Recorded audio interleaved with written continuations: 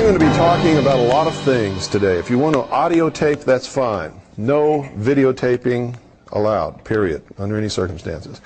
I suggest that you all take notes, because the truth is that no matter how smart we think we are, and me included, we usually retain only about 10% of anything that we hear. This is going to be intensive. For about 6 hours, I'm going to bombard you with information. So if you don't take notes, when you leave here, you're going to say, now what did he say about that? And the purpose of this is to leave you with something. I want you to go out of here with a good understanding of the information that I'm going to cover. My purpose is not to change your religion. My purpose is not to make you believe everything that I say. On the contrary, I'm the only one in the world that will tell you, listen to everyone, read everything, believe absolutely nobody, including me, including your mother, including your pastor, your preacher, your priest, your Uncle Bob, and anybody else that you can think of, unless you can prove it in your own research. And research, it doesn't mean getting a book off the library shelf and reading it and saying, well, he said it, so it must be true. Because I wrote a book, you see. And I'm telling you, don't believe me unless in your own research you can prove what it is that I'm telling you. Because this is the age of deception. And if you don't believe that, you might as well go home right now, because you're in the wrong place. This is the age of deception. And everybody today is living in a fantasy world, and they're promoting agendas that they don't understand because somebody has told them that it's the right thing to do, and they generally believe it. Most people go to the church that they go to simply because their parents did, and for no other reason. Most people who are Democrats because their parents were. Or they're Republicans because their parents were. If you ask them, what is a Republican, they couldn't tell you in 100 million years. They don't know. They vote that way because that's comfortable for them, because that's what they grew up with. Most of us do what we do because we grew up in it. So there is an awful lot about this environment around you shapes who and what you are. It's the truth. I had a woman at the post office where we live the other day say, I listen to your radio station every day. It's wonderful. But when Bill's show comes on, I turn it off because I don't want to be brainwashed. What is she admitting to? She's admitting that she's already been brainwashed because she is unwilling to listen to opposing viewpoints. That's the biggest #1 sign of brainwashing that there is. It didn't matter that it was my show. It's any show. Any opposing viewpoint. Anything that opposes the status quo, if you won't listen to it, you're already brainwashed. You've closed your mind, and you are at the mercy of whatever manipulation they want to throw your way, because you've already determined that they're telling you the truth no matter what. You don't investigate. You have accepted blindly. That's the most dangerous thing that can happen to anyone. The moment that you say, this guy right here, I like him. I like what he says. He's right. I'm going to listen to him, and anybody that says anything different to him is wrong. You've just totally destroyed yourself. Because the truth is, he's a human being. I'm a human being. This young lady is a human being. Bill Clinton is a human being. Okay? When you mistake people for righteousness, or when you mistake people for the message, or when you mistake people for government, or when you mistake people for religion, you're making a big mistake. Because people, for the most part, are a big mistake. Does everybody understand what I'm trying to tell you? We are subject to temptations. We are subject to our own carnal desires, lusts, and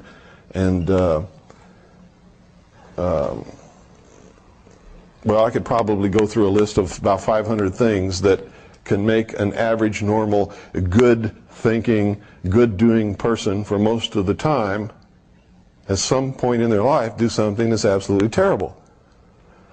Most of us are here and not in jail because most of us, when we did whatever it was that was so terrible in our life already, and everybody here, without exception, has done something like that, we got away with it, didn't we? Okay. The concept that imperfect men can rule imperfect men is absolutely ludicrous. The concept that you can give someone power and they're not going to abuse that power is also ludicrous. It is wrong for us to ever get into that kind of thinking. And the more power you give someone, the more opportunity they have to abuse or misuse that power. And the easier it is to fall into temptation for them. Now, I got to tell most of you right now, I don't like Bill Clinton any more than you do, but it's wrong.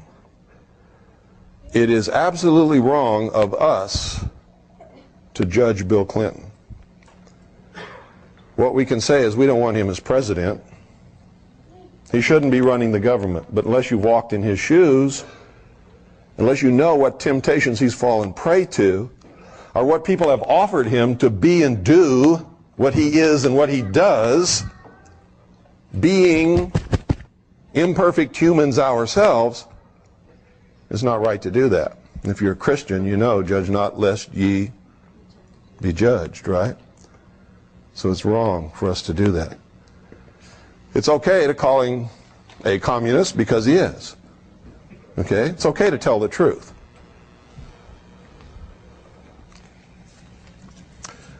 Truth is what I'm all about. And believe me, sometimes I get caught in the deception just like everybody else, but it's not as easy to catch me in the deception as it is to catch most of you.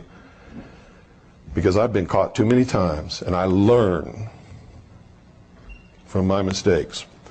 And I spend 99% of my time searching out the truth where none of you have ever looked.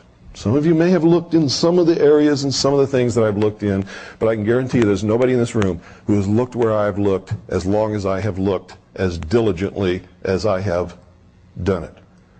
Okay? Now, what I'm going to try to do today is sort of give you some of what I've learned. And you can take it for whatever you think it's worth. I hope that you will take it out of here and use it to search for your own truth. Truth is not always cut and dried. It's not always black and white. You can't get into the concept that, hey, this is right and that is wrong and there is no in-between, because that's not true. There are all kinds of in-between all the time. And truth is elusive, folks. I have to tell you this. It's elusive at best, and it's hard to find. And the moment you think you know it all, you have lost yourself again. It's one of the major things that I've discovered in my life. Is by the time we reach an age where we understand we need to learn something that we don't really know at all, it's usually in the late 30s or sometime in the 40s. If you've discovered that earlier than that, you are the exception, you are not the norm.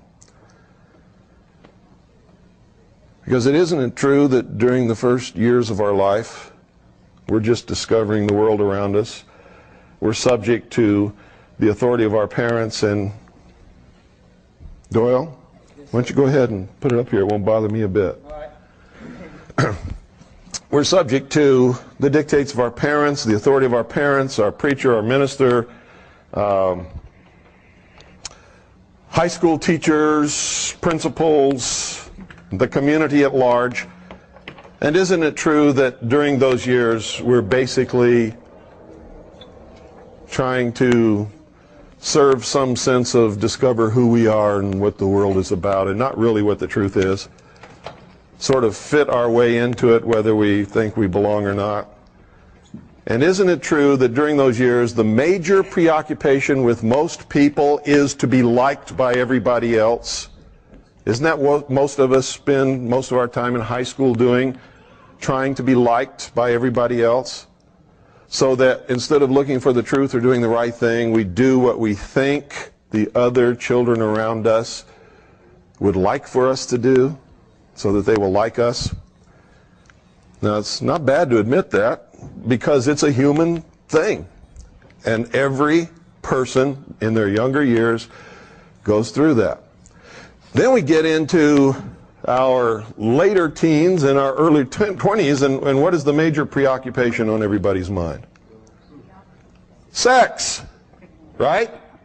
Anybody who says no, I'll call them a liar to their face. It's sex. Whether you'll admit it or not, it's the truth. And because to be involved in that activity, or to have someone, whether you're involved in actually having sex or not, but the sexuality of being with someone else, you have to have a job. And you have to have a car. And you have to be able to talk the talk and walk the walk, right? So that takes up our life. And then sometime, usually in the later 20s, some guy sets out to get a girl and she traps him. Right? So they get married. Some people don't. And that's to their great credit, because personally, folks, after having lived my life and being honest with myself, any woman who marries a man before he's the age of 36 is a fool. Because most men aren't ready for that. They're not mature enough, and you're just asking for trouble. But people have done it and succeeded. I don't know how they did it, but they did it. But that's what we're all wrapped up in that stuff. And none of it really means anything. Because it's all going to happen to you anyway. If you are just doing the right thing, you're going to attract the right people. And if you're a man, the right woman's going to come along. And if you're a woman, the right guy is going to come along if you're involved in doing right things. But the problem is we try to make it happen, and that's where we get in trouble. And we ignore all the most important things that we should be involved in our life that really matter. Because these other things are just natural things that are going to happen. You can't make somebody like you in high school. Whatever in the world made us think that we could make people like us? If we just go along and do what we're supposed to do and just be ourselves, people are going to like us. But we think we have to make it happen. Or we think if we do this or we do that, Susie's going to like us more, and we're going to have the hot date we've always dreamed about. Well, you might, but as soon as Susie finds out that it's all phony, it's all going to fall apart anyway, right? Okay. So by the time we're in our late 30s or sometime in our 40s is usually when we begin to discover what's really important in life. Now, if you don't believe that, look around in this room and look at the age of everybody in here. See, if I was lying, this room would be full of 16-year-olds and 20-year-olds and 25 years old, but it's not, is it? What's the average age of everybody in here? Late 30s and 40s, right? So I'm telling you the truth, aren't I? By the time we reach that stage, if we make a concerted effort to learn everything that we need to know and begin to really do the right things, we don't have enough time left. That's why I devote every single moment that I have in my life to this. Because there just isn't enough time. And even if I do the very best job that I can possibly do, I can't complete the task that I need to complete before I'm going to pass on into another reality. And so it's so important to me that you get something from me and take it and continue with what I'm doing. The whole nation needs to be doing this.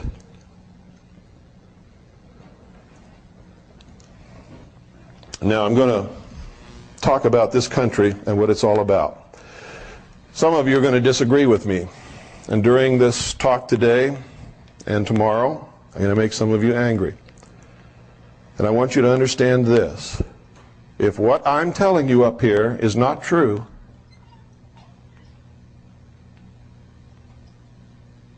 it's not going to bother you.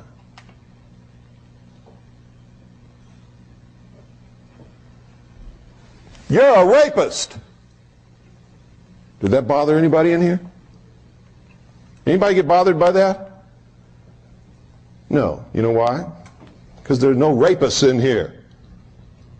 If I said, you're a rapist, and somebody got up and started yelling at me and ran out the door, you'd know I hit somebody, wouldn't you? Okay. On my radio show, I use the term sheeple a lot. I can always tell when I hit the targets, boy, I get the letters. How dare you call me a sheeple? That person wouldn't have wrote that letter if that person wasn't a sheeple. Because they would have known I wasn't talking about them, right? Only the person that the arrow hits gets angry. So the reason I'm telling you this, if you find what I'm talking about disturbing, I'm hitting you with some truth that is bothering you. That's really bothering you, and you need to look at it really closely. Because it wouldn't be bothering you if it wasn't true. If it wasn't pinging on you personally with something that you know inside of you is not right, it's not going to upset you. And that's the truth. Okay. There are a lot of people who are extremely critical of my radio broadcast because they say I spend too much time on symbology and history and the mystery religions and all of these things that they write me letters and say, it doesn't, I don't care about that. It doesn't mean anything. Why don't you get into some nitty-gritty? Well, they don't understand that is the nitty-gritty. He who does not study and understand history is doomed to repeat it. And the same play has been being performed throughout the history of the world by what we call the builders, the controllers, the puppet masters, whatever you want to call them. And I'm going to start right at the beginning and tell you exactly who they are and how to identify them. Okay? Because there really are puppet masters. There really are controllers. There really are builders, but they're not engaged in building buildings. They're engaged in building people. They're building what they call the perfect race. They're perfecting humanity in order to control nature. They're building the utopian world that they perceive that we need. I say, who's we? We who? You didn't ask me about this. You know? And that's the problem with these guys. They have placed themselves in an elitist attitude to tell the rest of us what we need.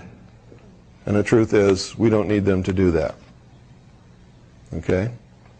They haven't got the right to do that. They think they do, because they think we're just a bunch of stupid cattle.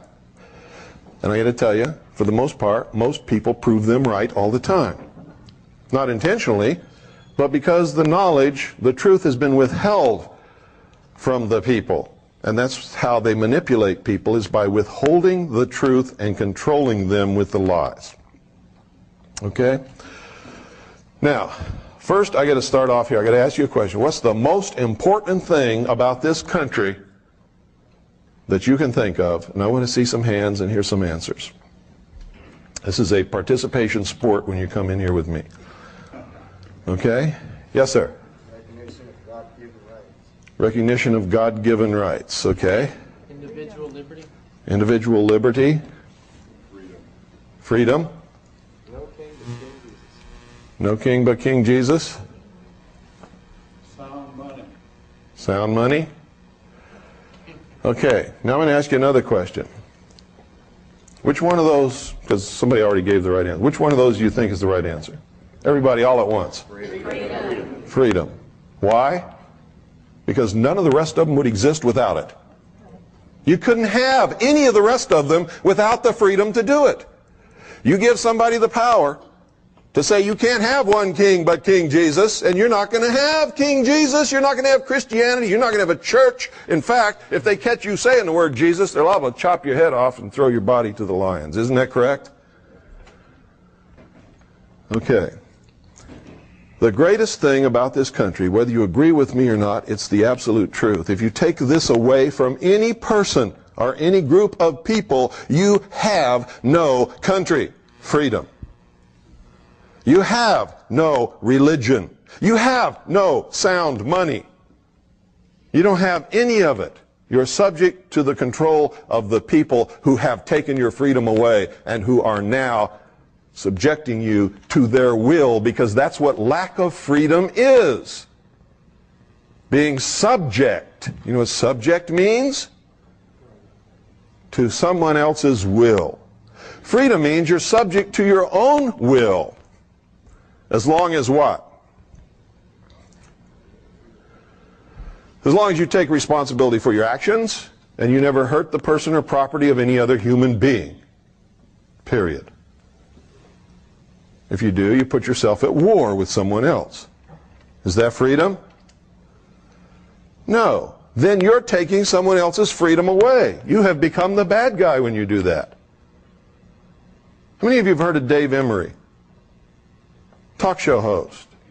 KGO, San Francisco. Anybody? The other day he called me that famous fascist. Do I sound like a fascist? No. But you see, that's part of the manipulation. Because He has a one-track mind. Pardon? He has a one-track mind. No, he has an agenda, is what he has. One-track mind, the way he thinks. Yeah. He's not really thinking, he's fulfilling an agenda. He has an agenda. He's a socialist. He doesn't want people to listen to me who tell you that freedom is the most important thing in the world, because socialism can't have people walking around saying things like that. Because socialism doesn't give you freedom. They want you to think it does. Aren't they trying to bombard you with the delusion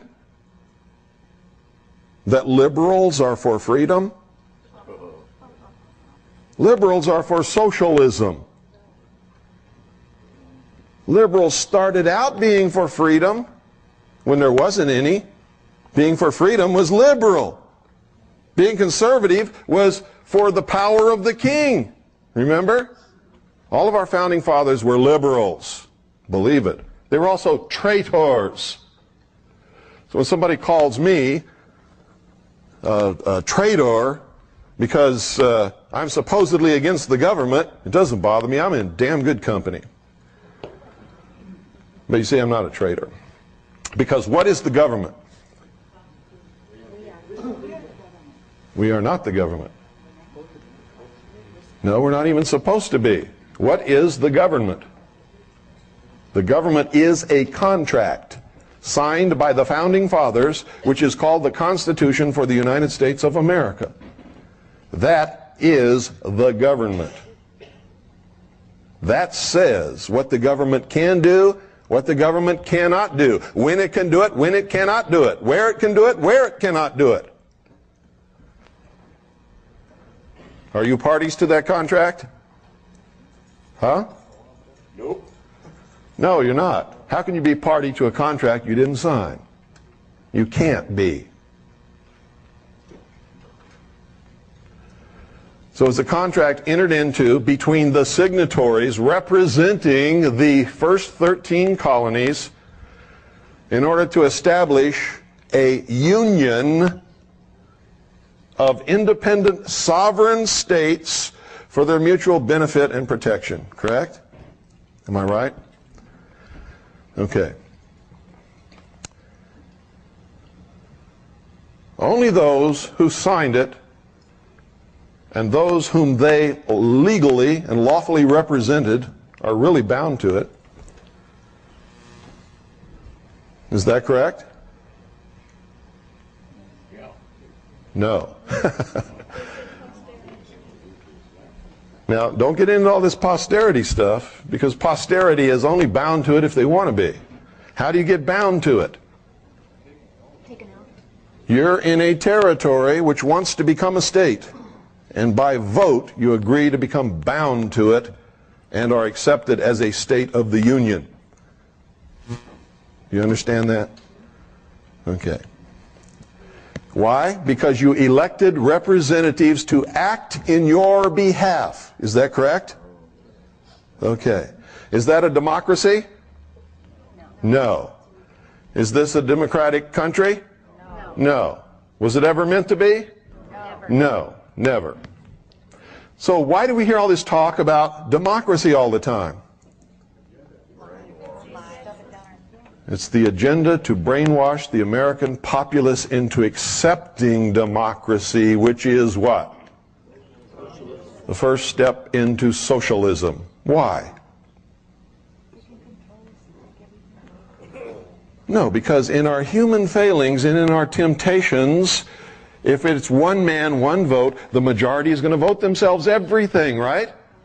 And if you vote yourself everything, what is that? The state owes me a job. We're going to vote that the state has to give us all a job. We're going to vote that the state is responsible for making sure that I have X number of dollars a year, so we're going to vote that there's going to be a minimum income for everybody in the country. That's socialism. Lenin, V.I. Lenin, you all know who he is? The man who founded the Soviet Union. V.I. Lenin said, democracy is indispensable to socialism.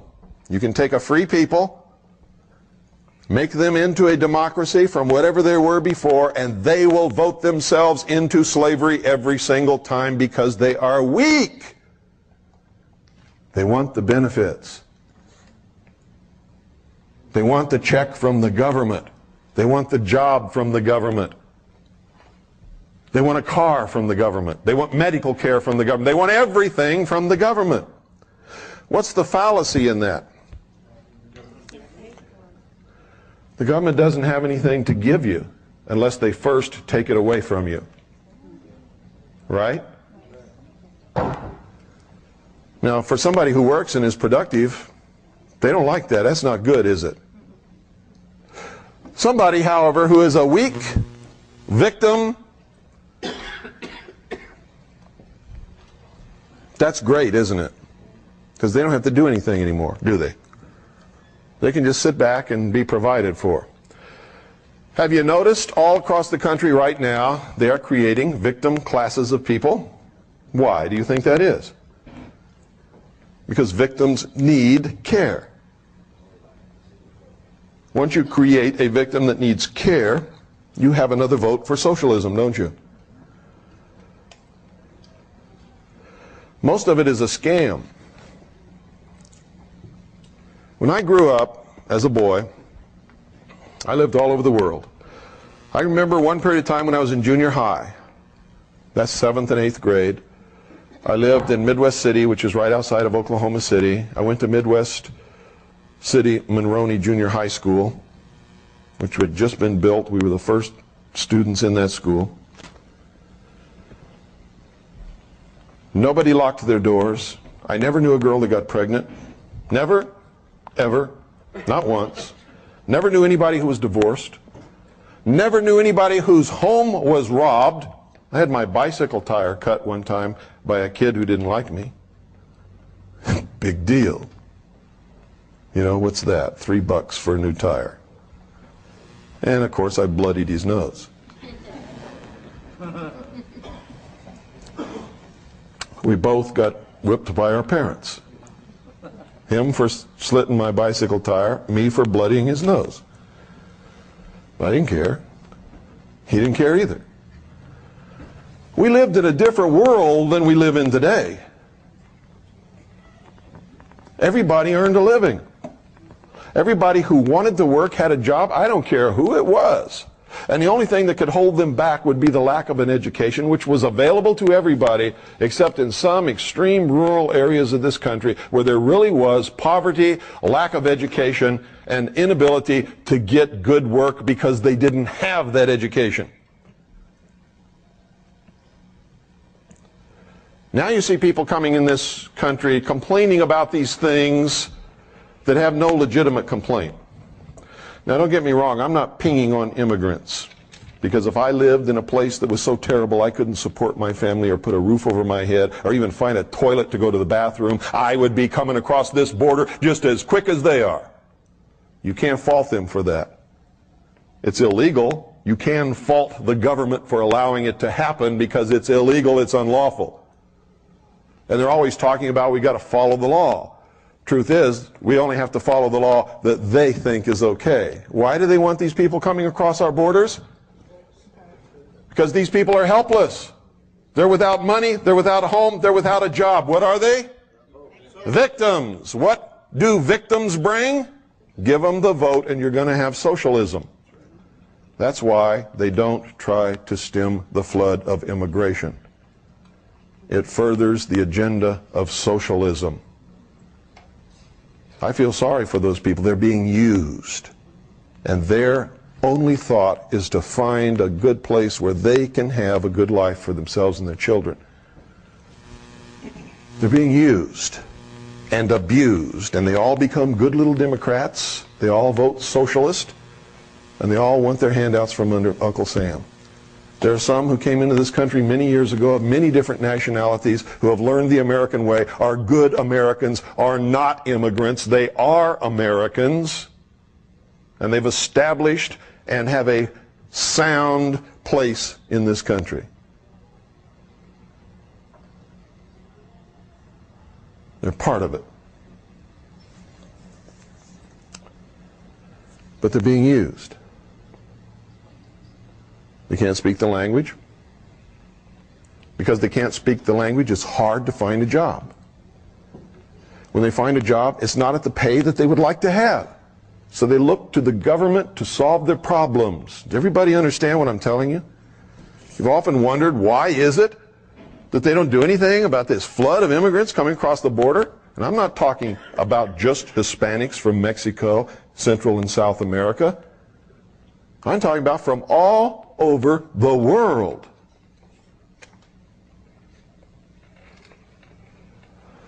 They come here for a better life, not realizing that in coming here and being manipulated and used as they are, they're going to destroy all of their chances forever having the American dream.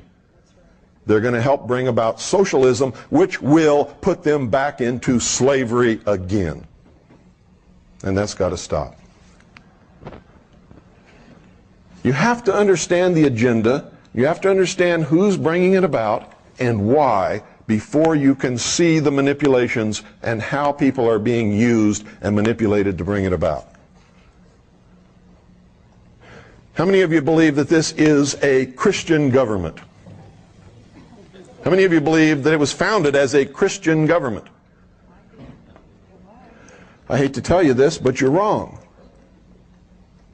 This country was built by Christians because that's the majority of the people who originally came here.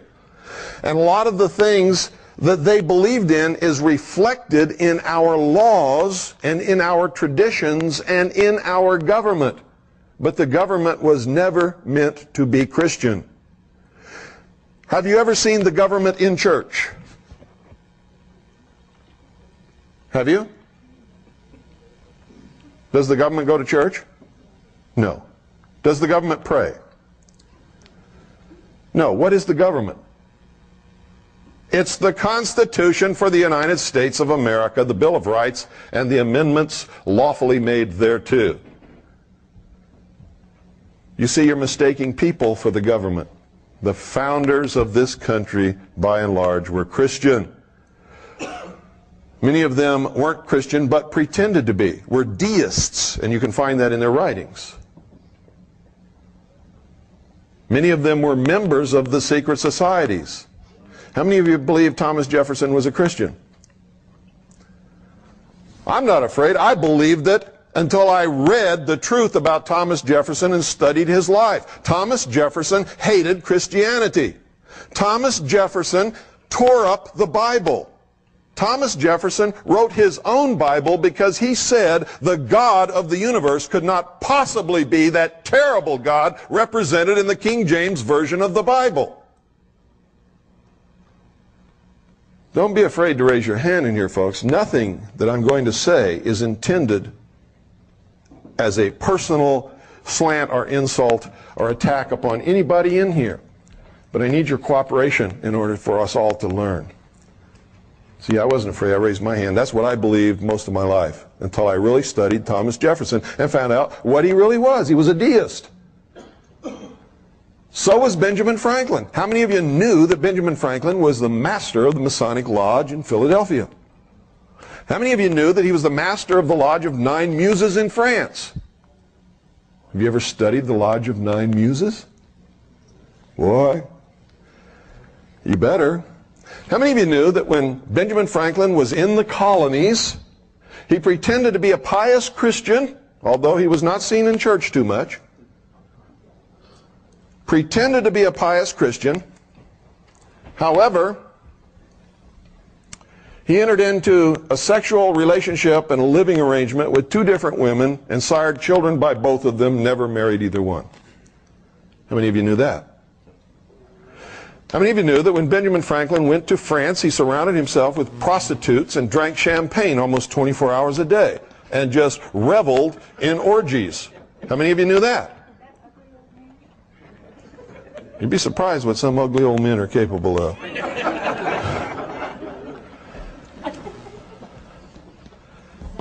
See, these are things you don't know because you were taught something different, and it makes you uncomfortable to hear what I'm telling you, only for the reason that you've been taught something else and you've been reared with it and you've accepted it. It's hard to let go of something that you have learned and accepted that is not true. You don't want to let go of it because then you have to give up your comfort zone. How many of you know that George Washington was a Freemason? How many of you know if you're a Freemason, you cannot possibly in your wildest dreams be a Christian? It's absolutely impossible. And I can show it to you in their own words. So how could George Washington be a Christian? And you don't even know the slightest, teeniest bit about his real involvement in the secret societies.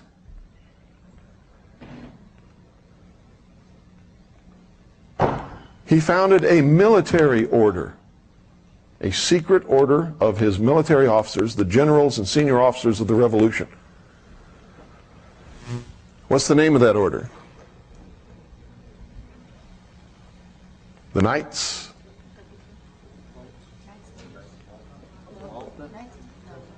of Cincinnatus, also known as the Knights of the Golden Circle. What sprang out of the Knights of the Golden Circle many years later? The Ku Klux Klan. How many of you knew that? No, see, you don't know these things because you're so willing to accept that what you know is right without investigating. And until you break out of that mold, I'm going to tell you right now, you're never going to know anything about the truth of this country, who founded it and why, and where it's going, what's happening today, and what the consequences are going to be for us down the line. You see, all of this has happened over and over and over and over and over again throughout the history of the human race. These people know how to lead us wherever they want us to go because they study history and we don't. What was Rome? What was Rome? A republic? What kind of republic? A constitutional republic. They had a constitution. Did you know that? It was a republic. Did you know that? What happened to Rome? It fell into oligarchy, and then into dictatorship, then into rampant immorality, and socialism declined, fell, and became the Vatican. Anybody here doubt that? I can prove every word of it. The Roman Empire never fell. It changed its name. The emperor became the Pope. This is the truth. The old pantheon of Roman gods became the pantheon of saints, and they are identical in name and everything else. Now, I'm not trying to hurt Catholics. I'm not saying that you belong to the wrong religion. I'm not telling you to change your religion. I believe in freedom. I'll fight for you to be a Catholic or a Buddhist or a Baptist or whatever you want to be. But when you come to talk to me, I'm going to tell you the truth about all of it, whether you want to hear it or not. And the only way to escape that is to get away from me. Okay? We are all manipulated. All of us. Do you have the freedom to choose your religion? Do you? Well, it depends upon a few things. So, however you answered that, whether you answered it loudly or quietly, you were right. Doesn't matter. If you were reared in a family that did not indoctrinate you into any religion, then by the time you reached the age where you could be responsible to make your own decision, yes, you could choose your own religion based upon honest study. If you're a child and your mother is Jewish, what are you? You're Jewish. And how are you reared? Jewish. So from the time you're a little baby, you are taught to be Jewish. Do you have a choice? No. Is Jewish a race? No. So is it true that if you're born of a Jewish mother, you're a Jew whether you want to be or not? No. You're a Jew because you're taught to be a Jew from the time you're born. Same with Catholics. If your parents are Catholic, from the time you're a little child, you're required to go to catechism. What is catechism? Brainwashing. What is teaching this little Jewish child that he's a Jew, whether he wants to be or not, and teaching him how to be a Jew all the time he's a little baby up until the time he grows up? It's brainwashing. What is it when your parents take you to the Baptist church from the time you're a little bitty baby and require you to go to Bible school and teach you all of these things from the time that you're that small and can't make a conscious choice of your own and don't know what is right is wrong? What is that? Brainwashing. Is it right? Depends on your viewpoint. Personally, I think it's wrong. I think everybody should be able to make a choice based upon honest investigation and finding out what is right to them. Now, a really devout Christian would tell me I'm full of crap. A really devout Jew would tell me the same thing. So would a devout Catholic, and so would a devout Buddhist. Because they don't want to hear it. Why do they do these things? To make sure that the religion survives and prospers and grows. Somebody else would say, oh no, it's to make sure that the child is raised in the proper religion. What is the proper religion? I could ask everybody in this room and get just as many different answers as there are people in this room. Isn't that true? Now, let me ask you something else. If this government were Christian, which Christian is it? Seventh-day Adventist? Certainly not Branch Davidian. Baptist? Come on. A relationship with what? A relationship with Jesus Christ?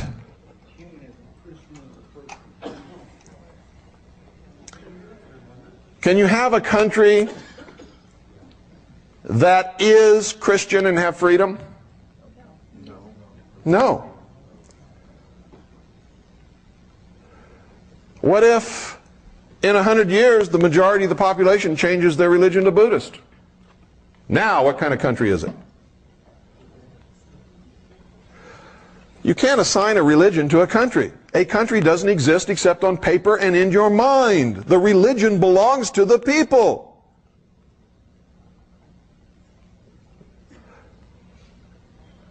Does everybody understand that? Let me show you something here. How many of you have seen this?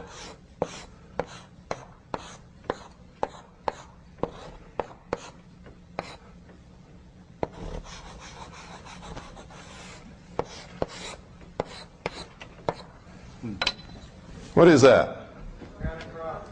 Where have you seen it? Pardon? On your book. Where have you seen that? Jehovah's Witnesses, that's true. Where else? How many of you watch Pat Robertson? You don't recognize that? He had that for a long time. It's the symbol of what great Christian broadcasting network? Who's on TVN? Huh? What does it mean?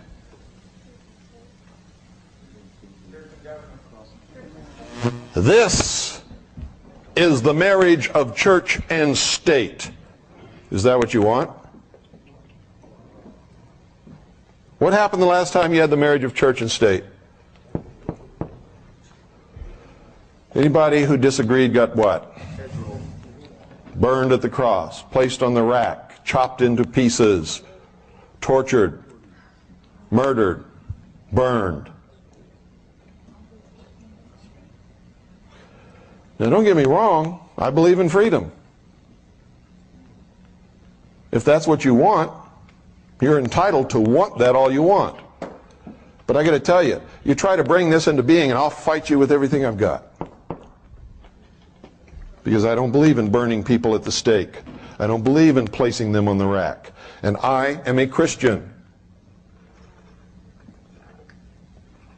I don't believe in persecuting Jews because they're Jews, because they killed Jesus Christ, because I guarantee you there's not a Jew living on the face of this earth today that even knew Jesus Christ, much less killed him. That's what's called what? Corruption of blood. Our Constitution forbids corruption of blood, doesn't it? Because it's wrong.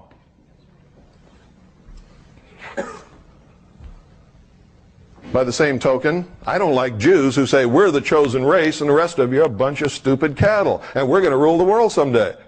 You know what I say to them? Not if I can help it. Because why? Because it's this. Only it has a Star of David instead of a cross in the crown. Is that what you want? You see, that's democracy.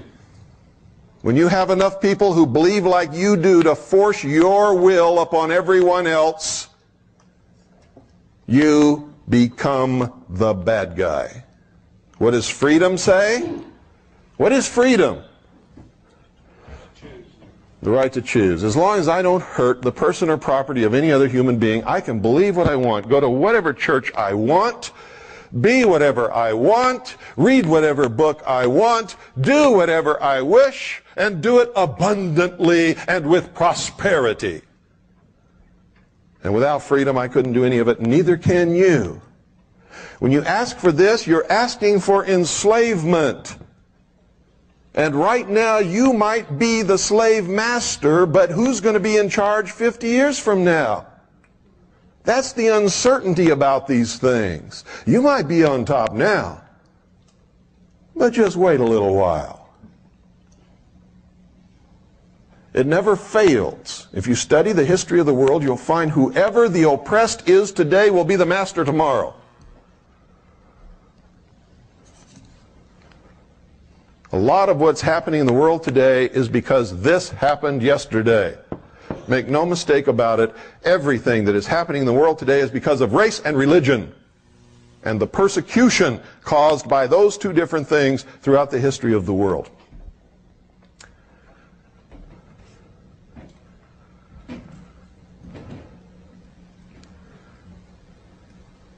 Is everybody up with me?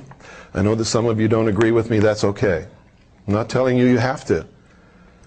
But I want you to go out of here thinking about these things and think about what is it that you really want. You want to be free so that you can be what you want to be and worship where you want to worship?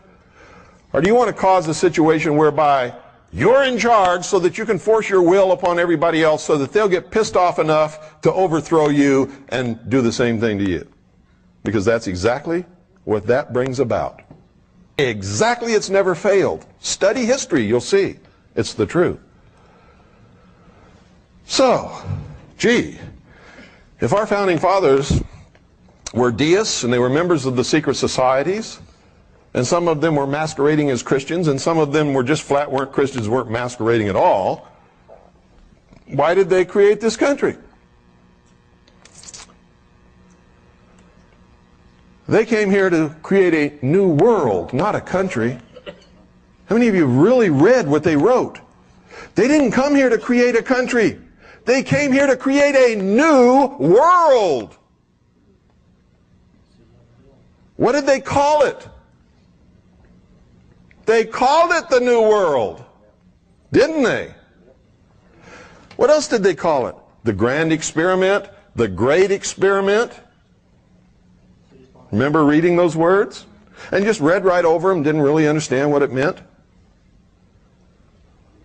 They came from a world that was oppressive, ruled by kings and queens and popes and prelates and bishops and lords and barons, who just because they didn't like the way you looked could chop you into quarters and throw you to the pigs if they wanted to, anytime they wanted to. And if you didn't believe the religion they wanted you to believe in, they'd burn you at the stake or torture you.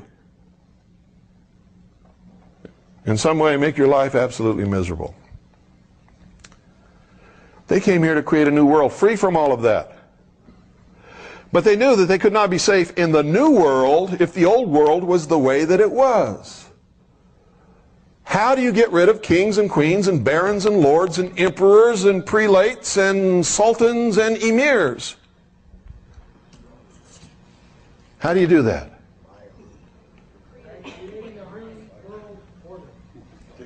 That's exactly right. A new world order. From the beginning, that was the goal, ladies and gentlemen. That's the absolute truth. From the very beginning, that was the goal. What do you think New World means? What do you think it means?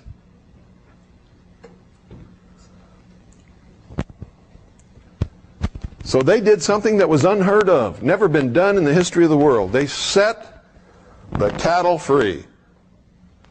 They said, you're not really a serf. You're not really a slave. You're not really as dumb as they say you are. You're not really a bunch of cattle. Now you're free men. You got brains. We're even going to write this contract to guarantee your freedom. But we know you won't keep it because you're human. And they wrote about that, didn't they? Didn't they tell us all the ways that we would give it up? Didn't they write about it? Didn't they warn us over and over and over and over again in all of their writings? They knew we would give it up because we're human, and they were geniuses who understood human nature probably better than any single group of men that's ever lived throughout the history of the world. They understood it perfectly. What did Ben Franklin say when he came out of the Constitutional Convention after everything was signed, sealed, and delivered? Somebody said, "Hey, Ben, what have ye wrought?" See? A republic, if you can keep it.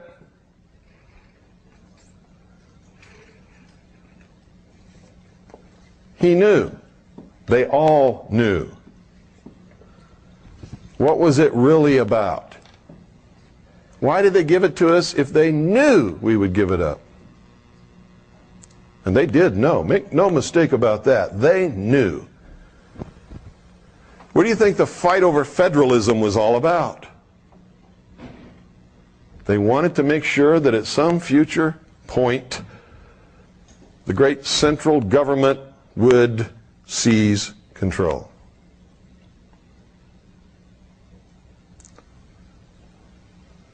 And they even pretended to fight over this.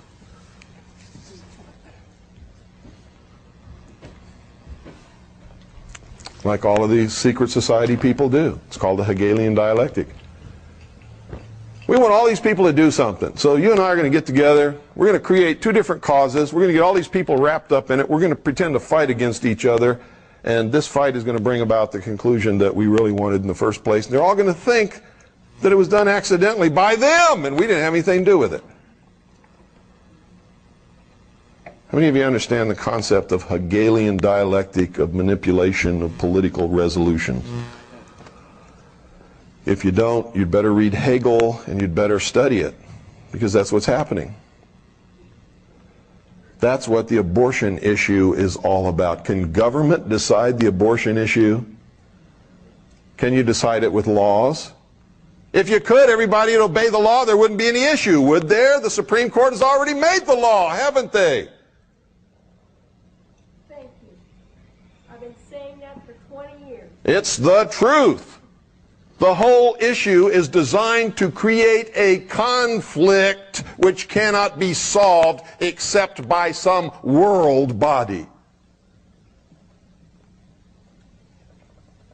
What do you think the ozone holes are about? How many of you understand the ozone holes?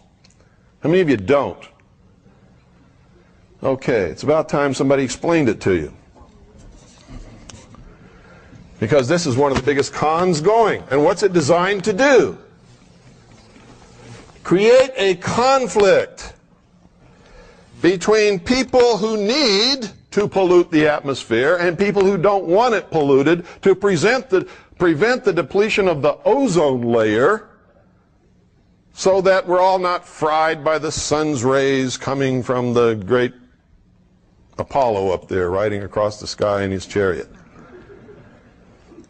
And by the way, if you want confirmation of what I said about the Founding Fathers, if you really believe that they were Christian, go look at the city that they laid out from the air.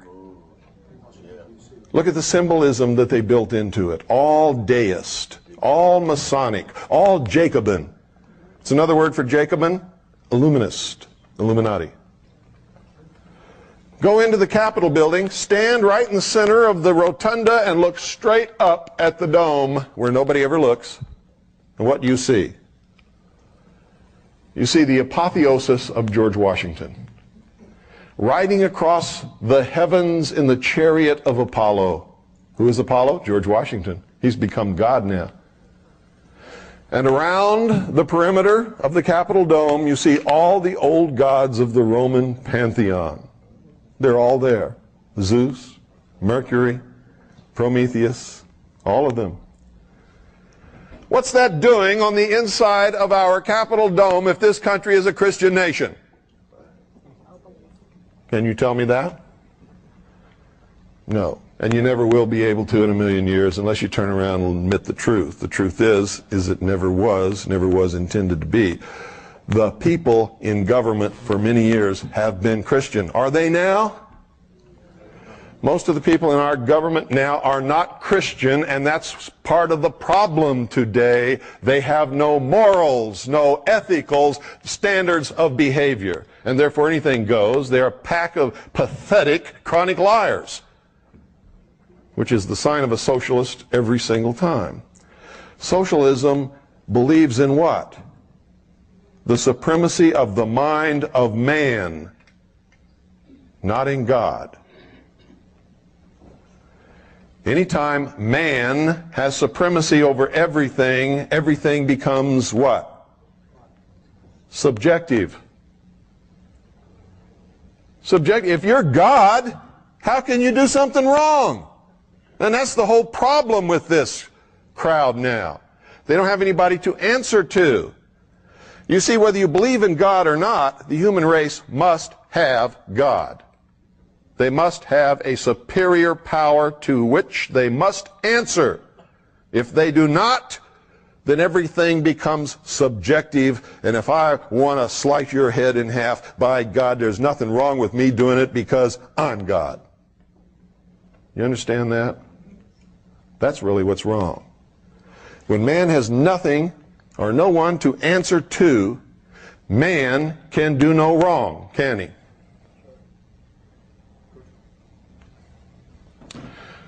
Okay, here's the problem with the ozone hole thing. How many of you have noticed that every time they show a picture of an ozone hole, it's always over or near one of the poles? How many of you have noticed that? Every time. Because it has to be. It's the only place it occurs, and it's not really a hole at all. And it has nothing to do with what we do. It has nothing to do with CFCs or anything else that we do here on this earth, period. Because here's the truth of it. How many of you have also noticed that whenever that hole occurs, it occurs at that particular pole in the wintertime? Why is that? Well, the earth is tilted on its axis. So if this is the North Pole up here, we have the earth right here, and we have old Sol over here giving out his rays. What has to happen to form ozone, folks? Sunlight must interact with gases in the atmosphere. Which gas? Oxygen. When sunlight strikes oxygen in the atmosphere, it causes a chemical reaction which splits O2 into two single O's. So O2 becomes, what is that? Ozone. Ozone. Each one of these is ozone. But what is it also? It's what's called a free radical. It doesn't like to be in that position. It doesn't like to be unattached. Okay? Some like people I know. Can't be without a mate for 10 seconds. And so they always choose the wrong one, which ensures that they're going to break up and they can't be without a mate for 10 seconds.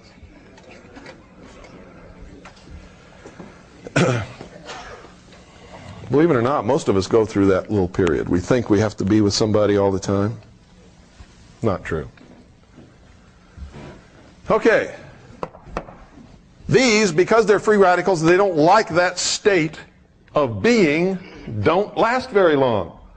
As soon as they find something to latch onto that they can oxidize, they will. Or as soon as they can find another free radical of oxygen, they will form once again O2.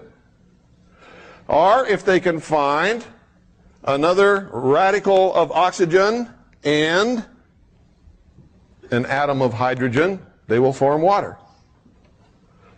They don't like being apart. So ozone doesn't exist very long after it's created anyway. It's in a constant state of creation and attaching itself to something else and disappearing.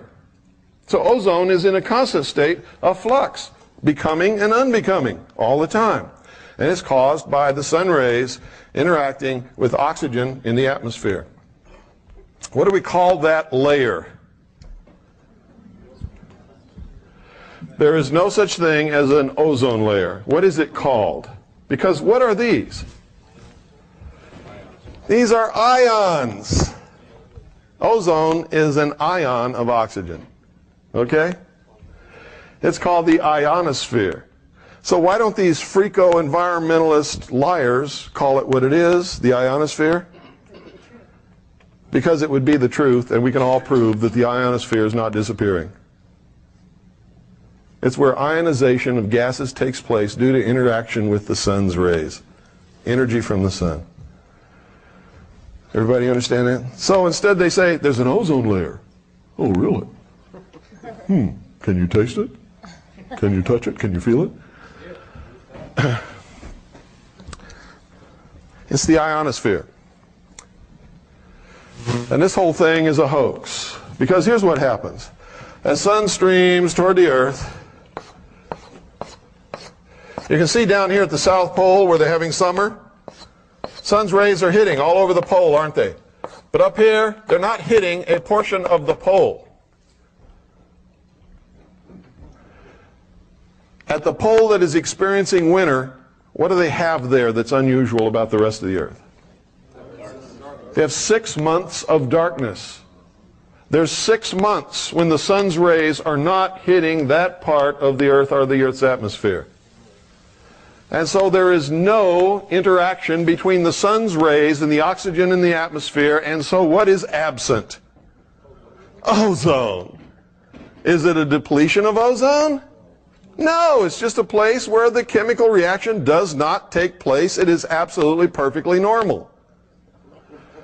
And when the earth moves around to the other side of the sun, and the southern hemisphere is then experiencing winter because the sun is then over here, the hole jumps magically from the North Pole to the South Pole.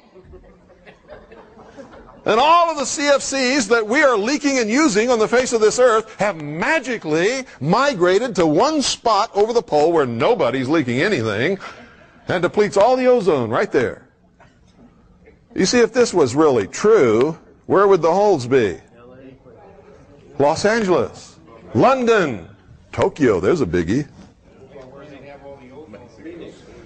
Phoenix, right? Do you know that the state of Arizona is the only state in the whole 50 United States that knows this and has passed a law saying, screw you, we know there's no ozone holes, we'll use CFCs all we want, and we do.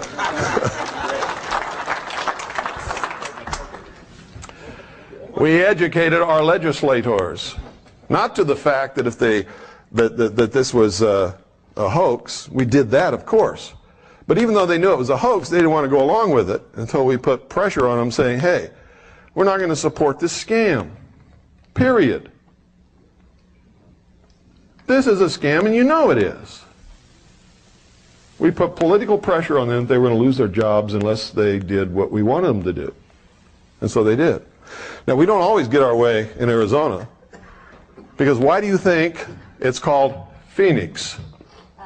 And the Valley of the Sun, and the Sun Devils. That's all out of the mysteries. Phoenix is a Masonic city, if there ever was one, on the face of this earth.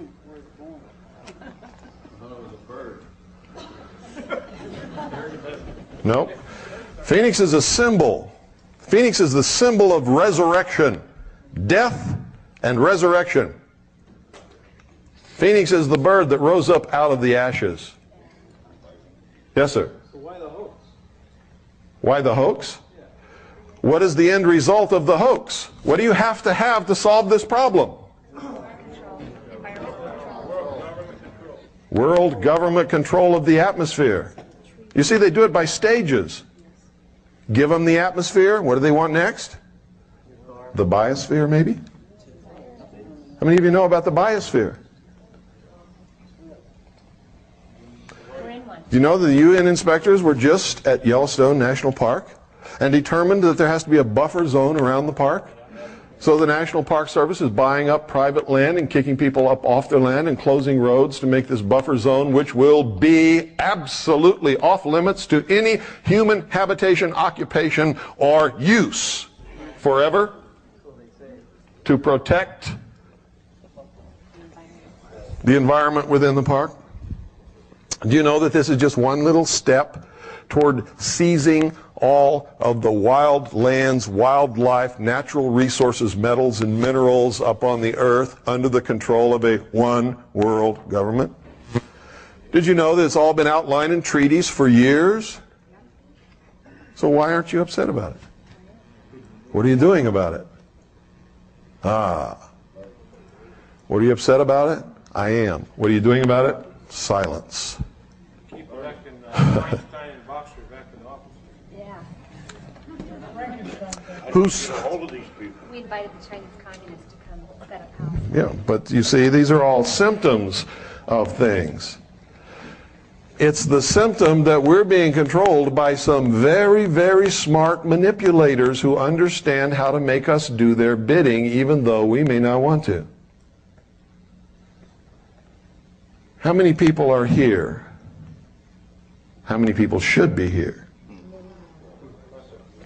Okay?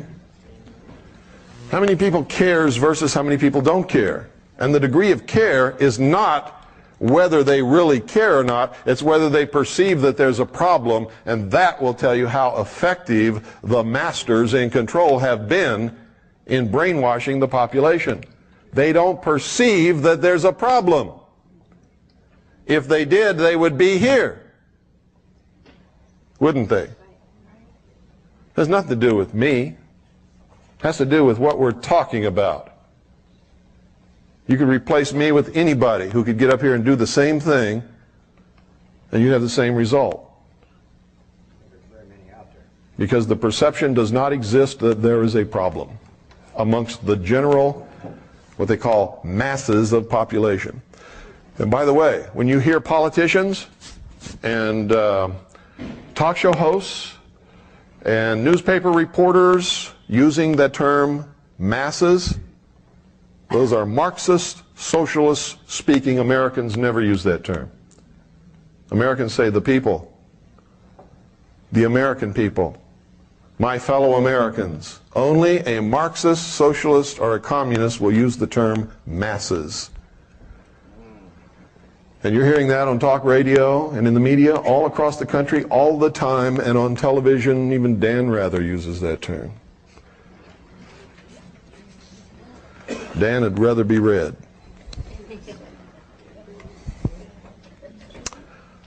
Okay, are you beginning to get sort of a feel of where we're going and what this is really about and how important it is that we understand it? And understand this, I'm going to say it one more time. I'm not trying to change your religion or what you believe or anything. I'm trying to confront you with some truth in the hopes that you will use that information and that truth in order to come up with some decisions and some actions on your part so that we can change this. Turn it around. There is only one uniting common bond amongst all Americans. What is it?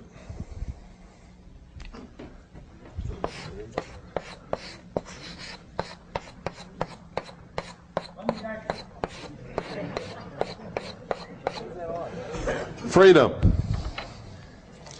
If that isn't the most important thing in your life, you're not going to do a thing to help us save this country.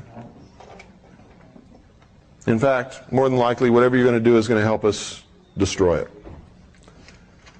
And I say us because it's the truth. If you want to really know what's wrong with this country, when you go home, go in your bathroom privately so nobody else can see you do it, close the door and look in the mirror. Look in the mirror. The truth is, what's wrong with this country is the American people have lost the knowledge and the motivation and the meaning of what it was all about to begin with. It was always about giving the common man freedom. Why? Because, folks, our founding fathers knew that if that would work, that would be the New World Order. If we could accept it and be responsible and hang on to it and make it work, that would be the New World Order. A direct result of it would be that giving the common man real freedom would topple every king and queen and sultan and emir off their thrones all around the world, and that's exactly what it did. Isn't that true? And they knew that they couldn't have any kind of a new world or new world order of any sort unless they got rid of the kings and queens and sultan and emirs and lords and barons.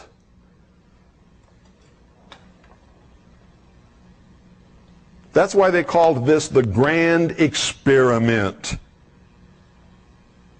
Because that's what it was. If it would work, it would be the New World Order. If it wouldn't work, it would be whatever they thought that it should become. You know what they think it should become? You know what they're trying to make it now? A world totalitarian socialist government headed by a, quote, benevolent, unquote, dictatorship. They're going to present you with a Messiah. The whole world will accept this person as a Messiah. You can call him the Antichrist, whatever you want. I don't care. It's going to be the answer to all your problems, worldwide. And the whole world is going to bow down to this person. Whether you believe in Christianity, the book of Revelations, or not, I'm telling you this is what's going to happen because I've talked to them face to face, and they don't even hide the fact. That person will wear the throne of the world. Behind that person will be a council of what they call wise men who will really be the rulers. This poor guy is just going to be the fool they stick out there to take the brunt of the public wrath whenever it's necessary. And you can knock him off if you want to. They just put somebody else up there. That's why I've said over and over and over again, So what if you impeach Clinton? So what? Who's going to take his place? Huh? Al Gore. And if you bump off Al Gore, who's going to take his place? Whoever else they want to put up there, because you don't have a choice. You think you have a choice? You don't have any choice, even if you vote. Because the choices that they give you to vote on all belong to them. Why do you think Charles Collins and Rosemary could not get in the debates? Could not get on ABC, NBC, the communist news networks, or any of the rest of them? Why do you think the American people were never shown them as a choice? Because you're not going to get a choice. They will put 2 or 3 up there for you to vote on. All belong to them. They'll even make it like they're really against each other. They'll make you believe it. They'll even throw you some trash about one of them, so maybe you won't vote for him, thinking the election's fair because that's not a moral person. And then who do you put in the White House? The most immoral person that ever lived on this planet. William Jefferson, Communist Clinton.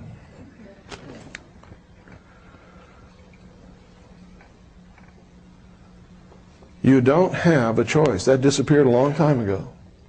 There's not a nickel's worth of difference between the Democratic and Republican Party, and hasn't been for an awful long time. And it doesn't matter which one is in the White House, we still go toward the New World Order, don't we? We still go more and more into socialism, don't we? But if they were truly different, that wouldn't happen, would it? So, I guess that, what time is it? Anybody get the time? 2:30. Let's take a very short break. Let's hold it to 10 minutes because I've got an awful lot to cover, folks. Thank you very much.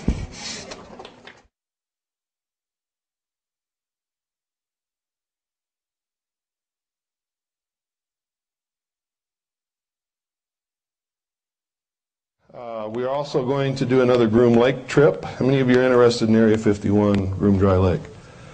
That's going to be almost the entire subject of tomorrow's lecture. We're going to do an awful lot about that tomorrow. It's one of the major manipulations that's going on. It's something everybody is curious about. It involves tremendous technology and a lot of mystery, and it's extremely interesting. So, pardon? That's going to be in August. Let me see, June, July, August. I think it's the end of August, around the 1st of September. Is that Labor Day? Labor Day. It's going to be over the Labor Day weekend. We'll be going there. Is anybody here who went the last time with us? Gary. Stand up and tell them about our Groom Lake trip, Gary. We went there mostly just to visit Bill. We didn't think to see UFO.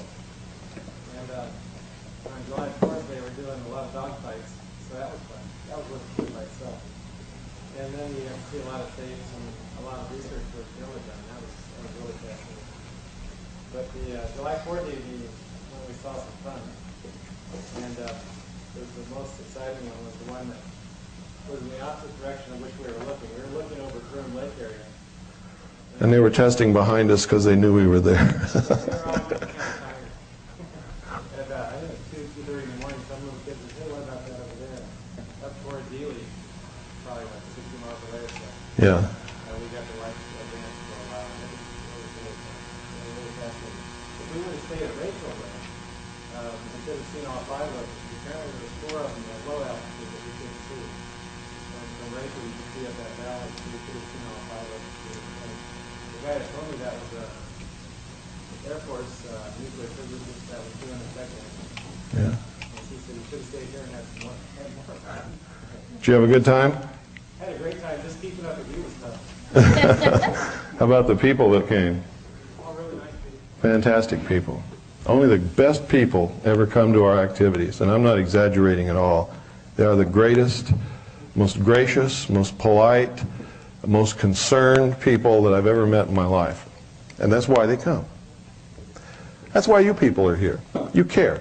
If you didn't, you wouldn't be here. And that's the truth. So many of you fit into that category that I was just talking about. Some of you just grouchy old codgers and you know it. Like I get sometimes. Now, if I get a little impatient sometimes on the radio or anywhere else, it's because I've been doing this for so many years, folks. I don't want to be rude to anybody. I really don't. But I've learned a few things. One is there's no time left to suffer fools. There just isn't any. So if I'm confronted with a fool, I just let them know it, get it off my chest, get rid of them as quickly as I can, and hope that that is enough of a shock that maybe they'll get out of their foolishness. Okay? Because there just isn't any time. We're going down the tubes on a roller coaster. There is no time to tell you all that you are brilliant, wonderful American people, and that, you know, with people like you, we don't have any problem. We're going to turn it around right away and, you know, pass the hat and put some money in there and hoorah. Bullshit. It ain't true, and I ain't going to tell it to you. You're never going to hear that from me. We're in this situation because all of us, me included, we're dummies for most of our lives. And unless we change that, we are never going to turn anything around. And that is the cold, hard truth, whether we like it or not. And we all, at some point in our life, have to go in the bathroom, confront our own self in the mirror and say, Bill Cooper, you've been a fool for most of your life. What is the matter with you? You've got to stop it right now. You got to stop being stupid. You got to become a real American. You got to care about things. You got to find out what the truth is so you know what to care about. And it's hard to say. I know because I've done it. I couldn't be up here if I had not confronted myself in that manner. You've got to do that. You have to do it. If you can't make a change. You'll never understand. You'll always be saying, well, I ain't no sheeple. I ain't no fool. I know everything. I know what America is.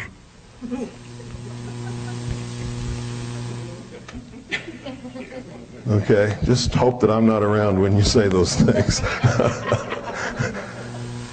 Okay. There's lots of things that you can do, that you need to do. But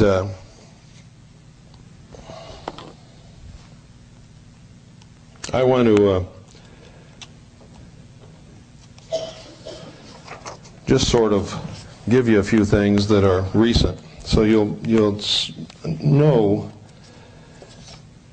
And these are not really terribly serious things. Some of them are, but they're just things that you will all understand, and you'll understand them quickly. Listen to this. How many of you know who Alvin Toffler is? How many of you have read his books? What was the first book? Future Shock. Then after that was what? Third wave. No, the third wave came after the second wave. War and anti-war. Yeah. He wrote a whole plethora of books. Now, there's some people you can listen to who are not gurus. God's not whispering in their ear. They don't have a crystal ball. But they are what I call the inner circle. They know what's coming. They're part of it. And when they write or they talk, you'd better listen to them. One of them is Henry Kissinger. Listen to Henry Kissinger.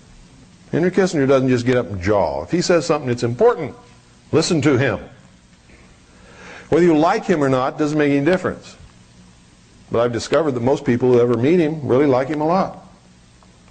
He's very charismatic, very polite, very gracious, very nice guy. He's also one of the biggest traitors that's ever lived.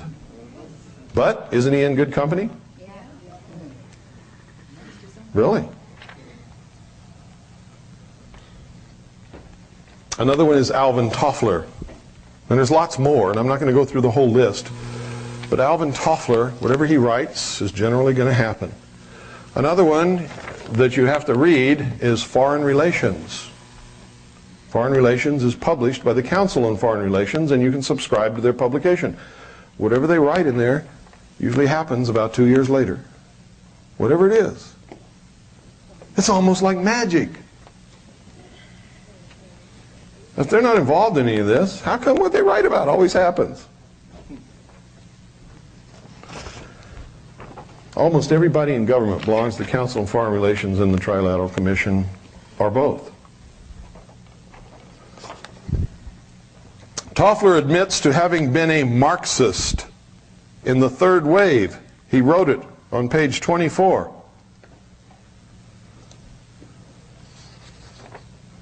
Now, when a socialist admits that they were a Marxist, what does that mean?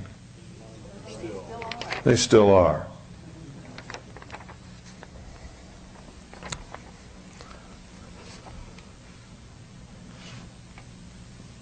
Toffler says in the third wave, it requires governments that are simpler, more effective, yet more democratic than any we know today. What's that a code word for? Socialist.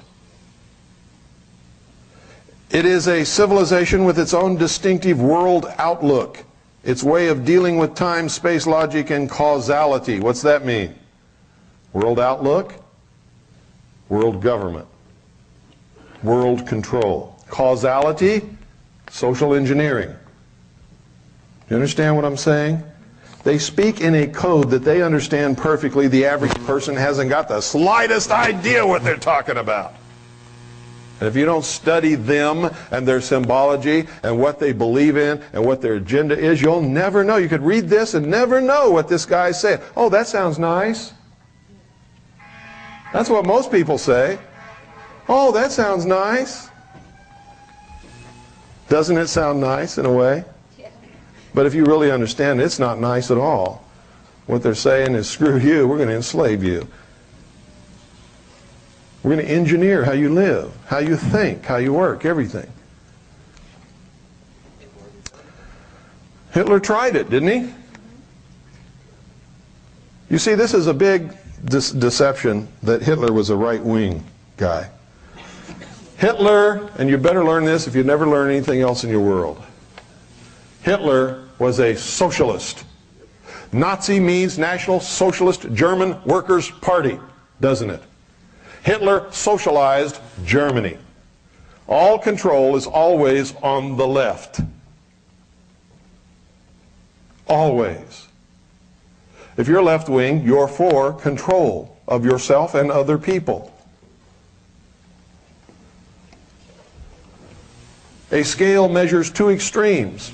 On the far left, you have total control of everything and everyone, and, by the way, ownership of everything and everyone by the state, which is more important than anything. It's called communism. On the right, all the way at the extreme, you have the total absence and lack of any and all control by anybody over anything or anyone. That's called anarchy. Anarchy sucks. Communism sucks. Socialism is just a little step above communism and usually degrades into communism, and it also sucks. Usually anything close to anarchy also sucks. And so do all those people who want to engage in those things. To tell you the truth, they're in a mind state that sucks. A constitutional republic is somewhere in the middle of these two extremes and provides safeguards to protect individual freedoms and creator-endowed liberty. Whether you believe in God or not, if you don't understand that freedom and liberty must be creator-endowed, then you are opening the door for somebody to take it away from you because they don't have to answer to a creator. You understand? So even if you don't believe in God, you better start. If you want to stay free. If you want to stay free. If you don't care about freedom, you don't have to believe in God. You see, there must be something that human beings answer to protect us from ourselves. Because the minute we become God, how many of you in here want me to be God? I don't want me to be God either. Because I know who I am. I know the temptations that I'm subject to. I have seen what power can do to people, and I might fall prey to that same corruption that would allow me to use that power wrongly. Even Jesus Christ, if you're a Christian, was tempted. What was it that Satan offered him? The world. What is it these people are after? The world. Jesus turned it down. They're not gonna. If you were to give me the world, you know, I'd be hard put to turn it down, because then I could make it the way I want it to be. Is it the way I want it to be, the way you want it to be? You don't know that. You don't know, and that's the big problem. Why would you even want to take a chance? I'm a pretty good guy. But you don't want to take a chance on giving me the world or anybody else. You don't want the world. You don't want vast amounts of power, because you're a human being, and power will corrupt you and destroy you, and you will use it to destroy others. And that's the truth of the matter. You don't want it.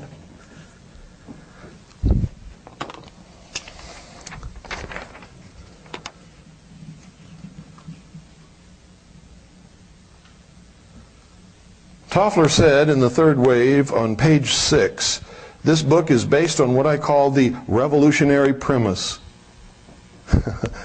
That's Marxist if there ever was a Marxist statement in the whole wide world.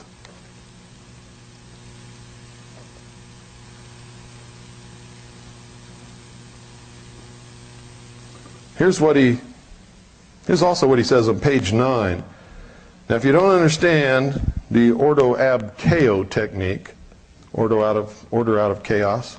By the way, that's the motto of the 32nd degree of Freemasonry. Ordo ab chaos. We'll just devolve everything into a state of chaos, and out of that we will bring order to the world the way we want it. And everybody will get down on their knees and thank us for restoring order and security to their lives. And they will be willing to give up anything to us for that favor. Quote, in the United States today, as in many other countries, the collection of second and third waves creates social tensions, dangerous conflicts, and strange new political wave fronts that cut across the usual divisions of class, race, sex, or party. All the old polarizations and coalitions break up. End quote.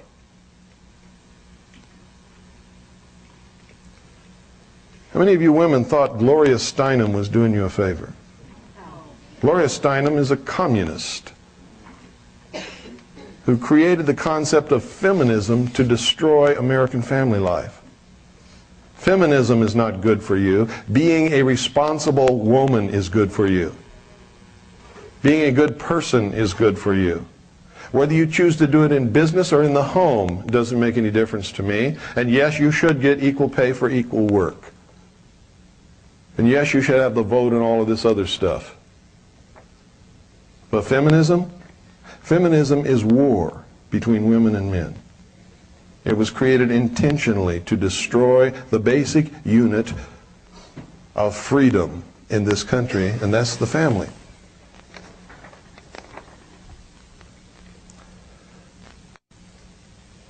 Toffler even admits that there's a plan. On page 10 of his book, quote, life may indeed be absurd in some large cosmic sense, but this hardly proves that there is no pattern in today's events.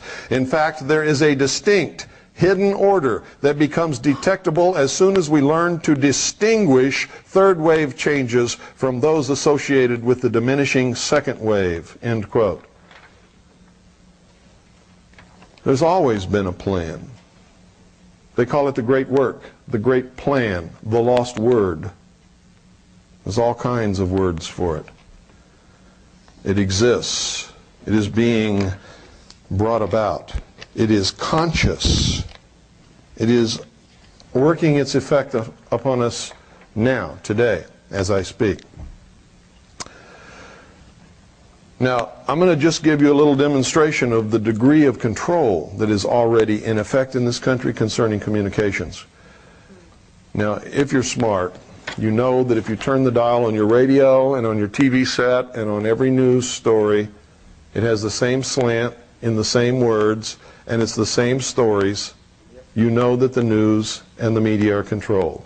If you don't, you're not playing with a full deck of cards. Okay?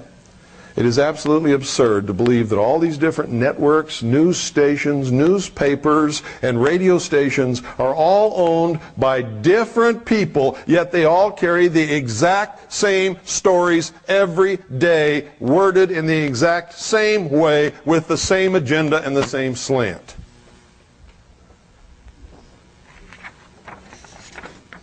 You see, if they were all separate and independent, that could never happen in a million years, because no two people ever attach the same importance to the same event or the same slant on the same story unless they're handed it.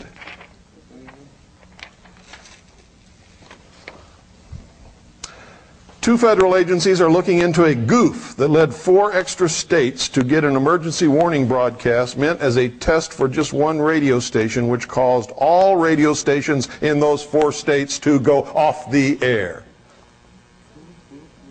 It's automated.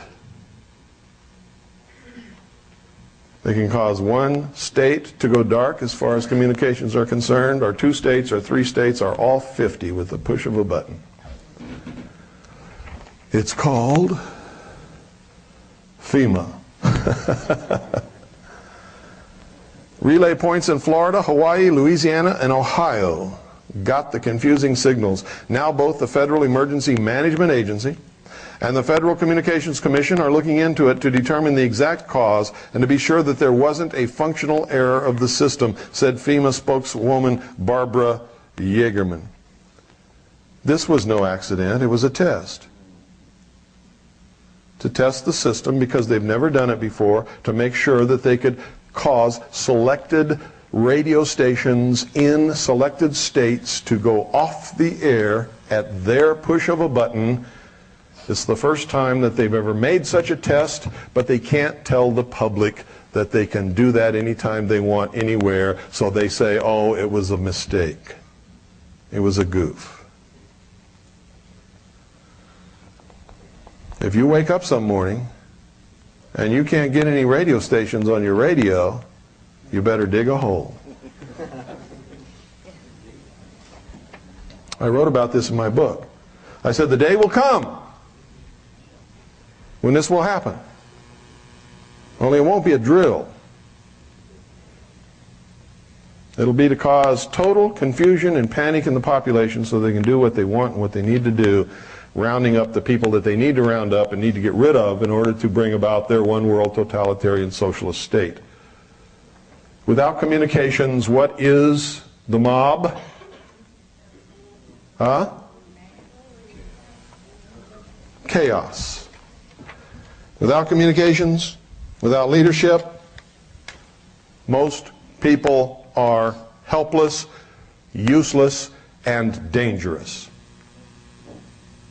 Don't believe me? Go back and look at all the videotape that you failed to make of the LA riots, which you should have made and should be studying over and over and over again. Also study how long it took for those supermarkets in LA to run out of food. And what happened to those supermarkets when they ran out of food? Did you know that over 50 people were murdered during those riots in LA, and not one single person has been prosecuted for any of those murders to this day? And did you know when you bring it up in the city of LA that the people attack you? Emotions were running high. It should be forgiven. We don't want anybody to be prosecuted. Hey, that's dangerous. Think it can't happen here? Think again. Some of the people you've lived around all your life, when society breaks down, will turn into your worst enemies, the baddest people you've ever seen. They will kill, rape, murder, and steal. Right now, they're nice people. And I got to tell you, you can never for sure determine who in the world's going to do what when that kind of stuff happens. You just can't. You don't know. You can't really determine who's going to stand up and fight for freedom when they suddenly realize that they're going to be enslaved by this new world order. Some of the people will surprise you. Some of the people who tuck their tail and run will also surprise you, because they're some of the people who are standing up right now talking and squawking the loudest about how hard they're going to fight. You'll be amazed at who comes out of the woodwork to really fight and who runs and hides and turns squealer and rats on everybody when it does. But don't make the mistake that you can determine who's going to do what now, because you can't. The only reason I can make this statement is based upon solid research of history, because this ain't the first time it ever happened. Nor is it going to be the last if the human race has anything to do with it. We've been doing this since the beginning.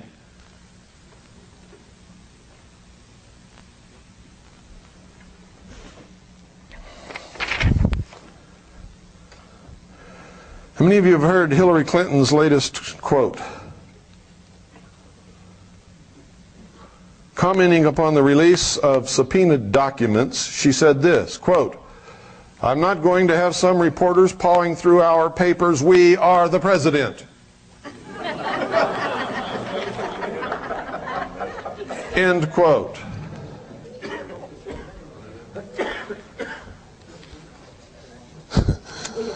How many of you voted for Hillary?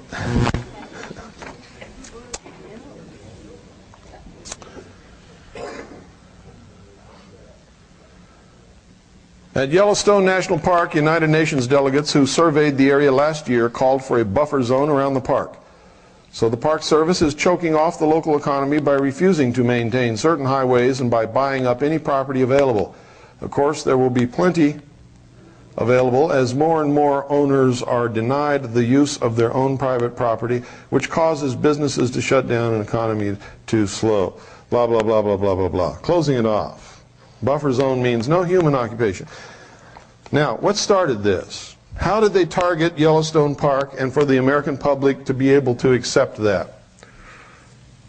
Remember hearing about a mine up there that was polluting everything? What was the name of the mine? Huh? I heard it. New World. Don't be bashful. The New World mine. You think that's an accident? No. Who do you think went up there and staked out the claim and started mining the New World mine to pollute everything, to cause this to happen? Huh? You think some miner went up there and staked it out and decided to name it the New World mine? You see, these people are arrogant. They love to flaunt what they're doing in our face. They like to slap us with it because they think we're so stupid. But like I said earlier, most of the time, most people tend to prove them right. They laugh at us, constantly laugh at us. Look at those fools. We got to stop that. We must stop it.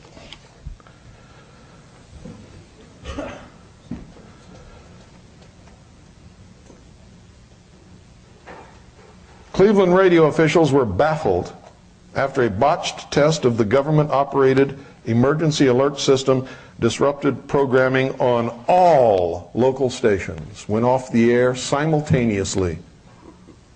And there was nothing that the local stations could do to get back on the air until FEMA released that button.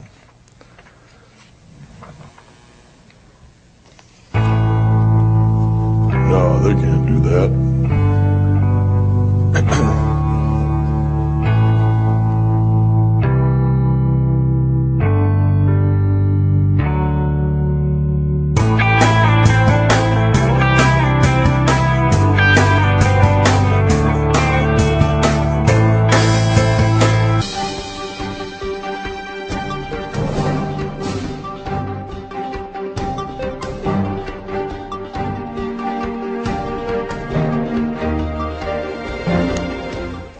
Okay, folks, so you know all this stuff here is a scam. There's lots of scams. The global warming is another scam.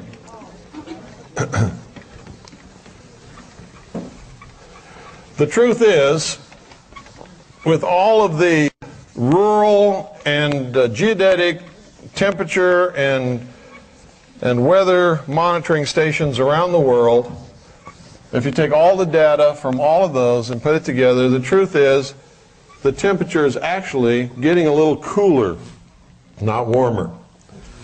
How do they perpetrate this global warming hoax? It's very simple. They take the temperature readings where the temperature is affected by some outside source, such as in the middle of a city. Right. They just change the place where they're taking the temperature so that the temperature is affected by something else. Artificial, usually man-created, like parking lots. Where is the temperature greater? In the park or in the parking lot? In the parking lot.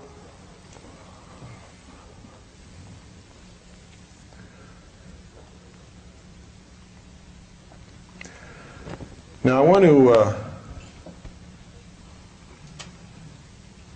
go a long way back into history now, because I'm going to start with a few things that you need to know, and it's going to explain a few things that you've been seeing, and then we'll come up to modern time, and then the last couple of hours are going to be spent on what's going on and what you can do about it. Okay? But first we have to understand history. We've got to. If we don't understand history, if we don't understand symbology, if we don't understand race and religion, you cannot possibly understand what's happening today or why, who's bringing it about, and what you can do to combat it. It's absolutely impossible. And a lot of people think they can, but they can't. And I'll give you an example of how you can't. Isn't it true that most Americans have been spending a lot of time for a lot of years trying to figure out who in the hell is destroying this country? Haven't they? Well, if you've been spending all that time, what's your answer? Logically, from what you yourself have discovered, not what I've told you up here. The answer is you still don't know, right? Isn't that correct? You look around for the enemy and you can't find the enemy. It's because you haven't looked in the mirror. And that's the truth. You've looked everywhere, except right here. I've searched my entire life to find the devil, and I finally found him. You know where he is? Right here. And I can let him take over, or I can cast him out. But he doesn't exist anywhere else. Don't believe me? Take all human beings out of a complete area and see what happens to that area. And this has nothing to do with the environment, the atmosphere, or anything else. I'm not an environmental freak. What happens? God's plan takes hold. The laws of nature rule. Everything functions as it should, and there is no evil anywhere.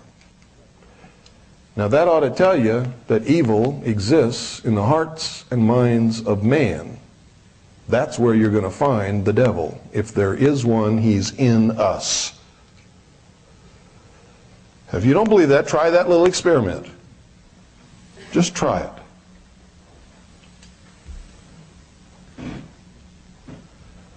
Evil exists only where man exists.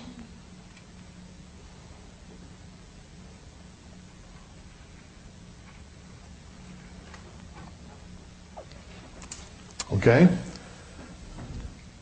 Is there evil on the sun? No. Why not? No, there's no men on the sun. There's no men on the sun. We're not there. The only place you'll find evil is where you find a man or a woman.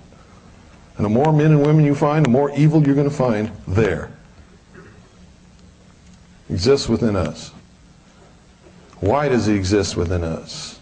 Well, we're going to find out some of it. And we're going to find out why certain things are happening. Okay? If we go back as far back into history as we can possibly go,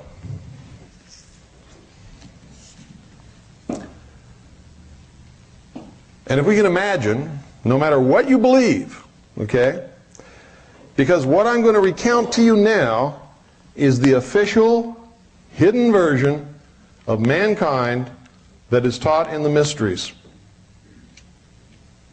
It's not what I believe. Doesn't have to be. And it doesn't matter whether it's what I believe or what you believe or what anybody else believes. What matters, folks, is that these people are running things. And if they're running things, what they believe will affect us, and we better know what the hell that is.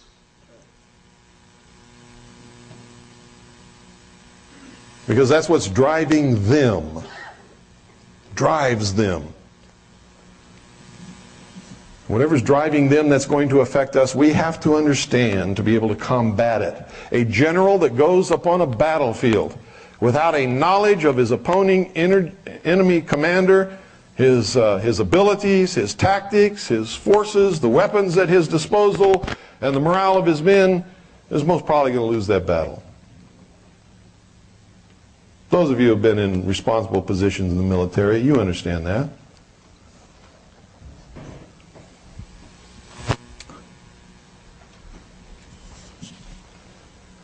Here's their version of history. And like I said, it doesn't matter whether you agree with it, believe in it, or not. It's what they believe. It's what's driving things today. And you better understand it. They believe that way back at the dawn of the history of the human race, there was a golden age. How many of you have heard that? The golden age. So many people read about it in their writings and don't understand what it is and don't even ask a question. They just take it for granted. I did that for years. Golden age. Oh, that's nice. Keep reading, thinking that I understood what I was reading. I didn't understand what I was reading until I figured out what they're talking about. The golden age was the age of innocence in man evolution.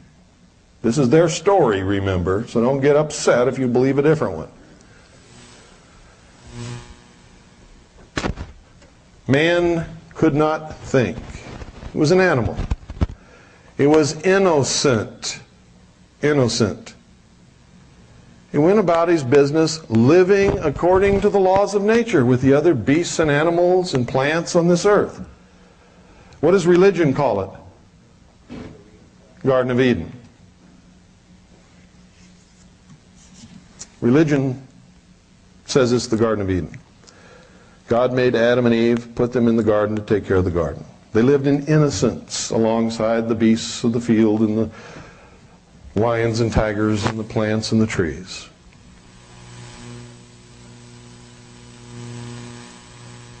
Back during that time, man was, they say, vegetarian.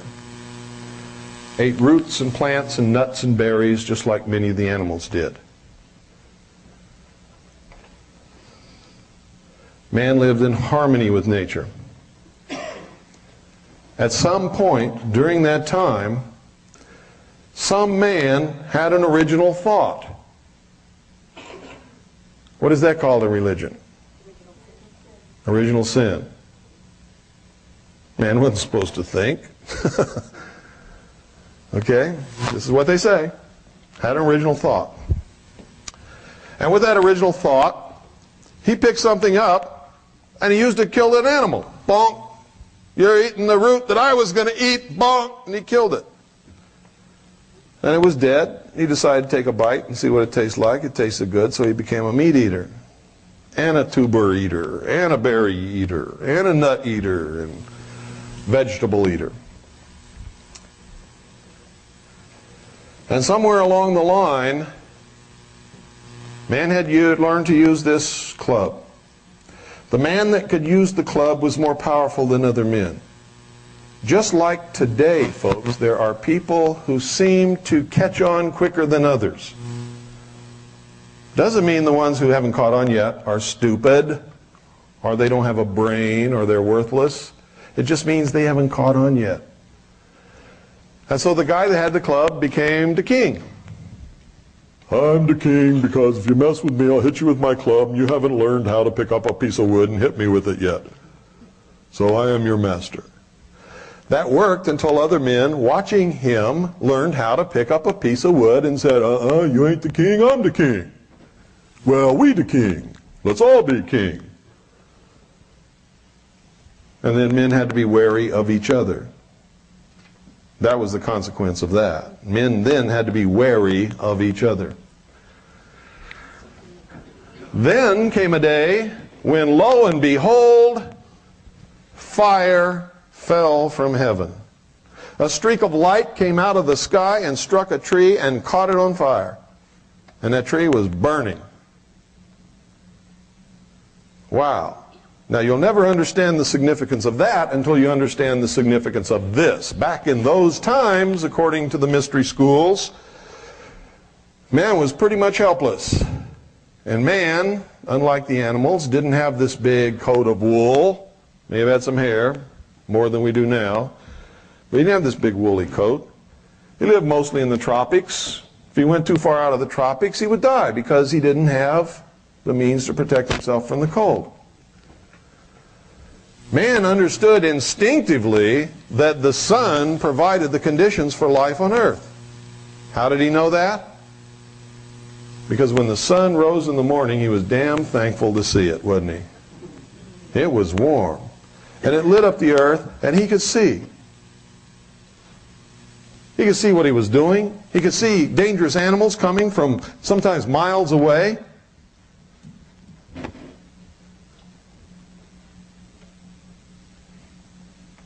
And he instinctively knew that the sun was giving of itself for him and for the plants and the other animals on the earth to live.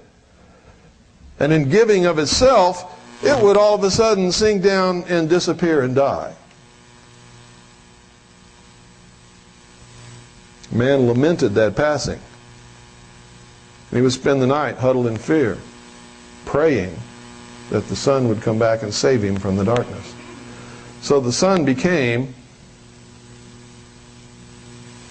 the savior of man as it rose every morning and died every night. Man learned to confront the prince of darkness, and a battle raged between the forces of light and the forces of darkness every 24 hours. That was the beginning of the first religion according to the mysteries. And the first man who learned to predict what happened in the heavens became the first priest. And the priest was the one who sat the first king on the first throne. By using what? The gift that Prometheus brought to man. Who said that? I heard the word. What is it? Fire. Prometheus is another word for what? Lucifer. How art thou fallen from heaven, O Lucifer, son of the morning? Lucifer was what? The great angel of light. In the mysteries, they believe that the story of Adam and Eve in the Garden of Eden is a metaphor for the evolution of mankind. Now remember, this is what they believe. That man was being held prisoner in the bonds, the chains of ignorance in the Garden of Eden by an unjust and vindictive and terrible God. He was set free by Lucifer through his agent Satan with the gift of intellect, which was brought to man with fire. The story of Prometheus bringing the gift of fire from heaven to mankind is a story of Satan enticing Eve and then Adam through Eve to eat of the fruit of the tree of knowledge of good and evil. In other words, they believed that the great fall of man was not a fall at all, but was a tremendous gift from Lucifer, who is their God. What does Lucifer represent? The intellect, knowledge Some man went to that tree when it was burning after it was struck by that lightning, after Lucifer was flung out of heaven by God. In Greek, he was called Prometheus, gave the gift of fire to man. Fire has ever since been the symbol of learning, knowledge, intellect. Why do you think every great book of learning has inside the front cover a lamp with a flame, or a torch? Why do you think after they killed him they put an eternal flame on the grave of John F. Kennedy? It represents the conquering of nature and the universe by the mind, the intellect of man. It represents the apotheosis of humanity, the perfection of the race which they seek. Deep stuff, huh? It is deep stuff, but you have to understand it in order to be able to combat it, or to be able to work it to your will instead of being worked to their will.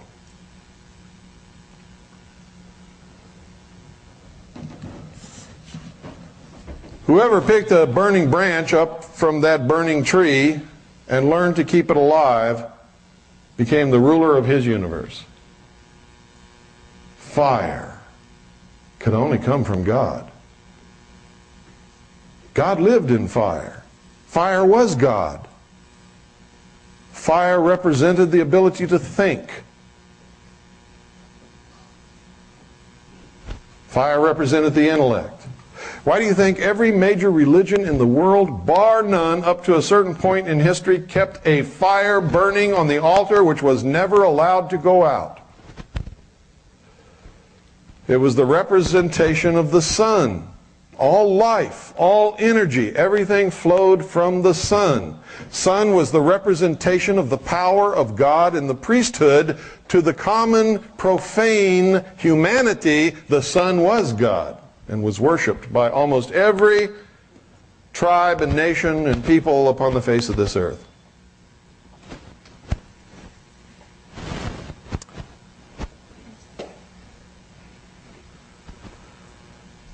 It's important that you understand this because you're going to see this symbology everywhere. How many of you have really been to Dealey Plaza? What did you see there? At the time we were there, we didn't know to look for the things that we do now. You didn't see anything, did you? People go there every day. They don't see anything. How many of you knew that the ancient pyramids were never burial chambers? Never. Okay, some of you are up to date. Most of you aren't, though. Most of you don't know this. They were not burial chambers. They were temples of initiation in which the candidate was placed in the sarcophagus, suffered a mystical or symbolic death, lay 3 days in the coffin alone, and then was raised by the grip of the lion's paw, given a new name, and sent through the initiation in the passageways of the pyramid. How many of you knew that the sum total of all of the knowledge of the primitive peoples was built into the pyramids to be passed on to the initiates? The mysteries are old. Freemasonry is old. Rosicrucianism is old, ancient. It began when the first man picked up a branch, burning, and learned how to keep it alight.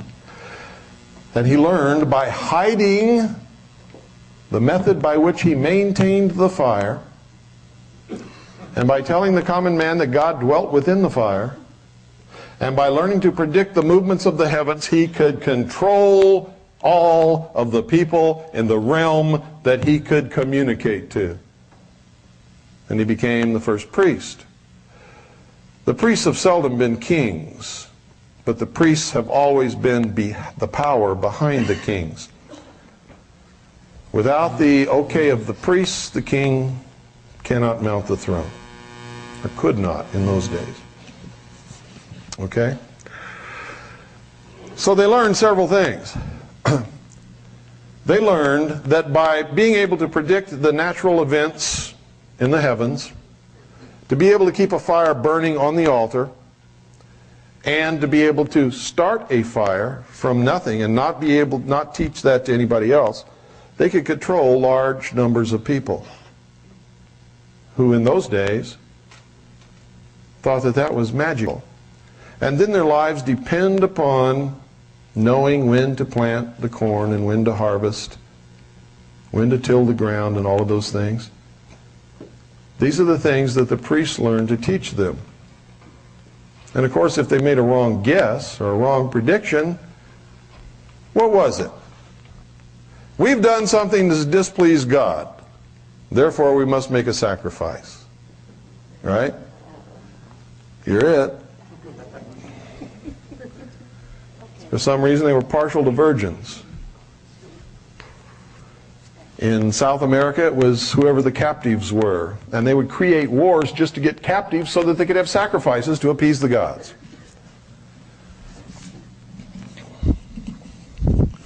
All throughout the history of the world, these people have been the ones who have collected and hoarded the sum total of the knowledge of humankind. They call themselves the illumined ones, and in those days they were truly illumined, enlightened. They're the only ones who had the knowledge. The rest of the people were deprived.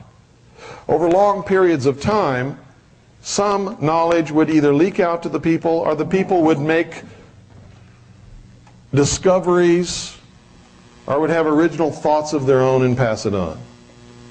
So as man became more educated, the machinations of the Illuminati became more complicated and more clever. And the more they had to really hoard and guard the technology and the knowledge and the truth that they held. They called what they knew the esoteric, and what you know, or the profane, the exoteric. In other words, the esoteric is the inward truth, that which is withheld, that which is guarded, not known by what they call the masses.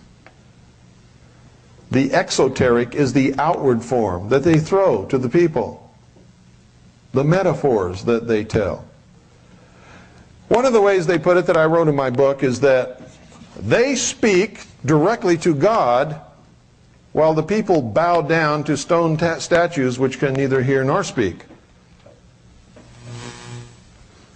Now, it doesn't mean they're really speaking to God. This is a metaphor, remember. What it means is they're really communicating the truth.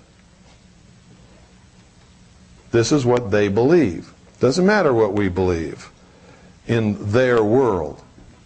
And if they're controlling us, we have to understand what it is that they believe and why. You see, they believe that through the use of the intellect, man himself will conquer nature. And what happens when you conquer nature? You're God.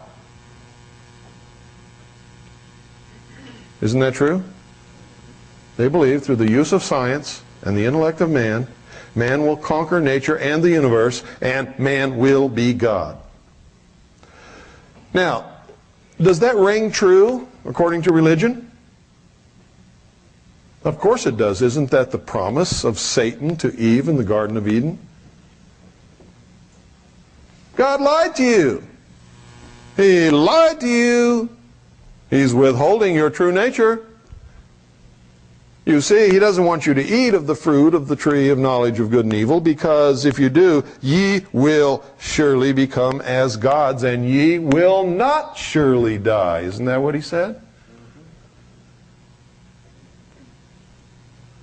So aren't the mysteries saying the same thing? Only they're reversing the benevolence and malevolence of the two. In traditional religion, you say that the God of the Garden of Eden, who put Adam and Eve there, was a benevolent, good God, and they were living the good life. And if they hadn't have sinned, they'd still be there, living and taking care of the animals in the garden, and be living a blissful, wonderful existence. And they're saying, hey, that guy that put them there and kept them in the bonds of ignorance wasn't doing them a favor. They were really slaves in this ignorant state, this innocent life, this golden age. Lucifer set man free, gave him the gift of intellect, the use of which will make him God.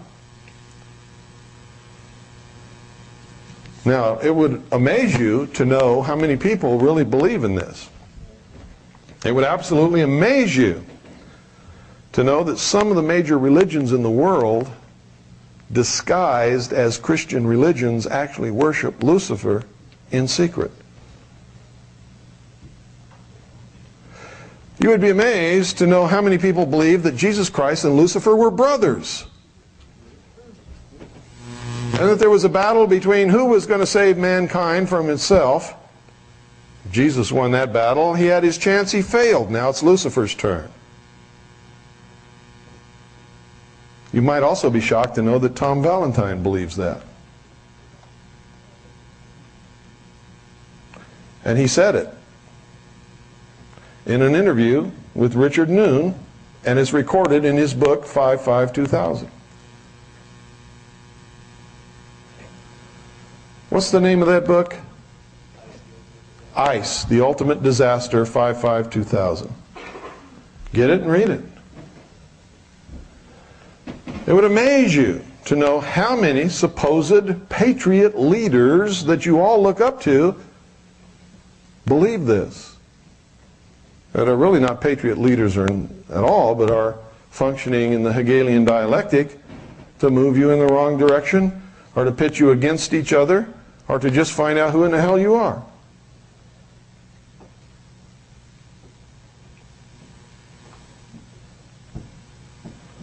There's one that's traveled all over the whole country. And wherever he is the religion of whoever he's talking to. It's true. And some of you know that. When he's talking to Christians, he's a Christian. When he's talking to Christian identity, he's a Christian identity. If he's talking to Nazis, he's a Nazi. Talking about Bobo? If he's talking to Mormons, he's a Mormon. If he's talking to people who hate Mormons, he's left the Mormon church. If he's talking to the New Agers in Sedona, Arizona, he's tried every religion in the world and he's never found one that he could believe in.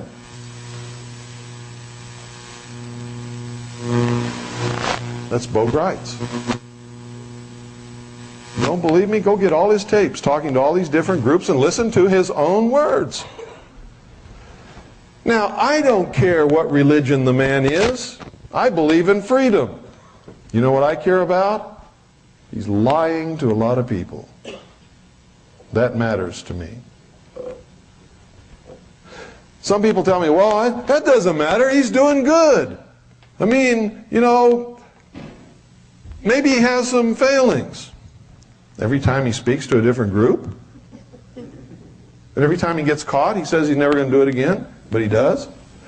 And just recently on his radio show, this man was talking about how he put his son through past life regression and how he believed in reincarnation.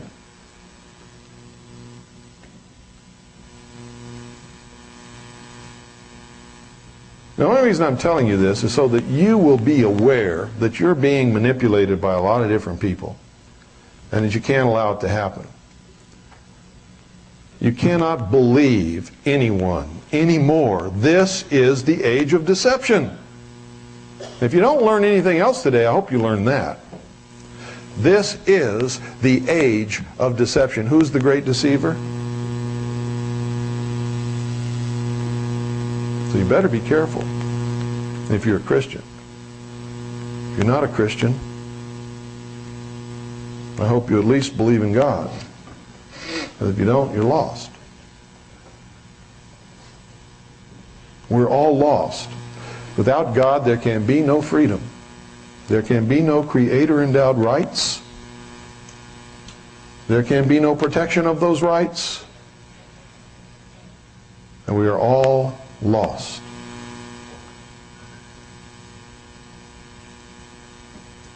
I don't know about you. I don't want to be lost. It's a terrible state to be in.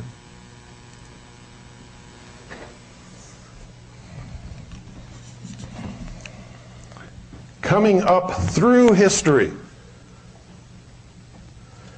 these people have always been the ones who have guarded technology, who have guarded knowledge.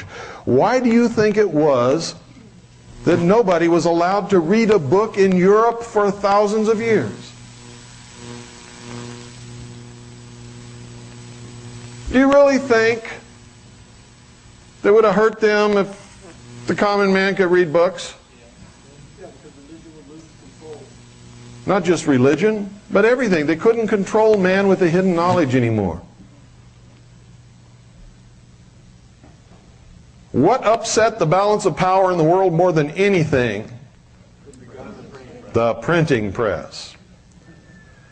Why do you think President Bill Clinton calls me the most dangerous radio host in America and is sick the IRS, the BATF, and the FBI on me? Because I didn't believe them when they told me that I was just one lonely little person and there wasn't anything that I could do. I've never believed it. Many of you are sitting here thinking that right now. I'm just one lonely little person and nothing that I can do. This is all terrible news, but what can I do? And you'll go home and you won't do anything because you convince yourself that you can't. Well, you see, I just never believed that. I just couldn't believe that because you know why? Because I'm a Christian. Now, I'm not trying to insult you or say that if you're not a Christian, that's bad or anything like that. But that enabled me to come out of it because I looked back at what Jesus Christ, one lonely, helpless, solitary human being, did and enabled me to do whatever I want to do. See, he lit the way for me. So I wrote a book called Behold a Pale Horse. Had this big manuscript. Took me years to write it. Nobody will publish it. Well, I had this crazy feeling that if I was doing the right thing, somebody would publish it. Because I just believe that if you're doing the right thing, God will help you. And it's never failed in my life that anytime I'm doing the right thing, God always helps me, provides for me. If I'm doing the wrong thing, He smacks me down real quick. So somebody published this. Who published it? The enemy. Light Technology Publishing in Sedona, Arizona, a New Age publisher, wanted to publish my book to warn the world about what they were doing to us simply because it had something about UFOs in it and they're really all caught up in that. I started not to put that chapter in there. So the enemy published my book for me. Been stealing all my royalties ever since, but I don't care. Because my goal was not to make money, it was to open people's eyes. I don't care if she steals my money. I really don't. God provides for us, not her. So I published the book. The book made a big hit, I got to tell you. People were so scared of that book, you couldn't get it in any bookstore in this country. Now, folks, I'm telling you this not to build myself up or make you think I'm anything super, because I'm not. But just to show you that if I'm just one lonely little human being with a family that I must support just like you, and I have the same brain that you have, if I can do these things, so can you. That's what's important. Not that I did it, but that if I did it, you also can do it. The whole world was stacked against me. And I mean the whole world. You don't know what attack is. I've been attacked physically, mentally. We've been intimidated, followed. We've had weird people show up at our door at 2 o'clock in the morning with purple hair. We've been shot at, shit on, and everything else that you can imagine. We've been called every name in the book. I have been attacked by the White House, the FBI, the ATF, the IRS, the Communist News Network, CNN, ABC, CBS, and NBC, all of the major talk radio hosts in America, Rush Limbaugh, And I'm still here. And if I can do it, you can do it. And when all this started, I thought, God, I've got to counter this somewhere. And then one day there was this Stanton Friedman character on Chuck Harder. And he was just calling me every name in the book.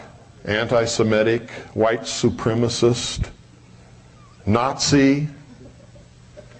And Chuck Harder, yeah, I know about that guy, Cooper. So I called Chuck and I said, hey Chuck, you don't know anything about me. Why do you allow that to happen? And give me 10 minutes on your show just to correct the thing. We don't want anybody like you on my show. Anybody like me? But you don't even know me, Chuck. Well, I know about you. Okay. So I sent him a copy of my book, autographed it to Chuck from Bill. You know, read this.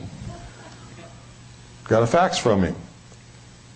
I can't repeat what he said in these fax because it might offend some people in here. So I said, okay, I got to get my own radio show. You can't do that. I can't. Why not? You know, radio today is like the road to Galilee. Jesus went along the road to Galilee. He'd find a rock and sit down and start talking. He didn't do what a lot of Christians do today. He didn't go out and try to grab them by the ear and force them to learn and tell them if they didn't learn they were going to hell. He'd just sit on the rock and start talking. And the passers-by, the one to keep going, he let them go, never said a word to them. The ones that stopped, he'd just keep on talking. And pretty soon there'd be this big crowd there, and he would teach to them. Well, I found the road to Galilee. It was called a satellite. And I arranged through the Becker Satellite Network to get up on satellite.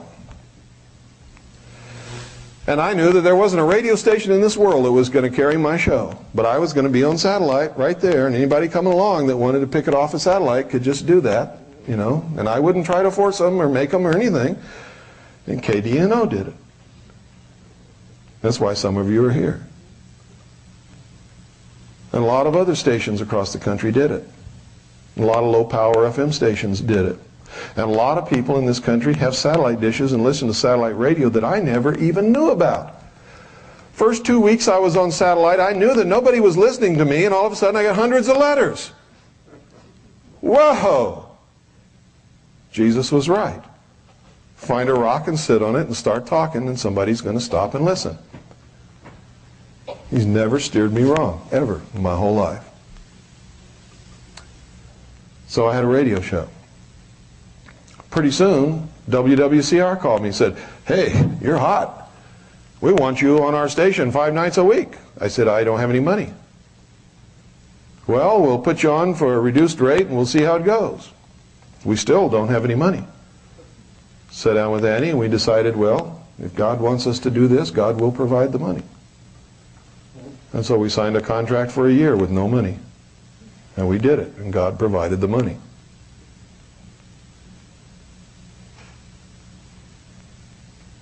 Everything I've ever needed has been that way. When I was doing a series of videotapes on the Kennedy assassination, I needed Kennedy material, didn't know where to get it. I needed speeches. I needed documentaries of his life. We were just driving down the road one day. Remember that, Annie? There was a little thrift store there. And I never go to thrift stores in my life. All of a sudden, I pull into the thrift store and park, and we all get out, walk in. What's right in front of the door? A whole rack full of Kennedy. Books, materials, records, and tapes.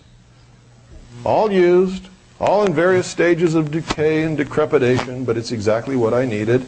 And how much did it cost? I bought the whole rack for, I think, like 12 bucks. Now, if you think that happened by accident, you're nuts.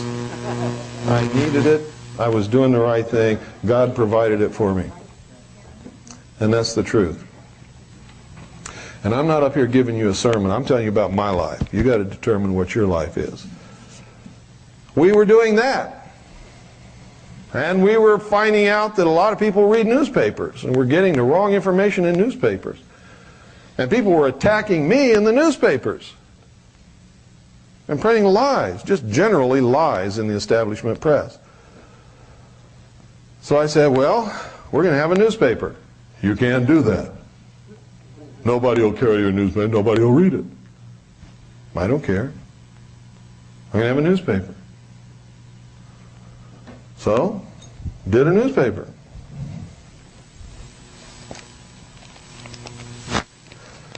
Didn't do a tabloid. Didn't do a newsletter. We did a newspaper. You'd be surprised how hard it is to do and how easy it is to do.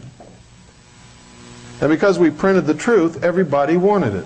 And I mean everybody. And because we wanted the Washington to know that we printed the truth, we sent a free copy to every representative, every senator, every member of the president's cabinet, the president, vice president, and every agency head in Washington. So we'd know. We got you pegged. We're printing the truth. And a lot of people are reading it. Oh, they didn't like that. They still don't like it. Pardon? I don't know. Bill gets one. I don't send her one because she's not an officer in government, even though she may think she is. This is my hometown paper. It's published by a guy named Glenn Jacobs. He's just one lonely, helpless, broke little guy who happens to have a house full of kids and a wife who, by the way, gives him hell about printing this paper because he doesn't make a lot of money and it takes most of his time. But this is what he does. This is a Round Valley paper. This is where I live. This is our paper. Pass this around and see what's in this paper. You see, there's hope, folks. And you know who's doing these things? One lonely, broke, individual, helpless people with families to support like the rest of you, who are not doing what most of you are doing, saying, I have a family to support. I'm just one lonely, helpless, broke individual. I don't have any money. Don't say that to me. You can do whatever you want to do. And if you're doing the right thing, God will provide for you. I promise you that. It's a promise straight from my heart. I have lived it. I know how it works, and it's the truth. You find out what the right thing to do is. Make sure it's the right thing, and God will provide for you to do it. Now, Annie is the worrier in my family. Whenever we are running out of money or whatever is happening, she begins to worry. And when she worries, I tell you what, she lets me know. And what do I tell you, Annie?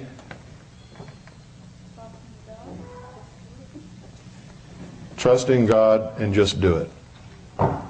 And God will provide. And God has always provided. Always. Sometimes it looks hopeless, but it's never hopeless. Believe me. When you just think everything's going to collapse, what you need will turn up if, and get me, understand this, folks, if and only if you're doing the right thing. Okay?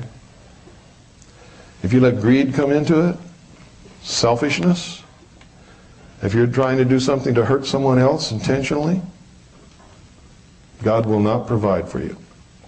If your number one goal is money, God's not going to provide for you. He's going to put stumbling blocks in your way. Doesn't mean you can't get rich. You can. Lots of crooks and terrible people in this world got rich. But you're going to have stumbling blocks. You're going to have a hard, terrible life. And all of those people do, always. They're not happy people.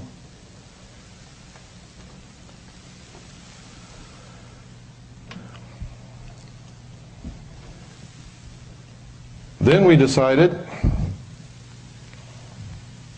to start a radio network and do something nobody else has ever done.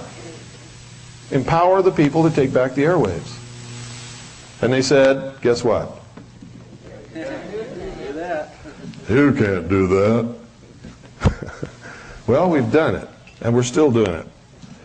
Now, I'm sort of jumping out of sequence here with this, and I've got to because Rosemary's leaving, and I want to make sure she leaves with this information. I think it's important because she's a leader in the Patriot community and in this community and a lot of others. So I'm going to tell you what we're doing, how we're doing it, and how you can be a part of it, and how you can alleviate the burden of expense on you and your community. We decided that 1 or 2 radio stations here and there is not enough. It's not enough to educate the American people, to bring them out of the wilderness, so to speak, and into a place of safety. Because this is the information age. Power is information, not money today.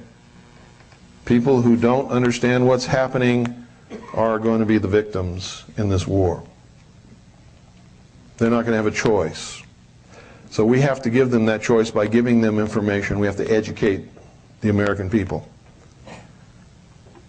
We can't do it just by depending upon the good graces of people like Richard Palmquist to run my program and others on his radio station. He did it by the grace of God for a long time without anybody asking him to, and I thank him for that, and I don't think anybody should hold any animosity toward him because he took it off, because he was never required to have it on in the first place. I never asked him to put it on there. He did it because he thought I had a message and he wanted to run it. After a while, I guess money became a problem to Richard. He sent me a bill I couldn't pay because we don't have any money. Nothing. Everything we have is put in trust for the children. Right now, between all 6 of the trusts, I think there's about maybe $4,000 total. And most of that doesn't belong to us. Doesn't belong to us. Subscriptions people have paid to purchase Veritas and other things. It's committed. Okay? But it is important you have your assets in trust. Annie and I own nothing, have nothing, don't want anything. Everything is in trust for our children and for the nation. We have a charitable trust, which is the Independence Foundation Trust, which everything that is not used in the other trusts goes as a donation to the Independence Foundation Trust, which gives back to the nation that which it holds. Okay? Here's what we're doing. We put together what we call the Worldwide Freedom Radio Network. WWFN for short. Worldwide Freedom Network. We have purchased a satellite transponder for 24 hours a day. Do you know how much that costs? Do you have any idea what that costs? Pardon? 1,000 a day. 1,000 a what? A day? That's close. That's very close. We don't have the money. I just told you how much money we have. We purchased this for a year. Because we know that if we're doing the right thing, God will provide that money. God never fails to do it if we're doing the right thing. So we have the satellite transponder. It's satellite GE1, the most powerful satellite in the sky. Transponder 7, write this down, folks. Satellite GE1, transponder 7. 7.56 is the audio frequency, wide band. So it's GE1, transponder 7, 7.56 wide band. We're up there with scheduled programming. We can't put 24-hour-a-day programming up there yet because we don't have the money for the telephone uplink to the transponder, to the satellite uplink to the transponder for a 24-hour-a-day period. It costs us $10 an hour to do that. Okay?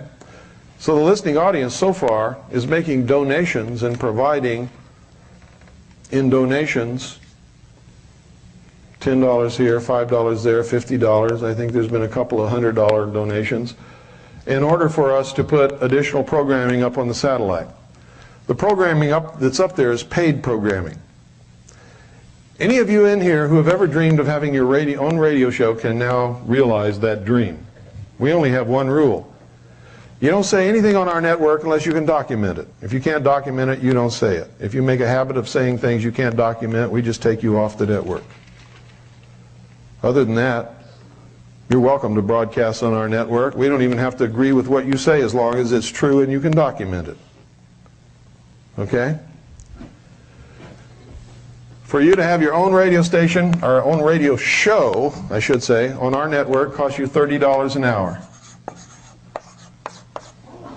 That's the lowest rate in the industry in the world, not just in this country, in the world. It is not only the lowest rate, but it undercuts the lowest rate by so much it would amaze you. The next lowest rate is $65 an hour on Jeff Baker's Amerinet.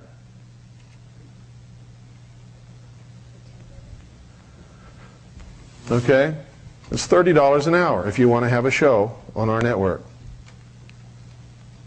You can have one show a week, one show a month, 5 shows a week, I don't care. If you have 5 shows a week on our network, it's a flat rate, $600 per month.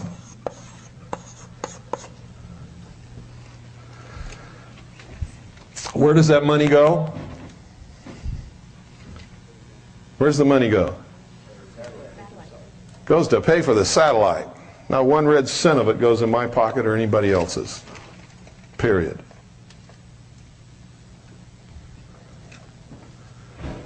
Okay, we're up there. Who's going to hear us? Anybody got any ideas? With satellite dishes? No. We have created a network of affiliate radio stations made up of you. Micro broadcasting on FM bands. Okay? We now have over 700 affiliates. Over 700 affiliates. Some of them outside this country in foreign countries. Some of them in Canada, some of them in Mexico. Okay. Now, so we have a big listenership already. Plus I'm on shortwave. My show is on shortwave. 9955 kilohertz, it's WRMI out of Miami. Worldwide. What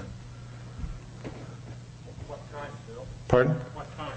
5 until 7 Eastern Daylight Time, Monday through Friday.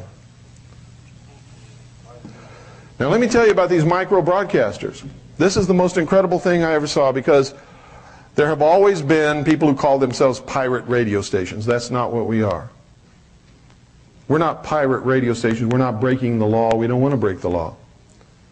We have discovered that most people don't know the law about broadcasting, and anybody in this room can own your own radio station tomorrow if you want it. Today, if there was a place across the street where you could buy the equipment. Okay? And I'm going to tell you how to do this, because I want you to do it. Somebody in this room right here today, within a couple of months, is going to have their own radio station on the air right here. Maybe several of you. And I don't care if you carry our programming or not. What I care about is that you provide your community with an alternate source of news and programming. That's important. Because the communists and the socialists have taken over all of the media in this country, and nobody's hearing the truth. You had a voice here. It's gone. Whoever the new owners are, I guarantee you aren't going to be like Richard Palmquist.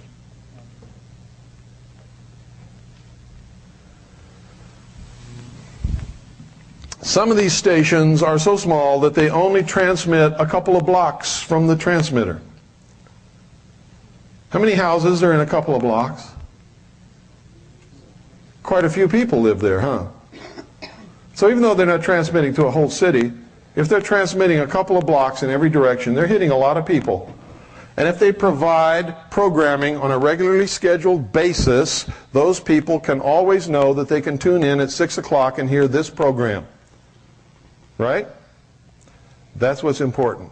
You can't just decide, well, we're going to broadcast 2 hours tonight, and then we're going to be off the air till Friday, and then Friday morning we're going to broadcast an hour, and then on Sunday we're going to broadcast 6 hours. Because if people don't know that you're always going to be on the air at these certain times, they're just simply not going to tune in anymore. So you have to provide continuity. Okay?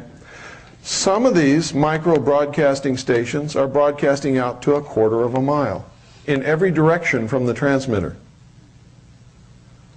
Some of them are going out 5 or 6 miles in every direction, hitting a lot of people. Some of them are going out 10, 15 miles in every direction.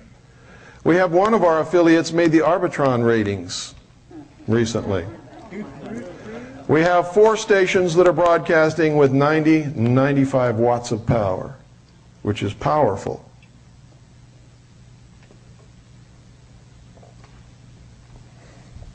We have one that just went to 120 watts. Yes? I'm going to cover that. But right now, I want you to know the potential. When you hit 100 watts, you're on your own.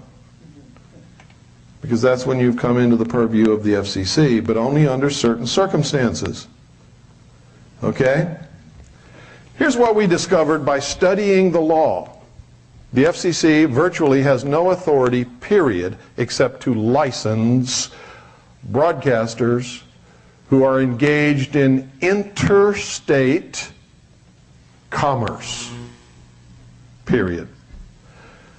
They do not have the authority to punish, fine, seize equipment, try, prosecute, or anything else, anybody, even the people they license. They can recommend those things to other agencies, but they don't have the authority to do any of the things that they have been doing. If they come to you and issue you an apparent violation notice, or a notice of apparent violation, and say that you have been fined $10,000, that's unlawful. They have broken the law. They have no authority to do that whatsoever. And you have been denied due process. No charges have been brought against you. You have not been tried. You have not been convicted of anything, have you?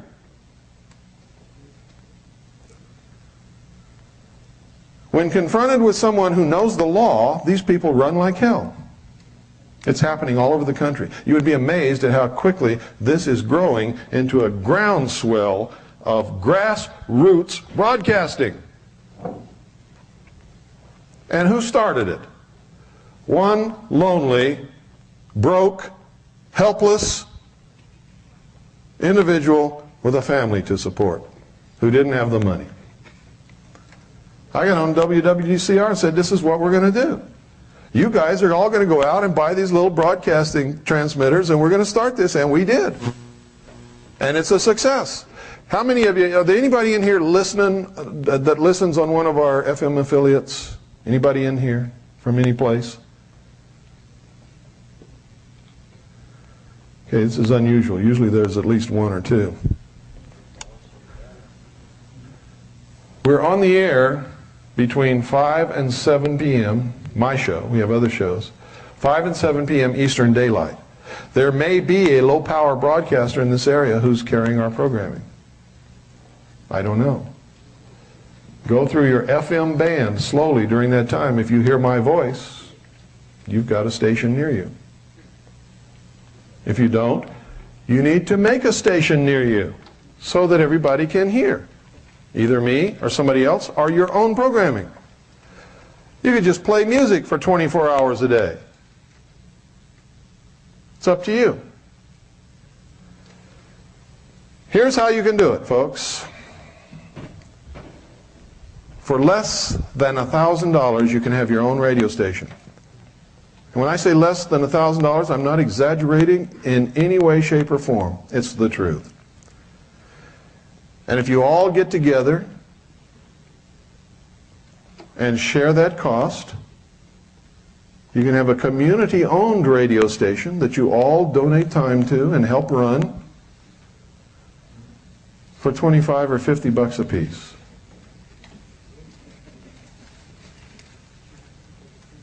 Okay?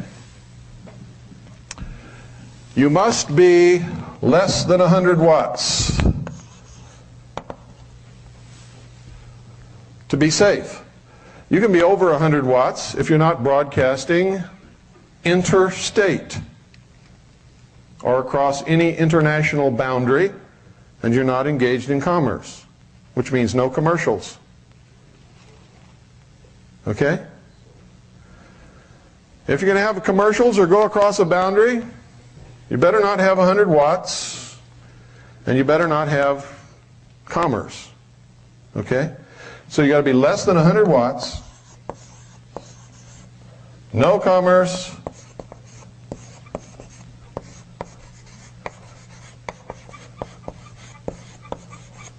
and it's got to be intrastate.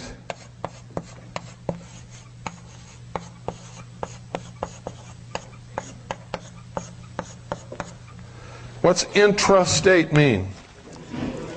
Within your state. Within your state. Your broadcast cannot go across a state line or an international boundary and should not be able to be received by ships at sea. Okay? If you stick within those parameters, the FCC has absolutely no authority, no jurisdiction over you whatsoever. We wrote a letter to the FCC, folks. Said, please, tell us about your regulation of intrastate broadcasting on the FM band. Guess what we got back? The FCC does not regulate intrastate broadcasting. The FCC regulates interstate commerce amongst broadcasters over 100 watts of power. I've read the letter on the air several times. We've also prepared a great legal dossier from all of the confrontations with the FCC across the country. And guess what? The FCC is leaving all of us alone. Because we're not violating the law. We're within the law. We're doing the right thing. And we know what we're doing, and we can quote the law to them.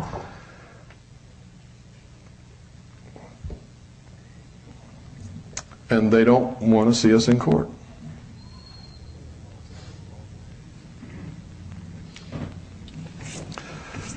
Recently, the FCC tried to intimidate one of our 95-watt broadcasters. He wasn't intimidated. Neither were we. The FCC said, well, in that case, we'll help you get a license so that you can broadcast with even more power. So the FCC is helping that station get a license. How about that? I have a station in Eager, Arizona, 101.1 FM. 101.1 FM Eager. Classic radio, like you always wished it could be. It's not usually your voice that does that, though. Yes, it is. It's a little girl that does it a lot of times. That's the little girl that does it most of the time. But occasionally I do it too. We started off with 25 milliwatts of power. With 25 milliwatts of power on the mountain where we live, surrounded by 7,000 people, we were going out 6 miles. We added a little 1-watt amplifier to it. Now we're going 15 miles in every direction. We own the valley. There's a commercial station there nobody listens to anymore. They don't listen to them anymore. Everybody in the valley is listening to 101.1 FM Eager. When we're not carrying regular programming from the Worldwide Freedom Radio Network on my station, I play oldies all the time. And you can listen to my station for 24 hours and never hear the same song repeated twice. Have you ever heard any music station in the country where you can say that? No. No. So that's one of the reasons they listen to 101.1 FM, besides the wonderful programming that we give them when we're giving them programming. Yes, Rosemary?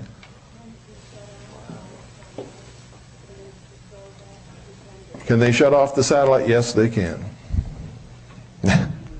I know that probably as good as they have done that to me. When I have really been hitting them with some hard programming that they just don't want the American people to hear, they have turned off that transponder just as cold as if you stepped into an ice water shower. And there's nothing you can do about it.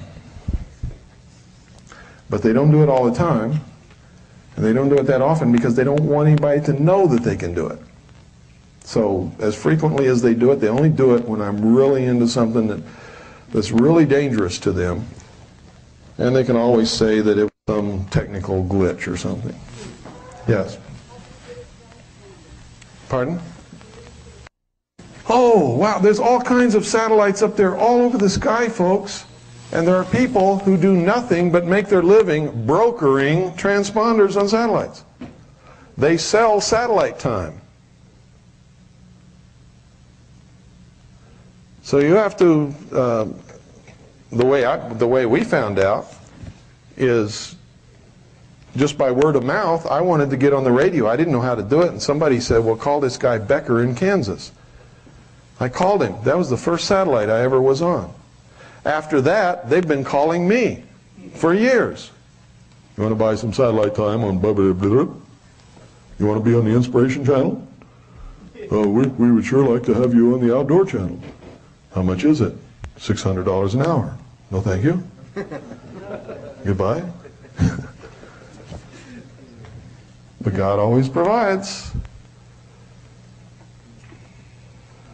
Okay, now you're going to be amazed at how cheaply you can do this.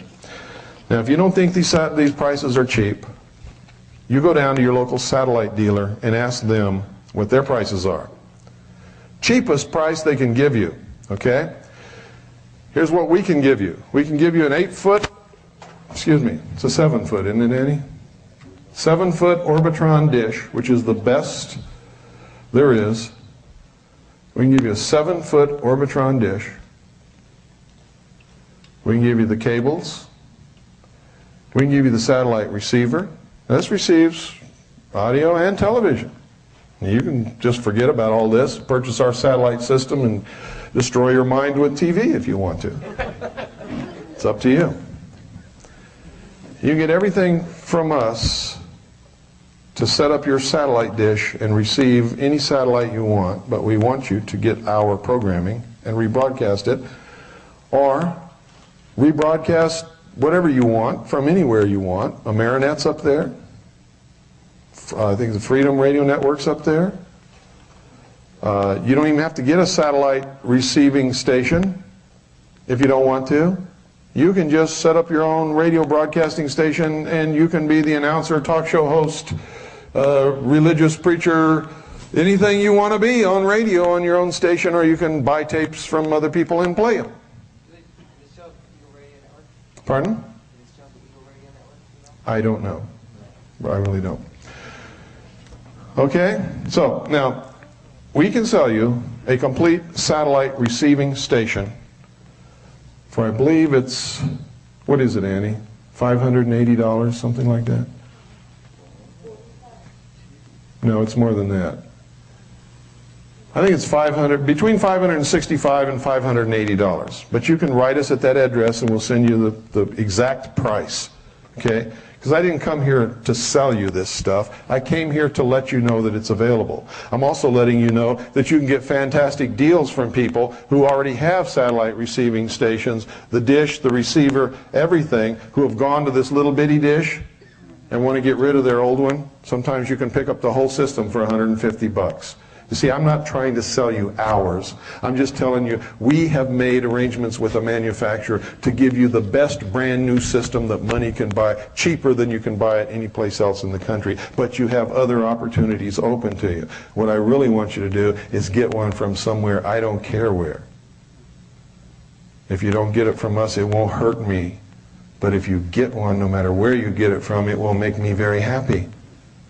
because it opens your horizons. It expands your horizons. You're not locked in to just the stations here or just the radio here. Every radio program in the world is on satellite. You didn't know that, did you? Rush Limbaugh's up there. Everybody. That's how radio stations get their radio transmissions now, off a satellite. Every television program you ever dreamed of is on satellite. It's all up there. Okay? If you think cable's great, you ain't seen nothing. We sit on our mountaintop with our little remote control. We can get anything in the world, including the feeds that you never saw yet and never will see because they're cut out on the cutting room floor. We watched the whole Waco thing on KU band, the stuff you never saw. Everything. It's all up there. The Gulf War. 24 hours a day. The Gulf War was on satellite, but you only saw 10 seconds on the Dan Rather report. Yes, Gary? Two questions. The definition of no commerce, and the other one is, when you rebroadcast music, is there a problem with BMI or ASCAP? No. If you use it as your theme song, and you haven't paid the author or don't have the permission of the author, yeah, you could get in trouble, maybe.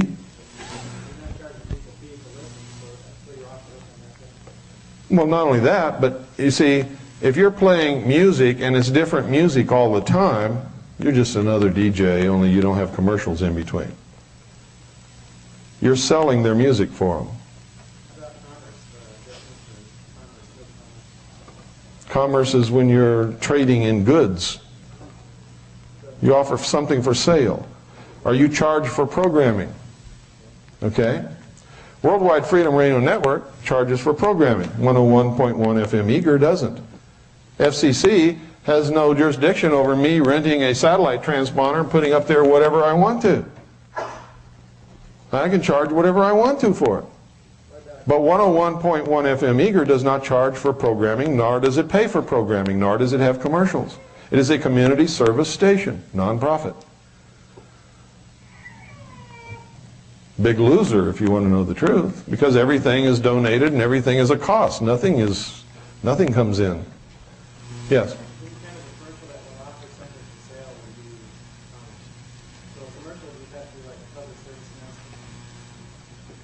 No, you can't offer anything for sale as the radio station.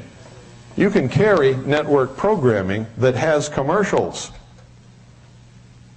That's not a station commercial. You're just rebroadcasting somebody else's programming. They can't get you for that. And they can't get you anyway, Gary, unless it goes across a state line. How about a body of water? Like a lake or a pond? Lake or a pond, no. Great Lakes, where there may be Canadian shipping, yes. Pacific Ocean? Yep. Atlantic Ocean? Yep. Gulf of Mexico? Yep. Lake, pond? No. International or interstate border? Yes. See, you can even engage in commerce as long as you are intrastate.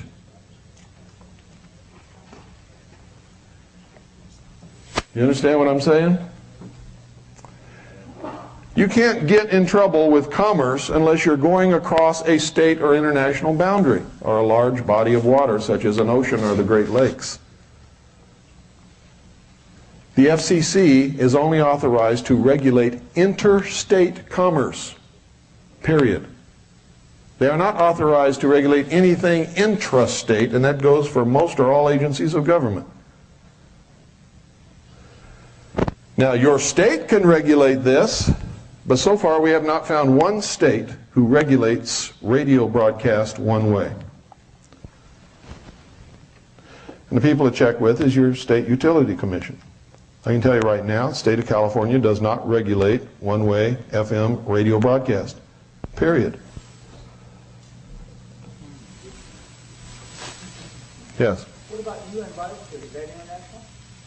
No, not yet. Yes, Rosemary.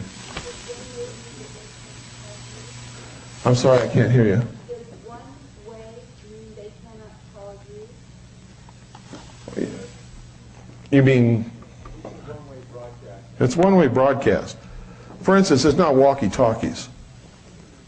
You don't have a transmitter and a receiver to which we are talking back and forth on. It's a broadcast from a central point out and nobody answers back. That's what that means. She meant for your own telephone, I believe. You know, could they call you up? Absolutely, yeah. Sure they can call you up. Can you ask for donations? Yeah. Let me say this once again. As long as you are broadcasting intrastate, you can pretty much do whatever you want to do. I would not recommend exceeding 100 watts.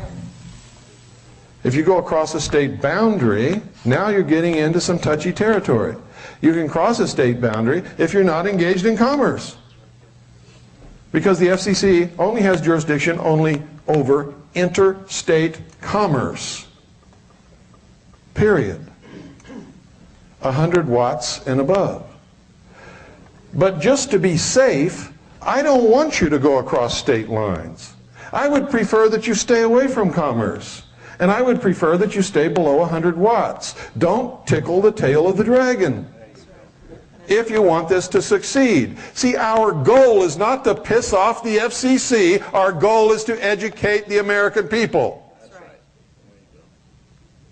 Keep your eye on the sparrow. Okay, that's our goal. Yes, sir.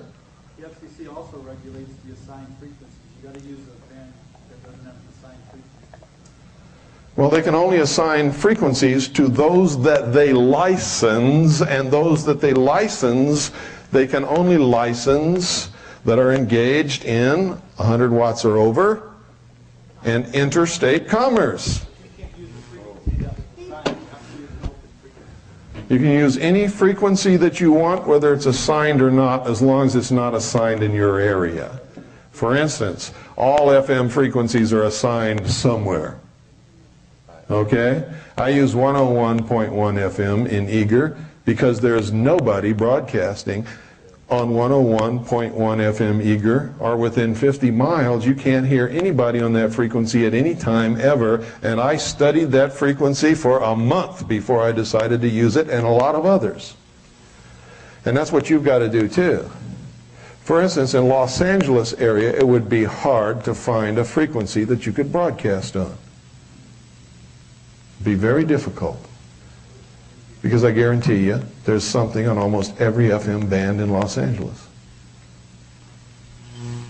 But here in Delano, you could study all the available frequencies several times a day and during the night, and you could drive out and make trips all around studying the reception on these frequencies for about 30 days, and you can come up with a frequency that's clear that you can broadcast on, that's not going to interfere with or hurt anybody else. And you don't want to do that. You don't want to interfere with somebody else's broadcast. That's not what we're about. We're about freedom, right? That's right. You don't want to broadcast on a frequency where somebody else is already broadcasting. Why would you want to do that? Yeah. By doing that, you take off your own listening audience because the other stronger frequency is probably overriding time to time, even though you're broadcasting. Sure. What you want to do is do what I did. You want to find, like in our area, there's a 96.5 and there's a 101.7. Or excuse me. It's 101.7. That's right. 96.5, 101.7. So people driving through that area or listening to radio will go back and forth between them. And most radios have that automatic button. You punch the button and it'll go to the next broadcasting station. I captured a huge audience who thought they were going from 96.5 to 101.7, and it locked on my frequency. And before they understood that they weren't on 101.7, they were hooked on my music and programming. So there was a method to my madness. And you also want to stay at the higher end of the FM spectrum, because at the lower end there's a lot of what are they, public broadcasting stations on the lower end of FM. And they're all over the country. And a lot of people listen to them. Okay? There's also such a thing as harmonics, so you want to make sure you have a good transmitter. Now, I've already told you what you can get the satellite receiving system for. Let me give you some prices for transmitters. This is going to frost you. I'm going to give you the price for my transmitter, the one I have. It's the only one I recommend anymore. Not because I have it, but because we have recommended others because they were cheaper, and it just doesn't work out. Okay? This one, if you put it together yourself, is $249.95. It's a kit. 25 milliwatts. Okay? This is a kit. This is a professional radio station. It's about this big. It has all the filters, everything in it. It sounds as good or better than any commercial FM station you've ever listened to in your life. When people come up to my studio and they say, "Where's the radio station?" And I say, "Right there," and I point to this little box. "You're kidding. Man, this sounds good." And it does. You can tune into any FM station you want to anywhere. This sounds as good or better. And I'm not joking, I'm not lying to you, I'm telling you the truth, it really does. It costs $249.95. That's if you put it together yourself. There's an export version kit, which you also put together yourself. Costs $329.95. Instead of 25 milliwatts, it's 1 watt. But you have to send a letter telling them that you're going to export the radio. Okay? So you know what people do? They phone their friend in Arkansas. Say, "I'm going to send you the money. I want you to order this from Ramsey." Send them a letter saying you're going to export this radio. When they get it, they send it to you. It's been exported from Arkansas to California. You told the truth. There's also one. It's the high-power export version, fully wired and tested, assembled. It's $399.95. Again, you have to send them a letter saying you're going to export that transmitter. Okay? Or they won't sell it to you. Pardon? They're just covering themselves in case the FCC gets antsy. They don't want to be blamed for selling you a radio that you might use to try to broadcast over a commercial station frequency and interfere with somebody else and get in all kinds of legal tangles. That's why. It's called CYA. Are these set up to just hook a linear 2 or an amplifier 2? Or You can hook whatever you want to. These are the basic unit that you can go ahead and amplify then. No, this isn't a basic unit. This is a really professional transmitter. Well, what I mean is, it's only putting out 1 watt or whatever. Can you go ahead and run a linear to that? You can run it into an amplifier, Okay. but you have to make sure that it's built for FM Right. transmissions. You can't, I don't believe that you can hook this to like a CB linear amp. No. Okay? That's AM. Yeah. Okay, the antenna. They make an antenna that is built especially for this transmitter. It's called the True Match FM broadcast antenna. By the way, this is Ramsey. You can call them and get their catalog. Let me give you their number. It's 800-446-2295. 800-446-2295. Ask them to send you a catalog. Remember, the only transmitter that I recommend is the Super Pro FM stereo radio station. That's the only one I'll recommend to you. We've tried the FM10, we've tried the FM25. If you have a super wizard that can put those together and not make any cold solder joints or anything like that, they'll work fine. but we're finding out that a lot of people aren't able to do that. Okay? So, what we recommend is a Super Pro FM stereo radio station. I don't get a penny from Ramsey. They don't even know that I'm doing this. I'm sure they'd be happy if they did know. You can either get the kit and put it together yourself. You've got to be good to do these kits. You can't do any cold solders and you can't screw up the parts, okay? If you can't do that, find somebody who can. If you can't find somebody, call us and we'll give you the name and address of somebody who will do it for you for a fee, and they do it really good. Or you can order the fully wired and tested export version for $399.95. You don't have to assemble anything. It's been done by professionals at the factory. It's fully guaranteed. All you have to do is write a letter saying it's going to be exported. Now don't lie to them. If you write a letter to them saying it's going to be exported, export it. You understand what I'm saying? You don't have to tell them where you're exporting it to, but export means it's going to cross a line somewhere. Okay? Tell the truth, export it, because I will not be a party to lies. I just won't be. Do they have a website? No. True Match FM broadcast antenna. This is a kit also. It's easy to put together. I did mine in about an hour. It is fantastic. It is really great. Costs you $39.95. It's matched to the transmitter. Now, if you want a 1-watt amp, which will give you more power, here's what I recommend that you do. First, you go to Radio Shack. Radio Shack has a little unit that costs you $12.95. It's one of those things you hook up when you're running like over 100 feet of cable between your VCR and your television set. Get the one that's 10 decibels. Now they have a 10 decibel, they have a 20 decibel, and they have a 30 decibel. Get the 10 decibel. You get the 20 decibel and the 30 decibel, you're going to screw up. Believe me. I've already tried it. I made the mistakes. I ruined some equipment. Learn from me.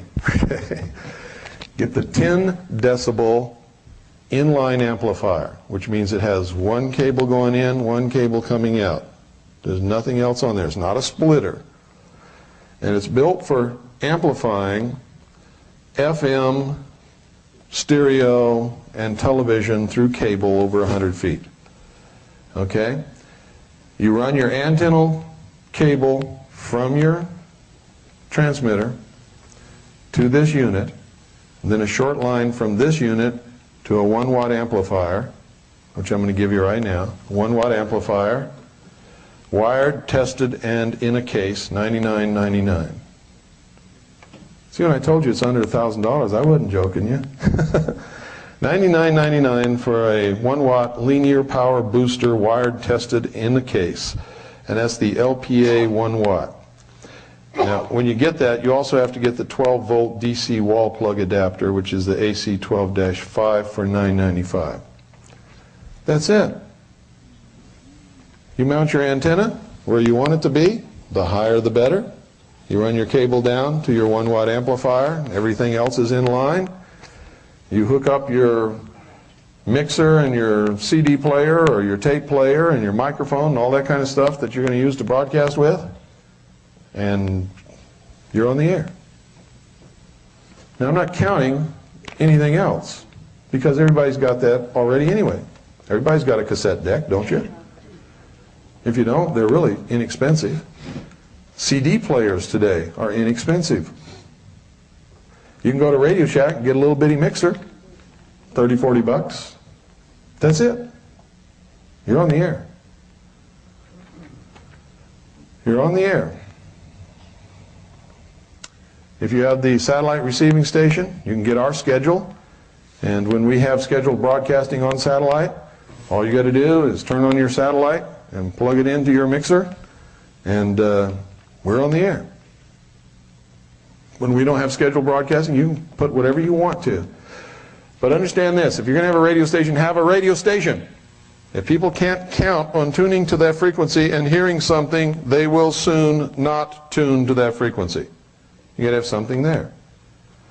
How do you do that? How do you play music 24 hours a day? Well, you get a 24-disc CD changer and 24 CDs, and you put them in there and you turn it on. You adjust your volume levels and you walk away, and that thing will play music for 24 hours and you don't have to do anything. Everybody on town, well, who's watching the studio? God watches my studio. 24 hours a day.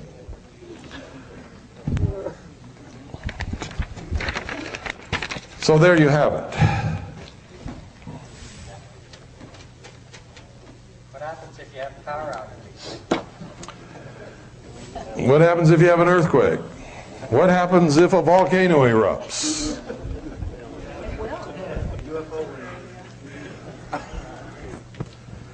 I mean, you can be as elaborate as you want to.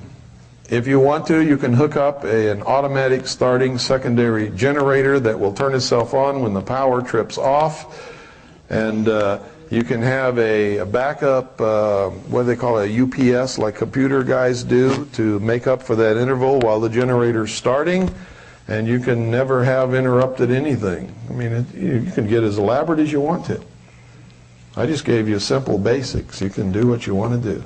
You can even get people from the community to come in and write, produce, and put on original radio drama.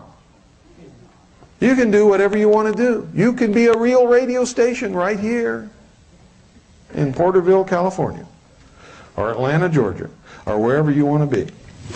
Texas. People here from Austin, Texas. Okay? So within a month or two, I expect to have some of you people on the air. You should call my secretary at this number, 520-333-4578. It's 520-333-4578. If you're going to do this, we'll send you our package for being an affiliate station, including all the legal briefs and a whole bunch of other stuff, and our schedule of programming, and help you in any way that we can. 333-4578. Area code 520. Yes, ma'am. There is one already operating just north of here in Ivanhoe that he does. Yes, you're right. We do have an affiliate in Ivanhoe. Yes, we do. So you've heard that station. Well, I know him, so I remember. Okay, yeah. Yeah, we do have an affiliate station just north of here, not very far. John Galt Jr. That's right. It's 100 point. I can get it if you want to call me. I forgot. Okay, does anybody have any questions about low power broadcasting, Worldwide Freedom Radio Network, any of this that we've just discussed? I want to get that out of the way because I don't want it to interfere with what we're going to be doing later. Yes, sir. Broadcast from the mountaintop? Pardon? If you live near a mountaintop, can you broadcast from the mountaintop? That's the best place to broadcast from. The higher your antenna is, the farther your broadcast will go, and the less power you have to do it. So the higher you can get your antenna, Can you do it with batteries? yes, with these you can.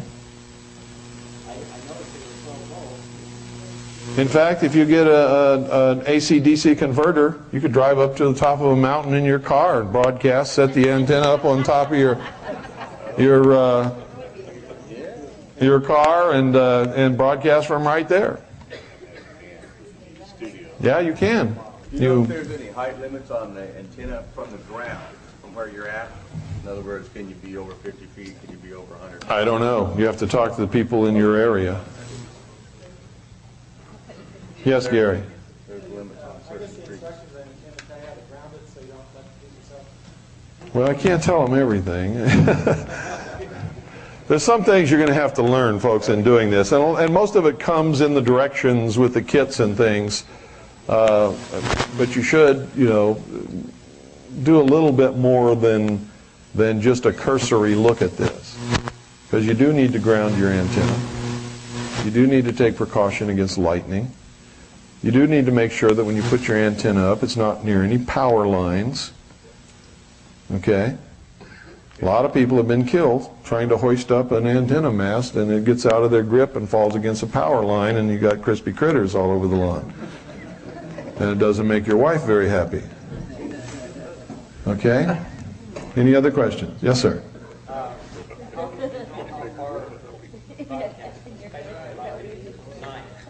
Well, you have to go out and find out. Like every once in a while, just to make sure everything's operating correctly, I'll get in my Bronco and I'll drive all around the valley and I'll drive out in every direction as far as I can go and make sure that we're still operating at peak capacity. And that's how you find out, by going out and listening to your own station. And when you drive and it starts getting weak and then you can't hear it anymore, that's the limits of your broadcasting range as far as anybody can hear it. As far as the effective broadcast range is where you can hear it and understand it and it's pleasing to the ear. Okay? What if you live within a fairly large state? Any chance of exceeding the state boundaries? Not if you're under 100 watts. No. Not unless you're near the border. I understand that. But I mean, if you're 100 miles from the border. I don't know any radio station that even broadcasts at 100 watts that can go 100 miles. You usually can't hear them more than 40 miles. See, 100 watts when radio is concerned is not a lot of power. KDNO broadcasts with what? 50,000. 50,000 watts. So we're talking 100 watts here. Less than 100 watts. You know, with 95 watts, you're going to go maybe 20, 25 miles. If you're on a mountaintop with 1 watt, you can go 15. Just depends upon how high you can get your antenna. Okay? I think that is important, that you all know that and that you can do it and that you not be afraid to do it. I'm going to give you my website now. Write this down. If you want to learn more about this, it's all on my website on the internet, and it gives you links to go to other places so you can learn other things. It's, get ready for this, it's the big www. http://www, no, it's http:// I almost forgot that. Yeah. www dot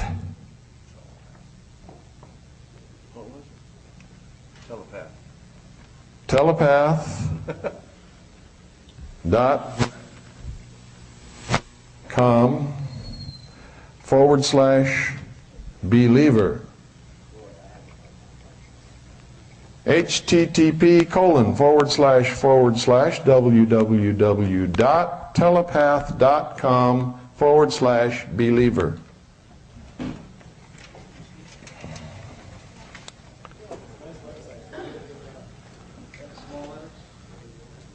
Yeah, everything on the internet is small letters. Yes, sir.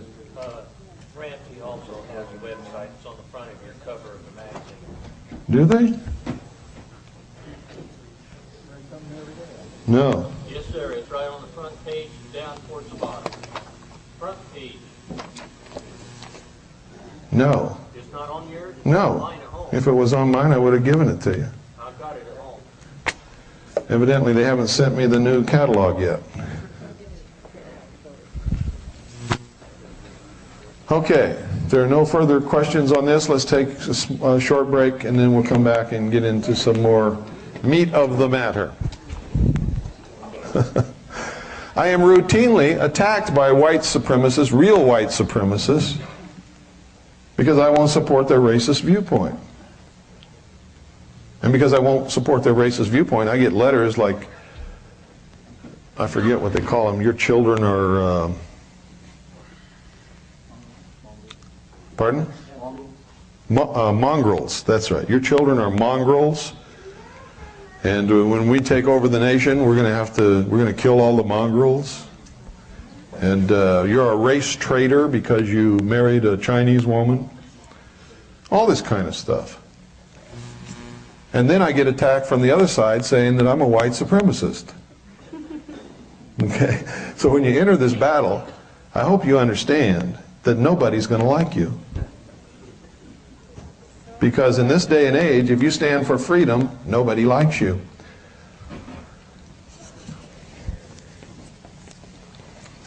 Now I'm going to talk about the militia.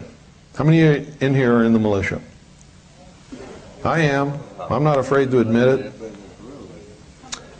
Okay, I'm going to talk about the militia. If you're not in the militia, you need to be.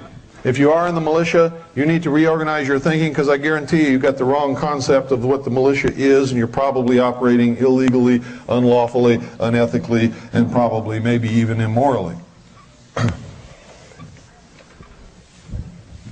And I say that based upon past experience with other militias around the country, not knowing anything about your militia, and with the added CYA thing that I could have been wrong about that. But most probably I'm right. Now, what's wrong with a militia? Nothing, that's right. What is the militia?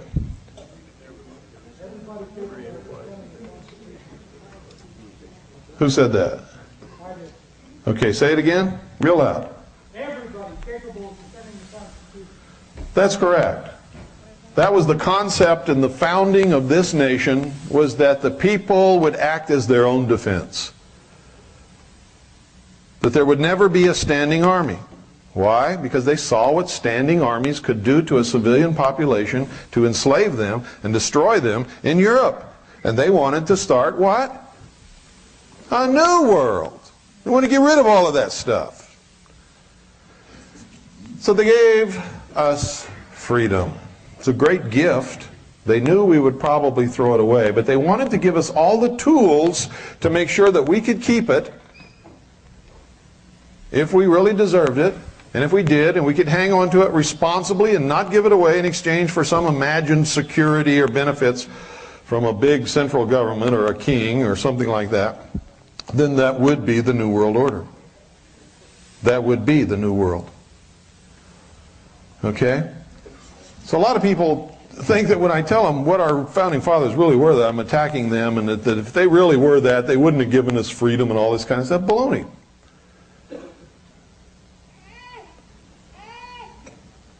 They understood human nature.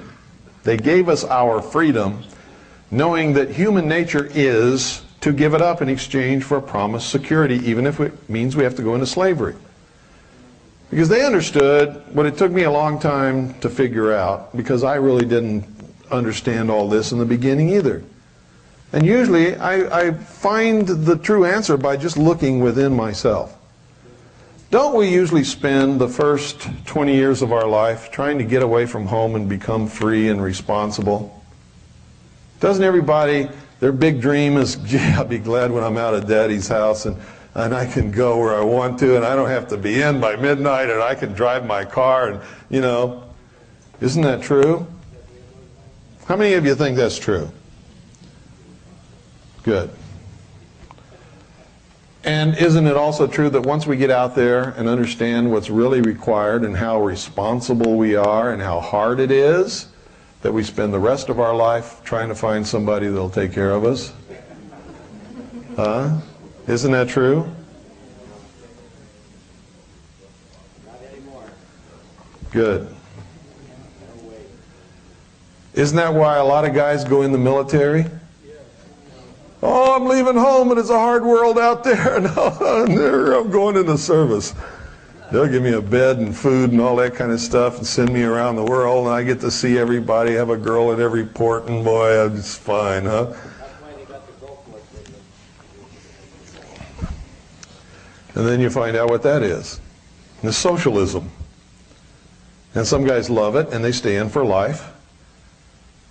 Some of them even convince themselves that they're doing great service for their country, which is what I was involved in, convincing myself that I was doing great service for my country. It was my plan to stay in the military forever until I figured it all out, saw what was really going on. When they made a mistake and put me in the Office of Naval Intelligence and I became the briefing team member for Admiral Bernard Clary and got to see the truth, I said, whoa, I'm leaving. And I was gone.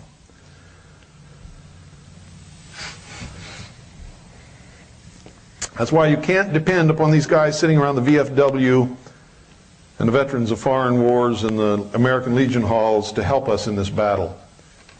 They spent their life in the military. They are socialists. All they give a damn about, And I don't care if it pisses you off if you're one of them, because it's the truth. And I'll stand and duke it out with you face to face over it if you want to. It's the truth. The only thing they give a damn about is sitting around in those halls, getting drunk and telling lies about how brave they are and getting their retirement check every month. They have been trained to be socialists, and they are going to be good little socialists forever. Okay? It's the truth. Absolute truth. Anybody who's receiving a government check is not going to help us in this battle. That includes old folks on Medicare and everything else. If you can't turn around and walk away from it now, you're not going to help us in this battle. You have been socialized. Sorry if it makes you angry, but it's true, because you're not going to do anything to jeopardize your little checky-wecky, right? But the truth is, free people don't get little checky-weckies from Big Brother. They don't do it. And Social Security is not an insurance policy, it's a hook. It's a hook, along with all the rest of these benefits and things. You cannot accept the benefit from Big Brother without enslaving yourself in the process. Okay? Now I know I've just really severely made some of you angry. But I promised you I would do that when I came in, and I never ever go back on my promise. So I want you to think about that. For some of you, it may be too late. If you're up into your elder years and you haven't done anything in your life to save any money to provide for your old age or your retirement or your medical expenses, because you were promised Social Security, didn't think you had to, then maybe you don't have any way out of that. And I don't have any answers for you. And I truly feel for you in my heart, because you're engaged in a conflict within yourself. But most of you in here aren't in that situation. And there are things that you can do to provide for your old age and your medical care and anything else that you're going to need as life progresses upon us all, and nobody leaves this place alive and nobody ever stays young forever. Okay? Why do you think it is that over the years they have encouraged people to put the elderly in the old folks' homes? It's to take the wisdom of many, many years of experience and living and learning out of the home and to hook the elderly in a social system which they can't give up. You want to help your old folks get out of it? Take them back into your house. Get them out of the old folks' home. Take them off of Social Security and all that other stuff. Take care of them like you're supposed to. Like they took care of you and changed your shitty little diapers when you were little children. Now, they did that for all of us. How dare we? How dare we put them on a shelf waiting to die in an old folks' home? To me, that's criminal. It is one of the things that's destroying this country. It takes grandmothers and grandfathers away from little children. It deprives them of the ability to see someone die in the home and be able to understand it and know that someday it's going to happen to them too. Now, if you have children, understand that under the current system, someday your children are going to turn their back on you and shelve you in an old folks' home so you can die out of their sight, out of their mind, and out of their pocketbook. If you don't think that's going to happen, you don't think your own children will do that to you, you better take another look around. Because that's the norm today. It's a terrible thing. It will not happen to my parents. When they get too old, they can't take care of themselves, I will go and get them and bring them home and take care of them. And Annie's parents too, if I have to go to China to do it.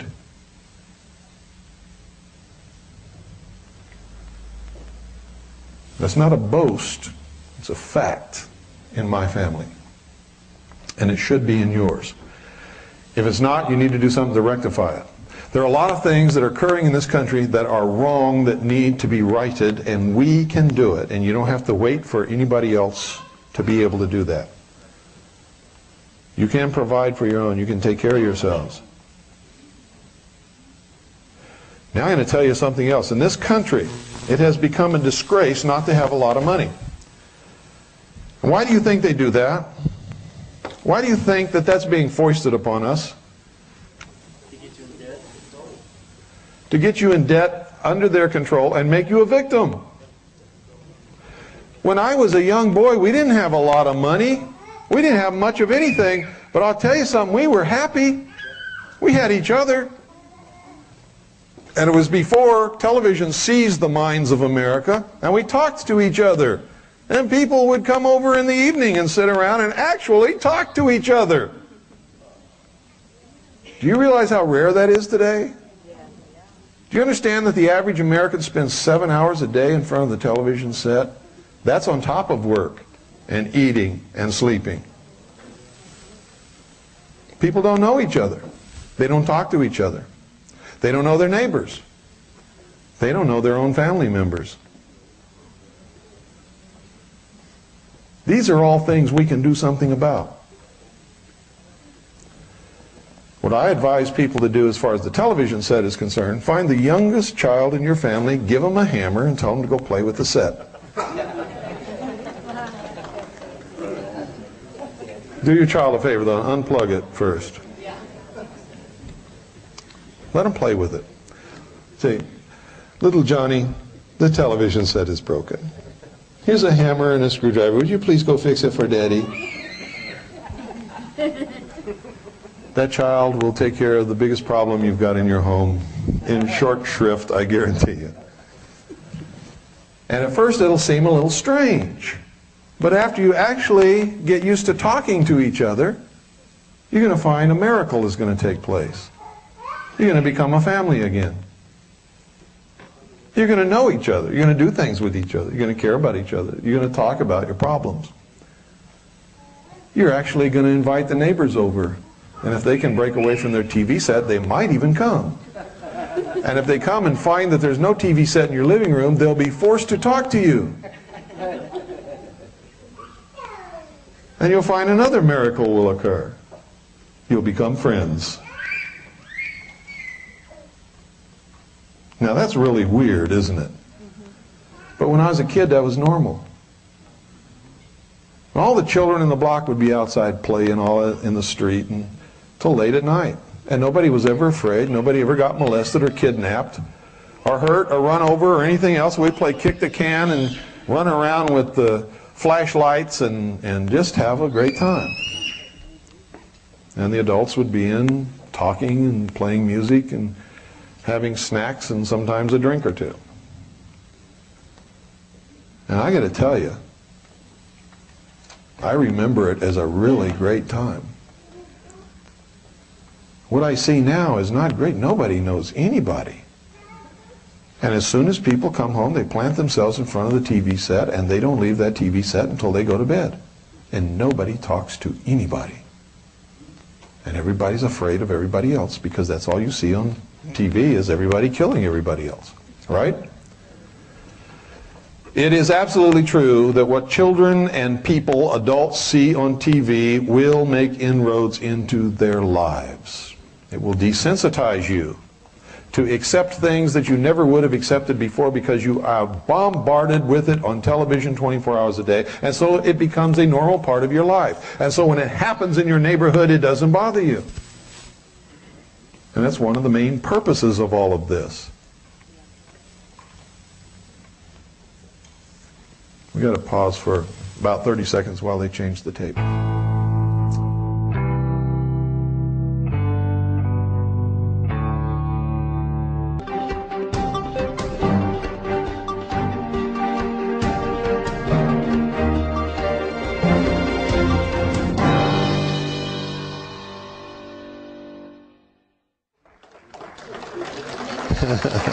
You like that, huh?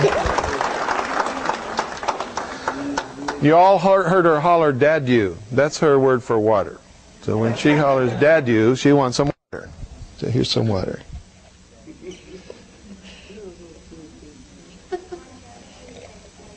Want some more?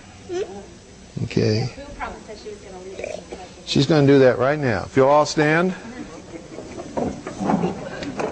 What? No flag? We'll all pretend that there's a flag right over here in this corner, and Pooh can lead us in the pledge. Wait a minute. She wanted to do this, and I promised she could, and a lot of you have asked if she could do it. Okay, it's all up to you. I Pledge allegiance to the flag of the United States of America and to the republic for which it stands, one nation, under God, indivisible, with liberty and justice for all. Thank you, baby. Oh, she wants to. You want to say something? Oh, Allie wants to. She wants to eat it. Okay. Take Allie, go back and play. Thank you, honey.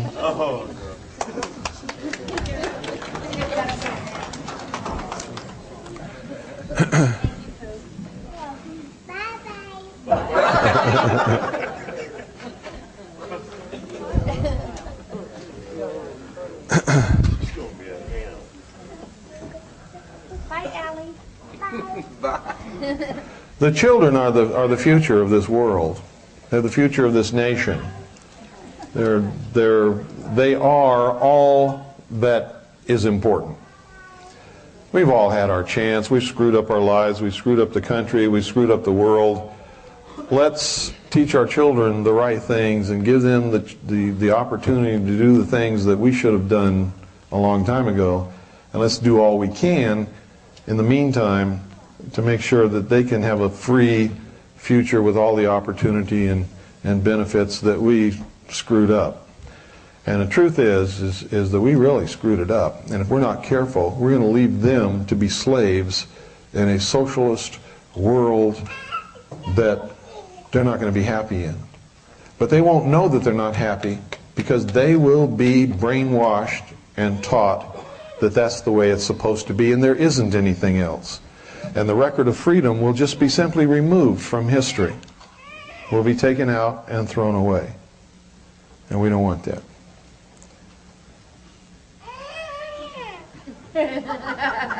She's very assertive. Pooh, why don't you just go over there by Mom? She'll follow you. She's okay. Go to Mommy, honey.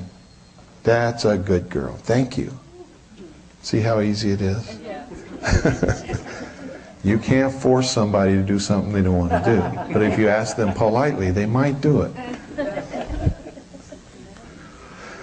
Okay. Let's get back to the subject at hand, militias.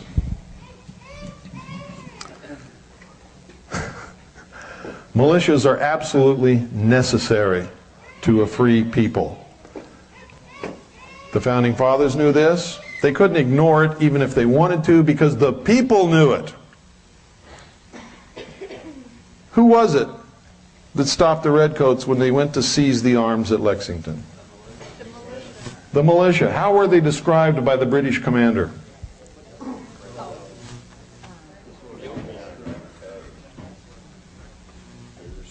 We marched to the bridge and were met by a group of farmers with guns who drew up in a somewhat military order and opposed us. That's how they were described. They weren't military people. They were farmers who had guns and who said, nope. I don't care who sent you, King George, or it doesn't matter. You're not taking our guns because we know that if we give up our guns, we are no longer a free people. What is so hard to understand about that? I can't figure it out, folks, that all of these people actually believe that they can allow themselves to be disarmed and they're going to stay free. They can fall for all these scams and phony statistics and everything that are lies about guns and how many children are killed with guns and how many guns are used in, and it's always automatic weapons, and there never are.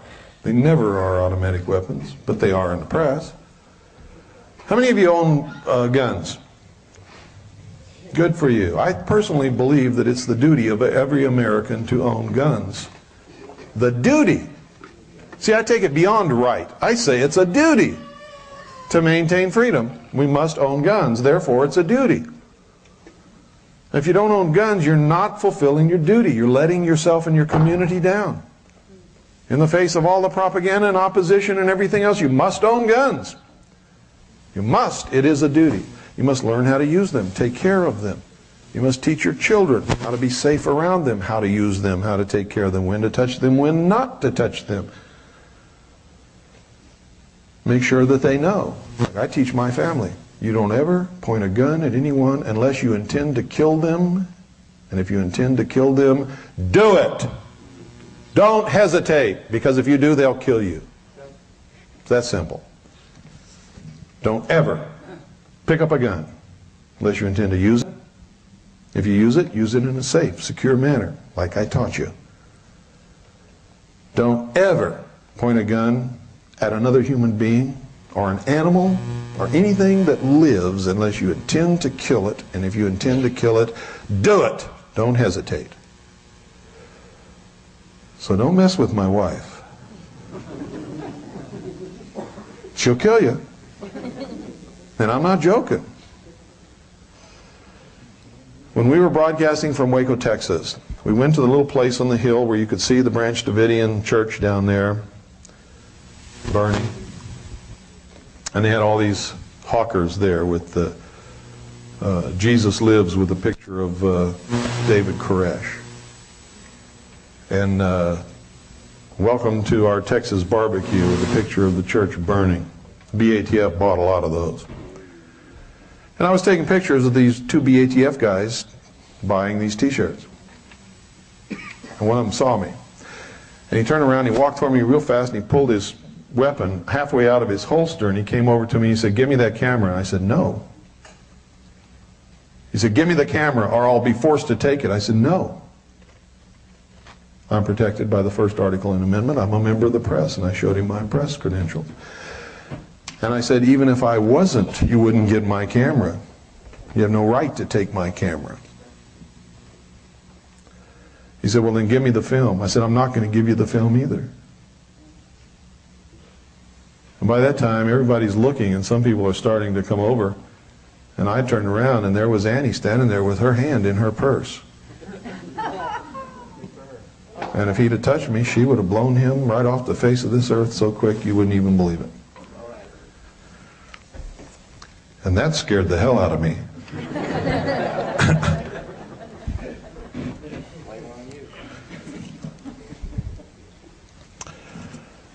So, we have to have militia, and militia is everybody who's capable of functioning in some capacity as a militiaman. And that includes, in my estimation, men and women, although the law only specifies men, and has always only specified men. We have traditionally in this country allowed women to serve in any capacity that they wish to volunteer to serve in, including serving as crew members of weapons.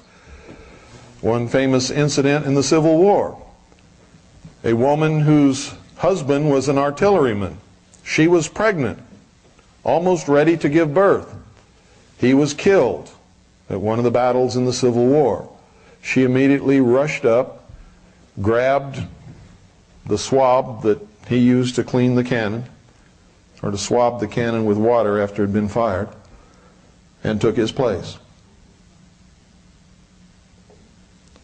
I met Linda Thompson in Waco, Texas.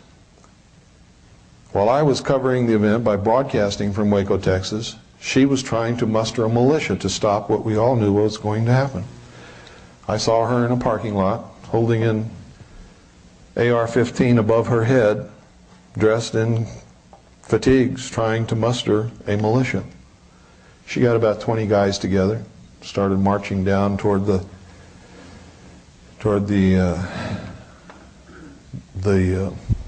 place where this confrontation was taken. I get all emotional when I even think about this, so you'll have to forgive me. And they were quickly surrounded and disarmed and hauled off. But she tried. She tried. Nobody else tried. Linda tried. And she's been just raked over the coals ever since, by everybody, except for me. I think Linda Thompson has more balls than most men in this country have ever had or ever will have. And she stood up for the nation when nobody else would. So I support her, and always will.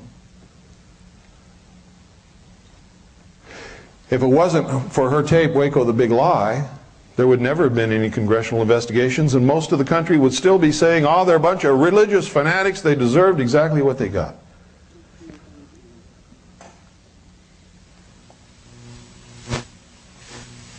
So in my estimation, anybody that talks bad about Linda Thompson is a very bad person.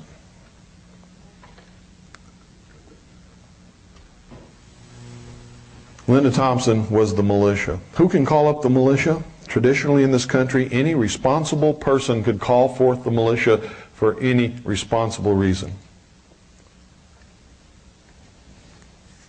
It's still that way today. Is the National Guard the militia?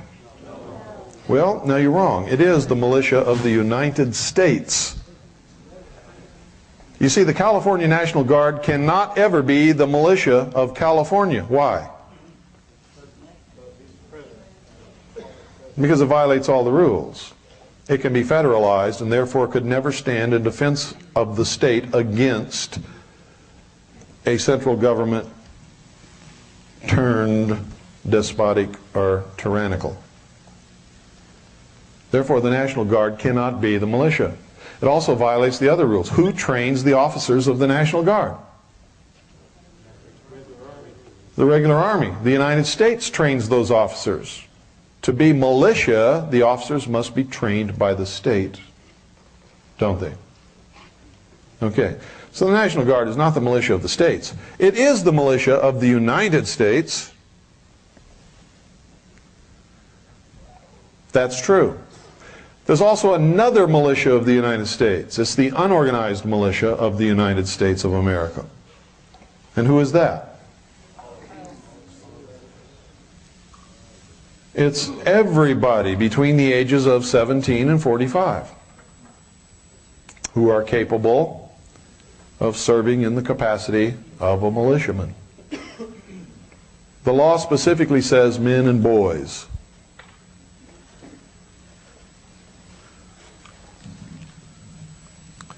Who cannot be in the unorganized militia of the United States of America? The Vice President, the President, any elected officer cannot be a member. National Guard cannot be a member. Any member of the military forces of the United States of America cannot be a member of the militia. Why? Because they're under control of the very people who could subvert the government and become a tyrant to the people, aren't they? And the purpose of the militia is to prevent that. The militia has three functions. What are they? Who can name them off? There's only three. Nobody. Repel invasion, suppress insurrection, and enforce the laws of the Union. Actually, it says execute the laws of the Union. Repel invasion, suppress insurrection, and execute the laws of the Union. Why does it say execute the laws of the Union instead of obey the President?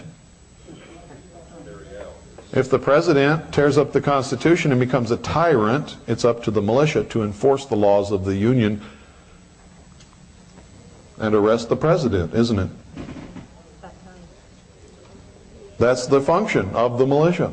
The same in the state.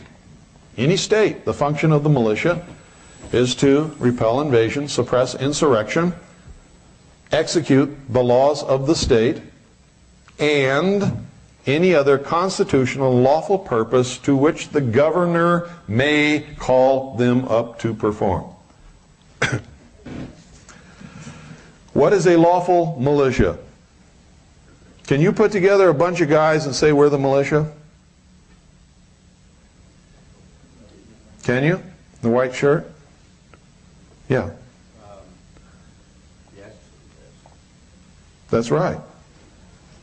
But do you have to say they're the militia? They're already the militia.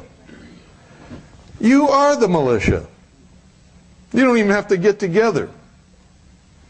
You're the militia. You can get together with anybody else in here who is the militia or who wants to volunteer to be a member of the militia, and you can form a unit of the unorganized militia of the state of California, or if the Constitution of the state of California specifies it, the constitutional militia of the state of California, like they do in Texas, the constitutional militia of Texas. Okay? And you can get together and you can have meetings and you can train and you can prepare to function as militiamen. Is this lawful? Absolutely. Absolutely. And there's nobody who can do anything to stop you. Period. Can you appoint yourself colonel and become commander of the militia? Why not? You have to be elected, don't you? In the absence of appointment of rank by the governor of your state, officers must be elected by the militia. So you elect your officers. You cannot appoint yourself, and nobody can appoint you. The militia elects the officers, and they're elected to serve in those capacities for certain periods of time. Now, if in your capacity as elected officer in the militia, whatever your rank may be, during a lawful, organized training exercise, you give an order which somebody disobeys, can they be punished? Not only can be, must be. Must be. If you don't, what do you have? You have anarchy. You don't have a militia. And the first time you go into battle, you're going to have people doing what they want to do instead of what they have to do to win that battle. Don't you?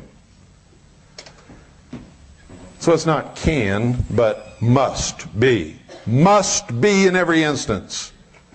When they elect you to be an officer, and your order was lawful and right under the circumstances, they must obey that order.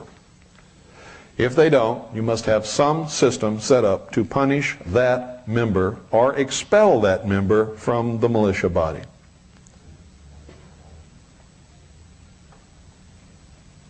What body of rules governs the militia?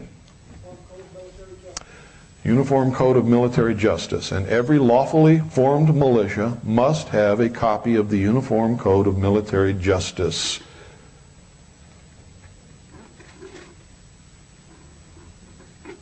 And everybody must understand how it operates and what they're subject to.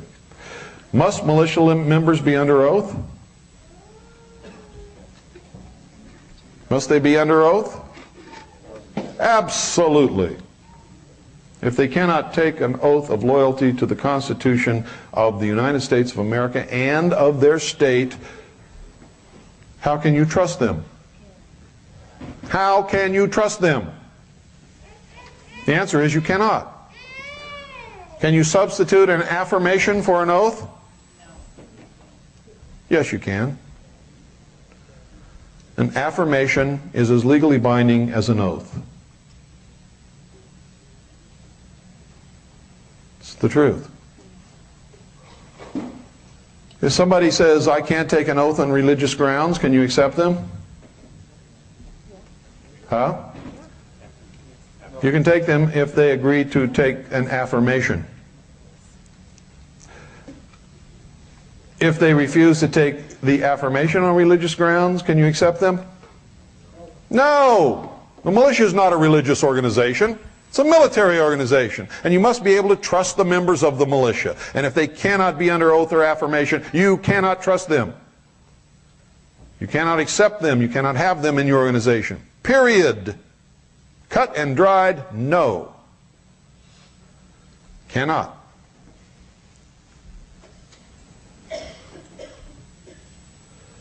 Can you accept a convicted felon in a militia organization?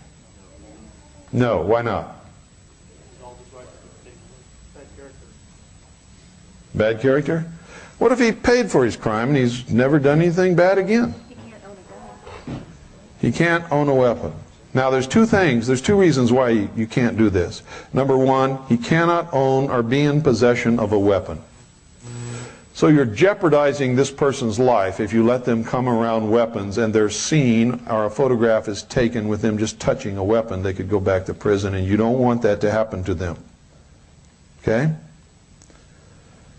Aside from the fact that they can't own a weapon, can't use a weapon, touch a weapon, or hold a weapon, which means they have to function in some administrative capacity, there is a liability propaganda-wise. If the press finds out you have convicted felons in your militia, what are they going to do to you? They're going to rake you over the coals, and you don't need that. So what you do is you put these people in reserve.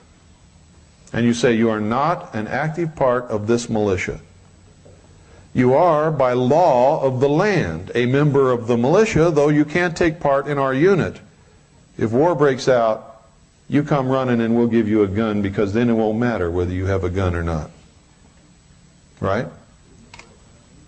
That's how you treat those people.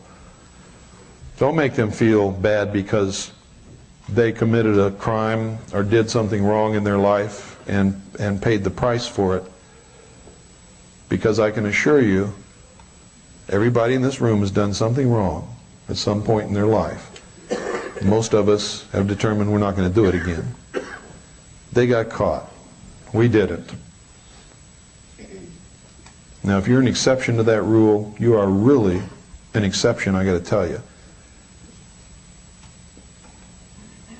Because everybody is human, and everybody sometime during their life does something wrong. Usually when you're younger and crazier and wilder and stupider. And if you're lucky, you get away with it. Some people aren't so lucky. So let's not be hard on those people. And some of them are really good people and really have turned their lives around. They really do want to participate and help. And it hurts to say no to them, but you have to. What kind of exercises can you do with the militia? Train with anything, the regular field infantry. No. You can have any kind of militia you want to, as long as you state it that you are that type of militia and that you have certain goals and purposes in your training exercises. You can have a militia of artillery. Did you know that? You can have a militia of armor. You can have a transportation company or battalion. You can be a militia company or battalion or even regiment. You can be an Air Force. Second Continental Army of the Republic has an Air Force. Didn't know that, did you?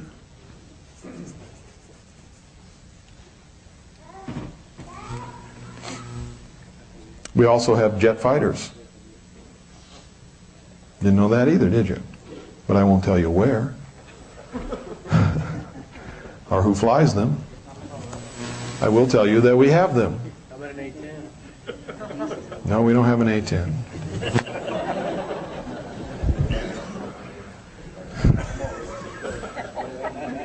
We do have a few MiGs. Blaming the ones on the missiles that disappeared yesterday, too. We don't have any of those. None of them. You can have any kind of militia that you want, as long as it is for a legitimate military purpose, and that it's spelled. You can't change yourself from infantry to armor to artillery every 3 weeks. You have to establish the unit as a specific type of unit and equip and train for that mission. You have to do that. Now, I see a lot of people shaking their heads when I say you can be an artillery unit. It happens to be the truth. The Supreme Court has ruled on it. Anybody know the case? The case was where a guy was arrested for having a shotgun, parading around in public with it, and he took it all the way to the Supreme Court, stating that he was legally authorized to own that gun, and that they couldn't take it away from him because he was in the militia. And the Supreme Court ruled that a shotgun was not a weapon of the militia, and that he was authorized to have, possess, use, and train with any weapon that is a proper weapon for a militia, including artillery for an artillery unit, armor for an armor unit, rifles for a infantry unit, etc. Didn't know that, did you? You got to read the law, folks. You got to study the law. The militia is iron-bound in this country. Do you really believe in your wildest dreams there would be any militia in this country if it was illegal? They would have come after us a long, long time ago, not just vilify us in the press. That's to try to discredit us in the eyes of the sheeple for the day when the fighting starts, so that we won't have any popular support. That's really what that's all about. You see, because if the militia was unlawful, unconstitutional, and we were doing something wrong, they would have come after us a long time ago. And you're right. The war would have started then. So you see, there is a legal militia. There's a lawful militia. There's a constitutional militia.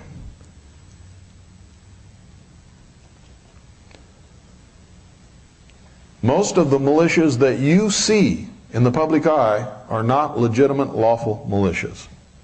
Is a militia that says only Christians can belong to this militia, and we're going to call ourselves the 4th Missouri Volunteer Christian Militia, is that a militia? No, it's a religious army made up of religious members of some particular sect of Christianity as a whole, and if you don't believe in what they believe in, you're liable to end up fighting them. Okay? A militia is a military organization, not a religious organization, and don't ever get the two confused. You can't go to a militia meeting and turn it into a prayer meeting. And you can't go to a prayer meeting and after you get through with the sermon, have a militia meeting. Cannot do it. You can go to a militia meeting and you can have a chaplain and you can ask the chaplain to say a prayer, and that's okay. But if you have one Jewish guy that doesn't like that and he wants to say a Jewish prayer, you better let him. You better let him, or you're not a militia. Understand that. Militia is to protect our freedom so that we can worship at the altar of our choice. It is not to dictate to us which religion or altar we're to worship at, or to say who can be a member of the militia based upon what their religious preference is. And anytime we get away from that, we are destroying freedom for all of us. Understand this, and understand it clearly. If I take away your freedom, I have taken away the freedom of everyone in this room. Everyone. And everyone who allows me to do it is complicit in that treason. Take away the rights of one, you have taken away the rights of all. The instant that it's done. And anyone who condones it or allows it is complicit in the treason. And it is treason in this country. Now we must have militias. If you don't belong to a militia, you need to join one. If you don't know where a militia is that you can join, form one. Advertise. You cannot do it in secret, you must do it in public. You do not have to have all of your activities publicly known, but you must be public. You must never talk to the press under any circumstances whatsoever, period, except when authorized by the commanding officer, to issue a statement that has been pre-prepared to be delivered by the officer who has been appointed to be the public affairs officer, and he is to make no statement, answer no questions, only read what he has been given to read, and then shut his stupid mouth. Now, you've seen a lot of people across this country pretend to be militia. I've only seen one that was legitimate, and that was Norman Olson. He was the legitimate commander of the militia of Michigan. He was not a good choice, even though he meant well. He was a preacher of a church who got religion and militia and all kinds of things confused. He didn't understand the law. Whenever he confronted the press, he said all the wrong things instead of what he should have said. And so he caused the militia of Montana a lot of embarrassment, and by association, all of the militias in the country. But Norm Olson is a good man, and he meant well, and he should not be castigated or thrown out or vilified or anything. He was trying to do his best. The militia of Montana is a joke. Always has been. The militia of Montana has never been anyone other than John Trockman and about 4 or 5 other people in a little room full of all the stuff that they sell. Period. That's it.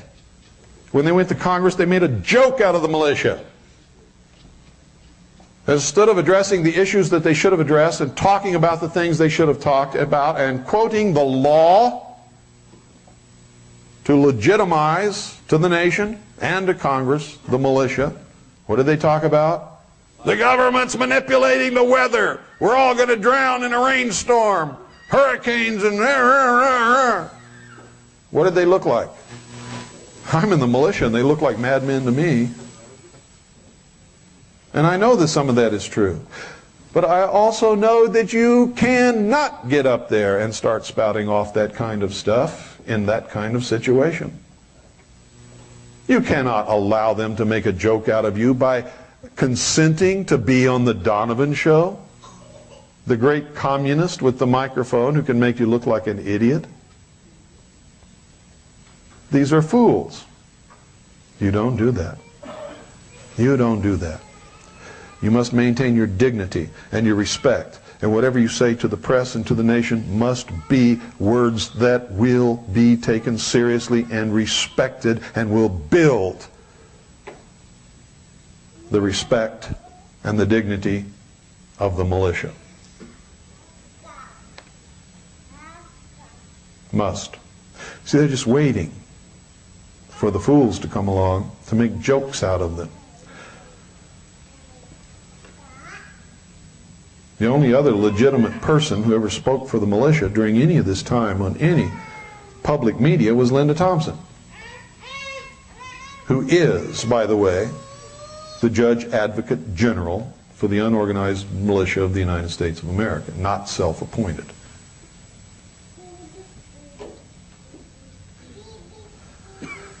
And when she spoke, she said the right things. Then they would try to make her look like an idiot, and sometimes they succeeded. Can you say anything to the press that's going to be put on camera or put on tape or film and expect to be treated fairly? No. What are they going to do with it? They're going to edit it. They're going to take 1 or 2 words out of context. They're going to make you look like a raving, blithering idiot. And you don't have to be in the militia for them to do that to you. They'll do that to you anyway. So what's the rule? Don't talk to the press. Don't let them put you on camera. And I'll go one step further. If they insist upon sticking that camera in your face, you stick your fist through their lens. You might get a few cuts, but by God, that delivers a pretty powerful message. Get out of my face. No, I'm not going to talk to you. Get your camera out of here. And they are the biggest liars, biggest lawbreakers you ever saw. They'll barge right in your front door. unlawfully. They don't have any right to barge in your house, do they? They'll do it.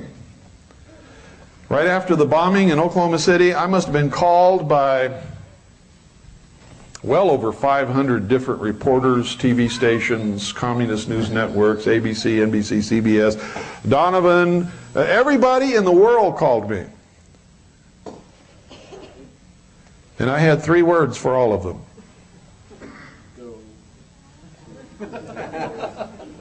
Go blank yourself. That's what I told them.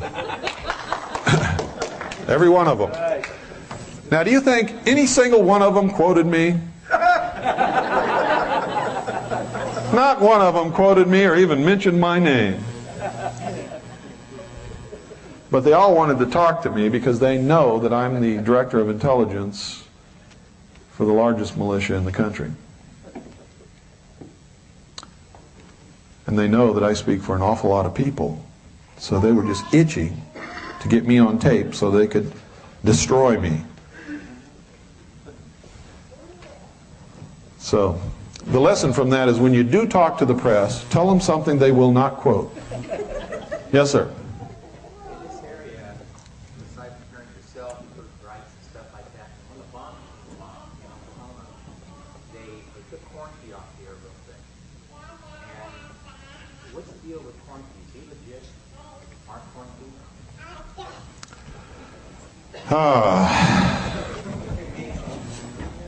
You would have to ask an easy question. I first learned about Mark Kornke in 1989. The end of 1989, first couple of months of 1990. When he called my friend Stan Barrington, who was then working with me and helping me, and told Stan Barrington that he was an active duty officer of the Air Force Office of Special Investigation and he had material that he wanted to give us to leak to the American public. I was in the Office of Naval Intelligence. I know there's no leaks. So right away I told Stan, I said, don't take anything from this guy because this is BS. And ask him to furnish us with proof of his identity. Substantiate himself. So we gave him that message, or Stan gave him that message, and he sent us Waco, or not Waco, but America Under Siege or something, some videotape. This was a long time ago. And he promised us that he would send documentation that he was who he said he was. Well, he never did. He contacted us again, we repeated our demand, and he never sent us anything. Next thing I know, a couple of years have passed, and I see him on a videotape, and he's saying that he was a member of the Army Intelligence Corps, and that he was telling all these things on this videotape. Some of it was true, some of it was not true.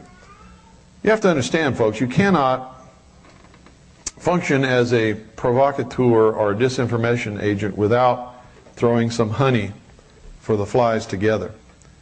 They have to speak some truth. They can't just put out all lies. So part of what Mark Kornke says is true. Most of what he's ever said has been a lie. And if you go through his videotapes and his speeches and you check it all out, you'll find that out. I don't have to tell you that.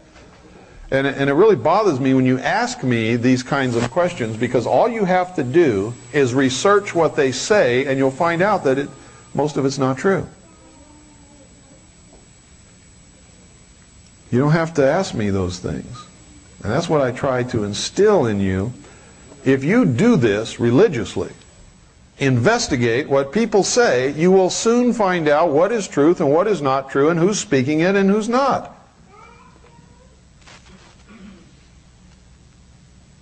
Overnight, listen to me, because this is true and a lot of you are falling into this stuff.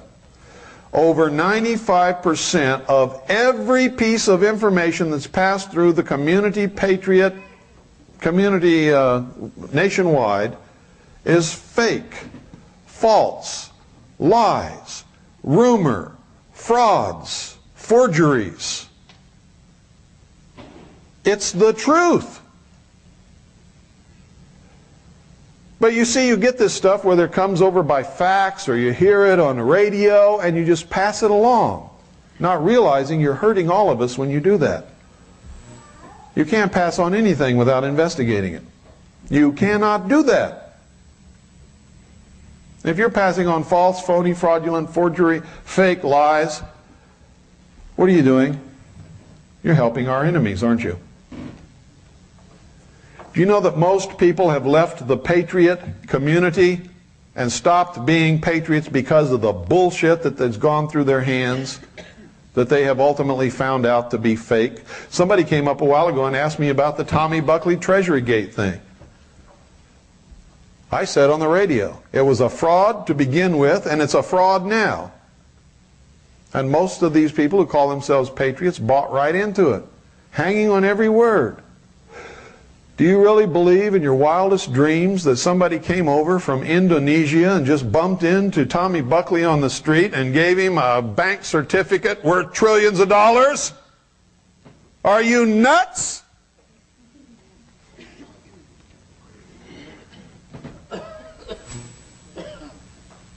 And he's going to cash this thing, and in the meantime he's collecting all this support money and selling all this information and everything. Come on, people, wake up. It doesn't even pass the common sense test. My grandmother would have grabbed him by the ear and kicked him out of the house the minute he opened his mouth. How can people buy into this stuff? How? How can you fall for it? I don't understand it. And there's thousands of other ones. When I say keep your eye on the sparrow, I mean it. Don't get off of these cul-de-sacs chasing will-o'-the-wisps and ghosts and phony gold certificates and thinking you're going to get rich. If you get rich, it'll be because you worked for it, you were doing the right thing, and God supported you. And that's the only way you're going to get rich. Not because some guy came from Indonesia, bumped into some other dude on the street and said, oh, you look like a nice guy, I'm going to give you all these trillions of dollars, all you got to do is collect it. Yep, see you later, send me a letter, let me know what happens. Bullshit. I mean, how far gone can people be?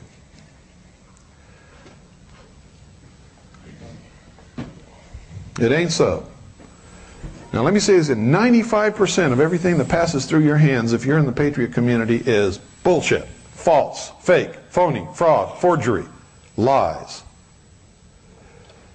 If you want to take me to task on that, you pile up everything you collect for the next 5 months and bring them to Arizona, and we'll sit there and we'll go through it and investigate every single piece of paper you've got.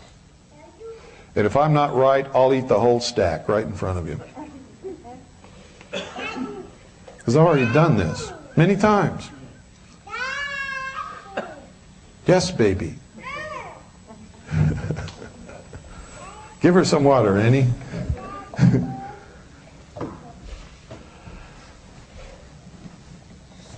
So please, don't do that.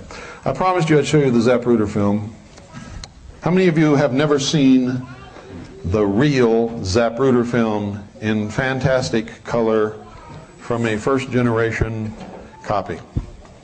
Okay, you're going to see it now. Yes, sir. There was an article in our Bakersfield, California, that's an archive now. She took it over. It's so deteriorated it can't be shown again. And taxpayers have to buy that film. They don't know what the value is, but the guy that. Well, years ago, when I got tired of wondering what was really on it, because I saw so many copies that were doctored and tampered with and were in black and white instead of color, and I knew the thing was originally taken in color, I started putting out feelers. I wormed my way into the corporation that had the original copy of the Zapruder film, and it cost me $16,000, but I got a first generation 35 millimeter color copy directly off the original. So The only reason why I've said anything is kind of coincidence, you know. It was in the paper yesterday's Bakersfield, California, and I'm going to get to see it now. That's kind of a trip. yep, you're going to get to see it right now. Yes. I don't blame him. I can't remember exactly what it was about, but I heard you today bring up the issue with phones. You attended a meeting much like this, right out the vest hall below there. And I'm really upset, not because I think I want to trust Bo, but because it appears that there's a conflict there, and I don't understand why it's there, and I'd like to know.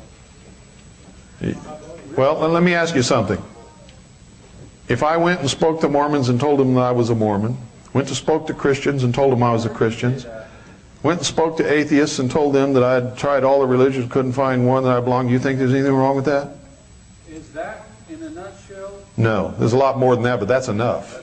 Just that alone is enough. If it's not enough for you, I don't know what to say, but it's more than enough for me. But there's much, much more than that involved. Well, see, I don't know anything about it. What I heard from him and you today is about all I've heard. And I don't know where to go for any more information except to ask somebody. Investigate. One place to start is get all of his tapes and start listening to them and remembering what he says and find out how he changes his story from day to day. Well, I see a little of the switching up on the religious angle. I've heard some of that. There's a lot more than that. When they gassed the Branch Davidians, Bo Gritz went on radio and he said, what they did is against the law. It's against the laws of war. We weren't allowed to use CS gas in Vietnam. It's a lie. I had CS gas on my boat, was issued to me, used it to break off engagements. And then go get his book, Called to Serve. In his book, he tells a story about how he used CS gas in Vietnam, but yet he lied on the radio to the American people. Is that enough? I mean, I could go on for hours. Now, you heard him say that on the radio, didn't you? Go read his book. He also said a lot of things. He accused me in his book of stealing the zapruder tape from a guy named Lars Hansen.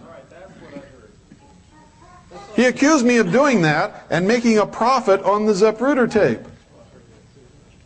I have the radio broadcast where me and Bo Gritz were both on the same radio show with Billy Goodman, and I have played this on my radio broadcast in his own voice. A caller asked, well, Mr. Cooper, if you have the zapruder film, why won't you make it available to the public? And you know what I said right on the radio show, and it's right there on the tape.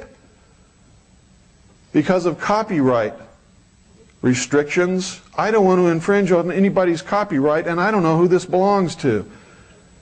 Gritz said, well, if Mr. Cooper doesn't want to make it available, I'll make it available. Just write to me and send me $10, and I'll send you a copy of the zapruder tape. And he started sending them on everybody all over the world for $10 a piece.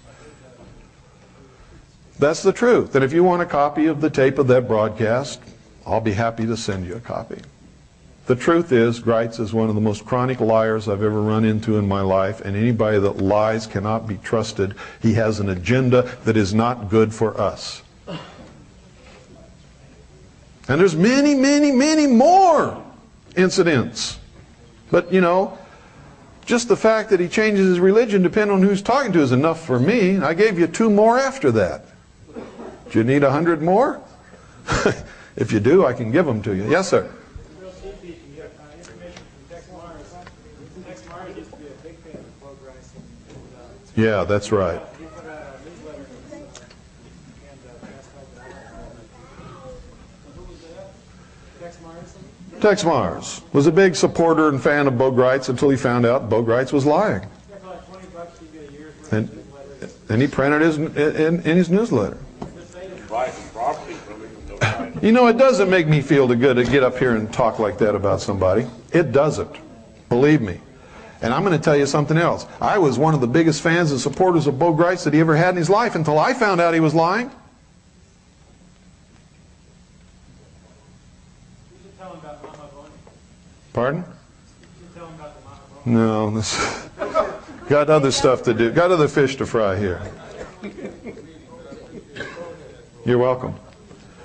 Let me tell you something. What most people get caught up in with Bo Gritz is the uniform.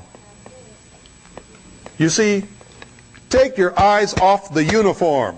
Look at the person and listen to what the person says. There's a human being in there. It's not the uniform. If he said that he resigned his commission, which he has said, Why is he wearing the uniform? If he resigned his commission, how come he's got an officer's rank on his shoulders? What's going on here?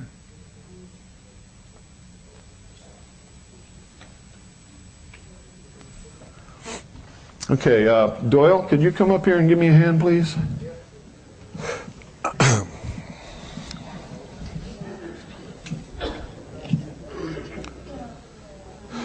I need you all to get in a position where you can see this screen really well. And I don't know where that's going to be for you, so you have to determine that for yourself. Yeah, we are. That's what Doyle's coming up for. If you can help me move this table back there, I guess. And I don't know how to operate that thing, so I'm going to have to ask you to do that.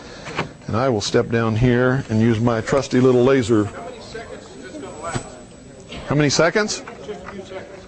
It's just a few seconds, that's right, but you're going to see it over and over again. I'm going to let you see this over and over and over again. Now we need to kill the lights up here so you can see the screen really good. And I don't know how you do that. There you go, that's good. Okay. Pardon? You want me to go forward or just let it go on its own? Just let it go. I don't remember how long this test pattern's on here, but don't take your eyes off the screen because it starts like quick. And it's only a few seconds long.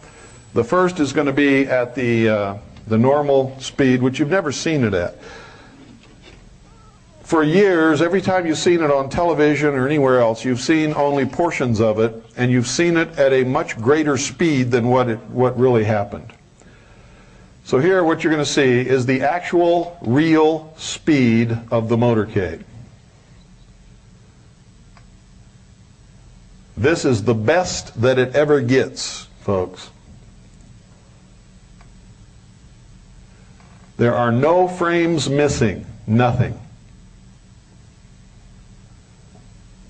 Now if you miss something, don't worry about it because you're going to see it over again.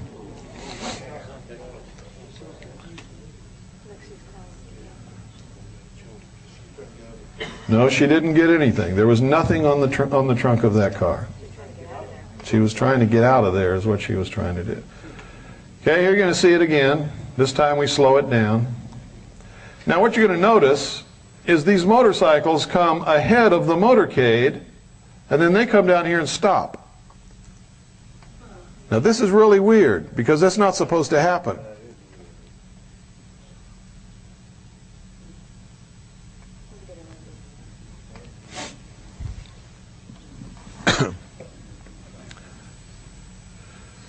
This was made on Kodachrome film with an 8mm camera, handheld by Abraham Zapruder. And the frames on those kinds of cameras, the shutter speed was about 1/30th of a second. So almost every frame is blurred.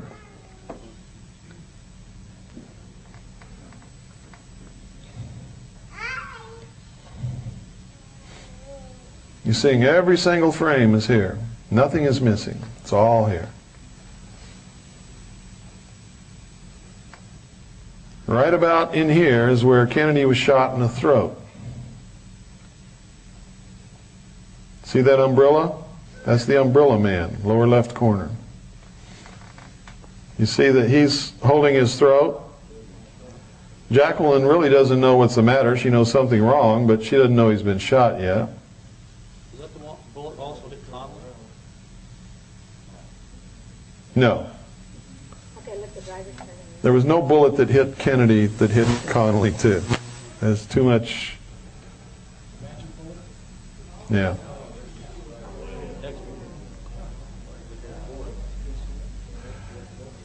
Now, if you'll notice here, look at this. Somebody has scraped the emulsion off the film on Kennedy's head so you cannot see the true nature of the wound. Jacqueline goes to get out of that car. There's nothing on the deck that isn't supposed to be there. There are radio antennas, there are handholds for the Secret Service, but there's nothing else. We've blown it up and examined it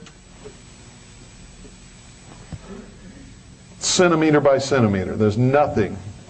And she doesn't pick up anything. Notice that car blocking the underpass?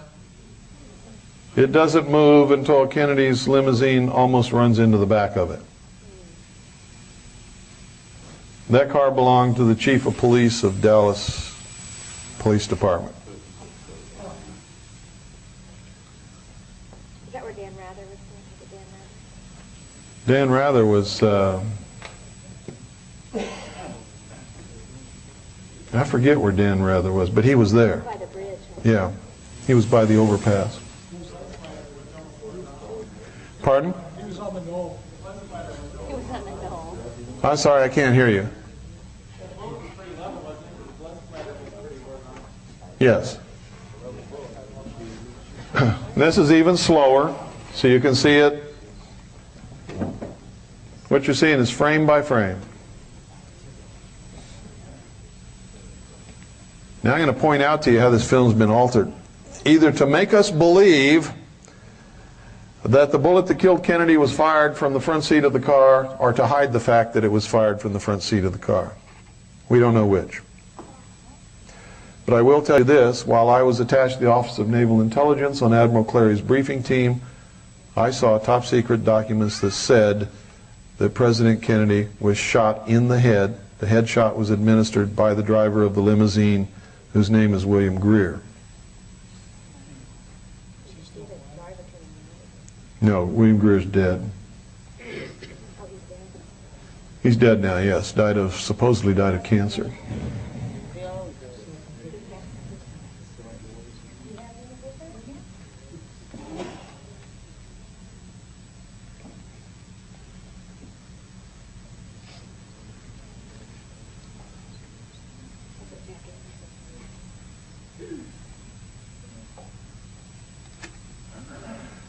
Now you can see some black stuff go across this sign. It's where Abraham Zapruder stopped the film and then started it again. And during the processing, some of the chemicals used to process the film were not washed off the film properly. It's not something someone did to the film.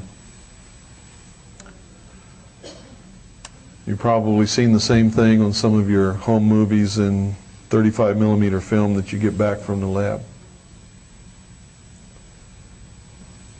You'll see the famous umbrella in the lower left of the picture as the right edge of the sign comes. That's what I was talking about there. And there's another one too. Those are processing glitches. This film was processed really quick after the assassination by a local lab in Dallas. It was given to Abraham Zapruder and then later was confiscated by the government, who took it to the National Photographic Lab in Washington, D.C., and that's where I believe all the alterations to the film were made. Nobody gives up stuff like this willingly to anybody. This is history. This is valuable. Nobody gives this kind of stuff up willingly. There's the umbrella right there. See it? Now, you can see Kennedy holding his neck. You can see Agent Kellerman, who is the passenger, watching Kennedy in the rearview mirror. See him? He's looking in the rearview mirror. The driver actually slows the car down almost to a complete stop against the normal training for Secret Service agents, who are supposed to immediately, once an ambush occurs on the president or any senior government official, is supposed to speed up and get the car out of what's called a kill zone and protect the lives of the occupants of the car, who are supposed to get down on the floor and stay there.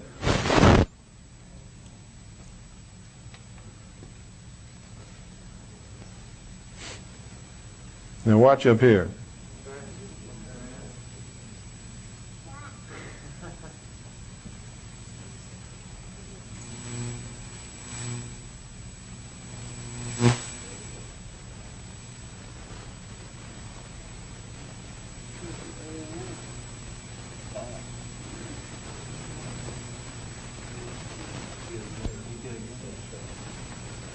Now, when you blow this up and look at it closely, you'll see that the emulsion has been scraped off the film all up here in the front of this car.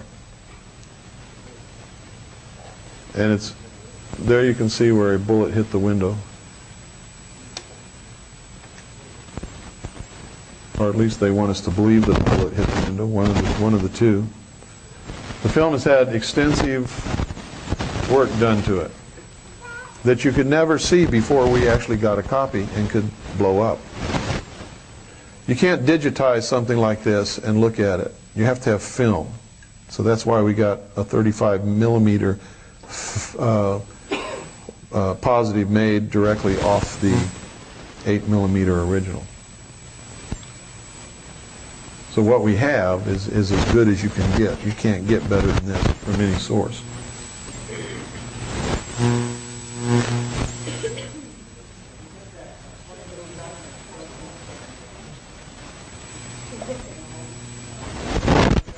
I don't know, because there's some real bad stuff going on here.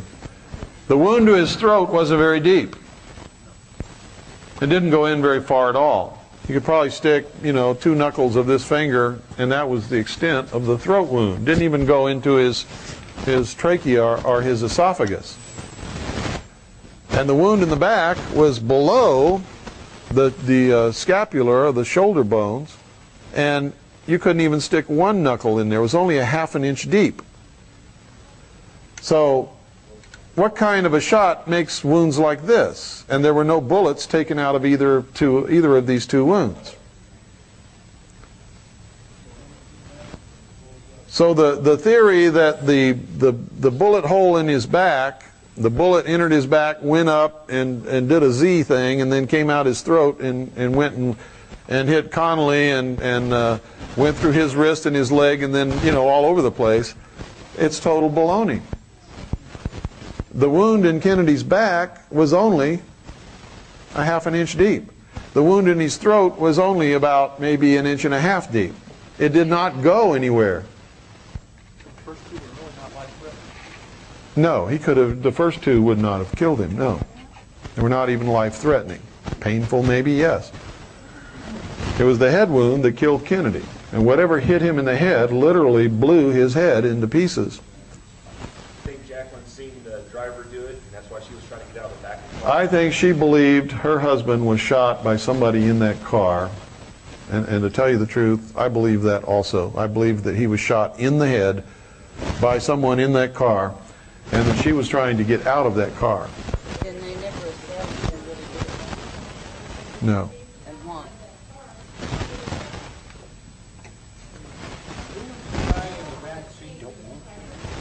Pardon? Colony. Governor Connolly and his wife. Connolly has also made some very cryptic statements. He said that when he fell back, when he was wounded and he fell back on top of his wife, he saw and felt the shot that hit Kennedy in the head. Now, how can you see and feel that shot unless it's right over your face? Supposedly, Jacqueline made a video a few days before her death.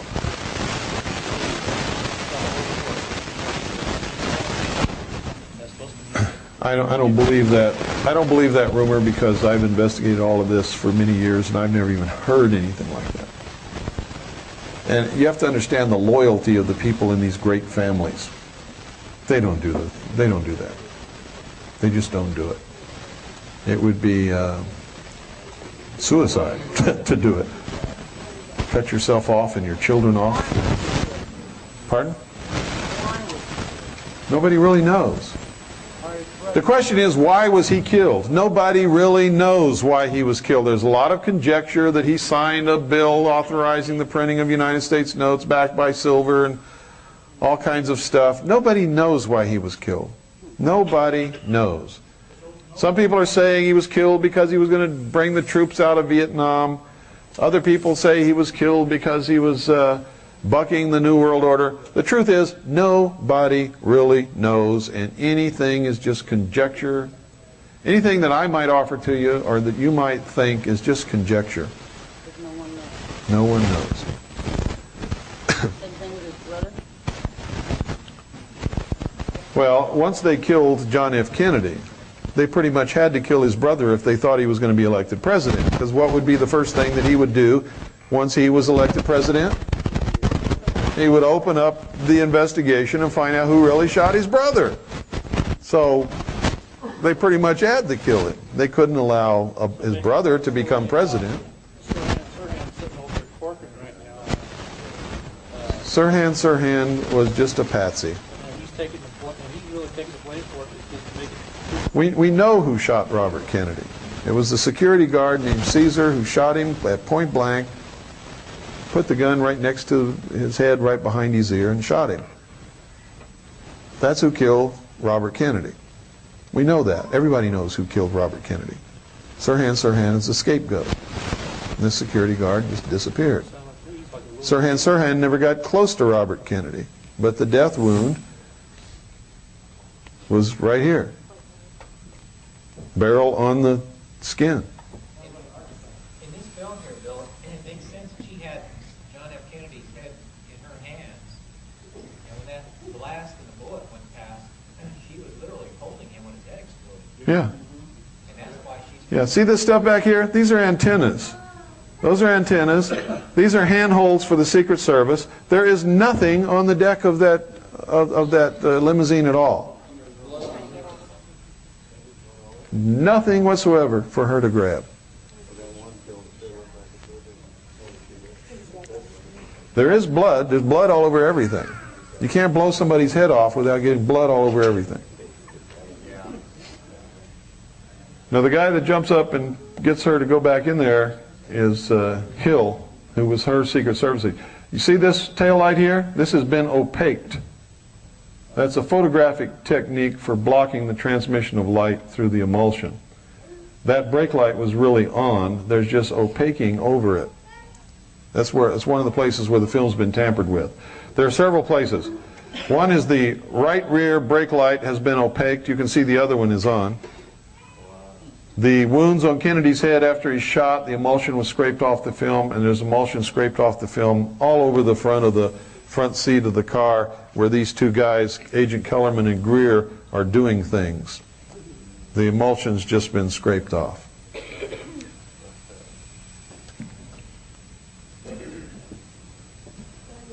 This is the... Kellerman also good? I don't remember if he is or not. Doyle? Where's Doyle? Yo, Doyle? Can we fast forward this to Dealey Plaza? I want to show them what's in Dealey Plaza. Is there some significance to that umbrella that you kept mentioning? We believe there is, but we don't really know, and nobody can prove it. You see, as soon as Kennedy was shot in the throat, the umbrella opened. Now, if you have any experience with intelligence operations, that's a signal. That's saying, hey, he was hit. It kind of seemed odd, a guy to open an umbrella. It's a signal. It's not odd at all if you understand these things. In a crowd, if you're going to have a signal, you've got to have a signal that will not be missed, which means it has to be an unusual thing that happens. And big enough for everybody taking part to see. You see, if you're going to try to assassinate a president, once you hit him, you can't stop there.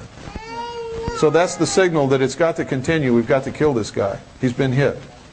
We can't let him live because he'll track us down for the rest of his life. You know. So that's what we believe that it was. Now don't go out of here and tell people that I said that's what it is. That's what we believe that it is. It fits. We don't really know. A guy came into Congress during the hearings and said that he was the guy with the umbrella, and he was just opening the umbrella to protect himself from the sun. The guy that went to Congress is not the guy that was standing there with the umbrella. The guy that was standing there with the umbrella is Gordon Novell. I know Gordon Novell. Gordon Novell is also one of the guys that was caught who broke in to an office in New Orleans connected with the Kennedy assassination and was stealing information and you know. And if you read Garrison's material, you'll know that Mark Lane, how many of you have heard of Mark Lane? Mark Lane's been connected with the CIA all his life. Mark Lane was remember Jonestown? Who was the minister? Jim Jones. Guess who was his lawyer? Mark Lane. Jonestown thing was a CIA mind control experiment. And that congressman got sold onto it? The congressman got onto it. He went down there to investigate it. They murdered him. You know, Bo Bright said that too, that it was a mind control. It was. What I told you about flies and honey? Yeah, yeah. Also, well, is that the beginning of the... Starts like a plaque at the marble. Yeah, that's it. Okay. This is Dealey Plaza. This is a plaque dedicated to a man named Dealey, who was a 33rd degree Freemason of the Southern Jurisdiction of Scottish Rite. Dealey Plaza is built upon the site of the first fraternal lodge in the state of Texas. Remember, they always do things according to symbology and ritual. That's old Mr. Dealey. This is the intersection of Main Street and Houston. Those cars are going up and down Main Street. The cross street is Houston. Now, the quickest and most economical way for Kennedy to get to his next speaking engagement would have been to go straight down Main Street. He didn't. Came to this corner, made a right turn. Went to the next corner, made a left turn on Elm Street. What's significant about Elm Street?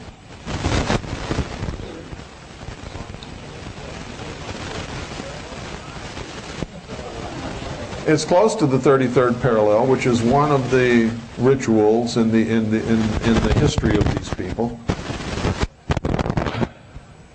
Guess what that is? That's the parking garage where Lee Harvey Oswald was killed.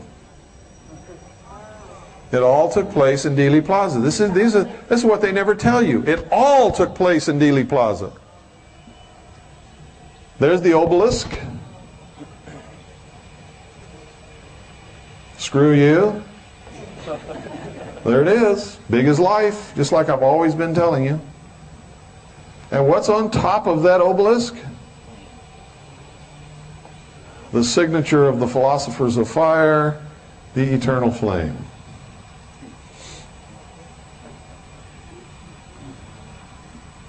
How about that? If you count the blocks in the obelisk, there's 14. What's the significance of 14? It's the number of pieces into which Osiris's body was chopped and scattered about the country before Isis went and tracked it down, and through this mystical intercourse became pregnant with the child Horus. A lot of you are scratching your heads and looking up at the ceiling. What the hell is he talking about now? It's all significant, folks. Osiris represents the sun.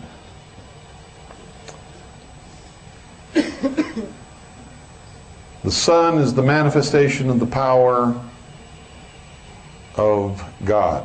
What is God in the mysteries? The intellect, right? Fire is the symbol of the intellect. These are known as the philosophers of fire.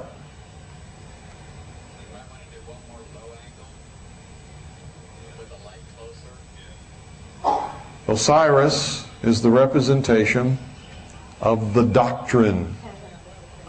Isis, see, First Fraternal Lodge. Isis is the representation of the church. Isis is the feminine. Osiris is the masculine. The sun being the masculine. The moon being the feminine, reflecting the pure light of her master. Doesn't the church reflect the doctrine? And through this mystical union of the church and the doctrine is produced the child Horus, which is the full body of initiates of the secret fraternity of Illuminati. secret order.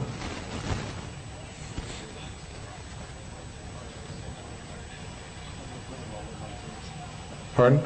My brother-in-law is big in the Freemasonry. Wouldn't like this. No, he wouldn't like it because I'd be exposing what he's involved in. No. No, the highest degree in the Scottish Rite is the 32nd degree. The 33rd degree is a meritorious or honorary degree bestowed upon certain individuals. Okay? And once you're a 33rd degree Freemason, then you can go into the rites of Mizraim, which is another 63 degrees. Then after you reach that, then you can go to the OTO, which is the Ordo Templi Orientalis. Is it possible for you to be a 32nd degree Mason and not know how? No. Nope, they're told at the 30th degree.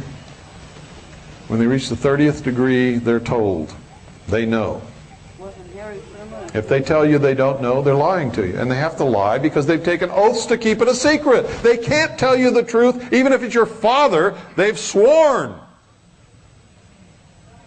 They can't tell you the truth. Ever.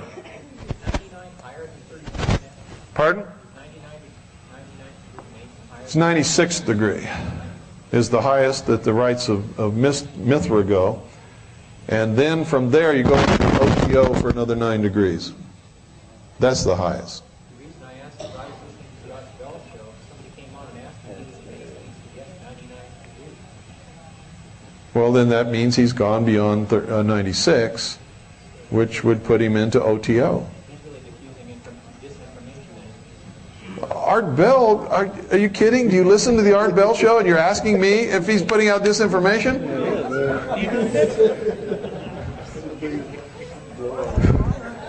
You guys mind if I say a little prayer? Please, Lord. Pardon? Shriners, you have to have attained the highest degree of the Scottish Rite of Freemasonry or the York Rite, which in the York Rite I think is the 13th degree, and in the Scottish Rite is the 32nd degree.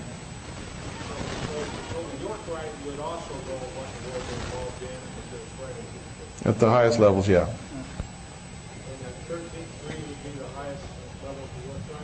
I believe. I'd have to check to make sure. I don't remember the exact number of degrees in the York Rite, but it's much less than the Scottish Rite. Yeah.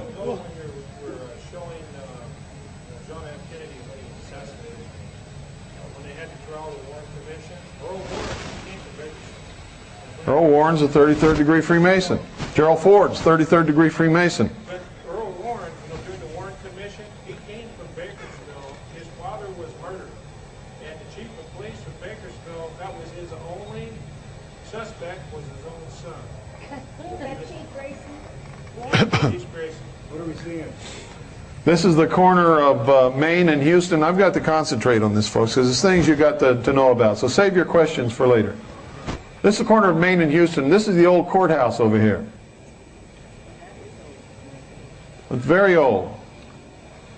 But you're going to see some revealing things here in a minute. See, that's Houston Street.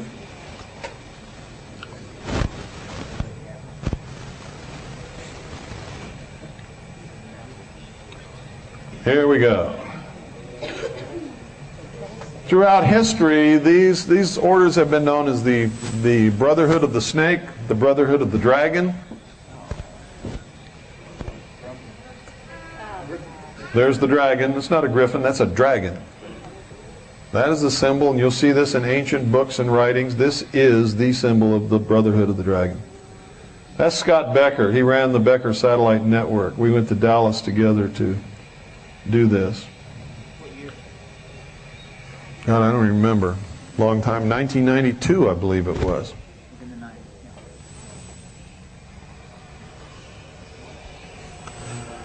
Scott's a character. I really liked him a lot. But when it came to do business, he wasn't too hot.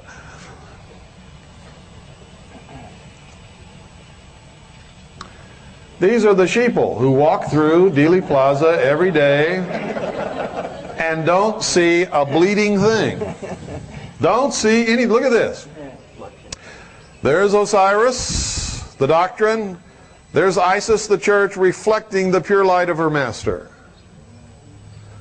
This reflection points directly to the 6th floor window.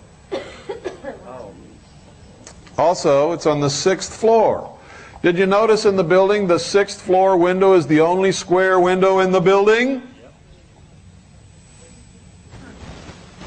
Who is fond of claiming that when he raised his arm to the square?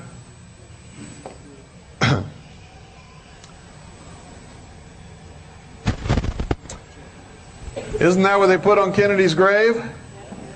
My, my. Insult, they're laughing at us. They laugh at us all the time. They rub it in our faces and laugh because we're so silly, so stupid.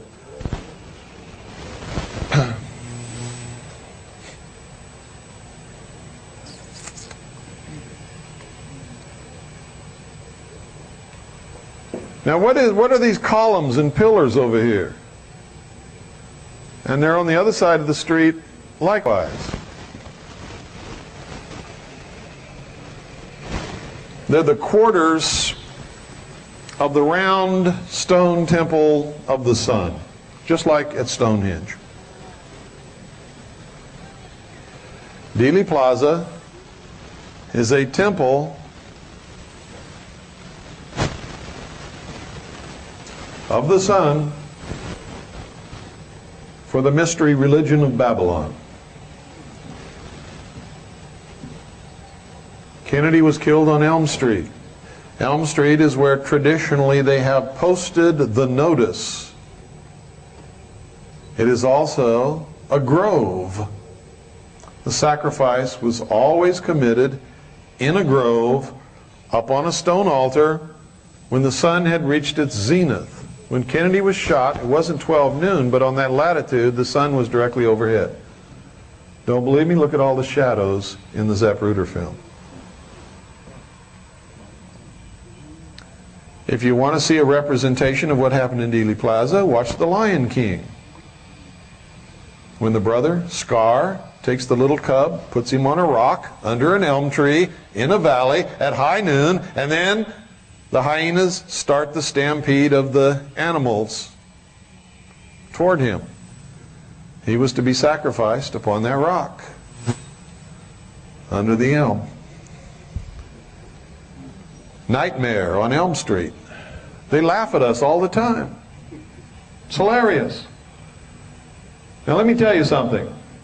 They say that Kennedy was shot from the grassy knoll by an assassin with a high-powered rifle with a scope on it. How many of you are hunters? How many of you have used a rifle with a scope? How many? Okay. For Kennedy to have shot, for anyone to have shot Kennedy with a rifle with a scope on it from the grassy knoll, simply impossible. Why? Does anybody know why? Too close to the target. The hell you need a scope for? By the time you found his head in the scope, he would have been gone. Every rifleman knows that. Scope is only for long distance shooting. From that grassy knoll, I stood there, and I'm going to tell you, from that grassy knoll to where Kennedy was shot in the head was about from here to the corner of that wall right there where the plant is.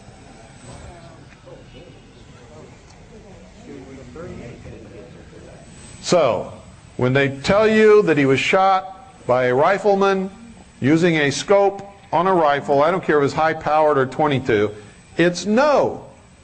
No, no, no. No professional assassin would ever have chosen that place to shoot his target moving from left to right directly in front of him at that close of a range under any circumstances. Wouldn't do it. Just simply wouldn't do it. It's not done. Anybody who would do that is not a professional. would never have been hired or contracted to do the job. Period. The best place to shoot a moving target from is where? Directly ahead or directly behind or in the vehicle up close. Which is the sure thing? In the vehicle up close.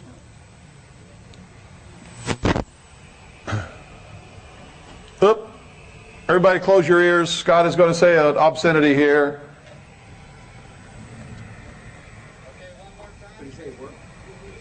No. Shut up, Scott. I forgot about that. I just remembered it.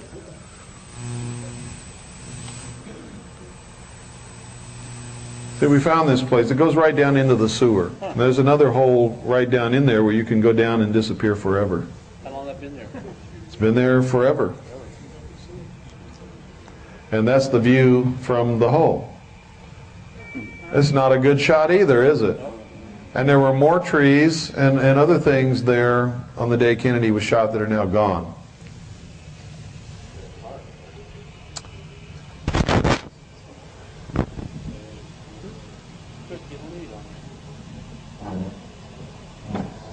No, you couldn't get any lead. And when the car presented itself, it would have been like abrupt, sudden. It's not a good shot either. And this is goes right down into the sewer. Just lift up that plate and wiggle down through that hole and you're gone.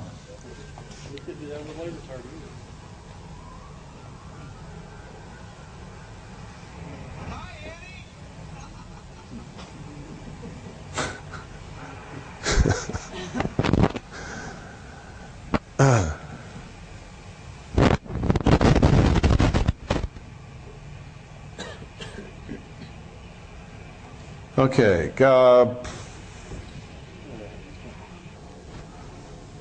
Doyle, can we take this one out and put the one in that has no sound?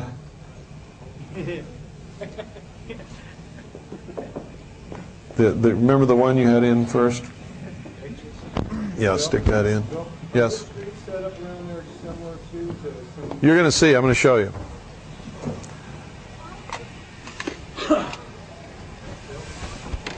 Yes?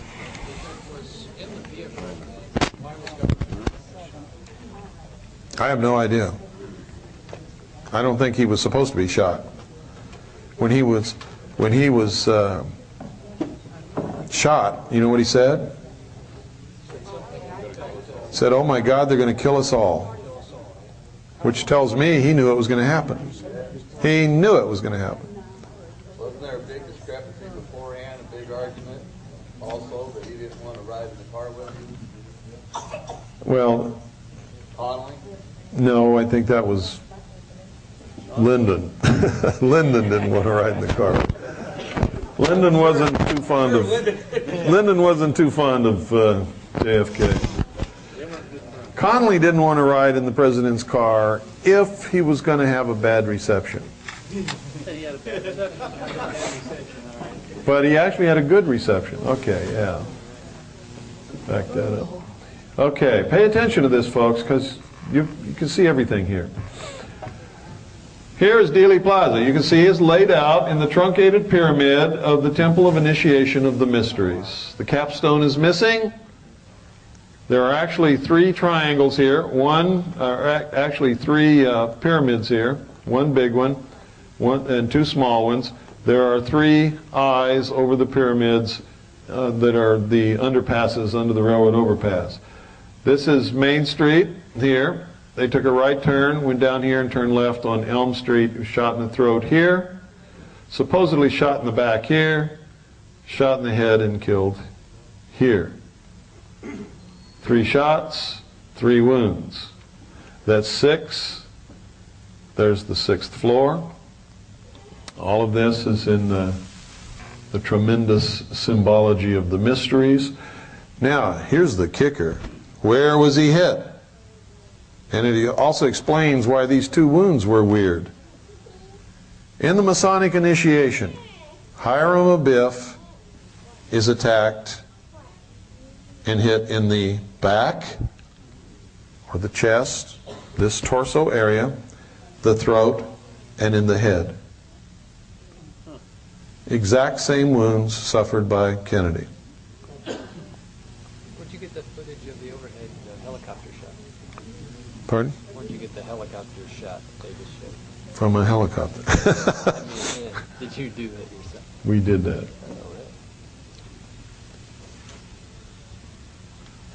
But can we back that up, Doyle? Where'd you go?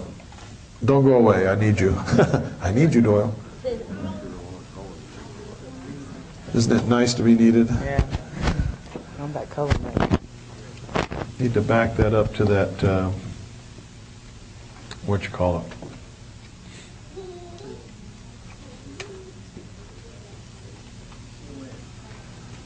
I want to point out to you what all's in there. You can see the, okay, look here.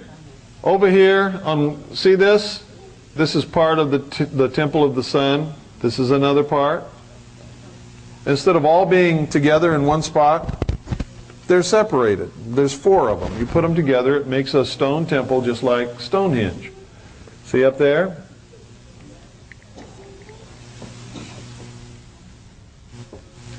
And anyway, that's what I want to show them. You can take that video out now and turn the lights back on. That's what I wanted you to see. That Dealey Plaza is really an occult temple of the mystery religion of the so-called fraternal orders, which is really the ancient mystery religion of Babylon. And Kennedy's assassination was a ritual assassination done in the temple when the sun was at its highest in the grove on a rock. He was the sacrificed king. And nobody really knows what the purpose of it was. Excuse me. But the outcome was that it destroyed the political will of the nation. And it scared the hell out of everybody. If they can kill John F. Kennedy, they can kill anybody that goes against them. Isn't that a message? Who's safe from them? Yeah, oh, you're wrong. Anyone who is not afraid of them is safe from them. Not in that you're not going to be killed. You might be killed. But in that you are their most dangerous enemy. How many of you in here are Christians? If you're a Christian, what are you afraid of? I mean, serious. What is there to be afraid of? If they kill you, what happens? Go to heaven and be with Jesus. So why are you afraid? So why aren't you doing what you know you should be doing all the time? Getting in their face. Telling them you're not afraid of them. I don't care if you kill me. I believe in God. I'm doing the right thing. You can't judge me. God can. Death is not bad. It's a transition to a better world, actually. Now, if you tell me you're a Christian and you're still afraid, what are you telling me? You're not a Christian. You're lying to yourself and you're lying to me. I don't care if you lie to yourself, but don't ever lie to me. Lie to yourself all you want to. Don't lie to me.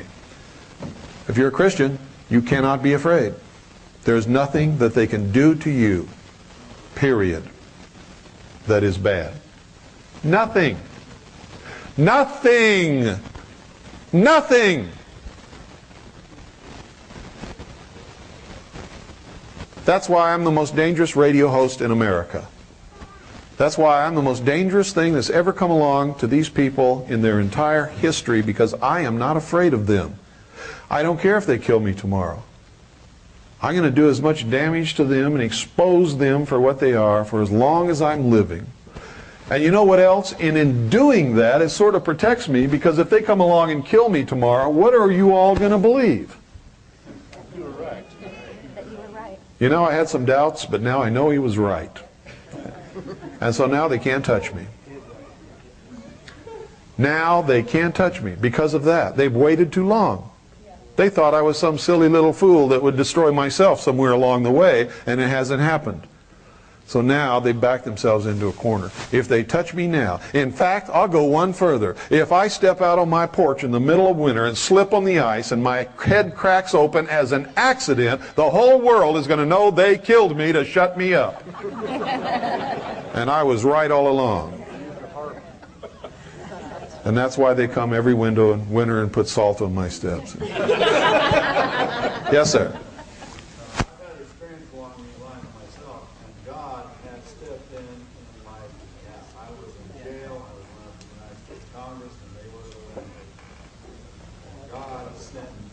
Bulldogs, which are a Hispanic gang, to be my bodyguards.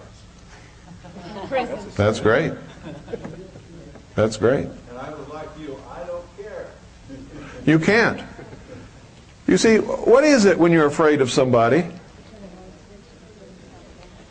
Let me put it a different way that you will all understand. Let me bring it home to you. How many of you file and pay income tax? How many of you that file and pay income tax know that you don't have to? I file. Why do you file and pay income tax if you know you don't have to? No.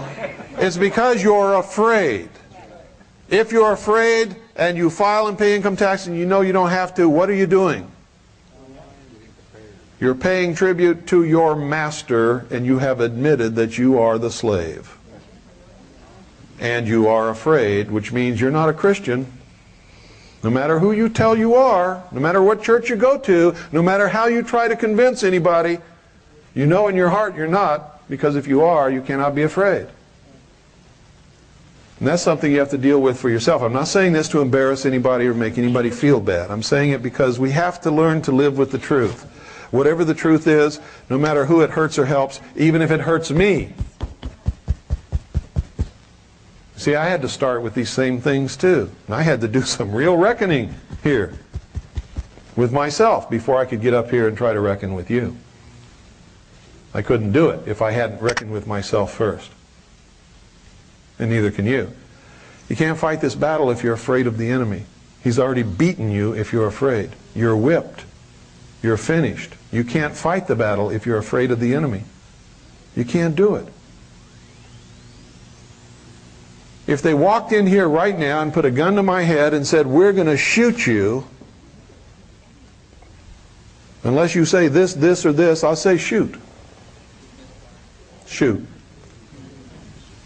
Go right ahead. Pull the trigger. And I'd look them right in the eye, and they can pull the trigger if they want to. And that's the truth. Because I'm not afraid. See, I believe in God. And I've learned in my life that if I'm doing the right thing, God's going to take care of me. And death is what? It's a transition.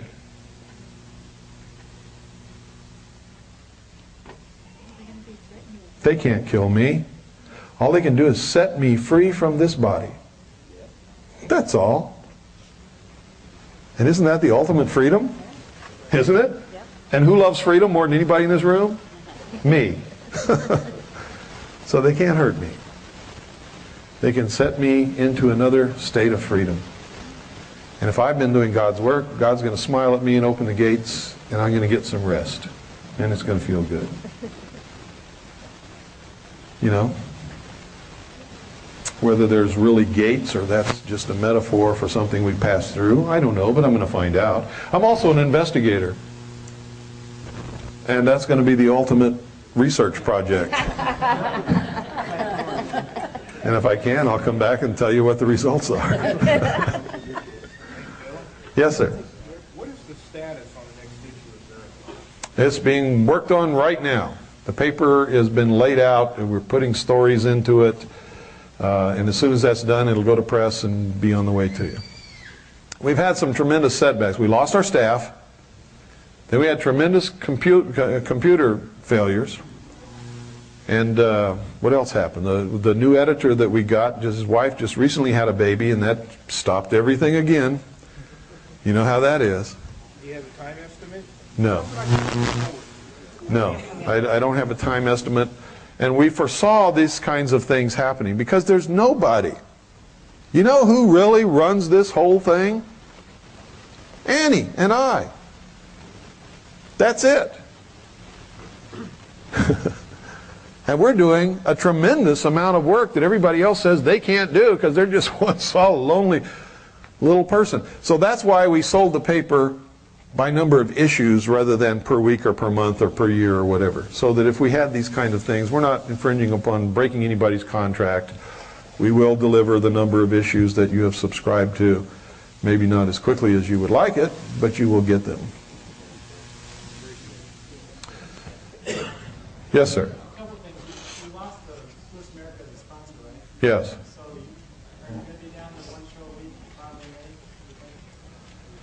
May? Yeah, beginning, I think, about the 7th of May, we'll be going to 1 hour a day for as long as we can. If that doesn't work out, we'll cut down to even less than that. I know you don't realize sponsors, but do you have any prospects? Pardon? I know you're not going to contact sponsors, but do you have any prospects that you might do? No. And to tell you the truth, I haven't really been looking very hard. Swiss America was a great sponsor. They paid for the satellite time for my show only, and for the shortwave airtime for my show only for 4 years. And they're great people. Craig Smith is my good friend. But you have no conception of how much money that represents that he put into the backing of my show. I never took a penny from Craig. He never paid me anything. I never asked him for anything. In fact, the agreement was that if he ever paid me anything, it would be over, because I don't want that. But he put in to the payment of shortwave and satellite airtime probably $300,000-$400,000 easily. And the amount of business that he got back, if you want to know the truth, probably cost him another $300,000-$400,000 because, folks, I probably lost him more customers than he ever gained from my broadcast, because of the controversial nature and because of the fact that I'm just not the most polite person in the world to the socialists who might have been doing business with him. Yes? Regarding taxes too, when you decide not to file, did you file a decision of revocation? Pardon? Regarding income taxes, did you go through the process of filing a decision of revocation? No, I told him to take a flying you-know-what. I sent in nothing. I sent in about 500,000 Freedom of Information requests and got every piece of information that you can possibly get from them about me and about them and how they operate and everything else. And I filed suit against them, which I'm winning. And they don't like me very much. You're still in the process. Yeah. They've tried many ways to put me away forever. And it just doesn't work, simply because, number one, I'm not afraid of them. Number two, I don't believe this thing that the law is too hard for us to understand unless we're an attorney. And I go study the law. Whatever it is they're trying to pull on me, I go get in the law books and figure out what it's all about, and I throw it back in their face, and they go limping away, usually, with their tail between their legs. Yeah? I'm sorry, I can't hear you. Your position is they don't have any jurisdiction? They're not They don't have any jurisdiction. I'm not required by any law to file or pay income tax, and I just flat will not do it. Last time an FBI agent came to talk to me, he asked me about income tax, and I said, I don't file and I don't pay, and you can go back and tell your lackeys that I'm never going to file and I'm never going to pay. Did you judgment proof yourself first or No, I don't need to do that. I know what the law says, and the law says I'm not required. They don't care. They'll come get your car. They only don't care if you don't know the law. And if you don't know how to talk to them and can't represent yourself in court, then they don't care. You can win in court and they'll still come and tow your stuff. No, they won't. They won't tow my stuff. And I'll tell you something else. I'll go even farther than that. The day that they ever try, I will defend myself, my property, and my family with the force of arms until I'm dead. And I don't care if they kill me. Let them explain that to the world. I don't think they want that to happen. They don't want to do that. It's hard to explain. Makes me right too, doesn't it? It's going to embarrass the hell out of them. And the whole world will see a man who's not afraid of them put his life on the line for himself, his property, and his family, and stand up to him and die like a man on television.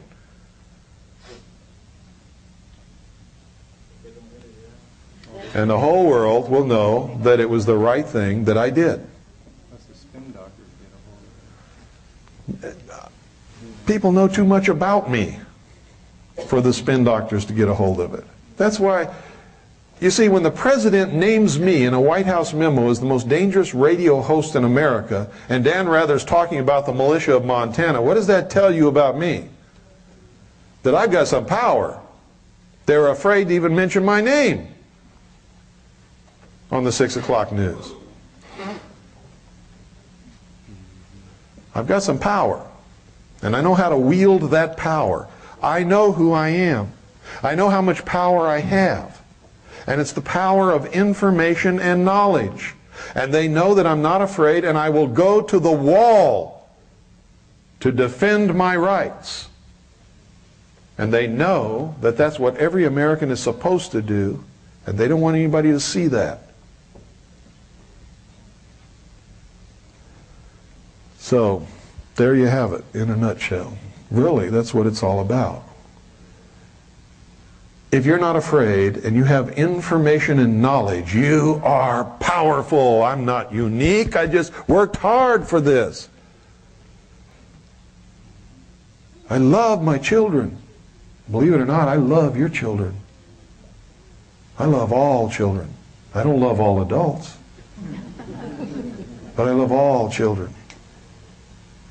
The future belongs to them. I'm going to do my best to make sure they have the best possible future they can possibly have. And if it's not good, nobody can ever put the blame on my shoulders.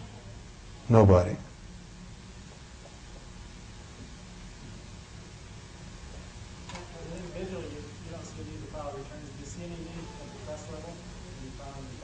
The trust must. The trust is not a natural human. The trust is an artificial entity allowed and protected by the state. The trust has to file returns. Same for corporations. Any artificial entity must file returns. It's as simple as that. But let me show you the neat part about it. Oh.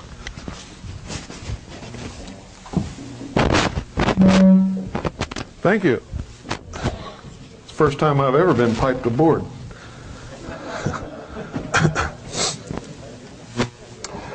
Let me show you the neat part of this. How many of you don't even know what a trust is? Don't be afraid to raise your hands. Okay, you need to find out. If you're interested in a trust, I'm going to tell you there's lots of them out there. Most of them you don't even want to get involved in. Most of them will hurt you. Most of them will not educate you properly. They'll give you a few pieces of paper, tell them if you fill them out and sign them and go file them here or there, that you've got a trust, and it's not true. It's a lie. And it'll get you in trouble. Okay? If you really want to get into a real trust that is solid, and you're willing to do what's required, when you're required to do it, and before the expiration date, fulfill all the requirements of the trust, and faithfully execute the paperwork, and have the meetings of the trustees, and all of these kinds of things, you can have a trust that will be iron-bound, can't be broken, will protect your assets for your children for as long as they live, and it's going to cost you about $10,000. And you can't buy it from me, but I know where to send you. If you're interested, send me a letter, and I'll send your name and address to the people who can do it for you right and who will guarantee the trust for you when it's done. But that's what it costs, $10,000. And they will train you and educate you and help you all along the way. Nobody else will do that. So if you're interested, write me a letter, let me know. Is it worth $10,000? You better bet your boots it is. Just the first year alone, it's worth $10,000, because that's what you're going to pay in taxes without it. Everybody in here, you're going to pay taxes. Most of you are going to pay at least $10,000, maybe more. Hi, Allie. Hi, sweetheart. You want to come up here with me? Come on. So let me just demonstrate to you a little bit about a trust. Come on up here, honey.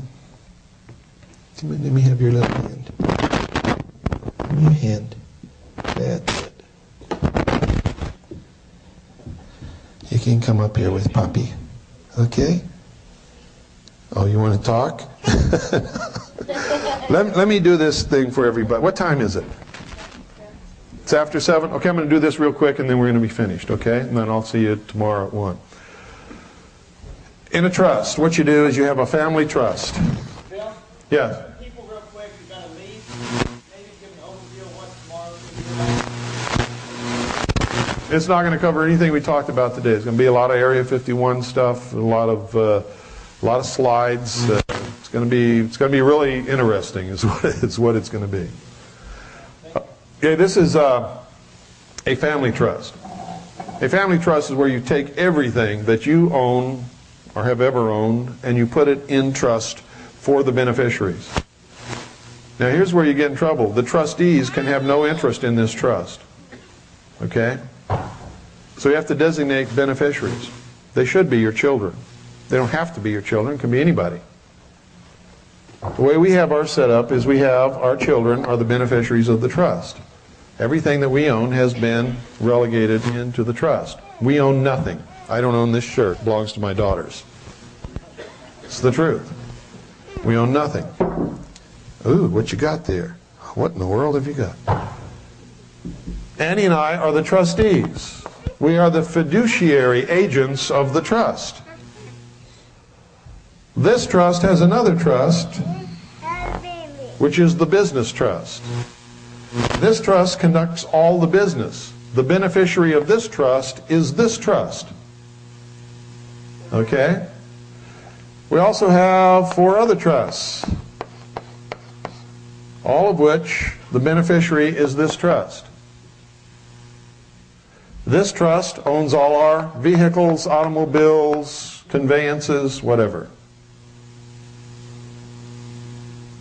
This trust owns all firearms. And I mean owns them. We don't own them. If we want to use one of these vehicles, we have to lease it from this trust. If we want to use a firearm, we have to lease it from this trust for the period of time that we're going to use it, for whatever purpose. This trust, I forget what's in this trust. This trust is, I forget what's in that trust too. There's another trust over here, which is the charitable trust. Everything that's left over at the end of the year from all of these other trusts is donated to this trust and is tax deductible. Those trusts pay no income taxes. This trust is a charitable trust, nonprofit foundation, which pays no income taxes. But every year, 5% of what goes into this trust must go back to the community. This money does not belong to us. The library is in here. 101.1 FM is owned by the charitable trust. It's a community service radio station. Okay? It all goes to the community. This is how we give back to the community, to our country, to our fellow men, to our neighbors. It's not ours. We can't come and take anything out of here. If we need a loan, we can borrow money from this trust, but we have to pay it back. Annie and I, as trustees, are paid a salary by each trust for maintaining the trust. I get $25 a year for each trust. Annie gets the same. We enter into contracts with the trusts that the trusts will pay all of our expenses connected with the education, the rearing, the supervision of the beneficiaries of the trust, and for managing the trusts. It's all legal, it's all lawful, it's all constitutional, it's all approved by the Internal Revenue Service. You cannot get in trouble, period. I don't earn enough money to even have to file an income tax return, even if I wanted to at the end of the year. And if I did, I wouldn't, and haven't for many years before we even did this, when I made a lot of money. Okay? And my daughters are taken care of. If anything happens to us, these trusts are irrevocable, perpetual trusts. They're pure trusts. New trustees would be appointed, and they would have to manage the trusts and take care of the beneficiaries, just as we have always done. The trusts are the guardians of our daughters, not us. Okay? And in that sense, the trustees actually become the legal guardians of the children. There are no estate taxes, there are no death taxes, there are no nothing. The trust didn't die. And it's all done through the Constitution, through our right to contract. And if you still don't believe it, this, what I've outlined for you, is called a complex trust. Next time you look at your 1040 information, look on there and you'll see complex trust. 1041, that's right. Yeah, Gary. The firearms, trust can actually buy a firearm, right? It has to be bought by a person. Well, we owned all of our firearms. But if you were to buy one today, If we were going to buy one today, we'd buy it as an individual and sell it to the trust. and so you did a bill of sale for the trust. Absolutely, yes. For everything. So it's a clean, straight. Absolutely, yes. The family trust literally bought everything that Annie and I own for $10. Everything. We own nothing. I never will own anything.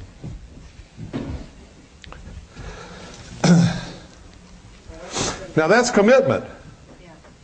What do I need with anything? I happen to know from personal experience that if you fall in love with material things, if you can't turn your back on everything that you own and walk away right now, you're enslaved. That's right. Yep. Literally, you are enslaved. I don't want anything. I don't need anything. And I got to tell you, if our house was to burn down tomorrow and we lose everything that belongs to the trusts, wouldn't bother me a bit. We'd start over. I, of course, would be concerned for the children losing part of their security, to take care of them until they become old enough to quit being beneficiaries and become trustees, because that's what the children ultimately become. They ultimately give up everything that they own also and become trustees. Now this is not frivolous, and this isn't funny, and it's not something that you do lightly, because you truly don't own any of it, and the law says you must take care of it for the beneficiaries, and if you misuse it, or if you're a spendthrift, you're liable to go to jail for the mismanagement of your own trust. And that's exactly the way it should be. Because you see, none of this is ours anymore. It doesn't belong to us. We have a responsibility as fiduciary agents to take care of it in their name. It belongs to them. All of it. And everything that the trusts do, everything that's done by these trusts, is for the betterment of the nation, of the American people. That's our mission statement. That's the purpose of the whole thing. Okay, thank you very much, folks. I hope to see you tomorrow. Good night, and God bless you.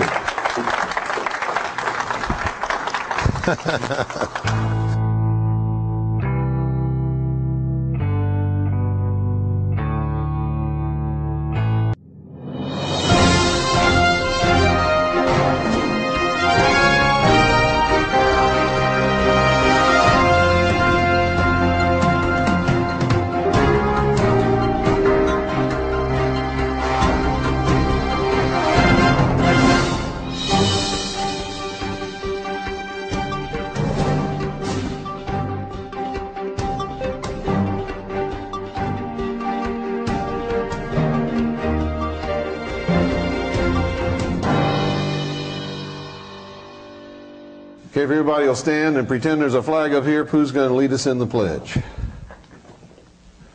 I pledge allegiance to the flag of the United States of America and to the republic for which it stands, one nation, under God, indivisible, with liberty and justice for all.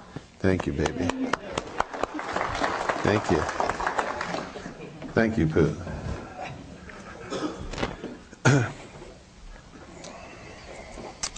You know, yesterday I talked a lot about children. There was an awful lot of people here. Not as many people here today, but I think it's just important to talk a little bit about children before we start today, because that's really what this is all about. I'll be, gee, I've forgotten. I think 54 next month. I don't have a whole lot of more time to stick around here. And Annie and I could probably just go and, you know, make a good living, and with the rest of our life just have a great time and party and do what we want to do. But it wouldn't be the responsible thing to do, because we would be living this total mess to our children who don't deserve it. It's our responsibility to leave them something else.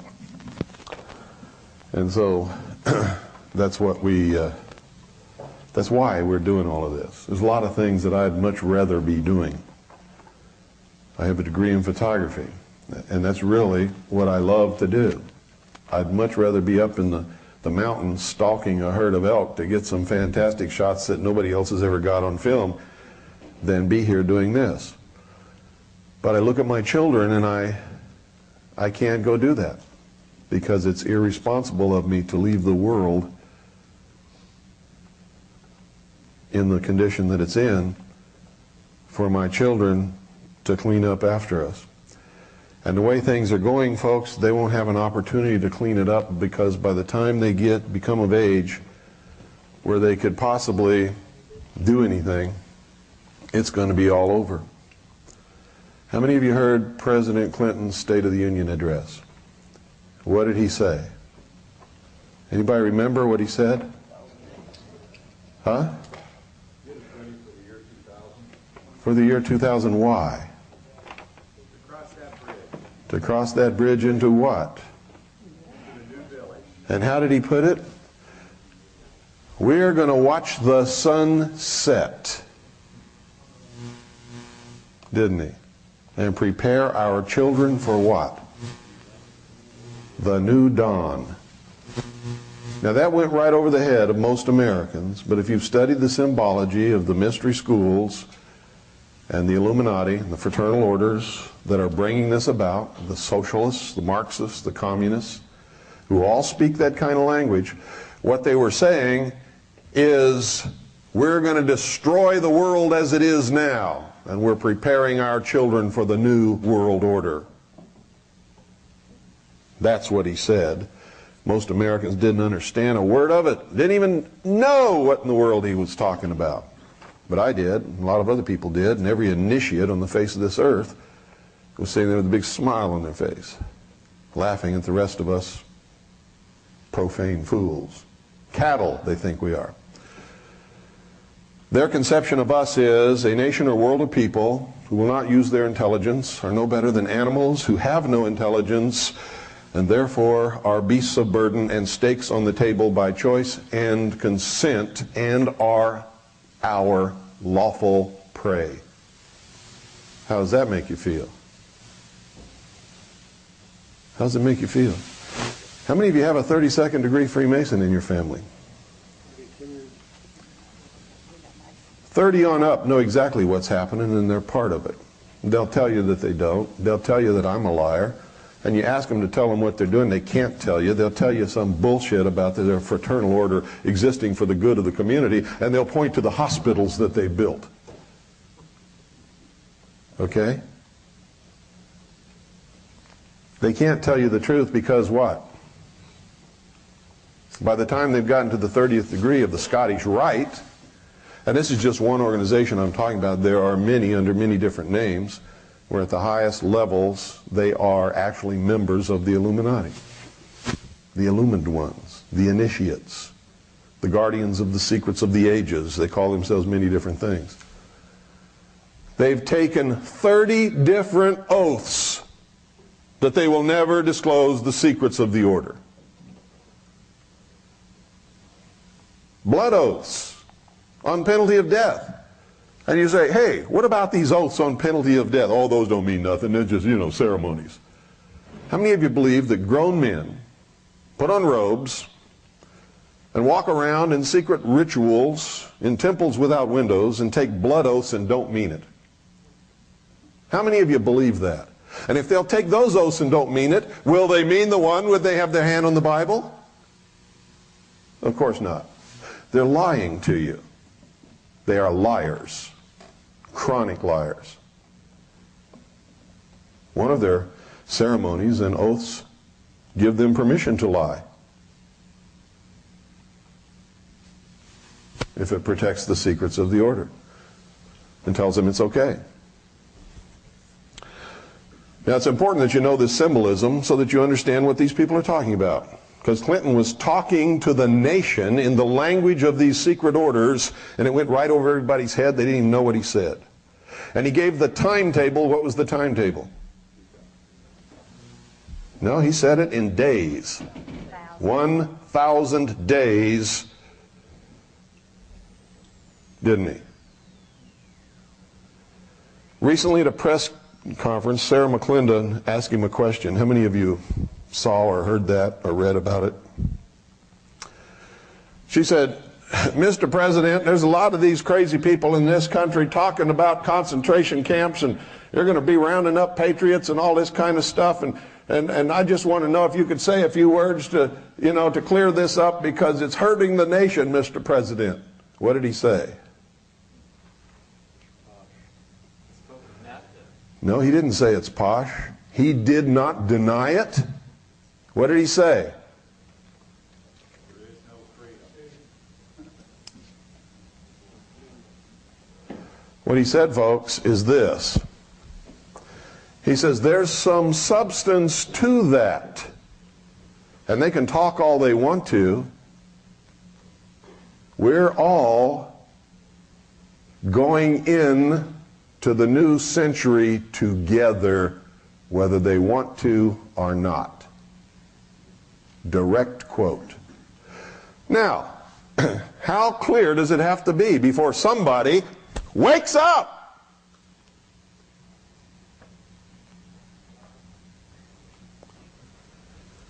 How many days do we have left now?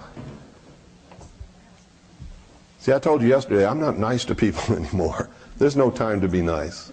No time to stroke you and make you feel good. I got to wake you up quick. And I got to get you ready to fight for your freedom, or you're going to make me a slave because you won't fight with me. Or you'll make me dead because I'm the only one fighting. I don't like those odds. But whether you're with me or not, I'm going to fight for my children. They're talking to us clearly. We don't hear what they're saying because we don't understand the language. We don't understand. How many of you saw the movie JFK? How many of you understood what was going on in that movie? How many of you understood that Oliver Stone told us who killed John F. Kennedy in that movie in clear language? And how many of you understood the message and can tell me now who did it? Not a one of you. Isn't that amazing? How many of you listen to my show on a regular basis and understand some of the symbology? You should have spotted it immediately.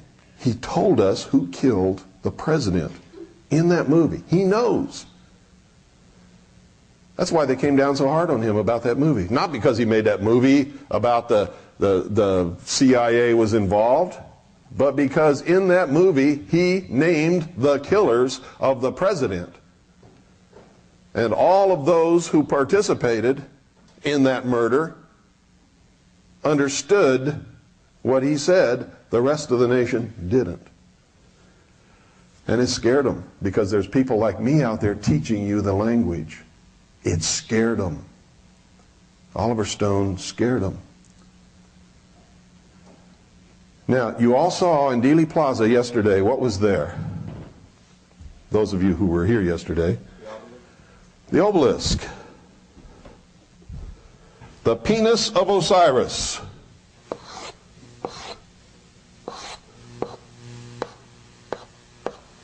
What was on top? The eternal flame. It's divided into 14 blocks, right? I'm not going to put exactly 14 here, but you all know that, right? Right next to it is what?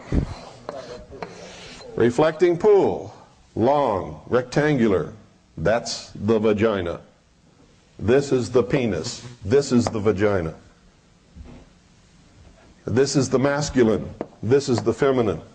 This is Osiris. This is Isis. Osiris represents the sun. The reflecting pool represents the moon.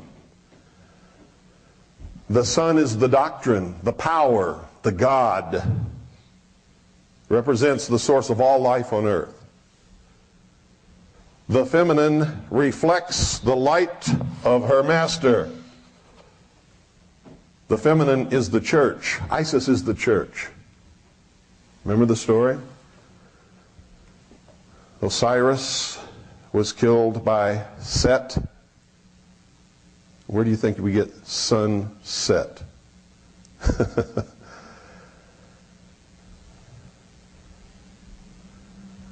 Osiris was killed by Set, chopped into 14 pieces. His body was scattered all over the kingdom.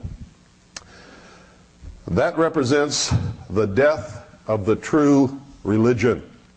The religion of science, the religion of the mind, the religion of ancient Babylon. Was killed by what? What was it killed by? Who killed it? Nobody knows? No. Who destroyed the ancient pagan religions? The Christian religion. Christianity. And Christian kings and queens. Okay? The three blows to Hiram Abiff represent this same story in the Masonic initiation. Hiram Abiff represents the master builder of the temple. The temple represents what? The salvation of mankind, doesn't it? Has nothing to do with Christianity or Judaism. This is all metaphor, symbols that convey a message. He was killed by three profane workers who wanted to know the secrets of the master. They couldn't wait to be initiated and to learn in the proper manner. They killed him. They killed him and they suppressed science, intellect, and the evolutionary progression toward perfection of humanity. This is their story, remember. It's not mine. I'm telling you what they believe, what I've learned in many years of research. Okay? In secret, they gathered together the pieces of the doctrine, the knowledge of the ancient religions. Put them all together in one place, but they could not bring it to life. Through the mystical union of the doctrine in secret with the church, behind closed doors of the lodges, this mystical union has produced the rebirth of Osiris, the intellect that was killed, as the child what? Horus. The sun rises on the horizon. Horus, the rebirth. The symbol of all of this together is the phoenix bird, who suffers the death, the mystical rebirth, and rises from the ashes of the destruction which killed it. So you have Osiris and Isis, represents the doctrine in the church, revitalized in secret, bring forth through this mystical union of the masculine and the feminine, the child Horus.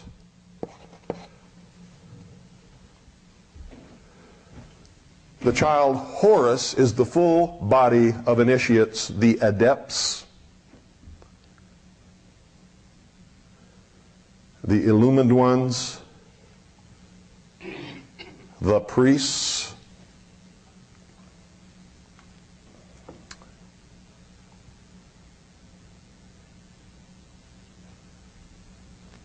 this was all represented in the ancient Egyptian mysteries as Osiris was killed by Set, sunset.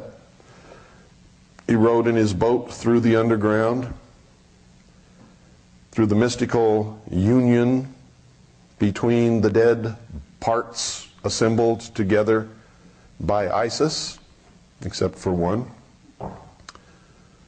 There produced the next morning the child Horus, which is the rising sun, who would then go to the zenith, do his father's work in the temple, become Osiris, dying, and the whole pattern would repeat itself again. It meant something different in those days than it does now. What I've given you here is the modern interpretation. And these people have one goal. They have a great plan to unite all humanity on this earth in one world government, eliminate all existing religions, and put shackles on the mob. That's their goal. They're sworn to that. Everybody in America looks around for the enemy. They can't ever find the enemy, because the enemy is your mothers, fathers, grandfathers, brothers, sisters, uncles, aunts, and friends next door who belong to these secret orders. Freemasonry, AMORC, the Rosicrucians, the Knights of Pythias, the Knights of Malta, the Knights of St. John of Jerusalem, and I could go on and on and on and on. The ones at the lower levels don't know dip about what they're involved in. They're the fools. The ones at the highest levels are members of the adepts, the Illuminati, who work behind the veil, who are the 1,000 points of light, to bring this to fruition all the time.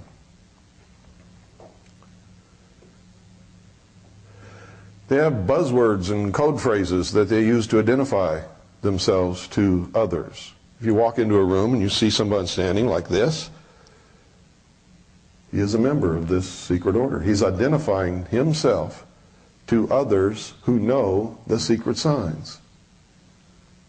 He has his feet in a 90-degree angle, and that tells every other adept in the room that he is one of them.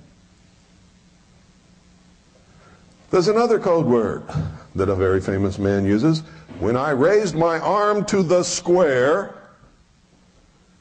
because when they take their initiation, they become in the 3rd degree, they put their arm on an open Bible on a square. Never heard that before, did you? There's a lot of other ones. Oh, are you a traveling man? Oh yes, I travel from west to east. And what are you seeking? I'm seeking the pure light of knowledge. Or I'm seeking the light of the Master. How many of you have heard people talk like that? Anybody in here?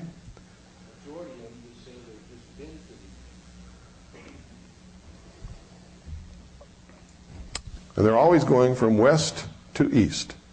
Why? Where does the sun rise? In the east.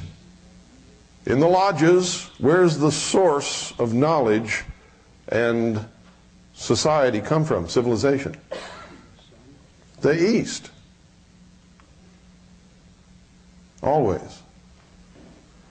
Why does the master of the lodge have his chair in the east? He represents the rising sun, the new dawn, the golden age. See, when Clinton made that statement to the Congress and to the world, he was delivering a message.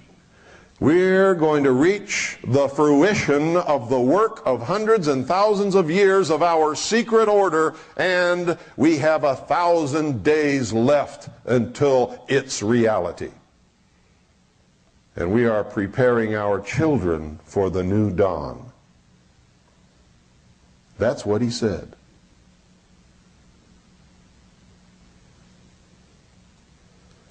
I've been trying to warn America for a long, long time. Time has run out, folks. It's all over. You have some serious decisions to make. You're either going to bend down and put the chains on your own ankles, or you're going to stand up and fight for freedom. And you better be making those choices now, because the day the fighting starts, it's too late to make your choice. You won't be prepared. And you're not too old and you're not too young. Because in this battle, you can't sit on the fence. You can't sit on the fence. So here we have. What do we have in Washington, D.C.? What is this? Washington Monument. Well, if this was a Christian government, why do we have the penis of Osiris standing in our capital city? Next to a representation of the pagan goddess Isis in the reflecting pool. And what is at the end of the reflecting pool? Pardon?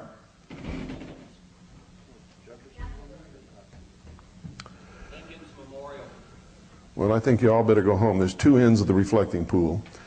And I think you better take a good look at a map of Washington, D.C. and find out what's there. Okay? That's your homework. Find out what's there. Where is the seed of the child Horus germinating?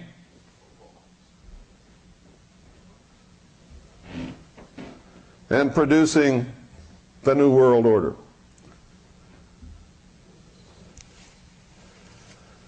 Washington, D.C. wasn't built by Christians, folks. No, sir. And no, ma'am.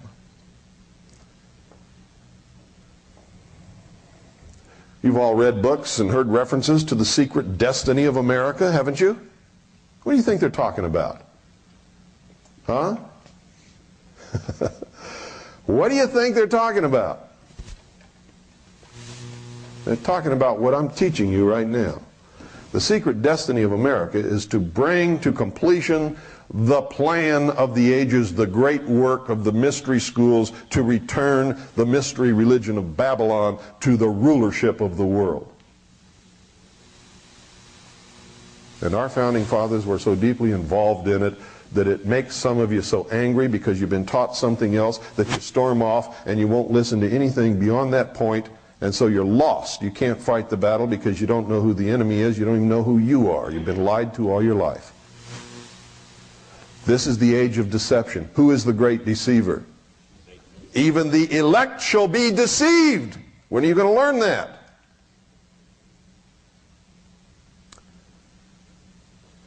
How can you claim to be the elect if you're a Christian and then get insulted when I tell you you've been deceived? Your own book tells you that. You've been lied to all your life. All of us, not just you, me, everybody. I wasn't born with this knowledge. Most of my life was spent in stupid occupations and endeavors that meant absolutely nothing to anybody anywhere except in my silly mind. Until one day, I got a glimpse of the truth when they accidentally put me into a place where I had access to a lot of top secret documents that I should never have seen. And all of a sudden a light came on in my head, and I spent the next 20 years trying to figure out what it all meant.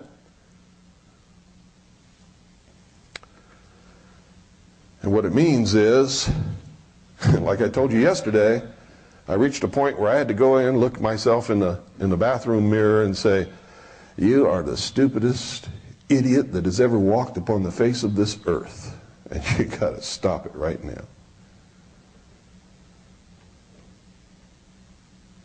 And there's nobody who's going to escape that. And if you haven't done it yet, you're going to have to do it someday, because it's true. You don't want to do it, but you got to do it. That's what's neat about doing it in the bathroom. Nobody has to see. Okay? You're not going to be embarrassed except to yourself.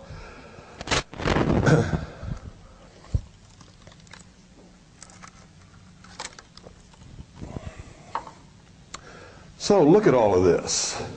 You know what it means now. You know that they're speaking in a language that you've never understood before. Now you know how to decipher that much of it. Now go back to JFK. Remember when he went to Washington, D.C.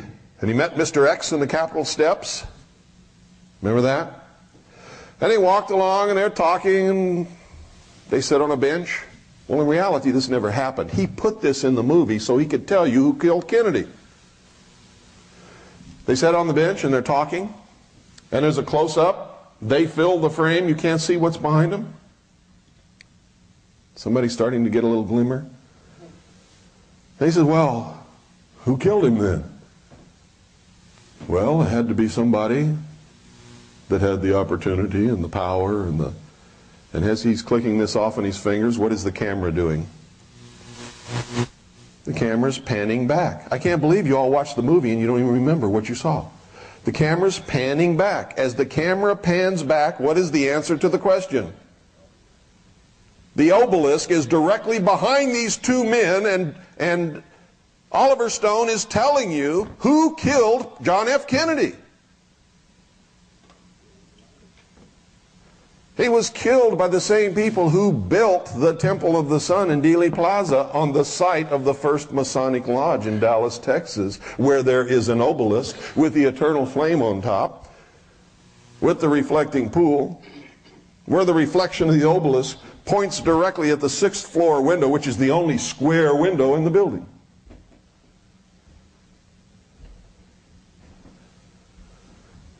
Where there are the 4 quarters of the Temple of the Sun.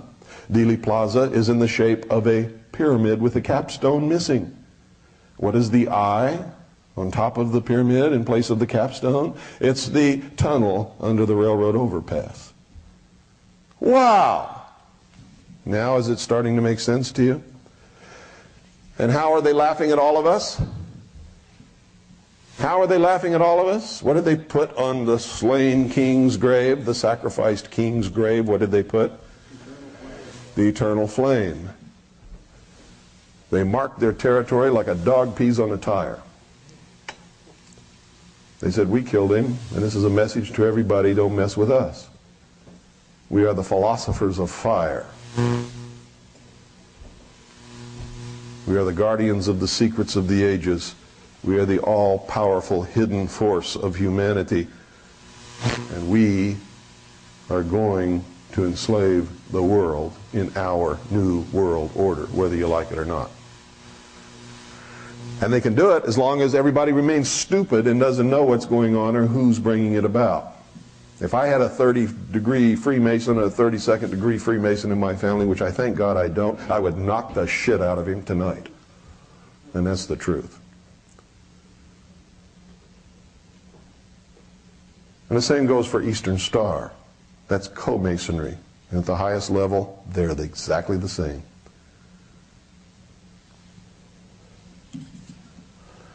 I know some of you don't want to hear these things, but it's the truth. Now I'm going to play a little videotape. And it's you saw part of it, some of you tomorrow. Now I'm going to play it all the way to the end. And if Doyle, if you'll come up here and start that.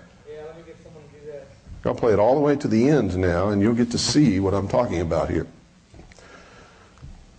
You're going to see Dealey Plaza as is laid out. You're going to see what's in Dealey Plaza in reality. You're going to look at it. And then at the end, you're going to see some clips from Oliver Stone's film. And it's going to hit you right upside the head with the reality of the recognition of the lesson that you just received. And you're going to be staggered by it if you really care about what's happening in this country.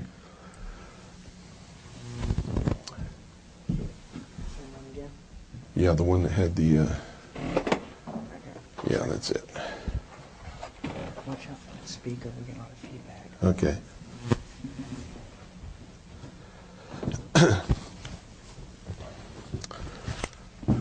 I'm going to come down here where I can do that kind of stuff.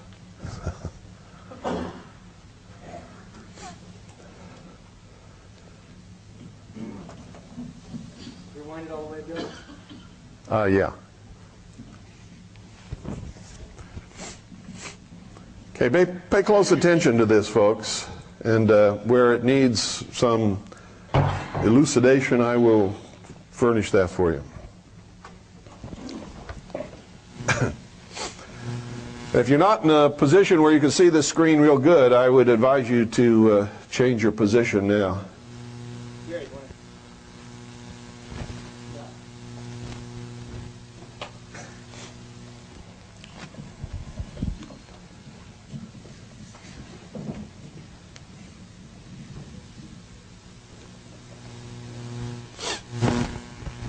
This is Dealey Plaza. You can see that the layout is in the shape of a pyramid with the capstone missing up here. But there is a railroad overpass which creates the eye in the triangle that's normally above it. These are the four quarters that the pencil is pointing out of the Temple of the Sun, just like Stonehenge. If you take these four quarters, this is on a grassy knoll. This is right over here by the obelisk and the reflecting pool. This is right across the street, and then there's another one over here. If you put them all together, it would make a circle right in the middle, just like Stonehenge. This is Main Street here. This is Houston, where they turned right and left onto Elm. The first little X there is where Kennedy was shot in the throat. This is supposedly where he was shot in the back, and this, of course, is where the killing blow, the headshot, was administered. These are the exact same wounds suffered by Hiram Abiff in the Masonic initiation. Blow to the back, the throat, and the head. This is an aerial view from helicopter of Dealey Plaza and a couple of the sections of the Temple of the Sun. That's the grassy knoll. There was nobody on the grassy knoll with a high-powered rifle with a scope on it. It's the corner of Main and Houston. People go to Dealey Plaza every day and walk around and don't see anything. Right over here is the entrance to the parking garage where Lee Harvey Oswald was shot. See, everything took place in Dealey Plaza. It had to. It had to take place in the temple. And what time were they moving Lee Harvey Oswald that he was shot? You see, it always happens at noon. The sacrifice is always made at noon. Here's the obelisk. If you count those blocks, there's exactly 14. There's the eternal flame. If you notice, all the windows in the book depository building are domed. All of them, except for one. The 6th floor.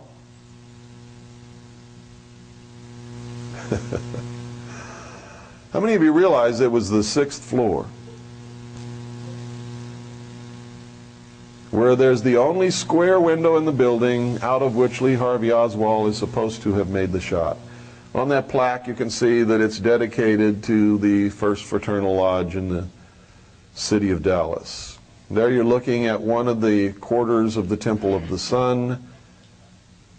Here's the obelisk, the phallus of Osiris, with the eternal flame on top. First time I walked into Dealey Plaza, I knew instantly what had happened there and who did it. Nobody had to tell me.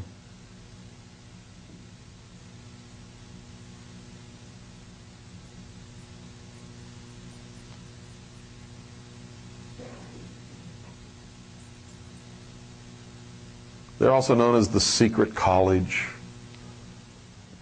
the secret government.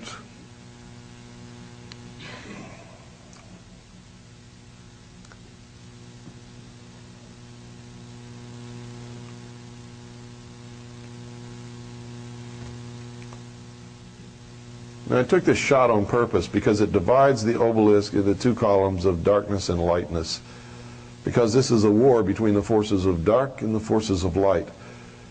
But the enemy is the great deceiver, and so he represents himself as the light. This is Isis, the reflecting pool. the feminine, the vagina. The reflection of the obelisk in the reflecting pool points directly to this window. That's the only square window in that building. Even the ones up here have domed tops to them. They keep that window propped open all the time with a little box in there so the public will know which window Lee Harvey Oswald was supposed to have shot John F. Kennedy from. However, he was not up there. This is where Oswald was shot, in the parking garage there.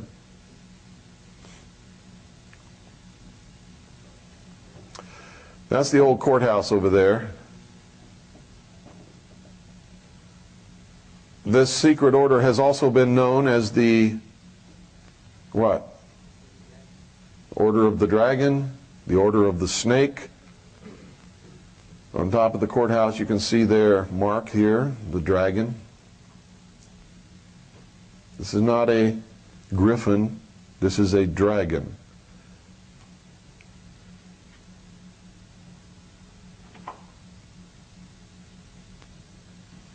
Look at all those people, oblivious.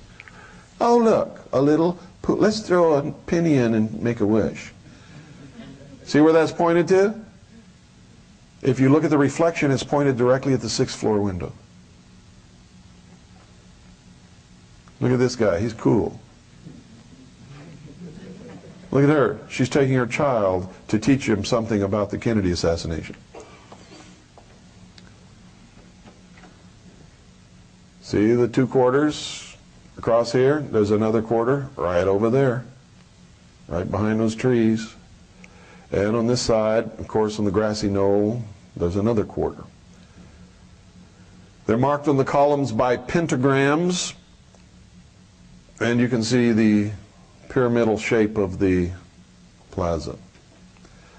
This is behind the grassy knoll looking at the railroad tower. There's the 1 quarter of the Temple of the Sun. I've stood there. No professional assassin would ever make that a point from which to shoot at anyone to assassinate them moving along Elm Street. In the first place, the target is too close. In the second place, there are trees and bushes and signs all along here. You'd have to be more than an expert marksman. You'd have to be Jesus Christ himself to make that shot.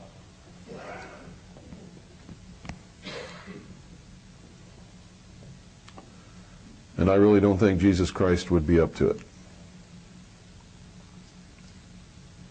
That's the railroad tower where you've heard testimony about. Right over here is where Zapruder stood, right on there. See that little wall? That's where he was standing when he took his famous Zapruder film. Right there is where the car came around the corner, turned, and came down this way.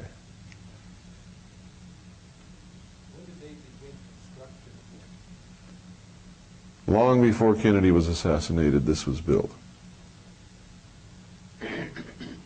Now, if you go back and read the writings of the adepts of this order, you'll see that there's certain things had to transpire in order to create the New World Order, and one was to sacrifice the king. Another one was to change matter into energy, and all of these things happen on the 33rd parallel. All of them. Why? Anybody know why? Now, as the sun traverses in its path from midwinter to midsummer, it traverses what? 33 degrees. 16.5 degrees on each side of the equator. Isn't that true? Is that 33 degrees? You bet your boots it is. So, it begins its work at 30 and ends its work at 33. Coincidentally, so did Jesus Christ. So do the Illuminati.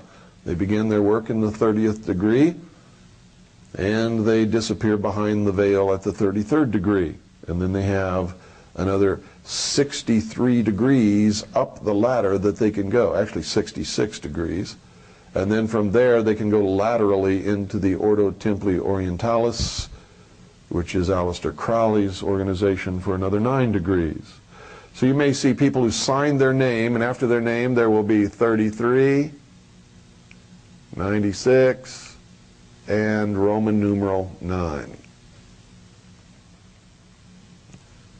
Those are the highest adepts in the secret orders that are bringing about the destruction of the world as we know it. This is from the railroad overpass.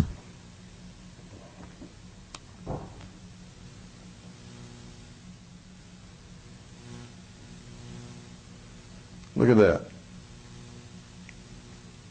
From the railroad overpass, or from down where Kennedy was actually shot in the head, you look up, that pyramid of that other building is right above the spot on the book depository building, under which is the square window from which Lee Harvey Oswald supposedly shot John F. Kennedy.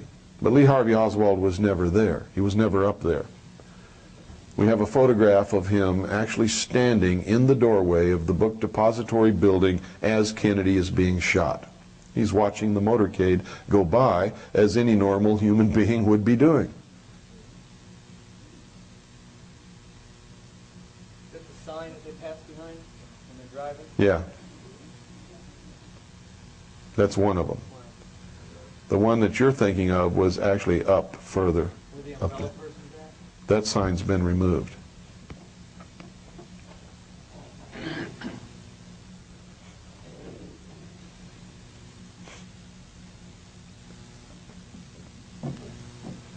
There were also 3 hobos found in a railroad car who were arrested and then let go. One of them, of course, was who? Howard Hunt. We also know the identities of the other 2. They represented the 3 murderers of Hiram Abiff in the Masonic initiation. Jubelo, Jubelum, and Jubela. They had to be there because this whole thing is symbolic, it's ritualistic.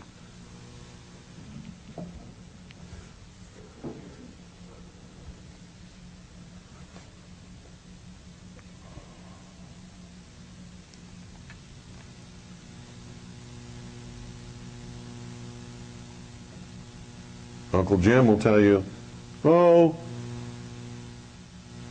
we don't do anything in Freemasonry, we just, just a bunch of guys get together. Really? When did Uncle Jim become so stupid? Grown men don't do that. Especially with the huge amounts of money you have to pay. Look at that. To go up through the degrees. It costs a lot of money to be a Freemason. Did you know that? It's not cheap.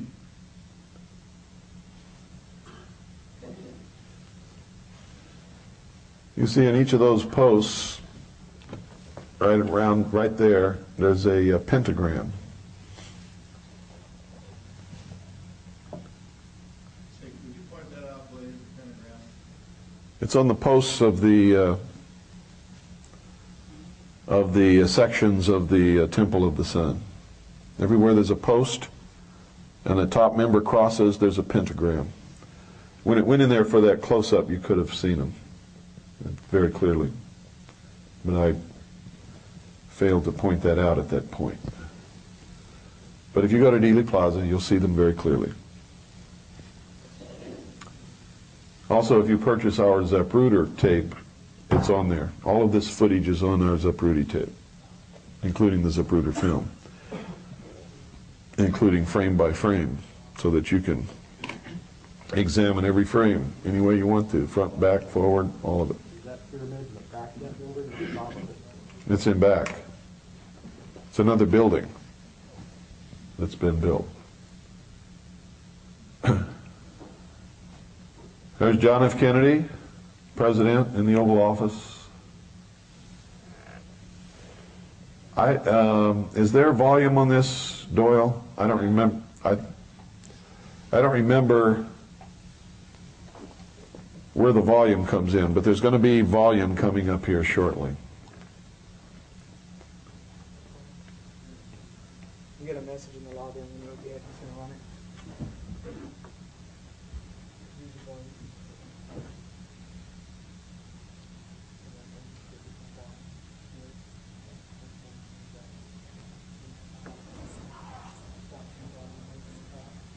1974, they had a big white circle on the window of the book depository. When I went by it, did that have any relevance? The white circle is one of the symbols. It's the snake eating its tail. Usually you'll see that there's a dot in the center of the circle. That's the symbol of the phallus of Osiris also.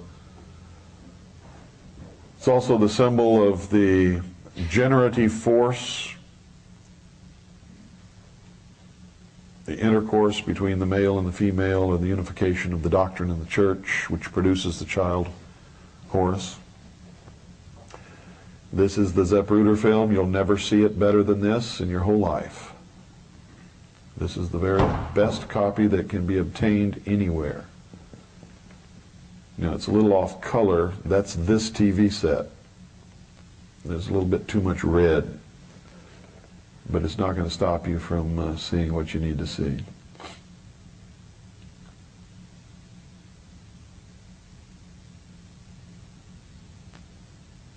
She wasn't retrieving a part of his skull on the deck of that limousine. She was trying to get out of there. See that white car under the underpass? That car was there and didn't start to move until Kennedy's limousine almost ran into it. That car belonged to the chief of police of Dallas. I should say the Dallas chief of police. Here it is a little slower.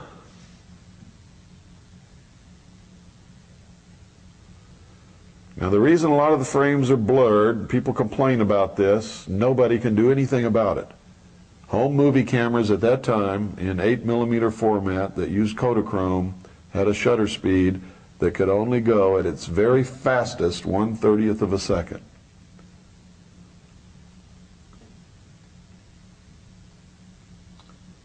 So if you're hand holding any camera, I don't care how good you think you are, and you're shooting at 1/30th of a second, you're going to have most of your photographs come out blurred, especially if you're tracking something that's moving. Every once in a while, through a trick, see, here's the umbrella. Every once in a while, through a trick of fate or accident or something, you will get a perfectly clear picture, but it's very rare. Kennedy's been shot in the throat. Somewhere along here, he's shot in the back. You can see when Connolly gets hit because his cheeks puff up and he falls back into his wife's lap. You can see up here, watch this.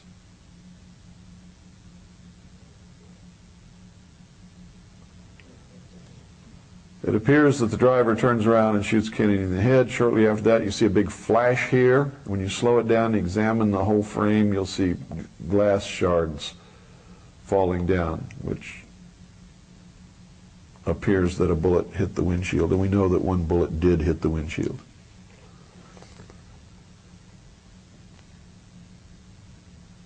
Jacqueline was trying to escape from that car. Think he had a hunch he was being set up? I don't know. If I had a hunch I was being set up, I've learned to listen to my hunches. I wouldn't have gone to Dallas.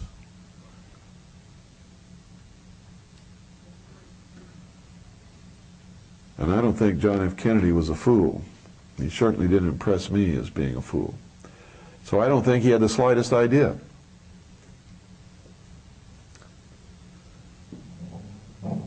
When was he shot?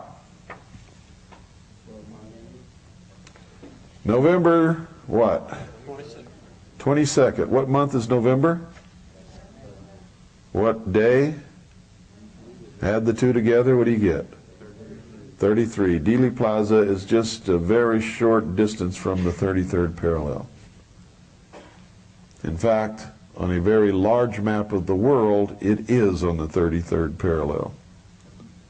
You get down to nitty-gritty, large-scale maps, and it's a little bit off. But it's close enough for their work, because I'm sure that First Fraternal Lodge in Dallas was thought to have been placed on the 33rd parallel.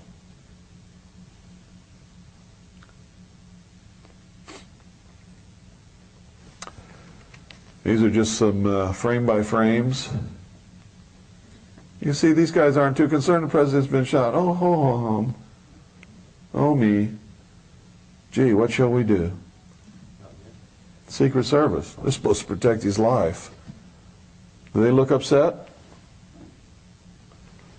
They look concerned? No. Are they doing what they're supposed to be doing? No. What's the job of the driver of a car, of an executive or a president or a member of government when he is attacked? Protect him and get him out of there. That guy in the passenger seat should have climbed over that seat and thrown himself over the president. That's his job. The driver should have got that car out of there as quickly as possible.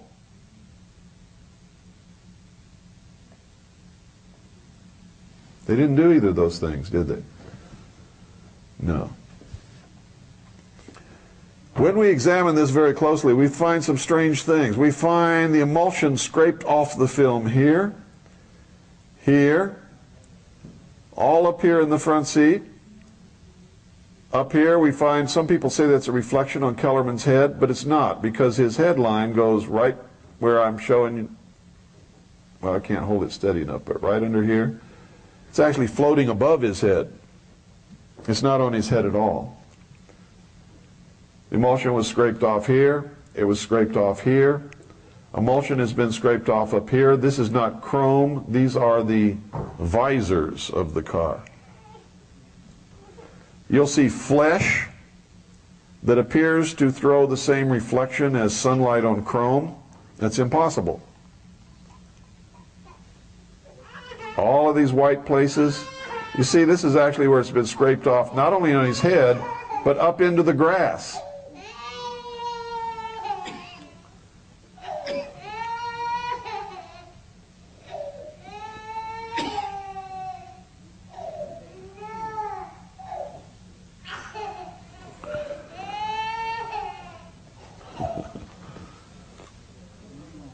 Trying to hide flesh or They're either covering up the fact that Kennedy was shot by one of these two guys in the front seat, or they're trying to make us believe that he was. We don't know, because we can't tell what's there where they've scraped the emulsion off the film. Look at this. That's where the emulsion's been removed from the film. Here, here, down here. Here's Kellerman's headline, right there.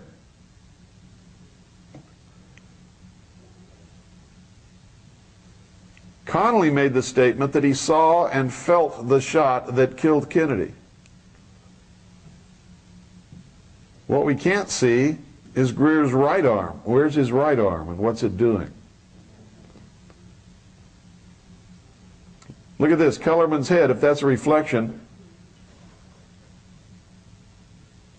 See, here's his headline right here. When you blow that up, it's easy to tell. So there's emulsion scraped off the film above Kellerman's head and across Greer's face, all across here, across Kellerman's forehead, inside the car where there is no sunlight hitting at all. There's no sun hitting down in here.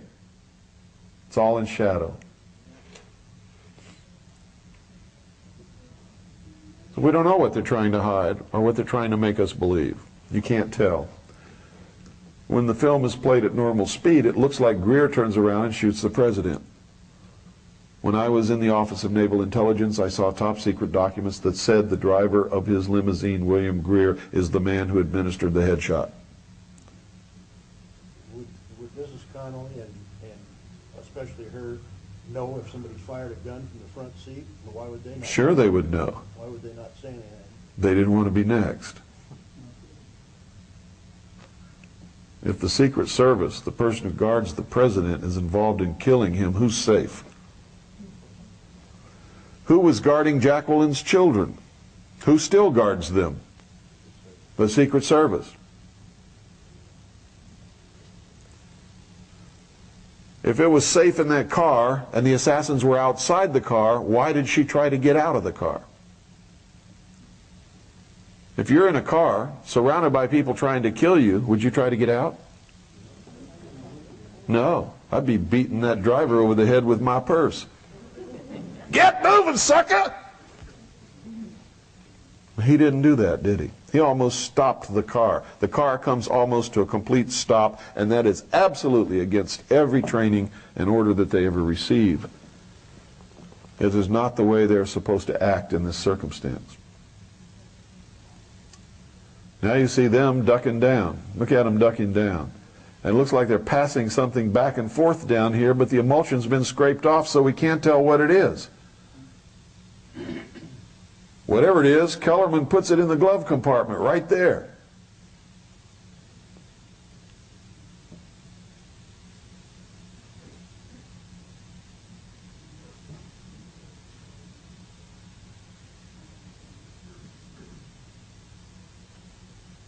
Look at this. This is flesh and clothing. Here's where something hits the windshield right here. See the glass fly? Yeah. And that bullet came directly in front of the car. What's in front of that car? Another car parked under the overpass in which the Dallas Chief of Police is with another member of the Dallas Police Department. It didn't come from top of the overpass because there's people up there. And nobody shot from up there. Although there was a train on the tracks up there behind those people who were looking toward Kennedy's car, there could have been men with high-powered rifles on top of those cars with silencers shooting at the president. It's possible. And as soon as the president was assassinated, that train moved out, and nobody ever chased that train to find out if there was or not. But all this is conjecture. Conjecture means nothing, at least in my world. You can throw conjecture out, but don't ever start to believe your own conjecture or anybody else's. Only believe what you can prove. Conjecture is worthless. Yeah.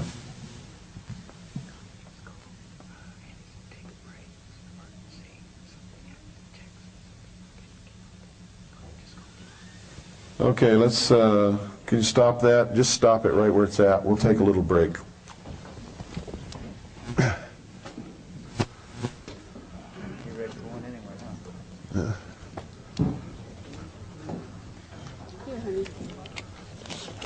Told John Pounder right away. This phone number. Let me repeat. Let me read. Yeah. Is Doyle out there somewhere?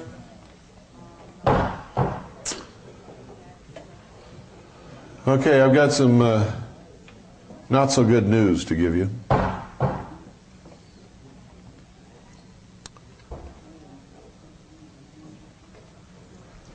I think most of you know by now that I'm the Director of Intelligence for the Second Continental Army of the Republic, which is one of the largest militias in the country. And our people are everywhere. So if anything happens, they notify me immediately. Just a very short while ago, some of the people from the Republic, the so-called Republic of Texas, went into town in Fort Davis in a van and were arrested by the sheriff. Richard McLaren, who is the so-called ambassador for the Republic of Texas, who has his home in Fort Davis, and his following got upset about this and went to a neighbor and kidnapped the neighbor and his wife and are holding them hostage. And so we have a very bad situation developing.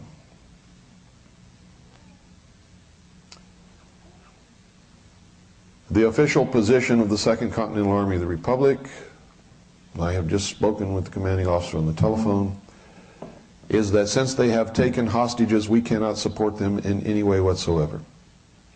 They have done a no-no.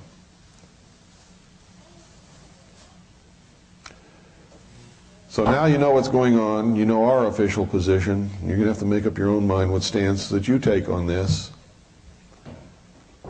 We've done a lot of study into this Republic of Texas stuff and find out that where they may have some legal grounds for what they say, they have screwed themselves by lying, telling an awful lot of lies, and they're split into three factions who have three different presidents of the Republic of Texas at the present time. Richard McLaren, who claims that he is the official ambassador for the Republic of Texas, was officially kicked out of the Republic of Texas by one of the other two presidents. So, you know, at this point, when they go and take innocent hostages, they've gone beyond the pale of being legitimate. You can't do that. But that's what's happening right now. And this hostage taking just occurred just a few minutes ago. And my people are there and they're watching the whole situation. So if anything develops, we'll know about it before anybody else does. Where at? In Fort Davis, Texas. Okay, if we can start this again, we'll continue where we left off. I hate to give you bad news like that. But there are no end to fools in this world, and an awful lot of them seem to be in this country today for some reason.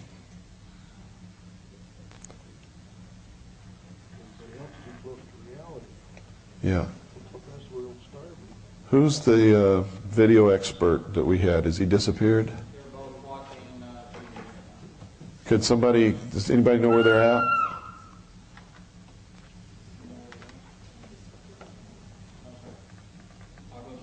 Okay, thanks.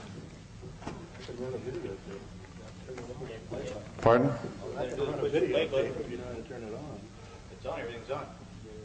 Well, hit the button if you can find it.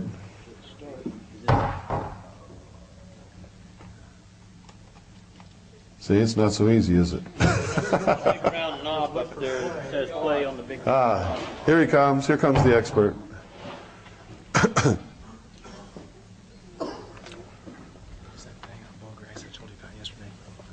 Yeah, good, thanks. Okay, here we go. Good.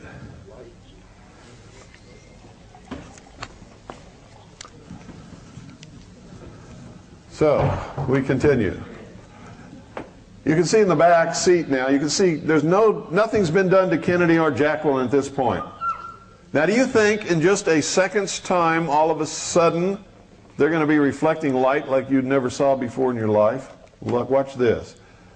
He's hit in the head now. Whatever hit him in the head isn't just a projectile. It exploded. This is an explosion that occurred upon impact.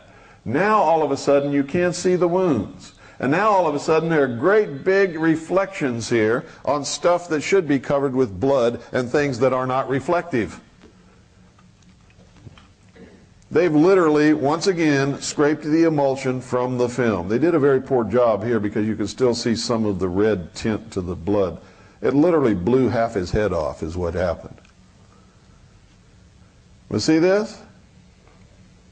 This is emulsion scraped off of the film, even into the grass. Look up here.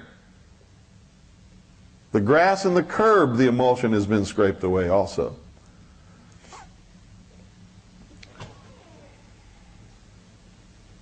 Now all of a sudden you can't see anything. Look at all this. This is scraped off the film, folks. All of this. It's all gone. Why did they allow the film to even exist? Well, once you know the film exists, it's impossible to say it doesn't. Too many people knew. Abraham Zapruder took it to the local processing place and had this film processed immediately, and he had them hurry up and do it, and he phoned all the news people. They showed it on TV that night. The whole world knew about it, and then the government said, oh God, we've got to get that film, no telling what it shows. They took it away from Zapruder, took it to the National Photographic Laboratory in Washington, D.C., and that's where we believe they did all this alteration to the film. No copies were made? No. Do you think a per bullet or something? Did the other two wounds, you said that didn't go very deep?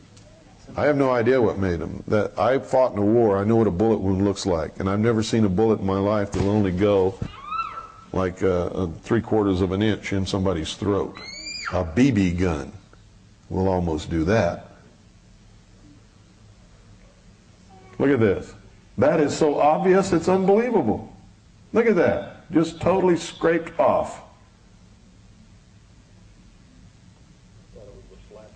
No, that's where the emulsion has been removed from the film to cover up the truth about his wound, so you can't see it. Now this is Jacqueline's white gloves. That's her white glove.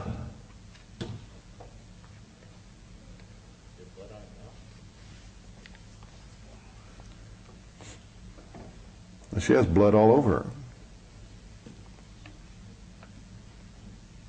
Look at her. Look at the horror.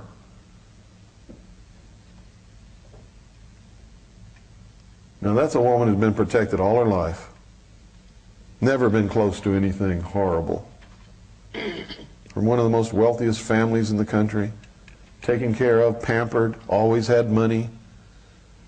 Can you imagine what she felt there? And what did she do? Did she try to get out and protect herself? She tried to get out of the car.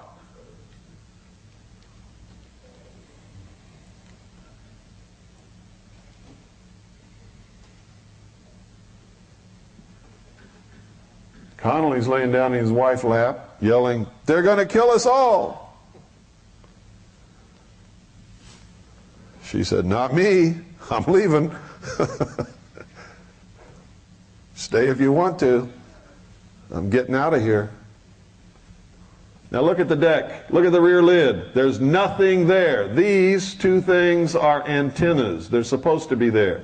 These are handholds for the Secret Service. There's nothing else on the deck of that car. There is no piece of his head. She did not go back there to pick up anything. It's a lie. You can see it. Anybody see anything there that's not supposed to be there? Anybody in this room? No, because there isn't anything. You've been lied to for years by people who tell you that they're experts telling you the truth, like Bob Groden, one of the biggest liars that's ever lived on the face of this earth. He claimed he was the world's leading independent photo analyst, and he analyzed the zapruder film. He never told you that it was doctored. He never told you that this brake light right here was opaqued, which is a common term for blocking out the passage of light through film. You can see the other brake light right there, clear as day. Both of them were working fine. This one's been opaqued. Because normally when they show it on television, you can't see that brake light. They did a quick job, a very quick job, blew it up, made a copy, and gave it for use on television, where you only saw that brake light. They didn't want you to know that the driver of the car, against all orders, was stopping the car instead of speeding it up. That's why. He didn't tell you about all the emulsion removed from the film on Kennedy's head and in the front seat and the driver and the face and the head of Kellerman and Greer. He didn't tell you any of that. Said he lied to you and said she went back on the deck of that car to pick up a piece of his head. Bob Groden is a liar. I've said it publicly all across this country. I've said it to his face. He hasn't sued me yet, so it must be true. Well, had the driver sped up, she wouldn't have tried to get out of the car either.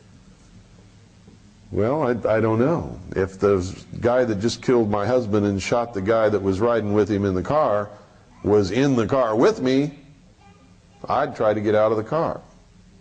Well, the fact that he slowed down and stopped, she back with him. No, they're trained. You see, they go through drills. If the president is assassinated while riding in his car, you will do this, this, and this. They're supposed to get down on the floorboards. The driver is supposed to maneuver the car and do what he's been trained to do to get them out of the kill zone, out of the area of danger, and take them to safety.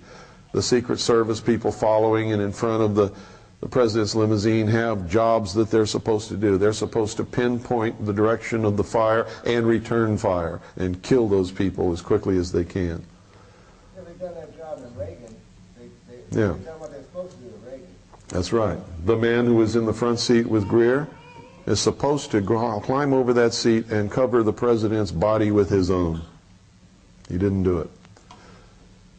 This is all public knowledge. There's no secret about this. They didn't do any of it. There's the car that belongs to the chief of police. It's parked stationary under that overpass. It doesn't even move until Kennedy's car almost runs into the back of it, and then it clears out of there. What was it doing under there?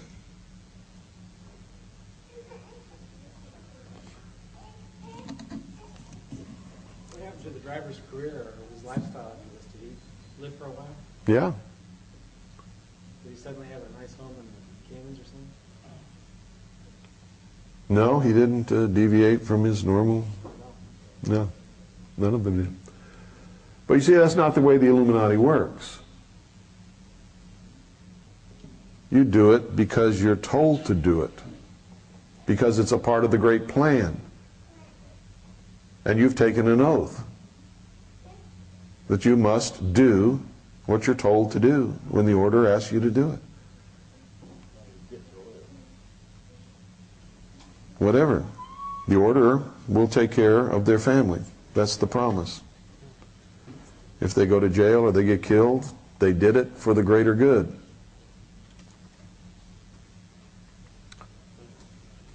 See that? That's the actual top of Kellerman's head, right there. This is actual Greer's shoulder, right there. You can see this up here is where the emulsion has been scraped off to either hide what Greer is holding in his arm, which is right there, or to make us believe that he's holding something in his hand. You can't tell at this point. Look at that. That's obvious. You can see the top of Kellerman's head right here. And that emulsion's been scraped up not only on the top of his head, but up into Greer's face. Any photographer can just rip this to shreds. Look at the back of Kellerman's head. You can see the natural curve right here. Look at this. It's all been scraped off up there. People say, Cooper's crazy. That's a reflection off of Kellerman's head. To get that kind of reflection on anybody's head, ladies and gentlemen, would require a whole jar of Brill cream.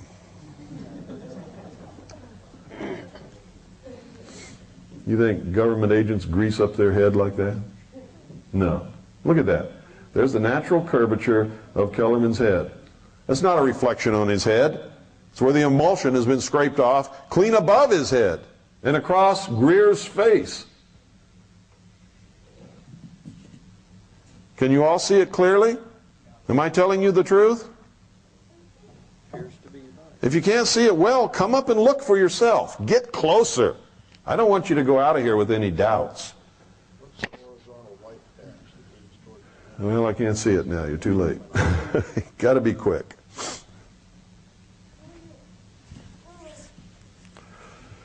This is where it appears a bullet struck the window, the windshield. And we know that one bullet did strike the windshield. That's on record. They have admitted that. You can see glass fly there. And these are reflections off shards of glass that are flying down beside the car from that bullet strike. Now, a lot of you have seen the photograph of the car in front of Parkland Hospital with the roses in the back seat. How many of you have seen that? Everybody thought that was Kennedy's car, and they said, well, there's no hole in the window. It wasn't Kennedy's car. That was not the car that Kennedy was shot in. Didn't even have any blood in the back seat. There was blood all over the car that Kennedy was shot in. How many of you have been in a war? Nobody in here? I'm the only one? One other man? You've seen a head wound, right? A head wound is the bloodiest thing you'll ever see in your life. Great amounts of blood flow to the head through the carotid arteries. You're shot in the head, blood goes everywhere. It spurts in a solid stream. I've seen head wounds. Head wounds produce lots of blood. That's why people get so scared when a little child hurts themselves on their head, because there's a lot of bleeding.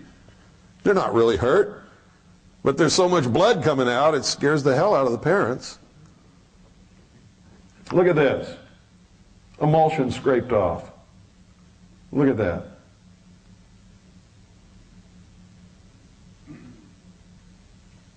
Look at it.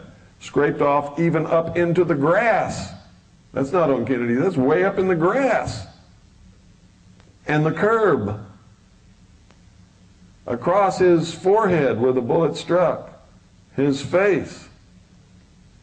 All scraped off.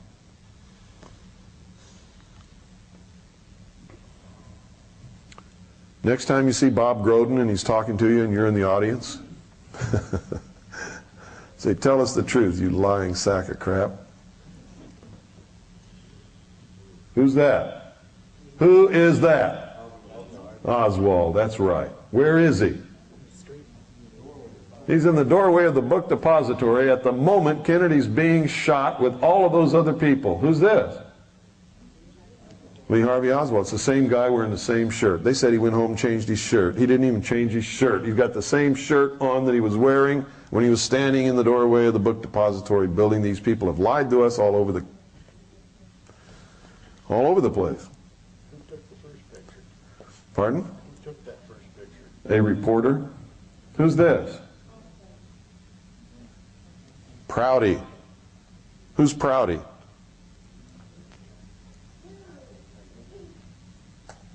Not for one moment. If you haven't with another country to get their perceptions. Turn it up.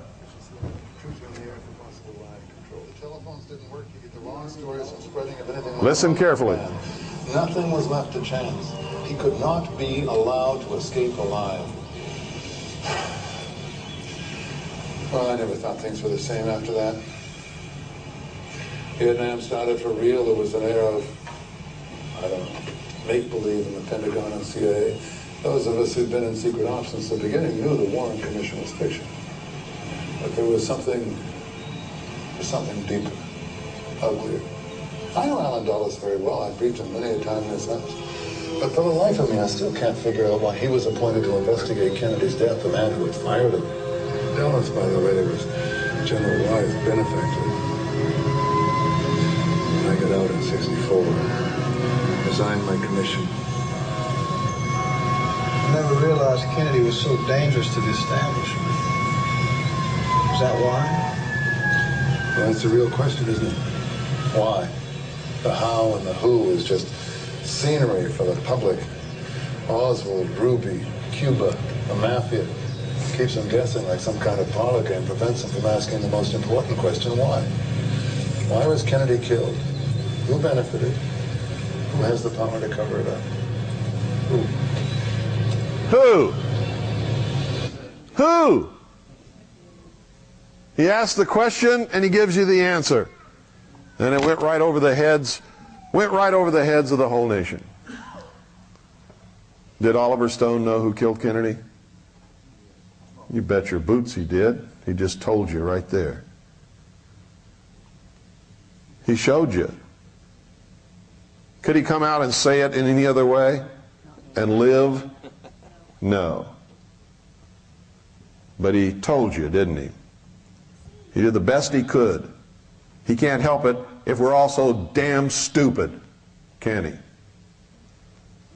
He knows what I know. He showed you. He told you. He asked the question, how plain can it be? And then he backed off the camera and showed you. Go ahead, let it go.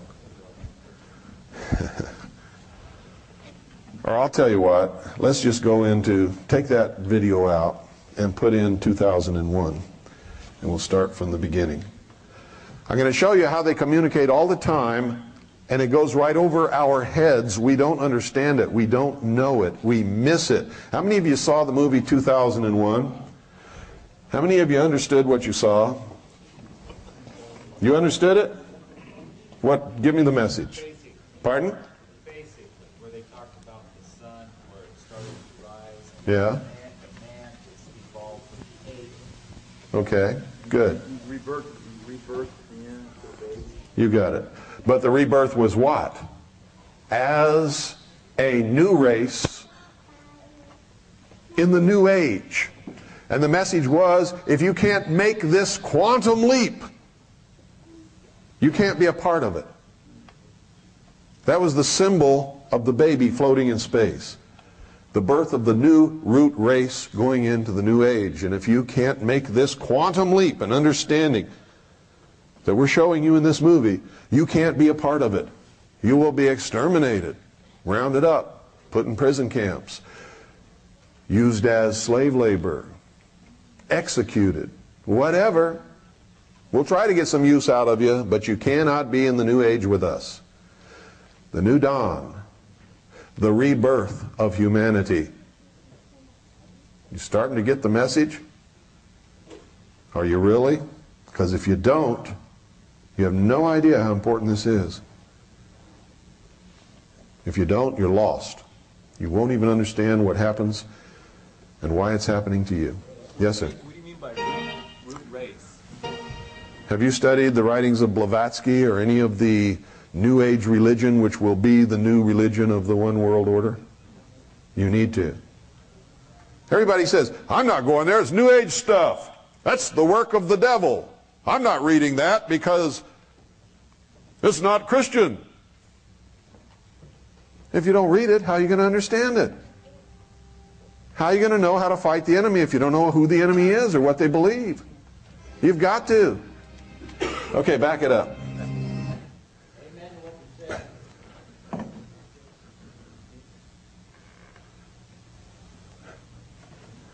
It starts with the MGM lion. The lion is the symbol of what? The king, the ruler. Okay, here we go. Watch this carefully. Remember, Osiris, Isis, Apollo goes across the heaven in the chariot. Osiris rode across the heavens in the boat of Isis. You're going to see it here in a moment. All of the symbology is going to be played out in front of you. Watch carefully. Who is Lucifer? How art thou fallen for heaven, O Lucifer, son of the morning? What is the son of the morning? Horus, being reborn as his father Osiris, right? Actually, Osiris being reborn as his own son, Horus. It's also played out in The Lion King when the little lion looks into the pond and sees his father staring back at him in his own reflection. There it is. There's Osiris riding across the boat of Isis. Isis is the moon, Osiris is the sun. Isis reflects the pure light of her master. Check it out. And here is what? The earth bathed in darkness.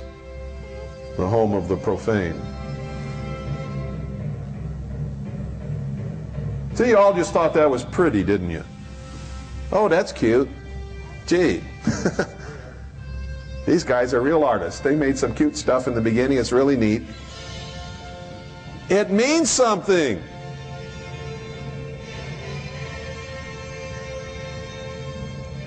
They're showing you the mystical intercourse between the sun, the phallus of Osiris, and the moon, Isis, which produces the full body of initiates.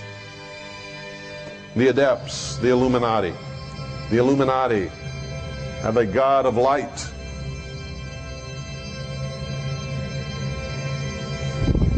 Hi, sweetheart. Then the 2001 means something. Annie, would you come and get baby? I have to do this, okay? Please? I'm sorry, honey. I can't pick you up right now. Now, this is all symbolic. Here, what do you see? The golden dawn. This is the dawn of the golden age.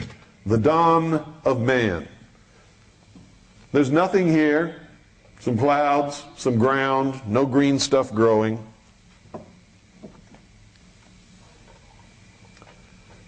You can hear some insects begin to make their presence known. You see, it's just mostly just a vast desert.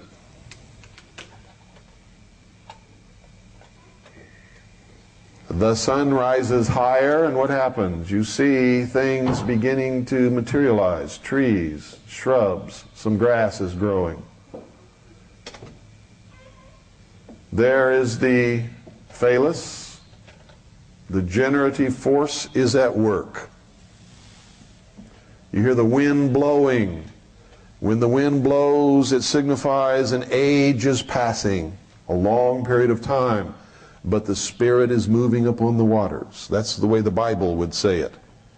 Here, they say it with the wind. A long period of time is passing. Things are happening.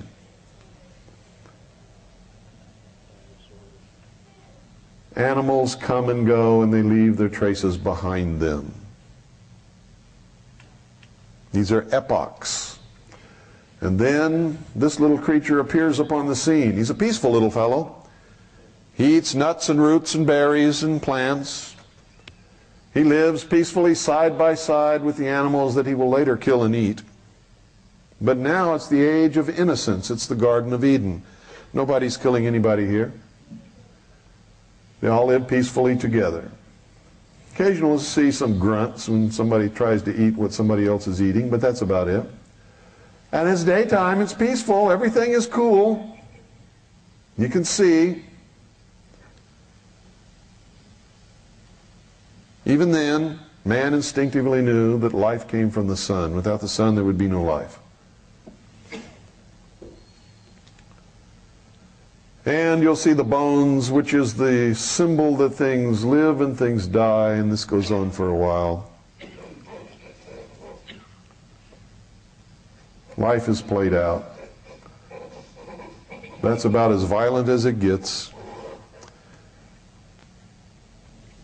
And then something develops toward the sunset. See? It's getting darker. The sun is going down toward the horizon. Carnivores enter the picture and begin to prey on man. And it's always toward the sunset that this dangerous time occurs, because when do animals hunt? In the evening and in the night. The sun is setting now, the shadows are growing long.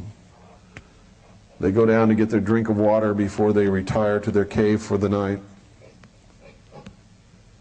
They're peaceful, nice little fellers. They don't sound too sweet, but then, you know, sometimes when I'm a little bit irritable, neither do I. What do the carnivores represent? Danger. The element of danger that man could not face. Man was pretty helpless in that state. Man doesn't have big long teeth and claws. Now here they are. And another group comes, strangers. Oh my God, they're just like us, but they're strangers. They might even be of a different race. Right?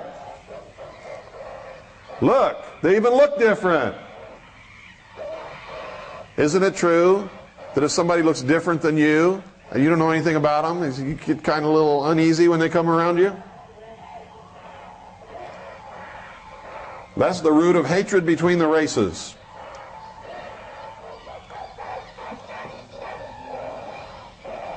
See, they're all bluster and bluff. Nobody's hurting anybody. They say, we're here first, we're drinking. Yeah, but you had your drink, get out, we want to drink. Well, why can't we drink together? Because you don't look like me, you sucker. And back and forth and back and forth. And so they go away and let the other guys drink.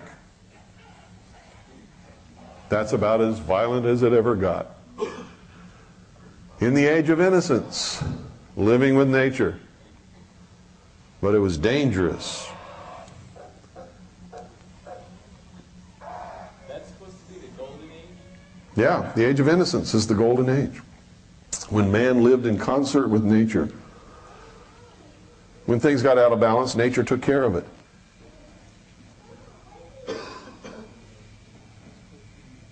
Sun is setting.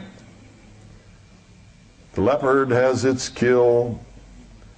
Man retreats into a place of safety, which represents the womb. Goes in the cave. The womb. There's the womb. While he's in the womb, evolution is taking place. It's also nighttime. What happens at nighttime? Huh? The monsters come out. Gets dark, doesn't it? What happens when it gets dark? You get scared if you can't see what's going on around you. And if you were these guys, you'd have reason to be, wouldn't you? Anybody who says they never got scared in the dark is full of crap.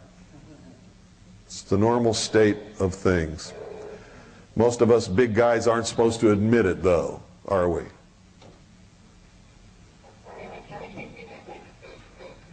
They're in there. They're scared. They're all huddled together.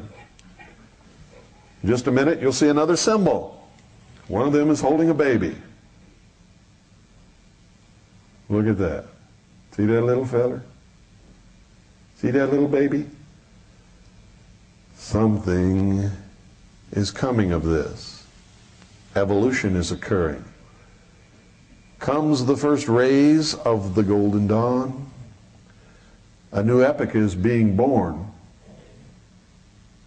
There they are, all sleeping. Now you're going to hear something. Listen carefully. What is it?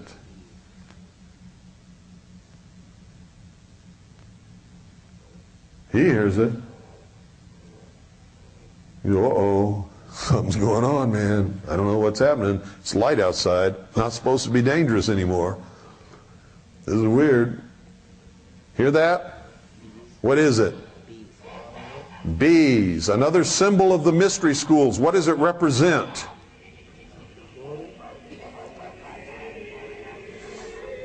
What is this?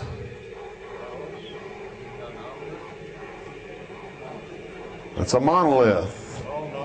It is the black stone of foundation. The stone of foundation that was here from the beginning. The Bible talks about it. The mysteries talk about it. There is a reproduction of it in the meditation room of the United Nations building. It is represented by obelisks. It is the generative force. It is the symbol of the truth. It is the symbol of the gift here of intellect to man in his primitive state by Satan. When this little fellow gets up enough guts, he's going to touch it. And he will be imparted intelligence. The Philosopher's Stone, no, is the perfection is a symbol for the perfection of the human race. That's what they're working toward, the discovery of the Philosopher's Stone, which is the perfection of the human race. Here he goes. Oh, I can think.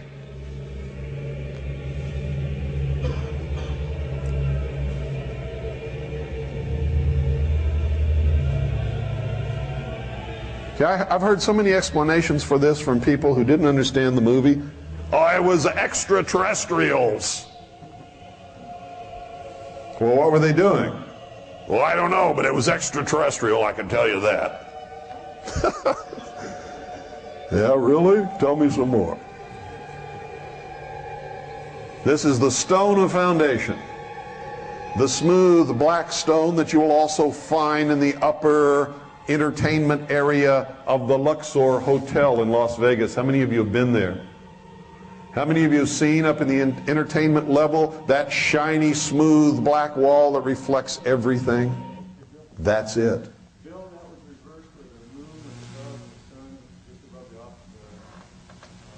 I don't have the slightest idea what you're talking about, and I don't have time to do it now. Okay, man now has been imparted the gift of intellect. Let's see how he uses it.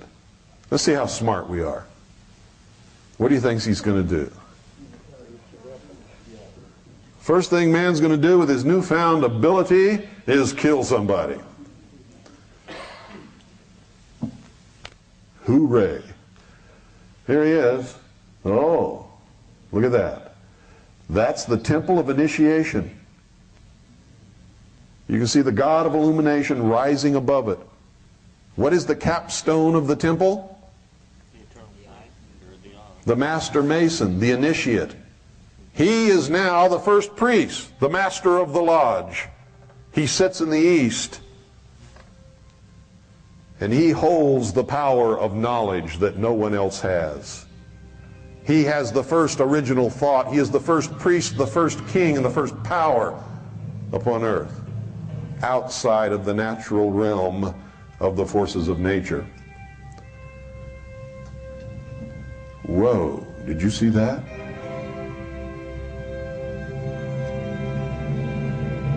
You know what he's thinking?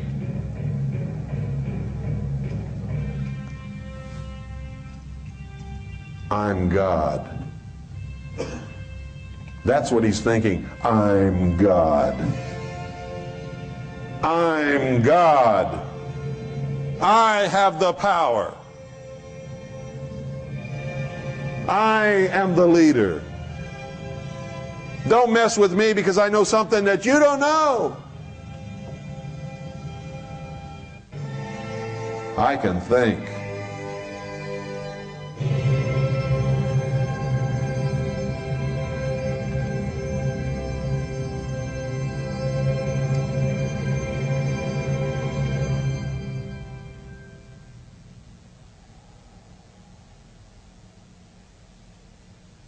Comes eventide. What's he eating now? Doesn't look like veggies to me. He's eating meat. He's learned how to kill his neighbors that he used to live peacefully with.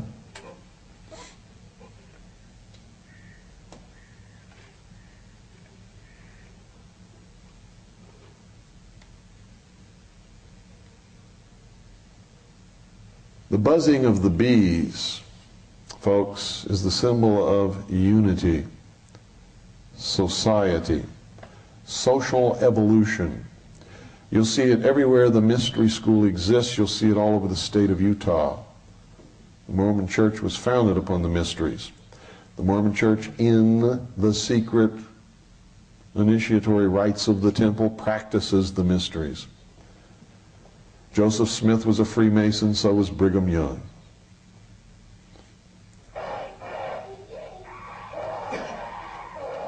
If you're a Mormon, I don't mean any disrespect or insult, but for me, you get the truth. How you deal with it is your business.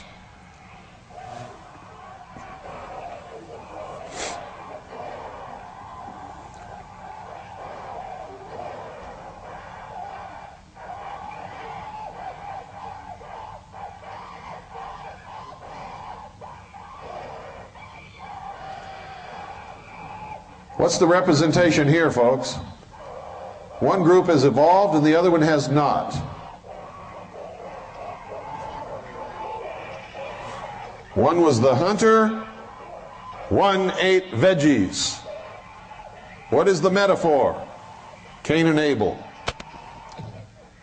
One sacrificed meat upon the altar, the other ate veggies, sacrificed vegetables, right? Cain slew his brother Abel.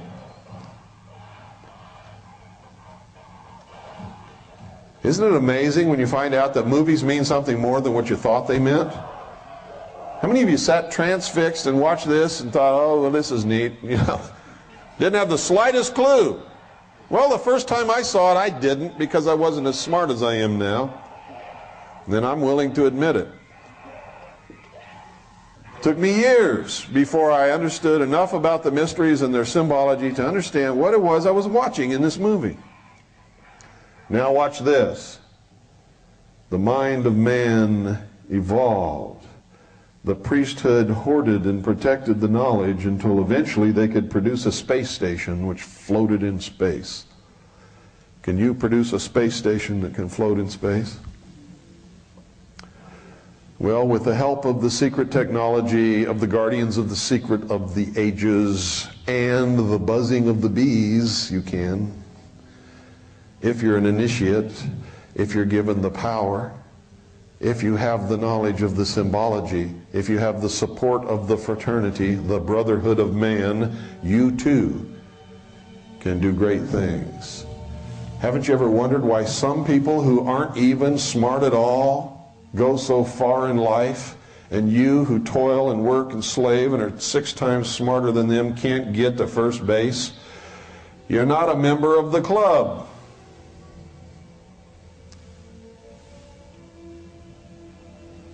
They're not going to pull you up. They're going to slap you down. They're going to pull their brother up.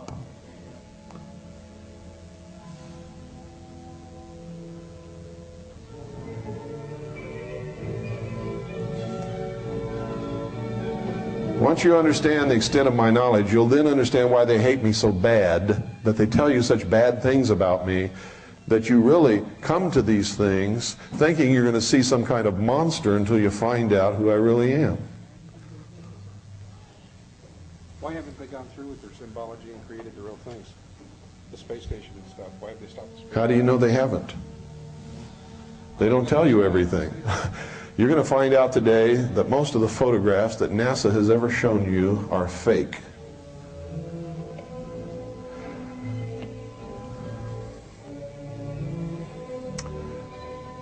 Okay, we don't need to go any farther than this with this.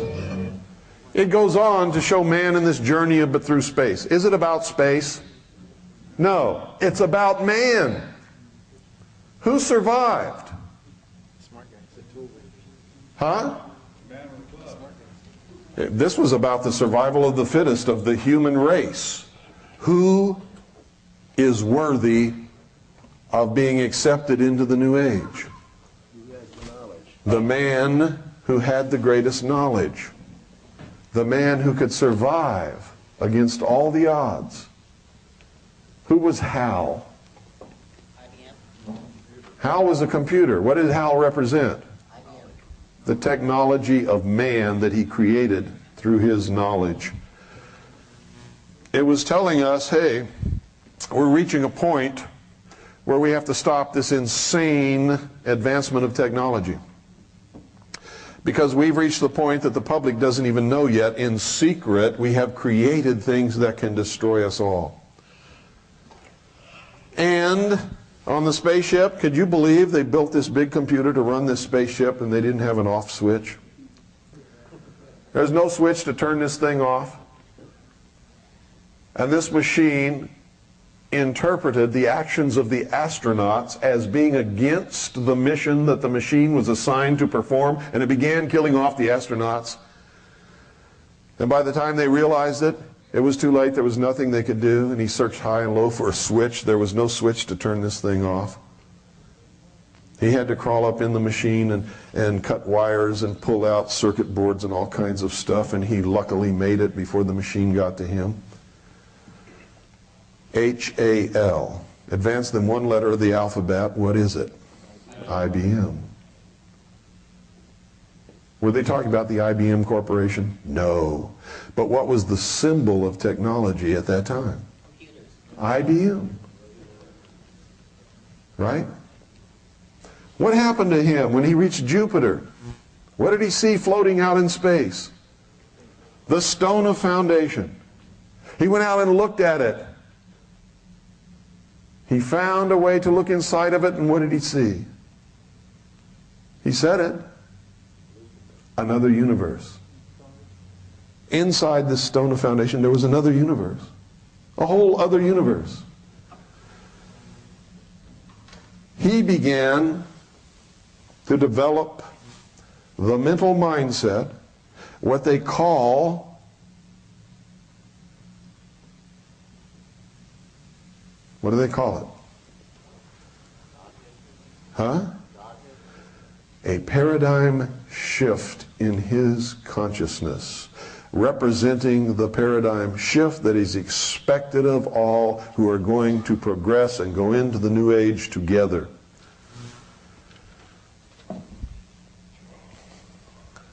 All of this stuff about him laying there and then looking up and seeing himself in the doorway and then looking in the mirror and growing older and all of this kind of stuff, that was his confrontation between himself to make this paradigm shift where he was reborn See, he represented humanity. He wasn't a person at all. He represented humanity.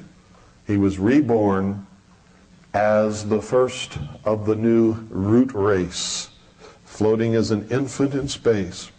Now, we jump to 2010. Remember that movie? He comes back in spirit and talks to the next dude, doesn't he? Who says, "Is that you, Frank?" "It's me." "What happened to you?" "Something wonderful." Bullshit.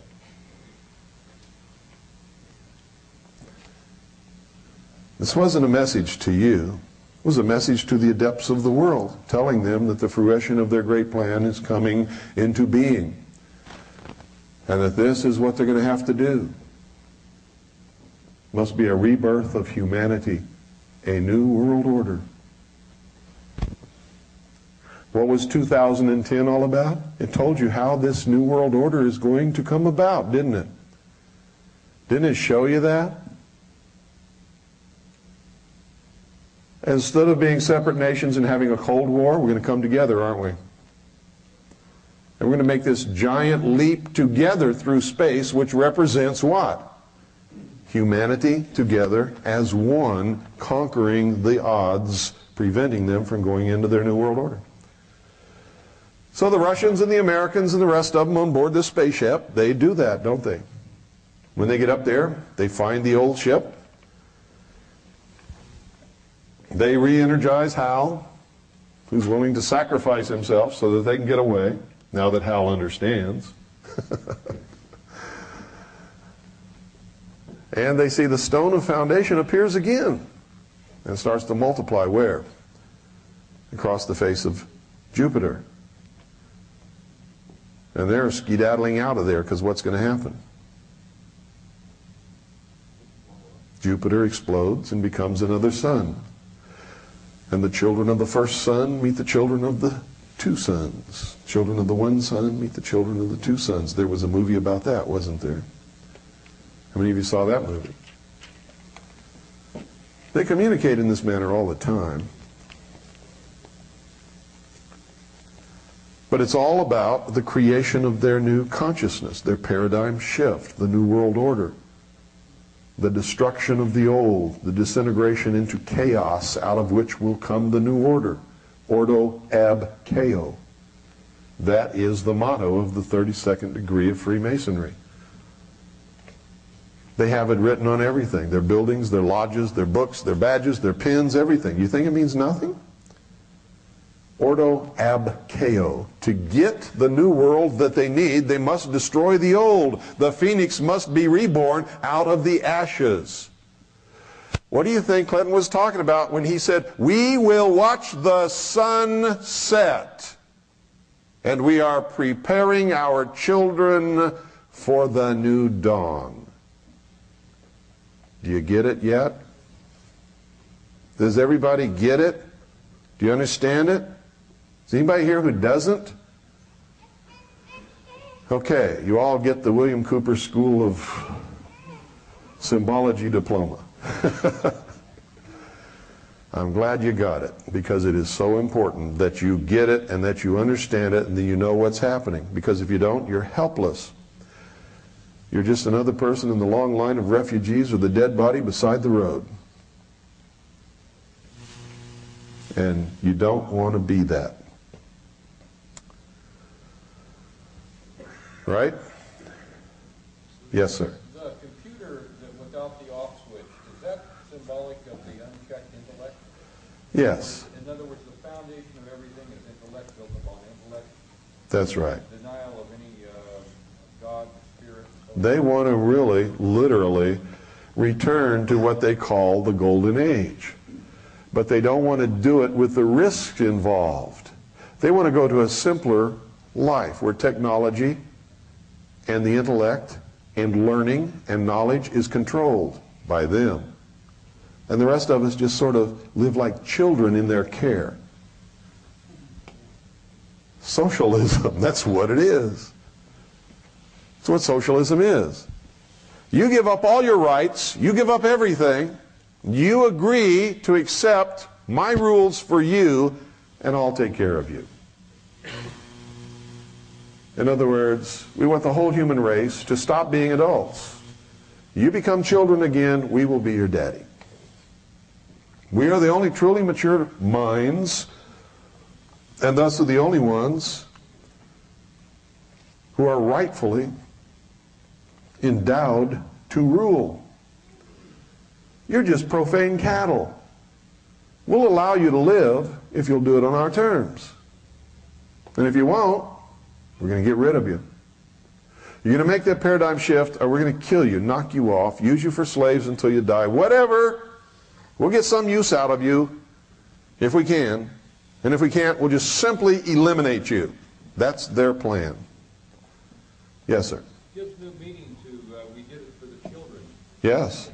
It has nothing to do with the children of under 18. It has to do with us children. The children of the new age. Because I keep hearing this children crap. Yeah. Like, hey, it doesn't ring, you know? That's right. Yes, we went in there with tanks and we killed all those people for the children. To save the children.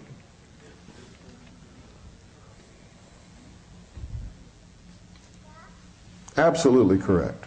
Demonstration to us children. It was a demonstration. That's right. Well, it's a good thing they say in the hostage rescue unit instead of the termination team. Yeah. Okay, now things are going to get a little more interesting. We're going to see some of the technology and talk about some of that.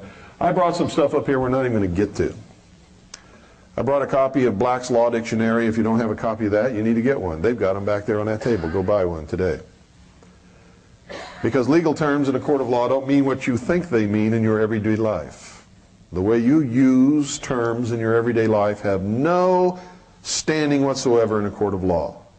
If you don't have that dictionary and you're reading law and trying to interpret law or trying to represent yourself in court or trying to understand law or why a court did this or did that, you can't do it without Black's Law Dictionary. You also need something else, a copy of the 1828 version of Webster's Dictionary. Because while all the rest of the dictionaries in the world change, the dictionaries for law and legislation and courts are still the same as they were in 1828. Webster's. I didn't bring it with me. Do you have it? What is it? 1-800. 1-800. 352. 3223. 3223. 1-800-352-3223. Call that number and they'll tell you how to get it. You must have a copy of Webster's 1828 dictionary. You'll also notice that everybody tells you there's no such thing as the Illuminati. Look up Illuminati in that dictionary. Get a copy of the Encyclopedia Britannica before 1900 and look up Illuminati and see how many pages they devote to it. See, one of the things they do is when they gain power, they eliminate the evidence of their existence. That's why the older books are the best. They tell you the most truth. The newest books you can buy today will only tell you psychobabble, propaganda, new age, paradigm shift bullshit.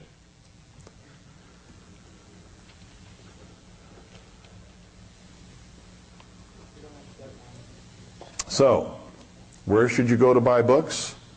In the bookstore that has the oldest books that you can find. And you better get there because they're being bought up and disappearing at a rapid rate. You would be amazed what you can find in these old books that they're now telling you is not true. Absolutely amazed. It's incredible, as a matter of fact. Sort of like Clinton in the same paragraph. That's right. Okay, what we're going to do now is we're going to take a little video trip on a long time ago when I was first trying to disclose to people what's going on. I made a video called Project Red Light. I thought we didn't have any copies at all until I was getting ready for this trip, and I found a copy. I also found that tray of slides. Just for this trip, I just found it. Actually, Annie found it for me in a box in storage somewhere. And so what you're going to see is the first part of Project Red Light, which is just sort of a visual history of the development of the space program from the beginning of flight. Okay? And yes, okay, he's going to change the tape. Oh.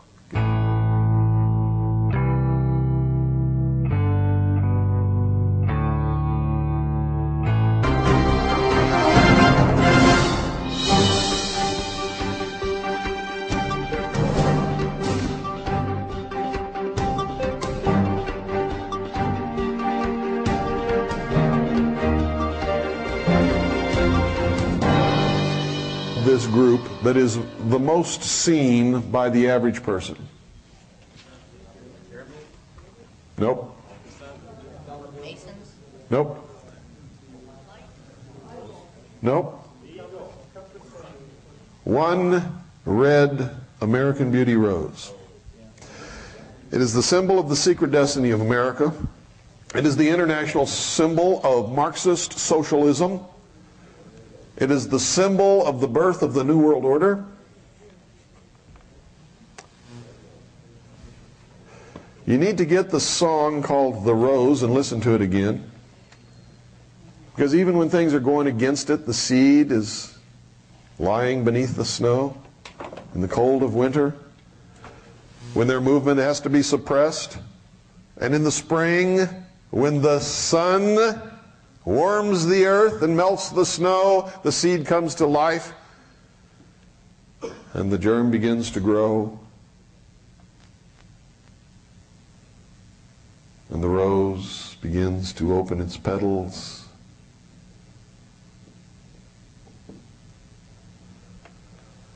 Pretty song, huh? You never knew it had a message, did you? It gives courage and hope to all the socialists of the world.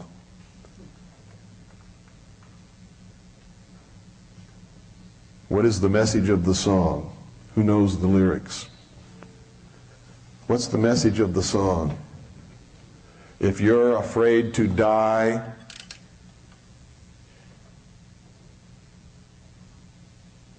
you cannot grow.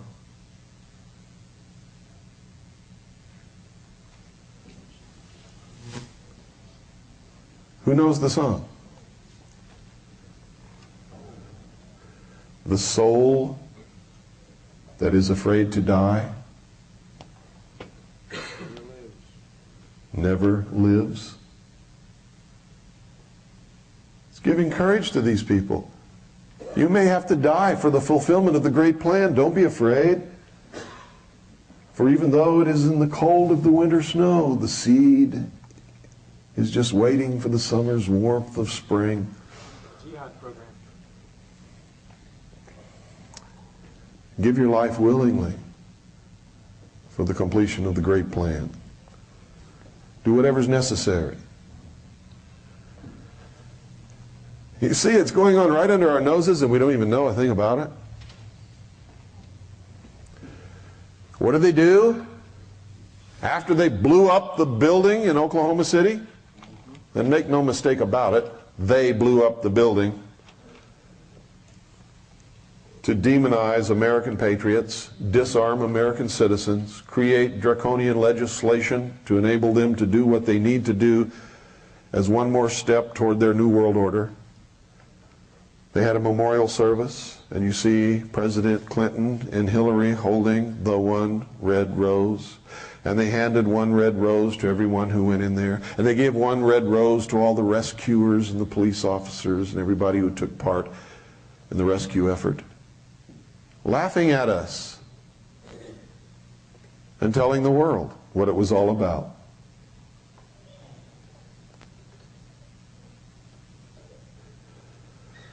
Timothy McVeigh may be guilty. But if he is, he was used. He's a patsy. Because he's not a socialist. I don't know anything about Terry Nichols, but I know that much about McVeigh. He might have driven the truck, but he didn't like the filler charges. Yeah. And I think McVeigh was honestly the kind of guy, if he had known there was going to be anybody in the building, he wouldn't have done anything. tell you the truth. Not because I know him personally, but because we have investigated his entire life. He is not a racist. He was not a member of any militia. He was an American patriot who wanted to be a member of United States Army Special Forces. He went there, he tried out, he passed all the physical trials and tests and everything when they asked him one question. If we give you an order to assassinate someone, will you carry out that order with no reservations and no hesitation? And he said no. They said, you can't be a member of U.S. Army Special Forces. Put him out the door, and he was recruited by the Central Intelligence Agency on the same day. Who are these people? Everybody take out a dollar bill right now. $1 bill. Now I'm going to amaze you.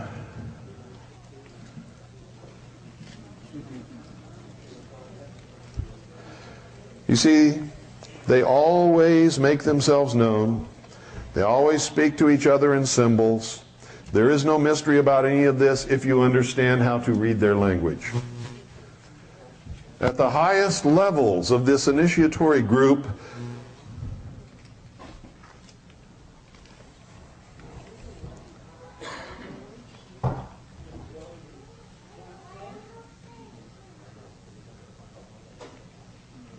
there is what's known as the Order of the Trapezoid. The head of the Temple of Set in San Francisco is a member of the Order of Trapezoid. He's also a member of United States Army Intelligence, G2. So is his top 2 lieutenants in the Temple of Set. What is the Temple of Set? It's the Church of Satan. They have a saying in the New Age movement, as above, so below. You've all heard the reference to the pyramid below the pyramid? What are they talking about? They're talking about the concept of the way things work and are brought into being in the world. Okay? Why do you see so many triangles everywhere? Why is everything a triangle? The food triangle, the this triangle, the nutrition triangle, the yield sign triangle, the triangle on tanks in the army. What's this with all the triangles? And now you're seeing pyramids spring up everywhere, all over the place. Well, there's a method to their madness.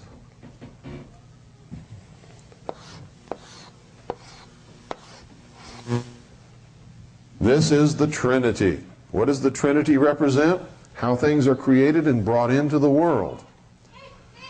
It is reflected in religion as the Father, Son, and the Holy Ghost. In the mysteries, it is thought,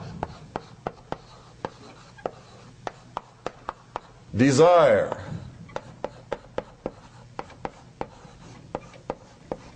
and action.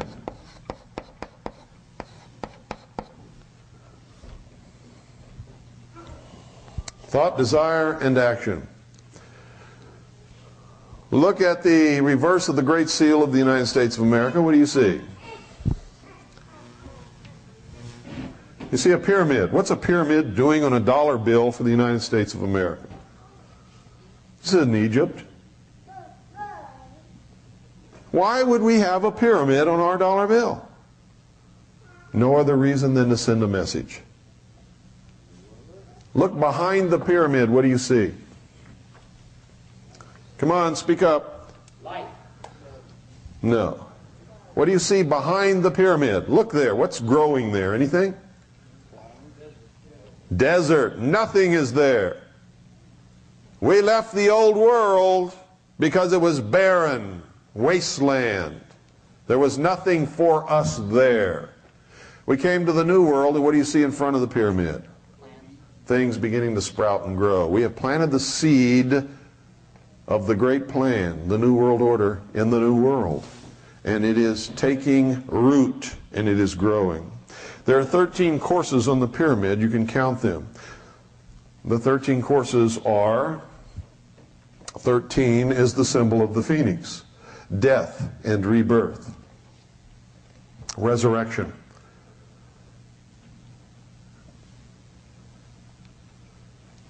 You see at the top of the pyramid the eye. The eye is the reminder to everyone who sees it that we are everywhere, we see everything, there's nothing that we don't know. On the bottom course of the pyramid, there are Roman numerals. What are they?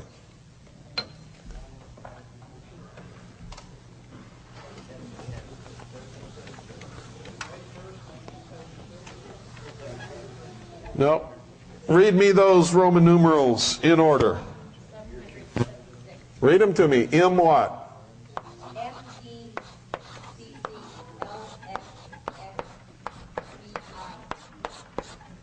Okay. I knew it, but I want you to participate. If you don't participate, you cannot learn. Thank you.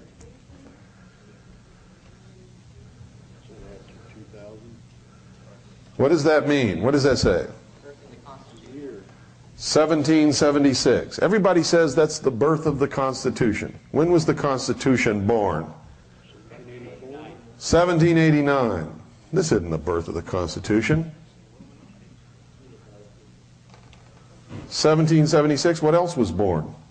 The Bavarian Illuminati. Everybody says, this stands for the birth of the Bavarian Illuminati. Weishaupt created the Illuminati. More bullshit. It's not true. The Illuminati has existed throughout the history of humanity. Wasn't born with Weishaupt. Weishaupt created a Bavarian order of the Illuminati and made it publicly known. That was a no-no.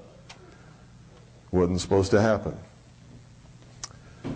Let's find out what they're talking about here. Because the modern form of the Illuminati and the birth of the Great Plan occurred in the year 1110. What happened in 1110?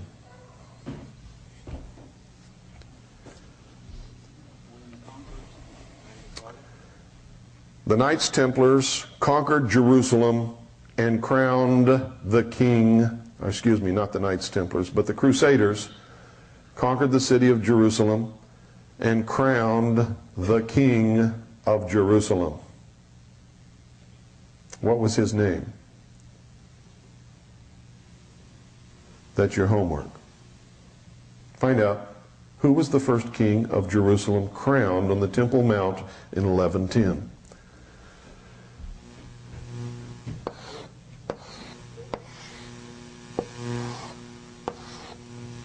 I'll tell you this, he was one in the line of the Merovingian kings. Nope. Okay, let's see what this is all about.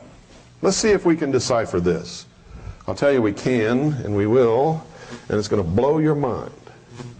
Let's see what this really refers to. And we'll use the order of the trapezoids formula for enciphering, and the New Age concept of the pyramid beneath the pyramid, and as above, so below. Remember, as above, so below. So, what is a trapezoid? A trapezoid is a pyramid on top of a pyramid, and remember it has various faces to it. But you don't need the other faces. Let's just plug this in. M, D, C. C, L, X, X, V, I. What have we got? What does it say across the top? MCX, what is that? 1110. I was right. What is their goal? Is their goal what I've been telling you it is all day? Well, let's find out. What are these people up to? What do they want to do? Remember I told you their goal was to destroy all existing governments, all existing religions, and shackle the mob. And how do you do that? What's DC?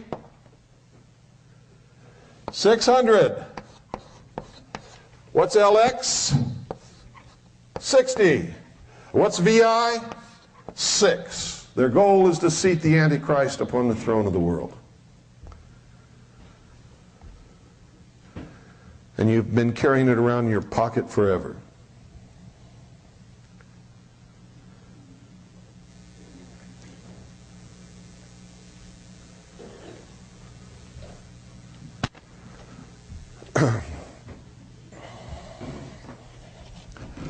Who is the Pope? He is the Emperor of Rome. Rome never died, never faded away. It became the Vatican. What is the Vatican? It is the priesthood of all of the old pagan religions of Rome, built upon the deception that they are Christian. Can man change the orders of God? Can man change the orders of God? Can man elevate himself above God? No. Then why did the Pope change the Sabbath from Saturday to Sunday, the venerable day of the worship of the sun Osiris? Why in the outer courtyard of the Vatican is there a temple of the sun, an obelisk, and a reflecting pool built as a fountain around the base of the obelisk? Because what we're talking about in Dealey Plaza and in Washington, D.C. exists also in the Vatican. And I'm not trying to insult Catholics, I'm just trying to tell you the truth. You can believe in whatever you want to believe. I will never argue with you about that or try to stop you in any way. In fact, I'll fight and die for your right to do that.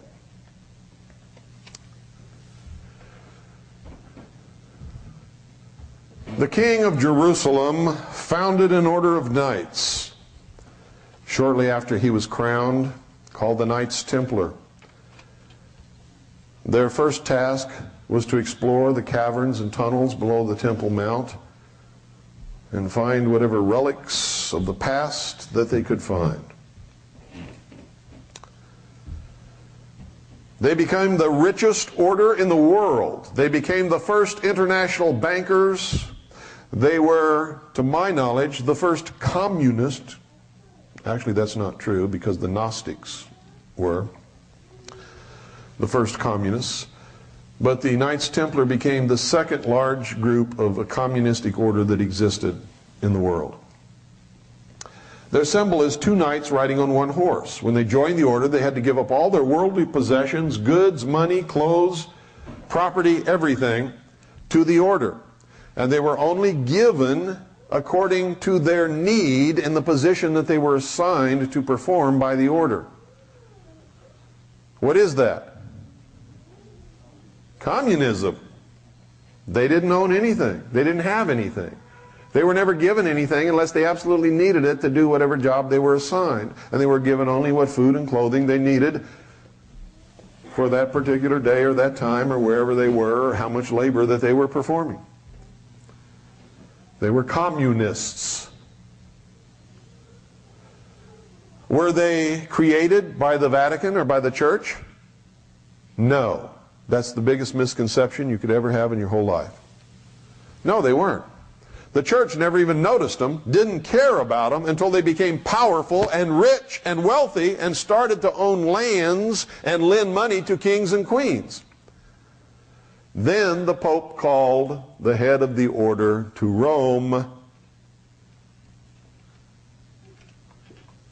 and didn't ask them anything. Instead, what he did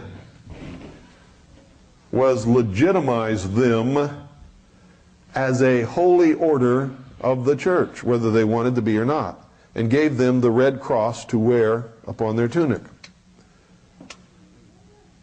The Pope, as a mission, said that they were to protect the pilgrims going to Jerusalem. Did they ever do that? Did they ever protect the pilgrims going to Jerusalem? No. They never did. It's more BS thrown out for the sheeple. What did they do? They protected the church's interests. They protected their interests. They conquered. They had secret alliances with Saladin that the world doesn't know about. They brought the mysteries from the Middle East to Europe and practiced them. They created the great plan after their master Jacques de Molay was burned at the stake in the efforts of the Pope and the King of France to destroy the Knights Templar when they felt they got too powerful. Where did the pirates come from? Did you know that the Knights Templars had one of the largest fleets in the world? Did you know that one of their symbols is the skull and bones? Did you know that on every grave of the Knights Templars in Europe is the skull and bones? Did you know that when the Templars were destroyed by the Pope and the King of France, the entire fleet escaped and became the pirates? Didn't you ever wonder why the pirates were called the Brotherhood? Didn't you ever wonder why they could all sail into the same port and never fight against each other? Didn't you ever wonder where the Templars' fleet went? Didn't you ever wonder where the skull and crossbones came from? Didn't you ever wonder why the Russell Trust at Yale University is called the Skull and Bones? George Bush is a member. He's a Knights Templar. And many other great men who have occupied high positions of this government.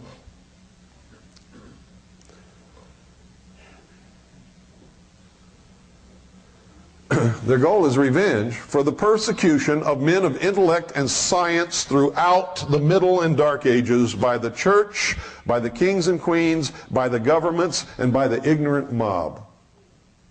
That's why they want to destroy all existing governments, destroy all existing religions, and put the shackles on the mob.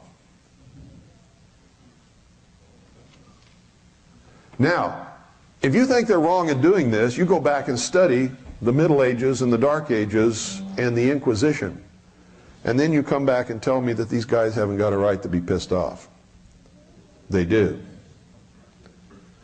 Does anybody in here know how many people were murdered in the name of the church? In the name of Jesus Christ, who would not have condoned one bit of it, is not the Jesus Christ that I know from reading my Bible.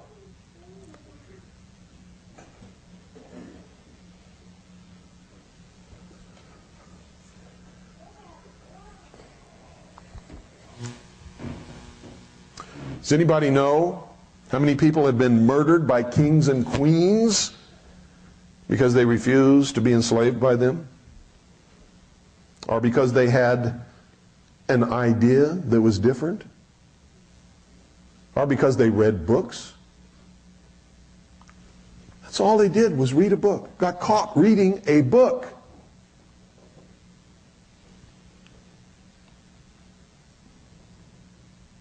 Anybody know? Look in history and find out. It's another reason why you should never, ever let church and state become reality. Church and government have to be separate. I don't care what church you belong to. You try to make your church part of government, and I'm going to step in the middle. Because I know what happens when that happens.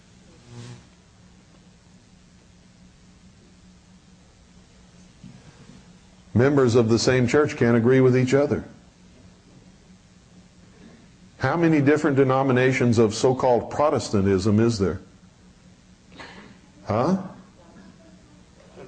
Did you know that even in the beginnings of this country, people had to flee from colony to colony because different colonies had different dogmas and different preachings and teachings, and if you disagreed with it or said something that was out of line with your local minister, you could be burned at the stake here in America. How many of you knew that? It's the truth. That's why I get so angry when somebody comes up and tells me this is a Christian government. Which Christian? Where did you come from? Who taught you this nonsense? Our founding fathers did everything they could to prevent that kind of thing from happening. And at the same time, allow you to worship at whatever altar, whatever God, whatever denomination, whatever dogma you wanted to. And that's really the key to freedom and the success of the first 150 years of this country.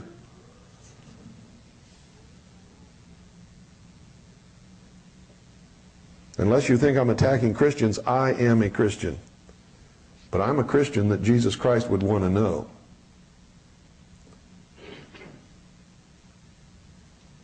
Yes, sir. In all of these situations you referred to, too, weapons was a primary key element that they disarmed prior to being killed. That's right. In every period of tremendous mass murder and genocide that's ever occurred in the history of the world, the target was usually, in every case, disarmed just prior to it happening. And I'm telling you right now, that's the key to the big push to disarm the American people, is if you don't fit their definition of the mental attitude for the citizen of the New World Order, you're going to be exterminated. They don't want you here. And part of their plan is to reduce the overall population of the earth by a tremendous amount. The target population for North America, I'm not talking about the United States, I'm talking about North America, is 100 million people. They make no secret of this. They've written about it. You want your eyes to be opened? Go read The Aquarian Conspiracy. Who wrote that? Does that include Mexico? Who? Does that include Mexico? No, you're wrong. Who was it back there? Marilyn Ferguson. She knows. She's a part of the Aquarian Conspiracy, and she's telling you the truth in the book. And you know what she says in the book? We're going to eliminate these dudes. You think she's talking about moving you somewhere else? No. He's talking about you're going to be eliminated, removed from the face of the earth, killed.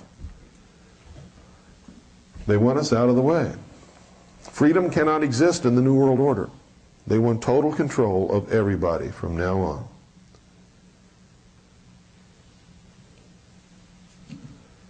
Okay? Everybody understand all of this stuff? That's why it's so important that you research the secret orders.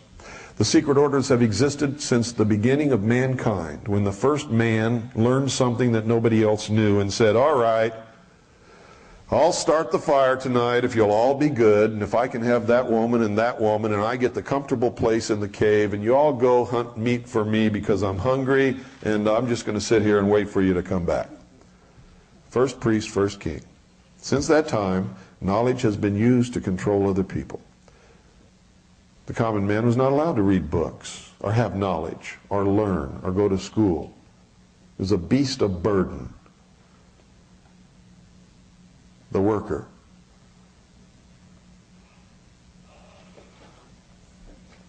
Okay? What was the name of the Aquarian? The Aquarian Conspiracy.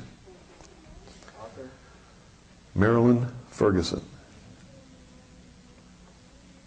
A lot of other things out there you need to read. So you pass these things by because they don't interest you. I'm not a New Ager. I'm not even going in that section. I'm a Christian, so I'm not going to read any other religious books. Secret societies? Illuminati? No such thing. How do I know? Rush Limbaugh told me. Excellence in broadcasting.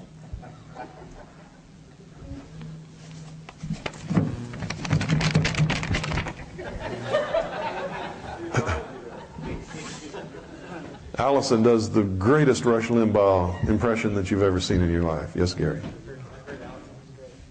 If you take the number 666 times 3, it comes out 1998. And numerology, I guess that means that's going to be a great year for them. No, it's going to be a bad year for us. It's going to be a great year for them. We don't have much time left. Clinton gave us the time label. He said 1,000 days, and that was on the night of his address to Congress on the state of the nation. He told us 1,000 days. We're going to see the sunset, and we are preparing our children for the new dawn. Now you better take what he says seriously, because he's not joking. He's not lying this time. State of the Union message. I played it on my broadcast just so to make sure everybody got it a second time. And I'll probably play it again just so that they get it for the third time. And you'll be surprised how many people still won't get it even then. Circus act and all that. Yep, circus act and all. Those other guys like Dole and them, they knew what he meant? Absolutely. Bob Dole is a 33rd degree Freemason. You really think he's on your side because he calls himself a Republican? Read Hegel. Read Hegel. It's exactly the way they corrupt the nation. You vote for him because he's a Republican. And you're a Republican, conservative, upstanding, American traditional constitutionist, right? So you're going to vote for the Republican, who happens to be a lying piece of crap, who's not a Republican at all. He's an illuminist, pushing us into the New World Order. Most people vote Republican because their parents were Republican. They don't even know what the word means. And if you took the meaning of Republican and applied it to any of the candidates who call themselves Republican, you'll see that they're not even close. Yes, ma'am, in the back.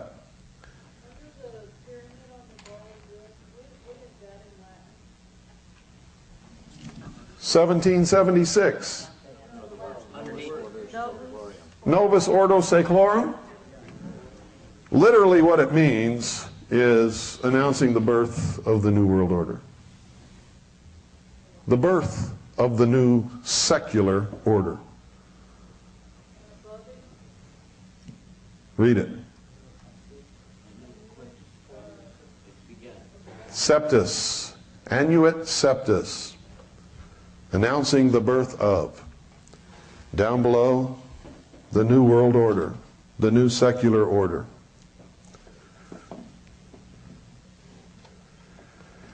It's been on our dollar bill all this time. If you'll notice, one of the words have been intentionally misspelled so that there would be exactly 13 letters. Intentionally, because there had to be 13. Everything there is 13. 13, 13, 13. Everything is 13. Pardon? No, it's seclorum that was misspelled. Seclorum was misspelled intentionally so that there would be 13 letters in Novus Ordo Seclorum. Pardon? Do you have a list of recommended Yeah. readings? Pardon? Do you have a list of like recommended readings or you know where to go? No, but I did a tape in the Mystery Babylon series that has the whole hour as a bibliography. I did it on tape. Yes, sir. Offers a tape too by Don Militias, I think it was. He was a member of the Illuminati, and he goes into great detail on it, just like you discussed too. How does one determine who these Masons are? Like you said, Bob Dole. Is there a list they publish? No, they're secret orders.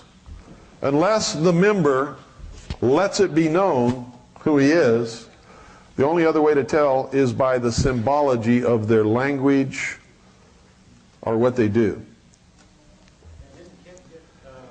But see, who's who, when they ask somebody to be in who's who, they ask them to provide a list of all of their organizations and associations and degrees and all that kind of stuff. Bob Dole gave it to them. It's right in there. You want to know who they are? Go to who's who and start looking in there first. If you can't find out, call their office and say, I would like to have a list of the membership organizations to which Congressman so-and-so belongs to. And if it's not listed on there, call him up or go and talk to him.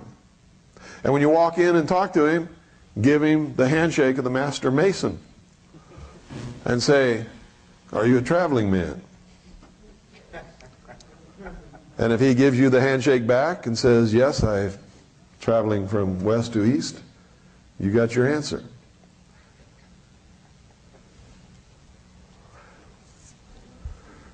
That's how I verified that Bo Gritz was a Freemason. I heard him say it on the Billy Goodman show one time, and then I heard him say it at a speech he gave in Las Vegas in July of 1990, I believe it was. Pardon? Sorry, I couldn't hear you.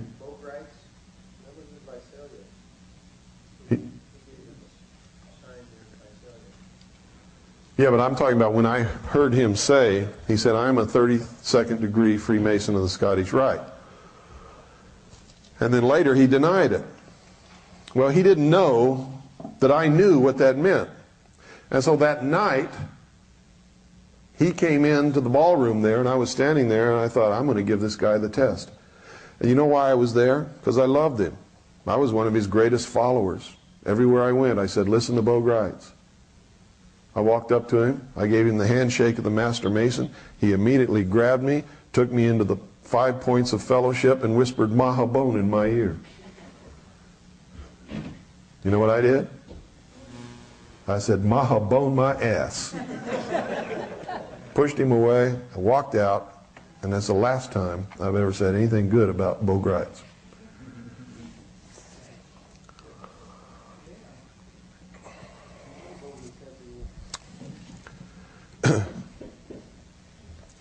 So I know how to play their game.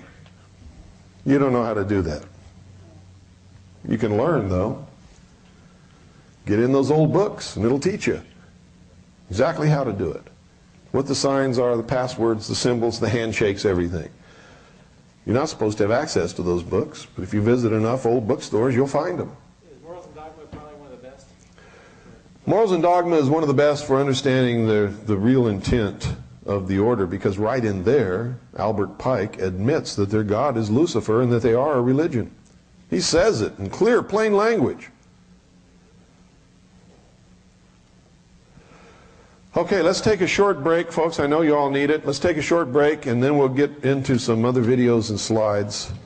And, well, I'll tell you what. Let's do this first. Let's go through the beginning of this evolution of the space program, and then we'll take our break, short break, before we get into the other stuff. So, if we can, Doyle, who's the video guy? Who's the video senior expert par excellence dude that does the video? Here he is. Thank you, sir. Do you recall the approximate number of the tapes that you do the bibliography in the Babylon series? It's in there. It says bibliography. Just get the list from my wife. Pardon? The book, Our Story of Atlantis. You don't know that one? Story, yeah. Our Story of Atlantis? The New World Order was created on the basis of a paper written by Sir Francis Bacon called The New Atlantis. Yeah. Okay, this doesn't require any narration, just it has been made with the best equipment. Truth is not very much. Please take that into consideration when viewing this tape, and understand that we have done the best possible job that we can do under the circumstances to bring you a quality documentary. All footage is authentic, and all aerial shots were taken over the test site. Introducing General of the Army Douglas MacArthur, with portions of a speech delivered before the Corps of Cadets of the United States Military Academy at West Point on May 12, 1962. The General spoke without a prepared address, without even notes. You now face a new world, a world of change. The thrust into outer space of the satellite spheres and missiles mark the beginning of another epoch in the long story of mankind.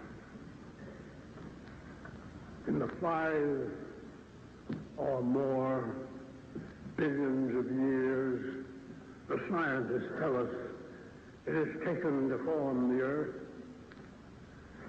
In the 3 or more billion years of development of the human race, there has never been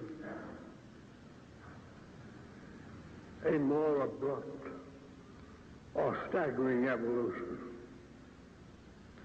We deal now not with things of this world alone, but with the illimitable distances and as yet unfathomed mysteries of the universe. We are reaching out for a new and boundless frontier. We speak in strange terms of harnessing the cosmic energy, of making winds and tides work for us, of creating unheard synthetic materials to supplement or even replace our old standard basics, to purify seawater for our drink, of mining ocean floors for new fields of wealth and food, of disease preventatives to expand life into the hundred of years,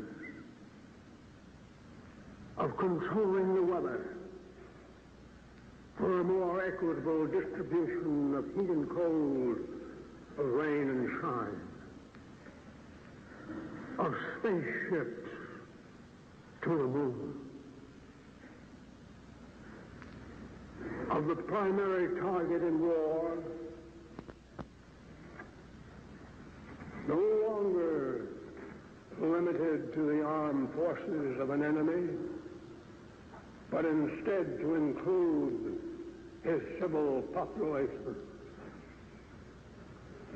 of ultimate conflict between a united human race and the sinister forces of some other planetary galaxy.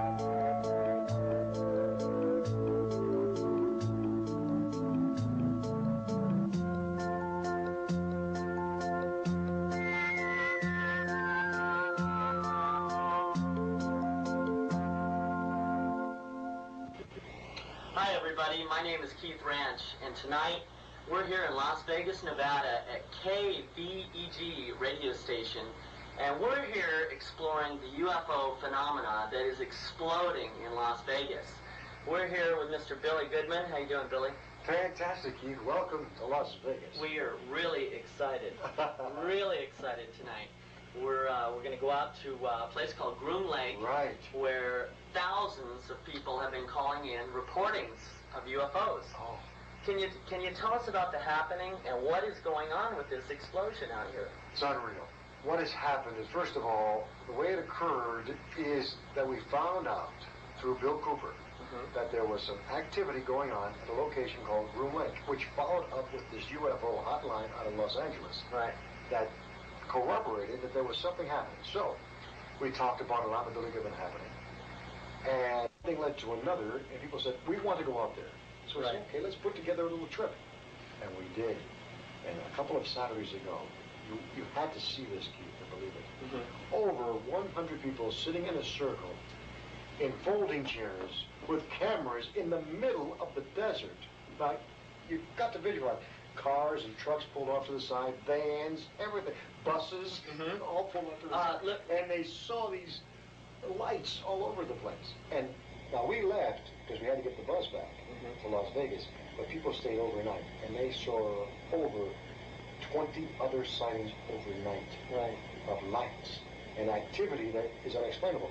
You have to understand the area of Groom Lake is off limits to regular air travel and to Air Force and Navy. So no other planes are going to be flying over there except what is happening at Groom Lake. And yeah, I understand that you can actually be shot down if you fly in that airspace. I can't, because I won't do it. You know, I'm not about to fly over there. Yes, if anybody from the Air Force, the Navy, or commercial airlines, yes, they will be shot down. There's no question about it. Who is Bill Cooper exactly?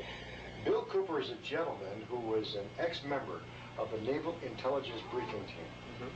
And he was honorably discharged in 1972 from the United States Navy.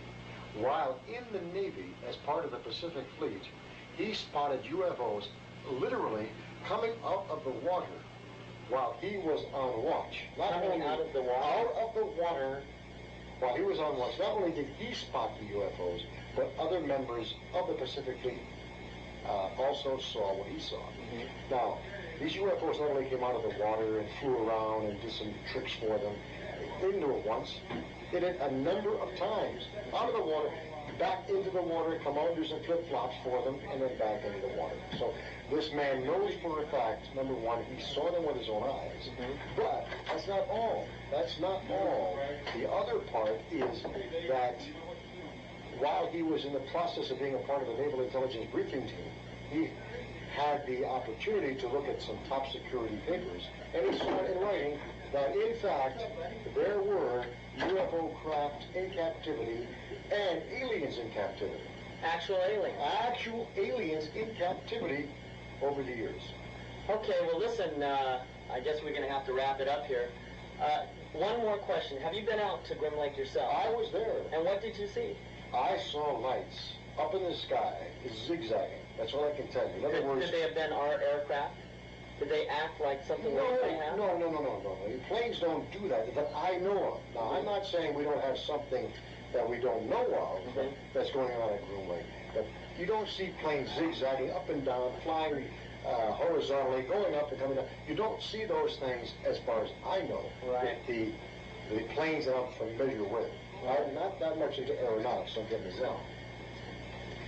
Okay, well, I'll tell you what, we're going to go out there and check it out for ourselves. Do it. So, thanks for the interview, and we will talk to you later. The only thing I regret is I cannot be with you folks. But I was there, and now it's your turn. Okay, well, we'll let you know what happens tonight. I know you will, but Charles Ellery will be out there.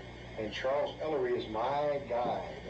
And he's the one who brought us out to 29.5-mile marker on Route 375. Well, you heard us. You're on the air, Billy. Oh. He's on the air. Well, no, I'm not. But I guess we'll catch up with it. As far as UFO activity and unsolved mysteries, decided to go into it and to look into what happened at Roswell, New Mexico. I want to read you a little letter that's dated September 21. As a matter of fact, it just got to the radio station today. It took a while to get here. I don't know why. Perhaps she did not mail it. But listen to this. In the late 40s, early 50s, my father was a civilian employee at Wright Air Development Center, now called Wright-Patterson Air Force Base in Dayton, Ohio. He was air eyewitness to several pictures of the craft, as well as documents that were circulated among the key personnel in the government. What is being told now is something I have grown up with. My entire family has known of this since I can remember. But we, like the others, were sworn to silence. We were all too aware of the problems my dad would face if we said too much. Can you believe this, Dave? It goes on and on. Even though we knew that things from other planets did exist, she's not saying think, she knew things from other planets did exist, we tried to deny it to ourselves because even a few years ago, to mention such things in public would have bought us one-way tickets to the funny farm. That's only the beginning. There's more with this letter. I mean, there's so much more. This is nothing compared to the mail that I just received today of people telling us that finally the fact is that they have seen or they know of UFOs. Favor, zoom in on this little puppy. Look at it. Can you hear that noise in the background, folks? And camera 4, zoom in on this. This is, I guess it's a Tesla coil. Is that correct? Anybody nod your head? This is the Tesla coil. Now, you've heard me talk on the air about Nikola Tesla. Well, somebody, Ted Rice, brought this down tonight. Look at this. Isn't that something? That is fantastic. All I'm doing is touching it with the tip of my finger, and you hear that. I'm touching this. It looks like a crystal ball type thing. Well, it's not a crystal ball, and there's a lot of electronic stuff, and all it is plugged into the wall in restaurants. I think I'm seeing the very same thing where you see them sort of flaring out, and you probably have seen these at the Elephant Bar and Shenanigans, but this is something else. Hey, camera 4, zoom in on this puppy. Look at that. Oh, wow, I feel like I'm electrified. Are the rumors that presidents have been briefed on aliens and UFOs true? Has a president ever said anything about extraterrestrials or unidentified flying objects? Let's see. But I've often wondered, what if all of us in the world discovered that we were threatened by a power from outer space, from another planet? Wouldn't we all of a sudden find that we didn't have any differences between us? When I left Vietnam, I was sent to the USS Charles Mary 1035 for a short period with NIS Naval Investigative Service to conduct an investigation on board that investigation. How many of you ever listened to Billy Goodman when he was on KVEG in Las Vegas? He was absolutely insane. He was a lot of fun. Everybody loved him, and everybody listened to him for 11 states all over the place, and I was a guest on there a lot.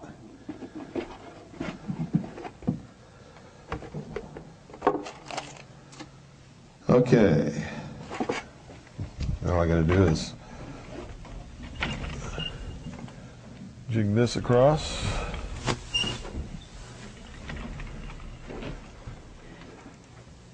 There. Okay, everybody get where you can see the slide now.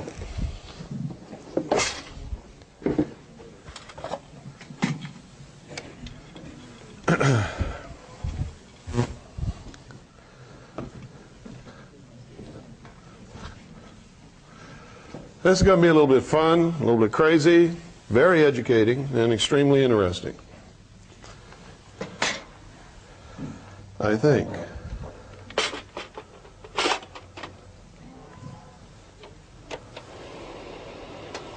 Let's see how far off we got by jiggling this table around.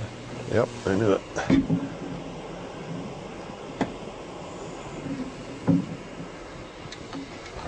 Okay.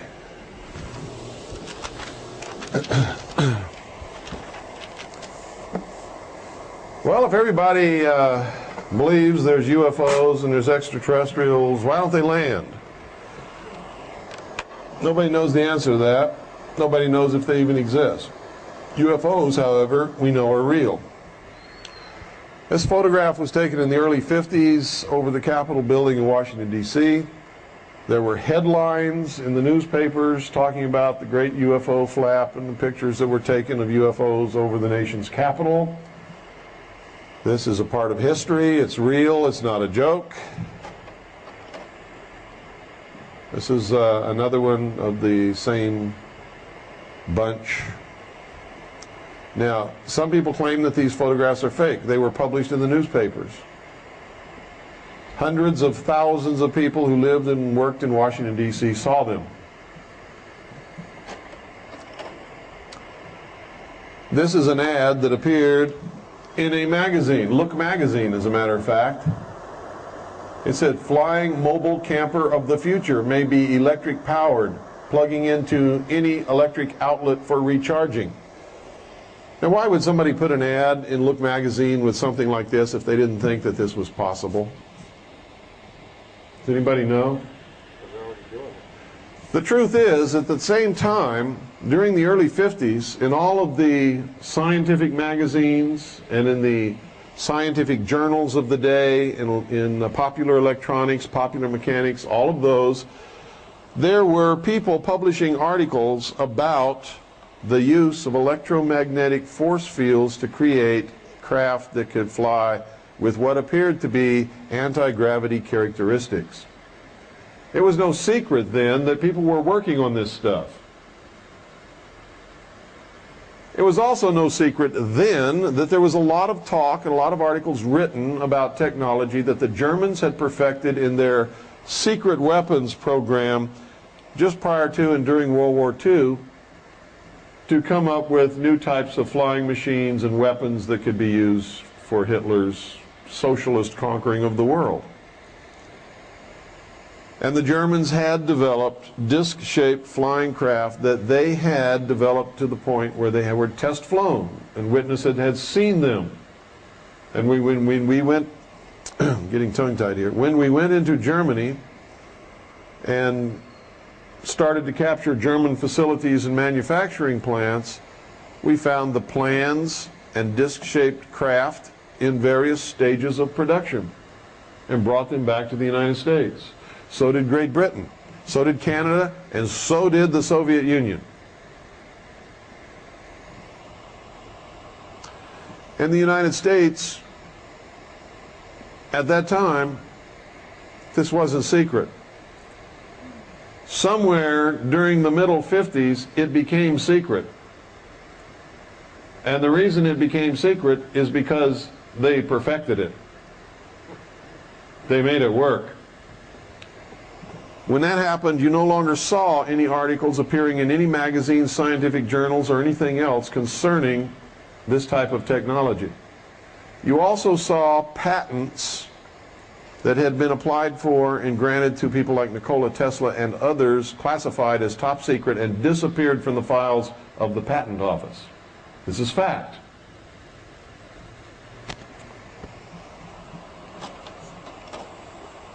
Look magazine, a blueprint for flying saucers. This was, anybody read that date for me? June 14th, 1955. This is the table of contents page for the cover of the magazine that you just saw. There it is. Is this the real flying saucer? This article was written by a journalist who had interviewed a general in the United States Army who described for him this flying saucer, piloted by a human being, built by the United States Army, and in operation at that time. You can get that magazine and read this article. Now, if you'll notice down on the left-hand side there, that picture of the airport of the future, where is it? No, that's not Area 51. It's underground, though, isn't it? It's underground in a mesa. Now, if you take that picture and cut it out of that magazine article and go to Dulce, New Mexico, and stand at the east side of the Archuleta Mesa, on the south side of the San Juan River, and hold that picture up, that is the Archuleta Mesa in Dulce, New Mexico. Part of it's on the Hickory Apache Indian Reservation. The other part is on the Southern Ute Reservation in southern Colorado. Start talking to these Indians about UFOs and they shut up, look at you like you're crazy, and get away from you real quick. Stick around at night. Sometimes you don't see anything. Sometimes you see the most fantastic contraptions flying out of that mesa that you ever saw in your life. Belongs to the United States government. This is a very early 50s safety poster that was taken off a bulletin board in a United States Air Force installation.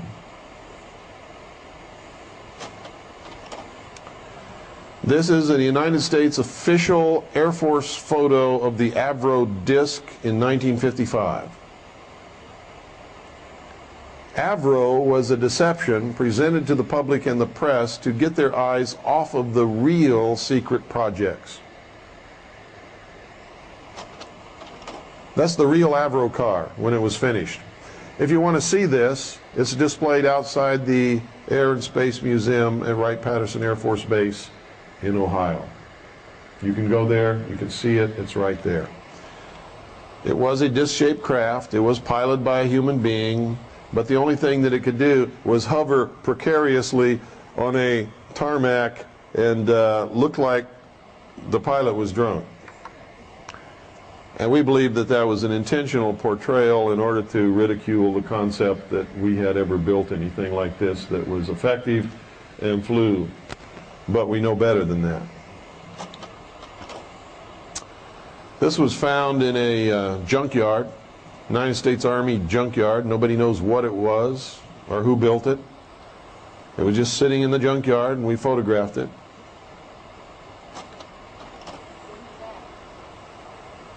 Pardon? What was what?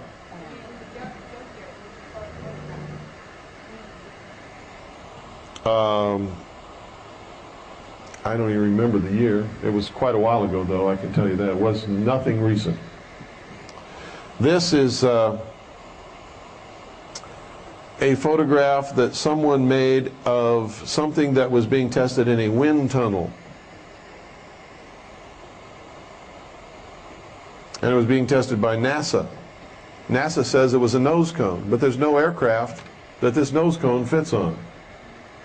We don't know what it is.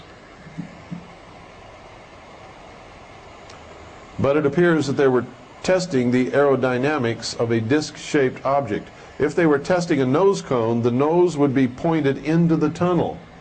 It wouldn't be sideways to the tunnel.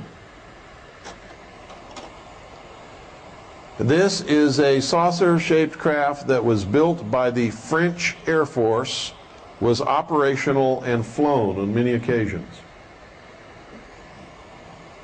It's piloted by one man, belonged to the French Air Force. There's another view on it. So when people tell you that these come from outer space,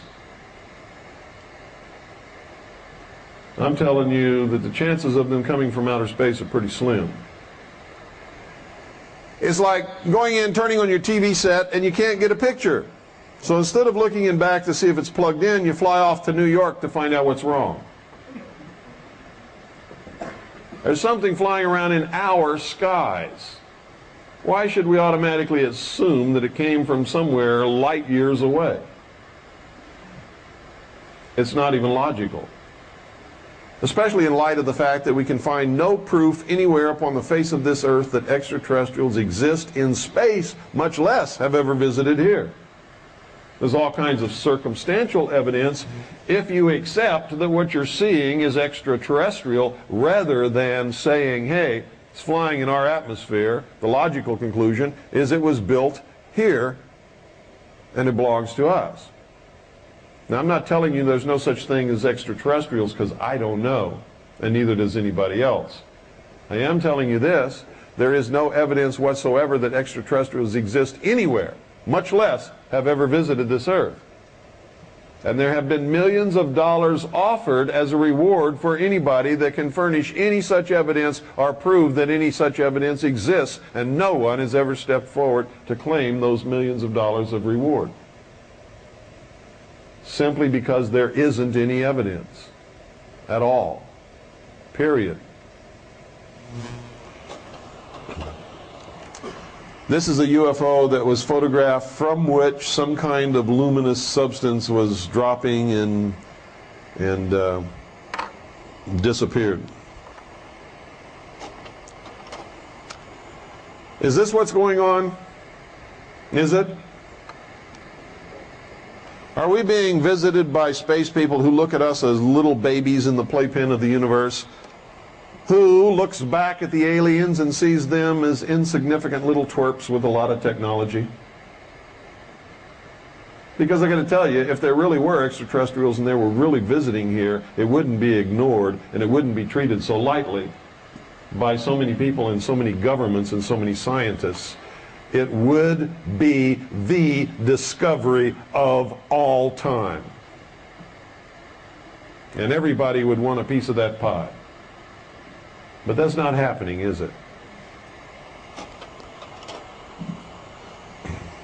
Some of the photographs you're going to see that I'm going to show you, and I always take them from official NASA publications. You can get the same books with the same photographs and examine them for yourself. Okay? Some of them came from Exploring Space with a Camera, an official publication of NASA. Some of them came from a NASA publication called The Moon as Viewed by Lunar Orbiter. Some of them came from the Atlas and Gazetteer of the Near Side of the Moon, an official NASA publication. Who are these people that tell you there's no near and far side of the moon? NASA would know, wouldn't they? If they know, why would they publish something talking about the near side of the moon if there is no near side of the moon? Have you ever seen any other face of the moon than the one you look at? No. So these people that tell you there's no such thing as the far side of the moon, they're full of crap. You've never seen any other side of the moon, have you? Now, I've been all around this world on Navy ships. I've been in the Indian Ocean. I've been in the Sea of Japan. I've been in the South China Sea. I've been in the Arctic Ocean, and I've been in Antarctica. And I'm telling you, all around the world, the same moon that you say here, I have seen everywhere I've been.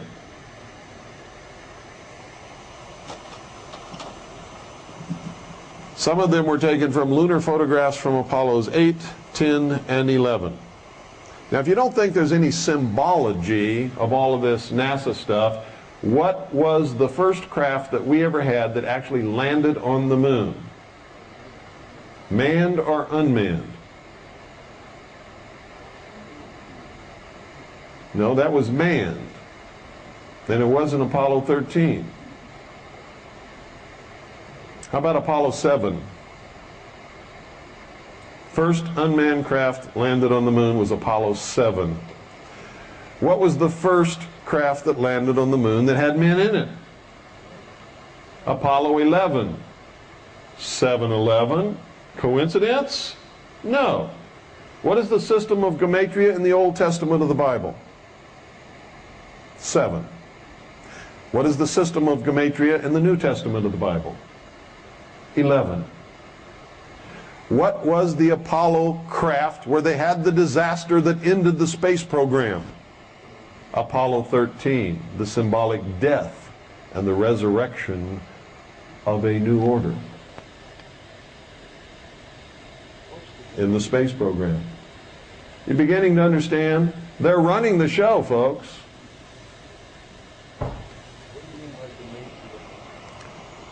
If you don't know what gematria means, I don't have time to teach you today. You'll have to look that up.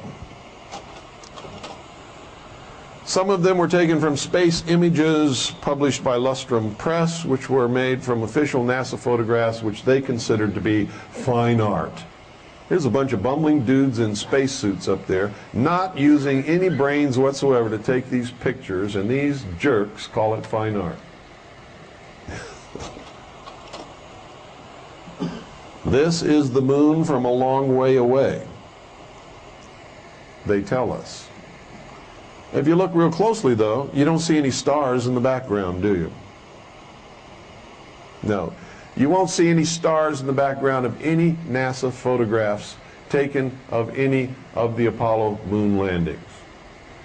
Now let me tell you something, folks. This old bit that you can't take photographs of stars on the moon or from the moon is a crock of crap. Stars are out there. Without an atmosphere to filter the light and diffuse the light of the stars and the sun are extremely bright in space where there's a vacuum. They were using Hasselblads. Most of the time they had those Hasselblads set on infinity, which means anything in the frame would have been in focus. The light was so bright they had them stopped down to the lowest f-stop that they could possibly have because light in space is overpowered. Okay?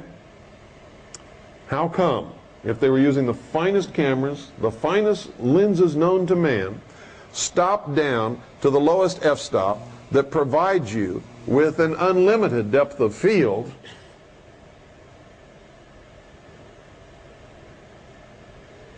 with the focus set on infinity, there are no stars in any of the pictures taken by these guys. This is a picture of a crater on the moon. Now look very carefully at that bottom crater. Right in the center of the crater, you will see something white that is extremely tall, that casts a long shadow. See it? This was taken, ladies and gentlemen, by Lunar Orbiter 4. Lunar Orbiter 4 had cameras with a resolving power of 1 mile only. If it was less than 1 mile in size, the camera could not even photograph it. So everything you see here is at least 1 mile or more in size. So whatever that is in that crater is over 1 mile high. Can you imagine that? We're using NASA's own statistics that they have given us. They told us, when we asked them, what is the resolving power of the lenses and the camera on Lunar Orbiter 4, which took this photograph? They said nothing less than 1 mile.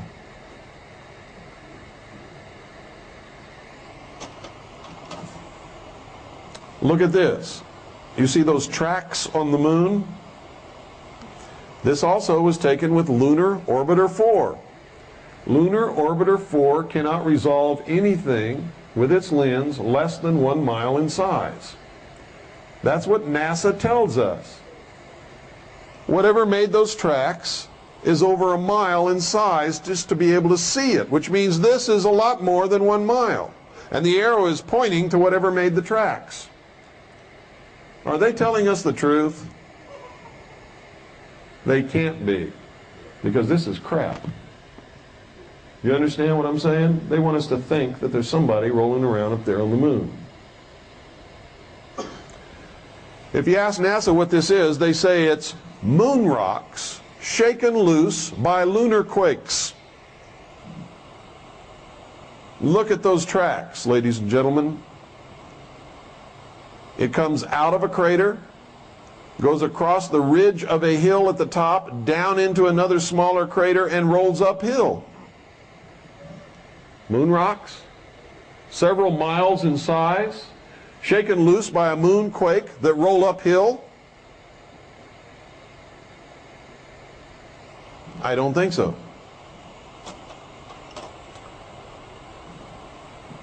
Here you see a crater on the moon, and on the close edge, the edge nearest to us, we see something that is anomalous on the edge of that crater.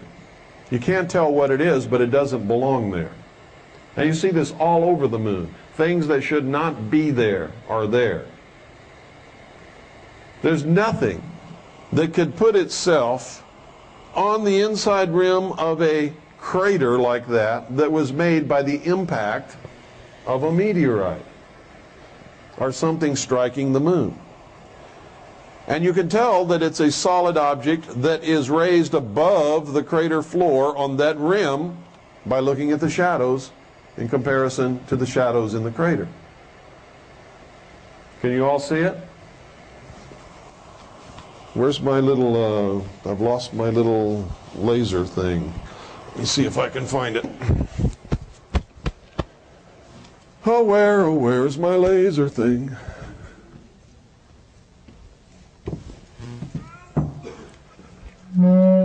Hi, baby. Did you hear her say, hi, Bill? There it is. I found my laser thing.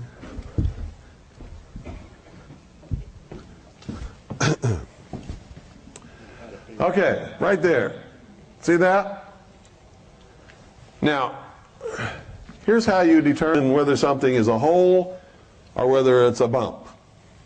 If you look at the crater, the sun is coming from over there somewhere, the sunlight. It's falling like this. So the inside of the crater on that side is dark, and on this side it's illuminated. The outside of the crater rim is dark over here. Over here it's illuminated. But this sticks up, and so it's struck by the sun on this side, and there's shadow on the other. Can everybody see that? Okay, now I have a degree in photography, so it's easy for me to determine these things and see things that maybe you have trouble with, so you have to talk to me if you're having problems.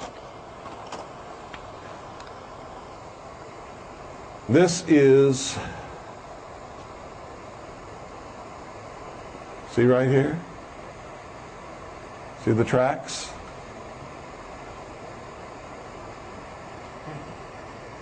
Lunar rocks shaken loose by lunar quakes. Look at the path of the tracks.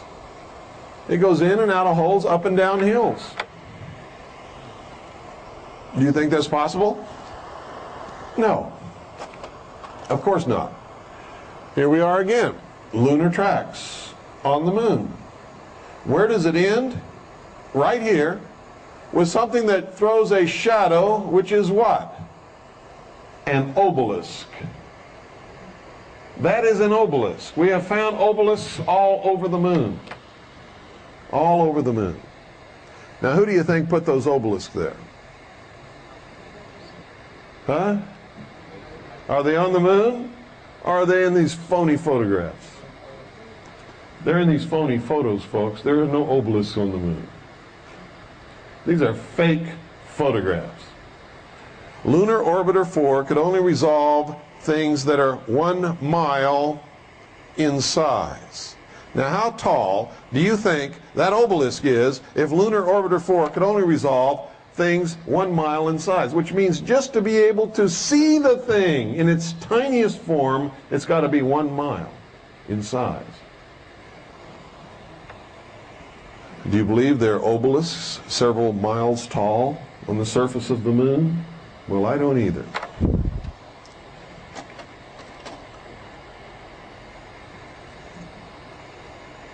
What do we have here? You know what? I need somebody to jump up there and right back there, see that opening in the back of the stage? My piece of paper fell down there. I need that piece of paper. It's a yellow piece of paper. 2070. Right here on this photograph, you can see some things that don't belong on the moon. Can anybody pick it out? Can anybody see it? Talk up loud.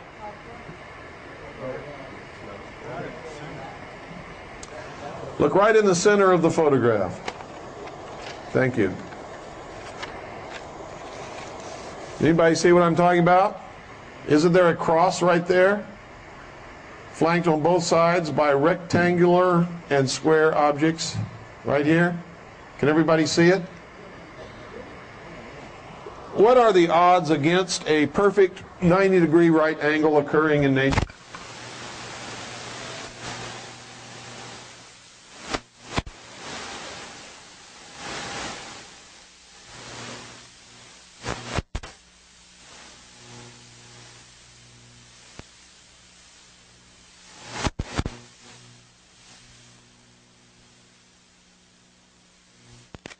Angles occurring in nature anywhere. How many right angles are in that cross?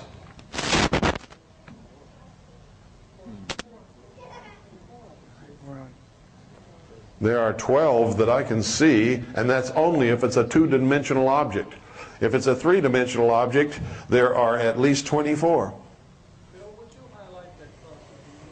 Come, if you can't see, there are going to be small things in these pictures. Get up here where you belong.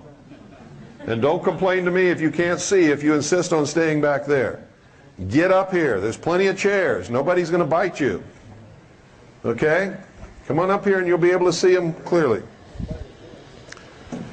If you want to sit on the floor right in front of the stage, be my guest.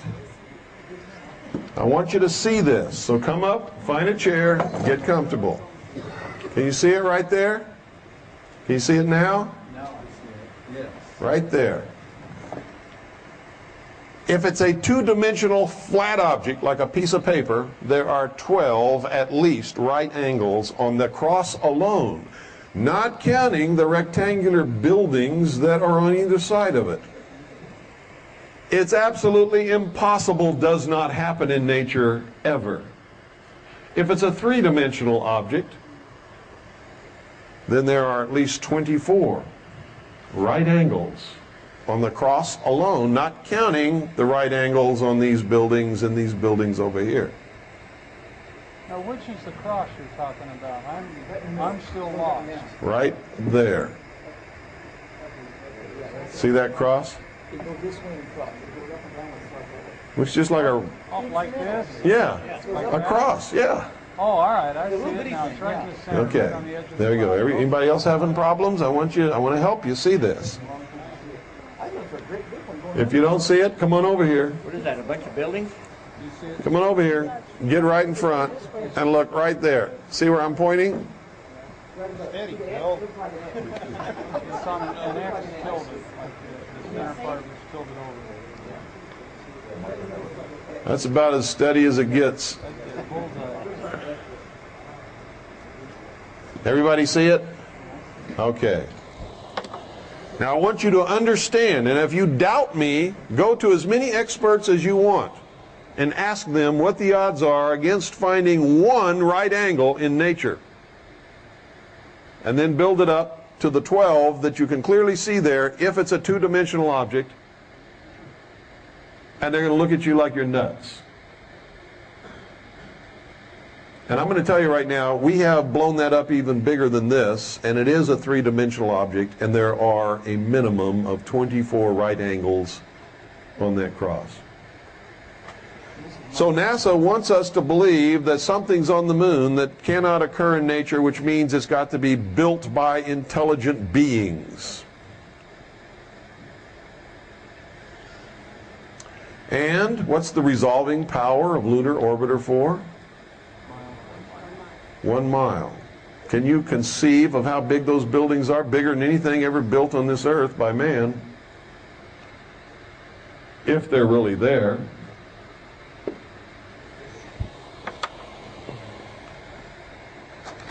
Just the front side or the back side? Near side. Yeah. Now take a look at this. You'll see some more things that are just absolutely incredible. Anybody see anything unusual in this picture?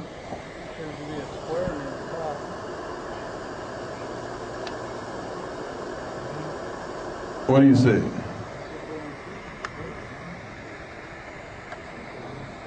What do you see, gang? Look in the craters and you will begin to see White things. letters. Yeah, there's letters in some of those craters.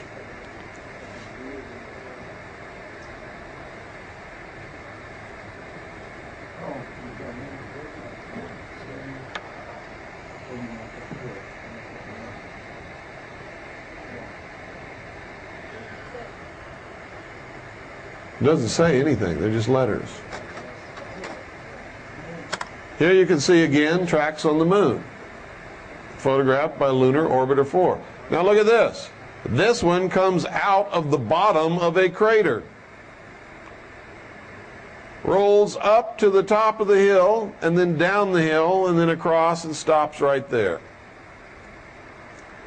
This one comes over here, down inside the rim of a crater, up a hill, and then down a hill, and then up another hill, and stops right there, and throws the shadow of an obelisk. Pardon? I forget what altitude Lunar Orbiter 4 was, but they say that it only had a resolving power of 1 mile. It was one of the earliest unmanned orbiters that we sent up to orbit the moon. In fact, it was the 4th, the only one that really ever sent back good pictures of the early attempts. Now take a look at this, folks. What is that hovering on the edge of that crater? Anybody know? What is this?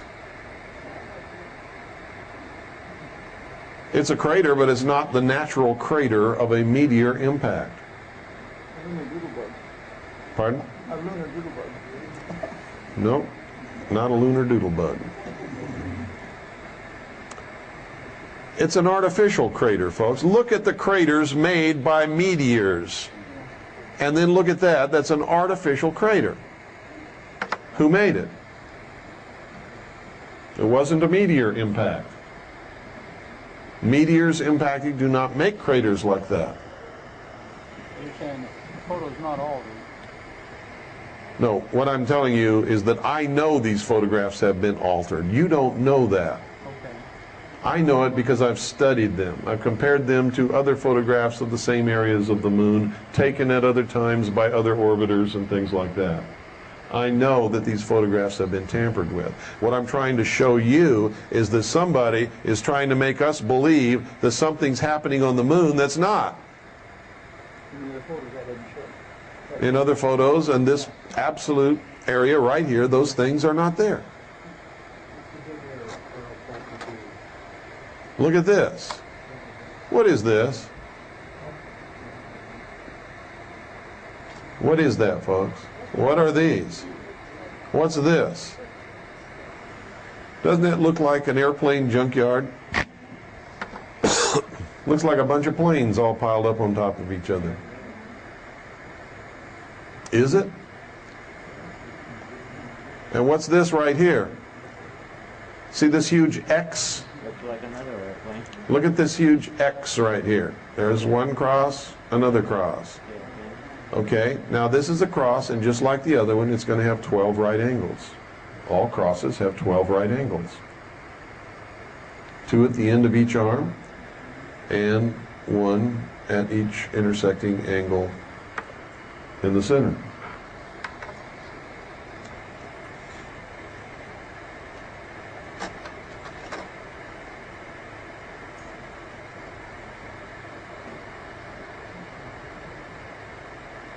Now I got to try to remember what this is.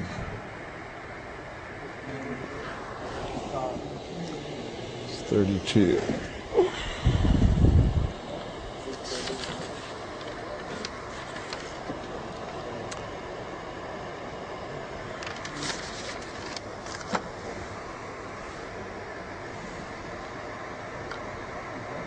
So 32? Can't be. Yes, 32. This is mislabeled.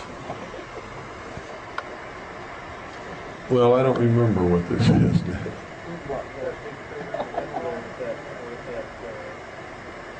No, I don't remember what this is. There's something in here, but I don't remember what it is. What stuff? I have no idea. But it's not anomalous. Is it where the black dot is and all the lines come out of the black hole right there? No, I've forgotten what's on here. There's something on here. Some of these sometimes. It's not the monkey face in fact, in the middle of the bottom. Pardon? It's not the monkey face. Are you having fun? Do you want to stay here? No. You keep screwing around with me, you won't be here. Okay? Do you hear what I said?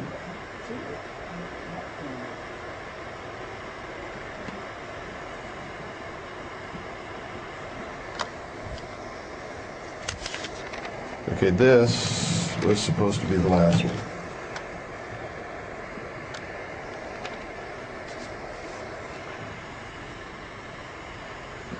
What you're seeing here is something very strange. Whatever made these tracks here entered the crater here and gouged out a portion of the crater's rim. Moved down while it was gouging out the crater's surface, came back, crossed its own track, went up and gouged out another portion there. Can you all see it? Now this would not be significant, and you wouldn't be able to tell that this was artificial if it had not crossed its own track. Does everybody see that? You can tell where it entered, came down, came back, crossed its own track, clearly overrode its original path, and then went over the rim of the crater, and everywhere it entered or exited, it took out a portion of the rim. Now this, we don't know has been tampered with, because we've seen these things in other photographs in the same spot all the time. It's like there was a great excavating machine moving around. These are things that road graders do and things like that. This is the crater Kepler. Kepler was a famous astronomer, and this crater was named after him. You can see that this is anomalous. It is not a natural crater that was made by a meteorite. When something impacts the surface of the moon, moving at tremendous speeds, it vaporizes everything and throws material out away from it and leaves a perfectly round crater.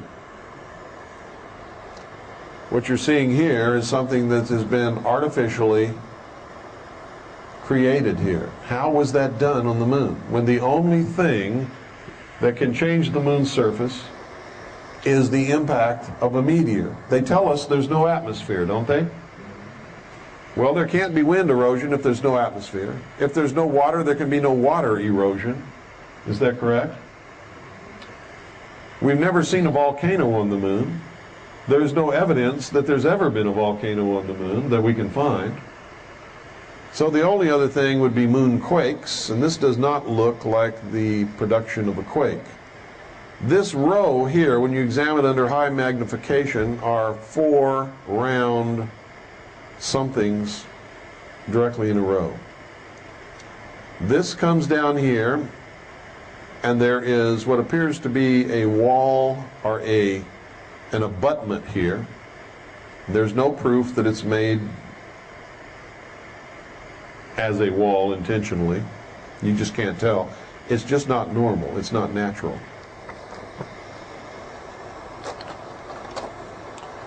Here you see again the tracks made by objects on the moon that come up out of craters.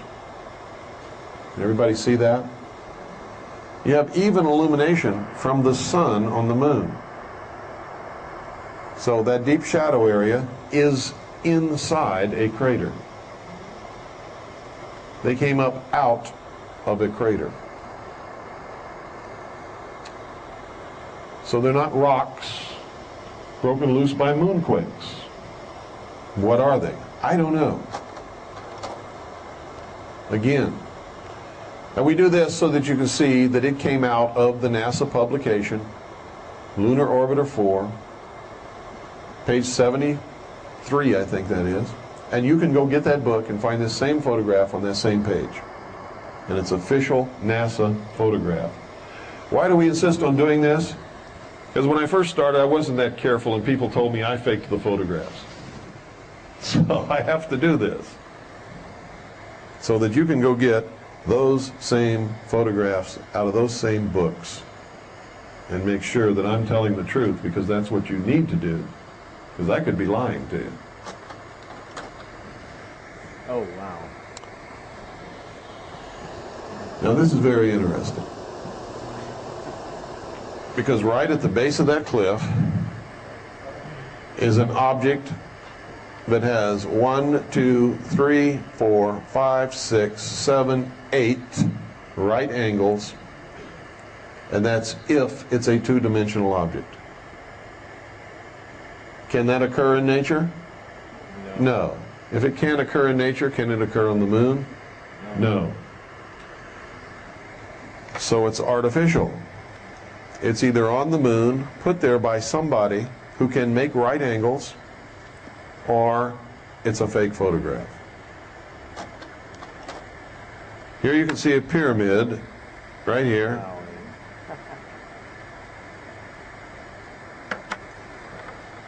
And it's not too far from what I just showed you, which is right there. These are in the crater Copernicus. Oh, I forgot to show you something else. Right over here, you see that? It's a huge cross, like a Christian cross. There's a tall spire, and right at the top there's a cross. Over here is a tower. These were all taken by Lunar Orbiter 4. See that tower right there? Miles high. Miles. This is Kepler up here that I showed you. These are the tracks. This is nothing. I mean, it's something, but we're not concerned with it. There's a close-up macro photography of whatever it is that makes the tracks.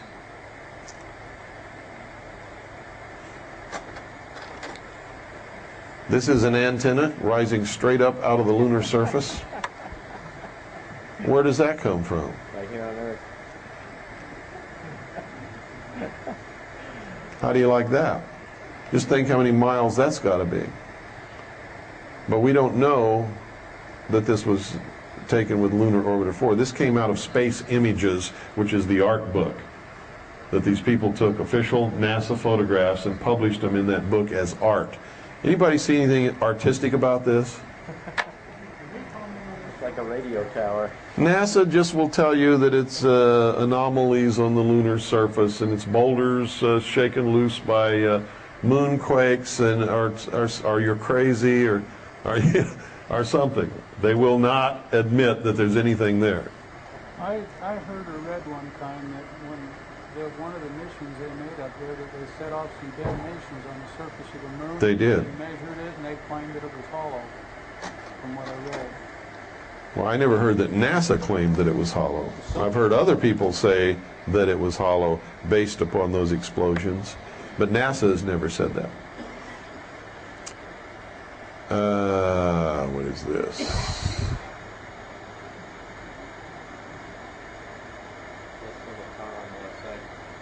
Oh yeah, this is another one with the antenna.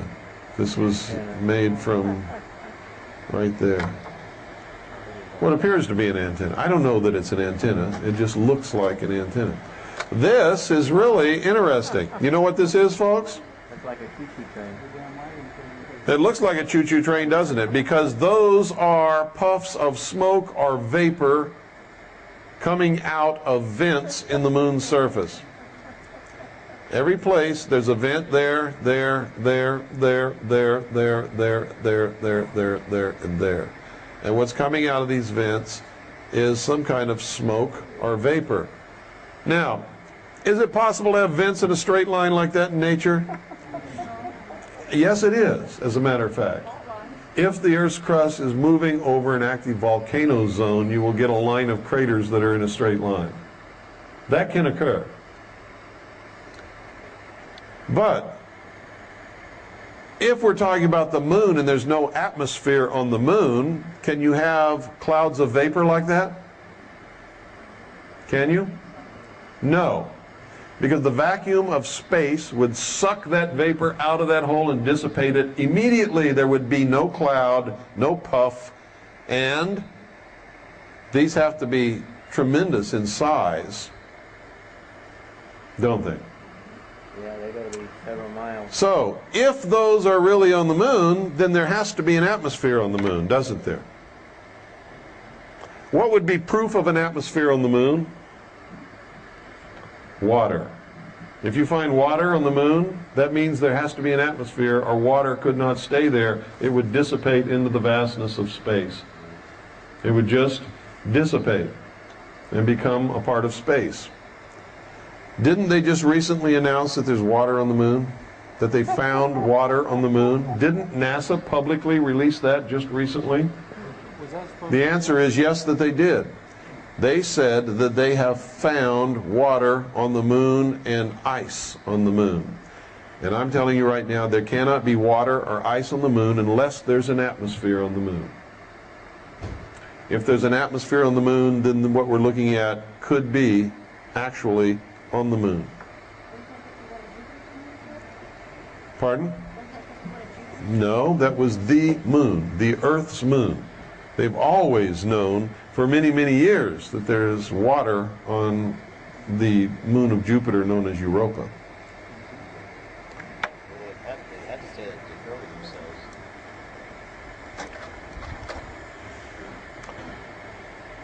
Here's another proof that flying saucers are not in the realm of fantasy, nor do they have to belong to extraterrestrials.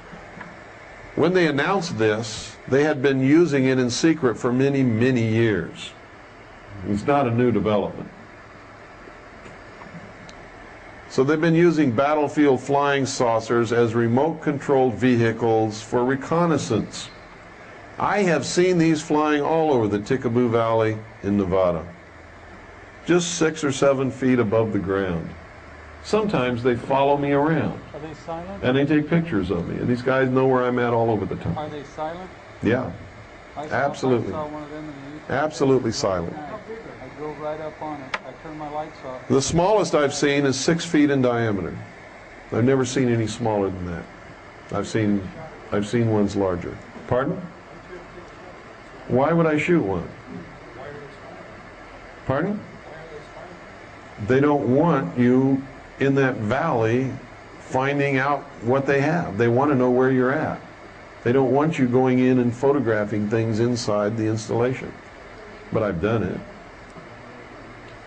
See, I've been going there for many years before anybody knew the existence of this place, because I found out about it in 1971 when I was on the briefing team for Admiral Clary.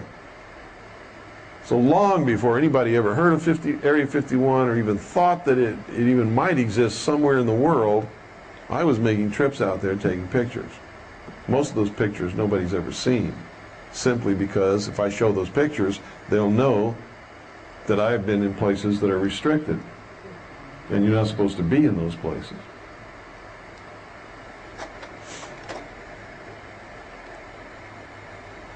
That's just an extension of that same article. Whoa! 1961, they said they found water geysers on the moon. Houston. NASA, press release. 10 miles of water clouds around the Apollo instrument.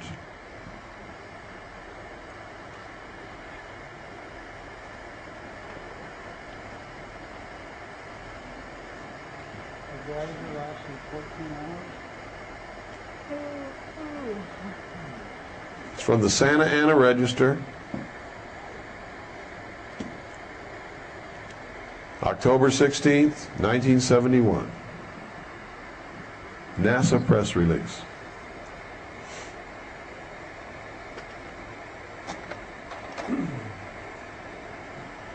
Now, why would they be faking all this stuff and trying to make us think that extraterrestrials are coming here? Anybody read the report from Iron Mountain? You should. Those of you who have read it probably know the answer. The report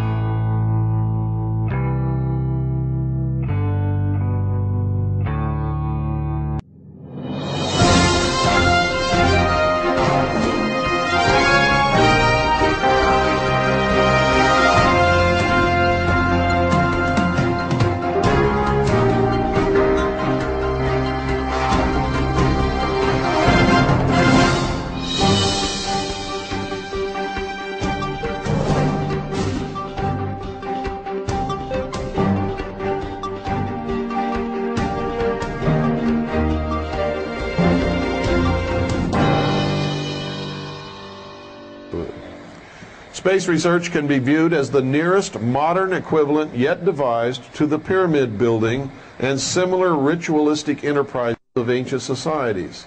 It is true that the scientific value of the space program, even of what has already been accomplished, is substantial on its own terms, but current programs are absurdly and obviously disproportionate to the relationship of the knowledge sought to the expenditure committed, all but a small fraction of the space budget measured by the standards of comparable scientific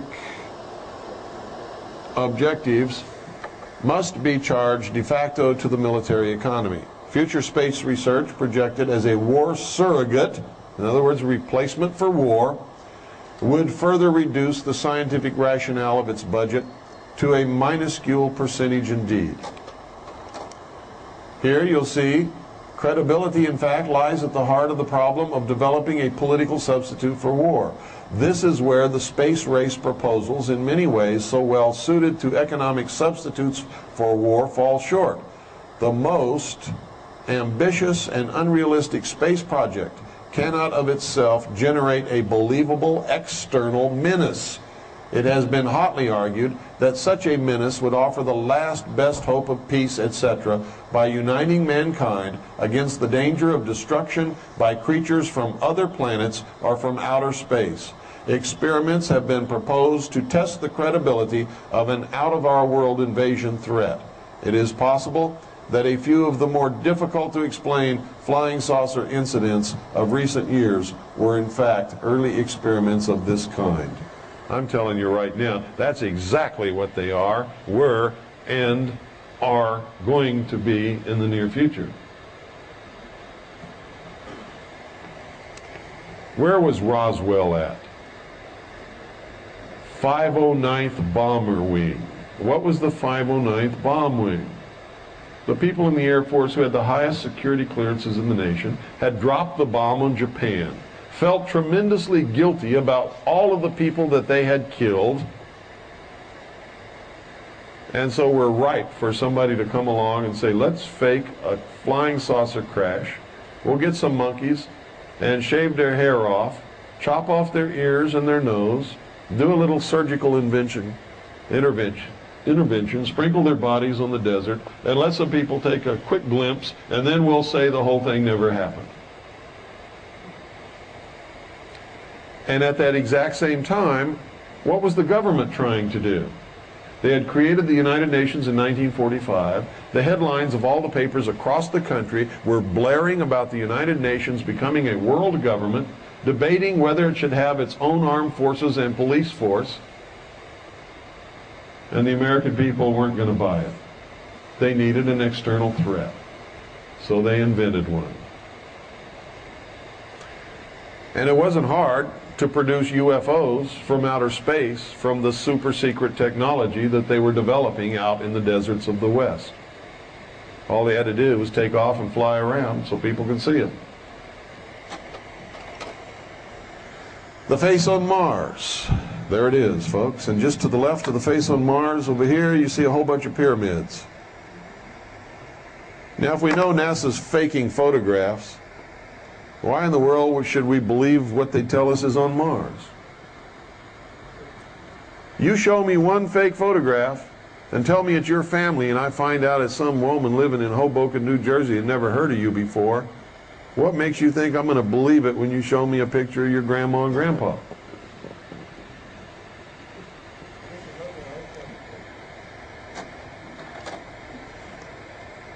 There it is, the face on Mars.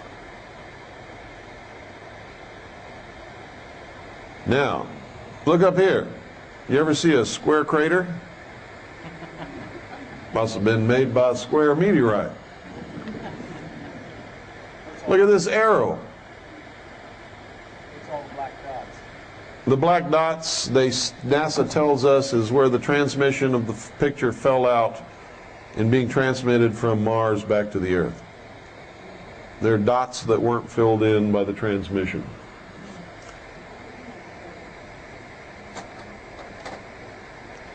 NASA tells us that the atmosphere on Mars exists, but it's only 2% of the Earth's atmosphere. Then why does NASA have on its books plans for a Mars plane? If the atmosphere around Mars is only 2% of the atmosphere around Earth, no plane, I don't care how they built it, could fly in such an atmosphere. Yet this is an official NASA photograph of the Mars plane that they have planned to send to Mars to fly around in its atmosphere and take pictures and all of that kind of stuff. Again, there's a face on Mars. To the left are the pyramids. This is all that stuff that what's-his-name is talking about. What is his name? I've forgotten. Richard Hoagland, that's right. Now, if all of these pictures are real, then all of his theories could be valid. But if these are fake pictures, then everything he says is based upon a lie. Is he a part of it? I don't know. Don't even care.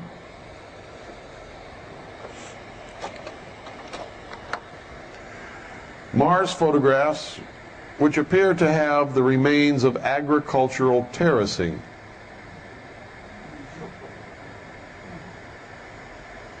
This is supposed to make us believe that at one time on Mars there was a tremendously successful civilization that had developed to the stage where they perfected agricultural terracing in order to feed the populations of their civilization.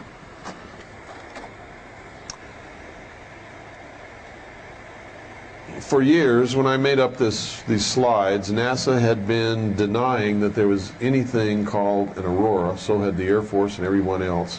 We now know that it exists. They've admitted it. So this is a moot point here.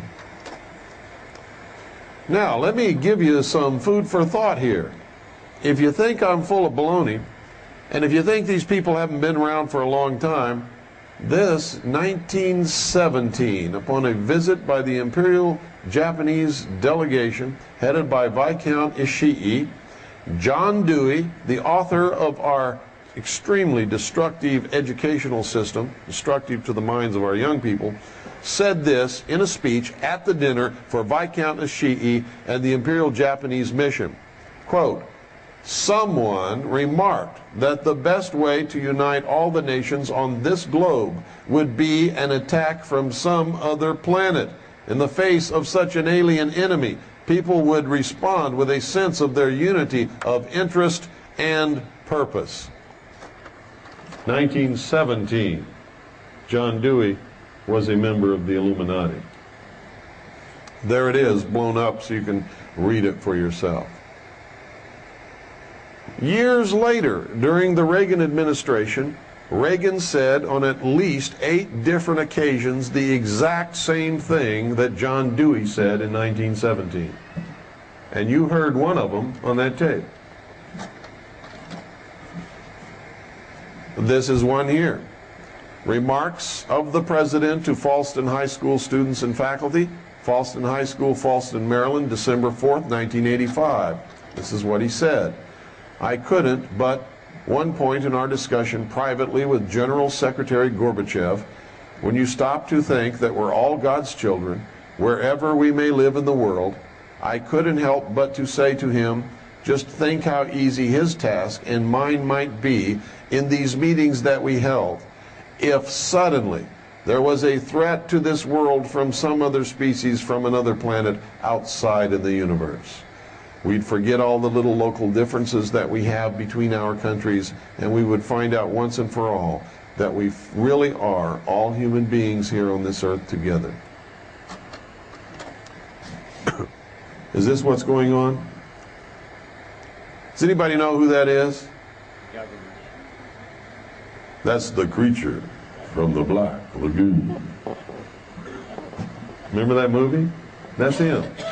He doesn't look so fierce. I think he looks kind of neat myself. Friendly, cuddly, cute little feller. He's just looking for love.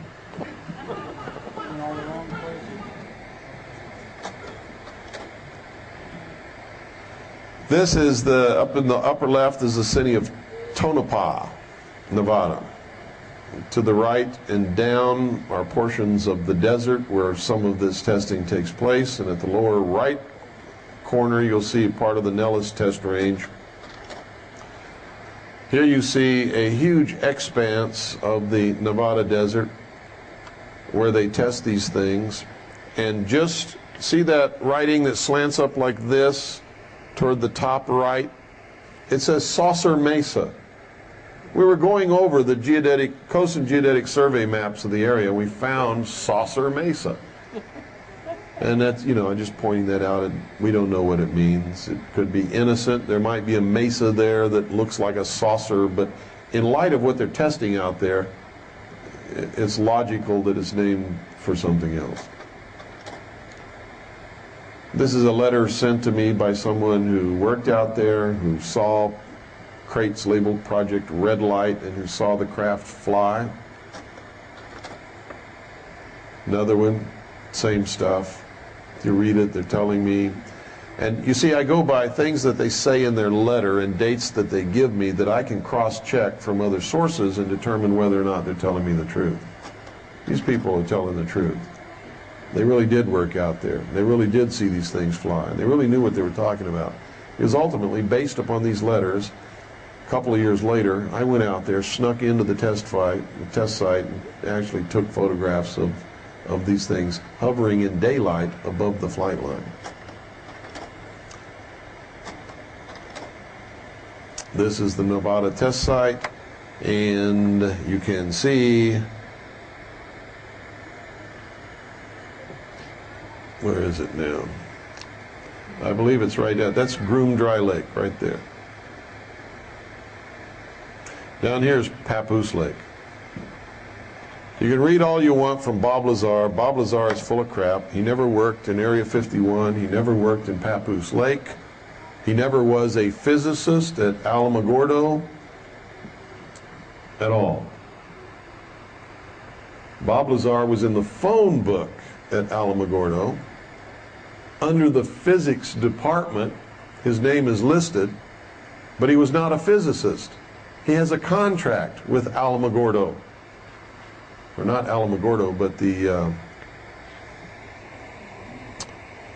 trying to think of the name of the laboratory. Los Alamos. He has a contract with Los Alamos National Laboratory with the physics department to develop the film from the dosimeter badges to tell whether anybody has been exposed to radiation. That's why his name was in that phone book. Bob Lazar is a liar, one of the biggest liars that's ever walked upon the face of this earth. He has never ever worked in Area 51 or Papoose Lake. He never saw flying saucers, never worked on back engineering or anything else.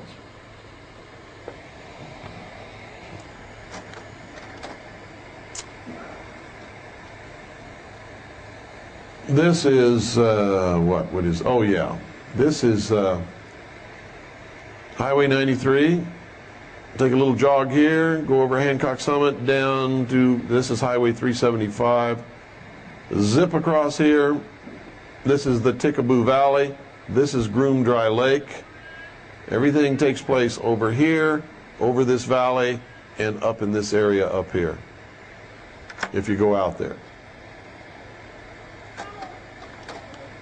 That's Groom Dry Lake. There are underground tunnels which go to other government and military installations. We have marked 2 of those tunnels on this map. You're not going to see the tunnels, they're underground. This is a satellite photograph of Area 51. We went to the United States government, asked them if there was anything there, and if there was, what was it? They said there's nothing there, period. It's just a dry lake bed and desert. The United States Air Force said the same thing. There's nothing out there, dry lake bed and desert. There is no such thing as Area 51, period. So we went to the Russians and got satellite photographs. Now what does that tell you? Who are they hiding it from? If they tell me it doesn't exist, and they know damn well the Russians have photographs of it, who are they hiding it from? From me, not the Russians. They know about it. That's who we got these photographs from.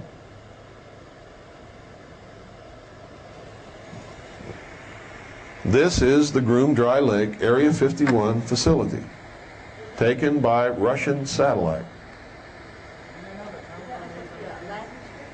It is a landing strip. It's one of the longest landing strips in the world. It's over 35,000 feet long.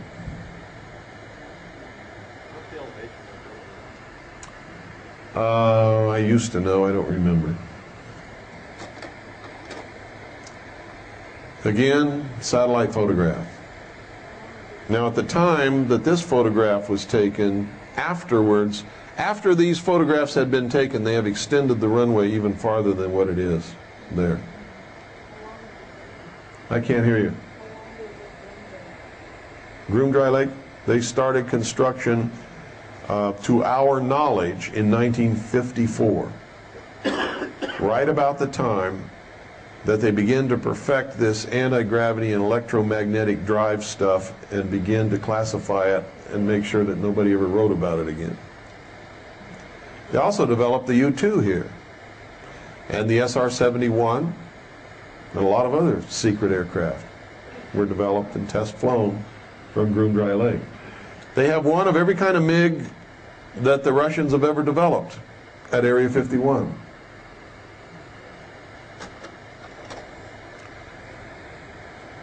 It's another photograph from satellite.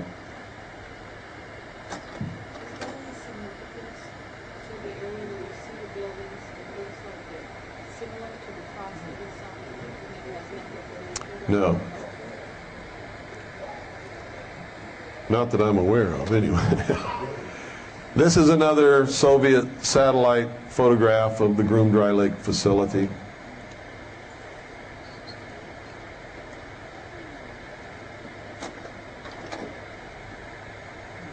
Does that run away? Pardon? Yeah, they're gigantic tunnels.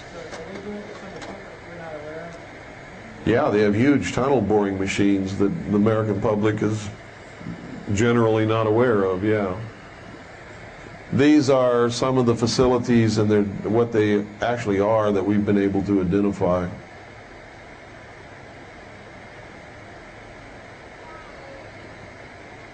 that runway inclined, not level? No, it's level.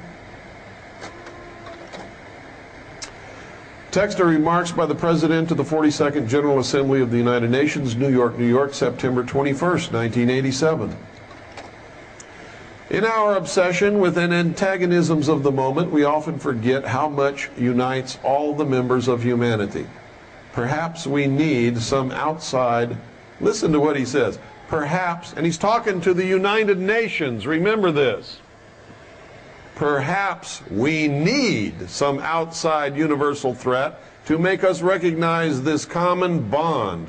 I occasionally think how quickly our differences worldwide would vanish if we were facing an alien threat from outside this world. Is this what's happening? You start reading New Age publications and they tell you that the benevolent space brothers are here to help us. And, you know, if everything falls apart, they're going to pick up the best people in the world, the good New Age people, and take them aboard their flying saucers and whisk them away to their planet. Are you kidding me? Somebody from another planet came here and took one look at what we're doing on this Earth. You think they'd take us back to their planet? Huh? Not a chance. Is this what it is? Or is this what's happening?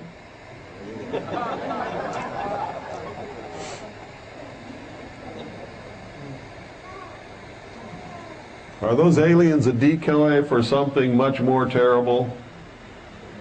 You better bet your life they are. I don't know. I found this in a magazine and decided to take a picture of it. I thought it was great.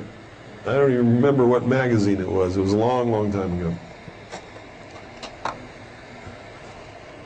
And that's the end of that tray.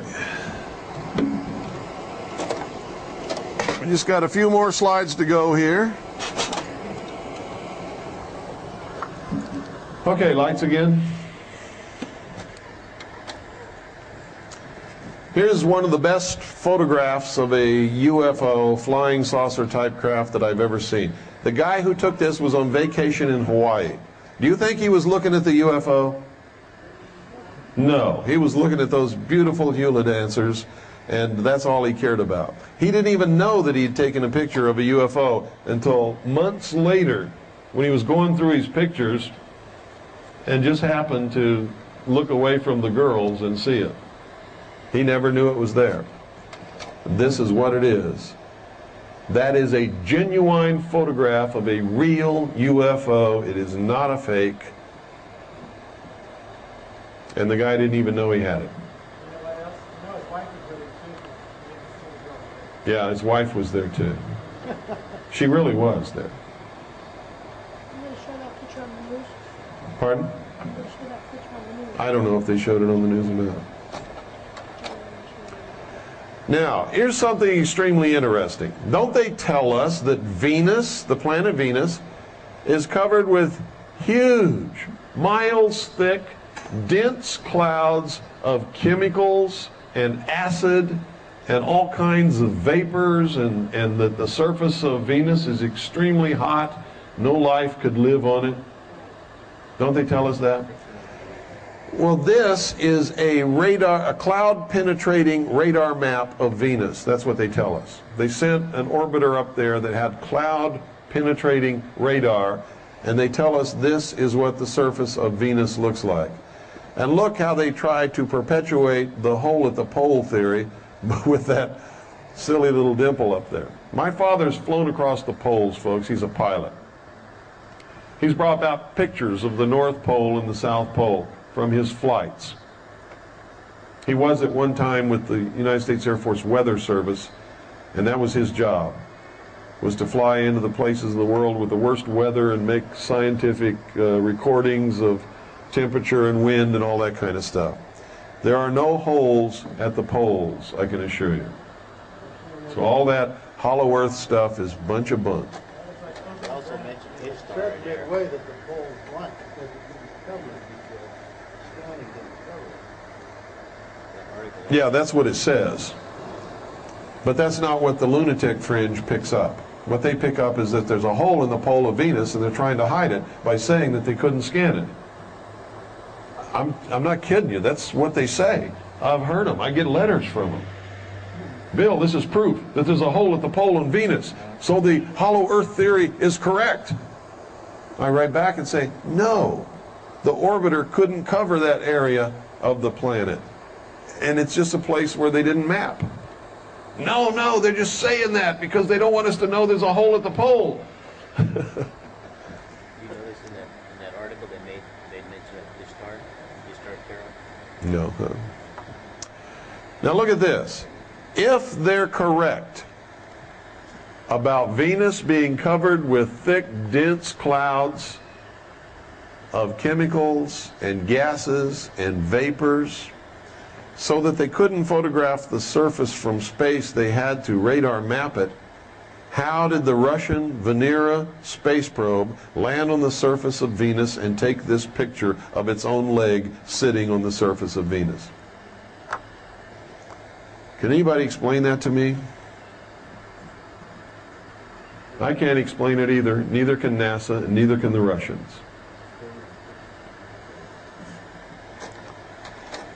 Here's another, two views.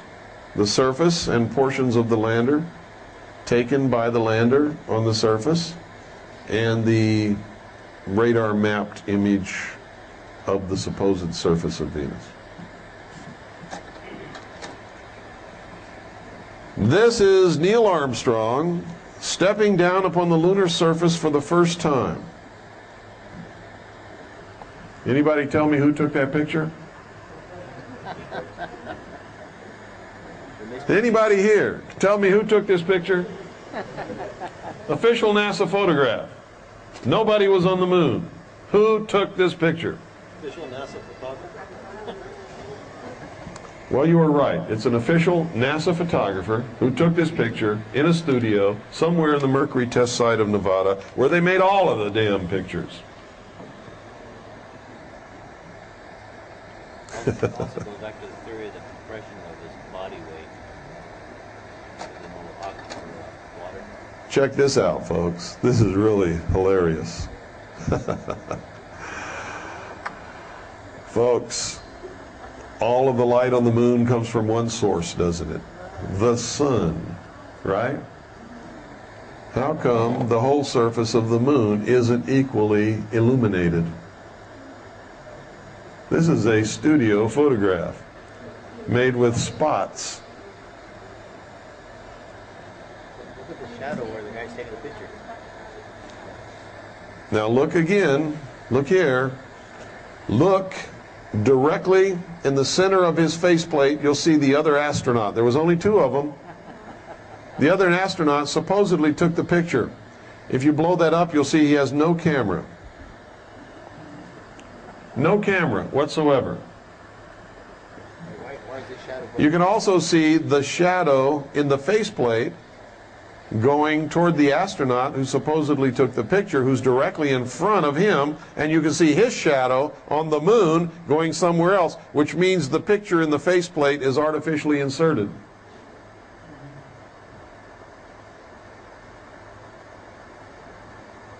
This is as fake as it comes, folks. And you don't have to have a photography degree to see it. I'll tell you something else about the moon. In space, the sun and the stars are so bright, ladies and gentlemen. Illumination is even over everything. There are no dark in light, except in shadow.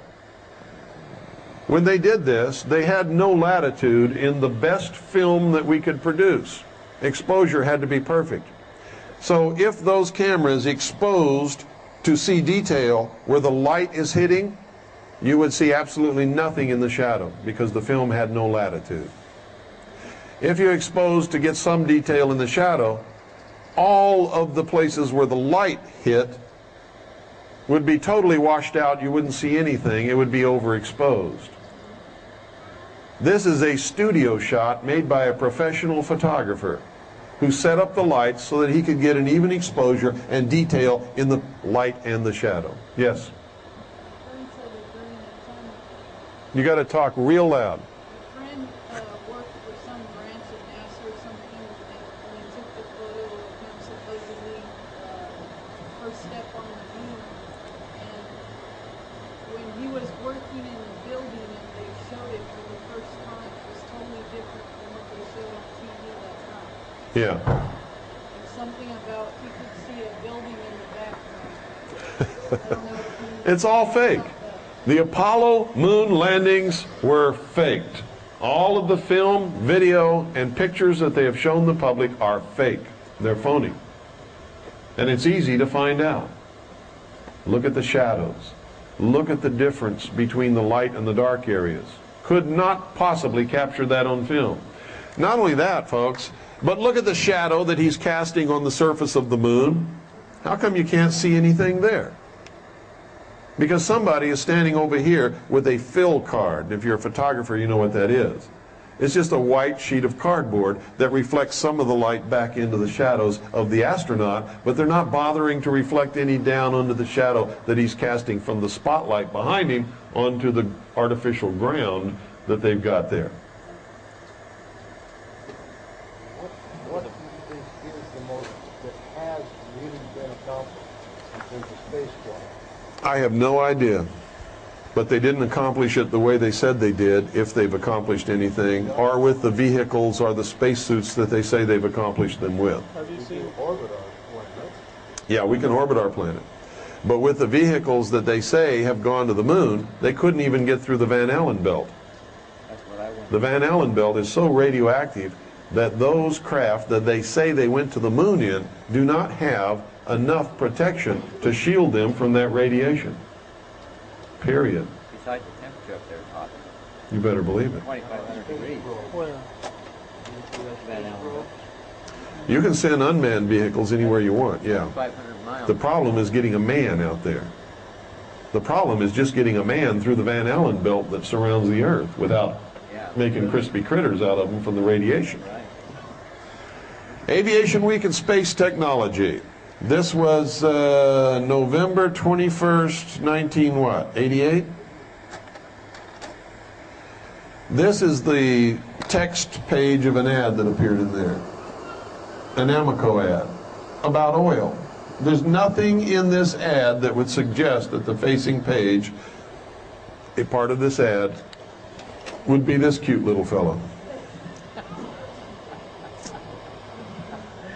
We called Amoco and we asked them, where'd this come from? It's a neat ad. We really like it. We want to compliment you. Where did you get the model? Oh, it's a 12-inch high statue that we had an artist make. But it's not. This is not a photograph of a 12-inch high statue, even though they say it is. And I'm going to show you why. If anybody that wants to can get up there as close as you can see hair. You ever seen the hair on a baby's butt? Real fine, silky hair, almost microscopic. Go up there and look. It's on his neck. It's on the neck of this thing, the same hair.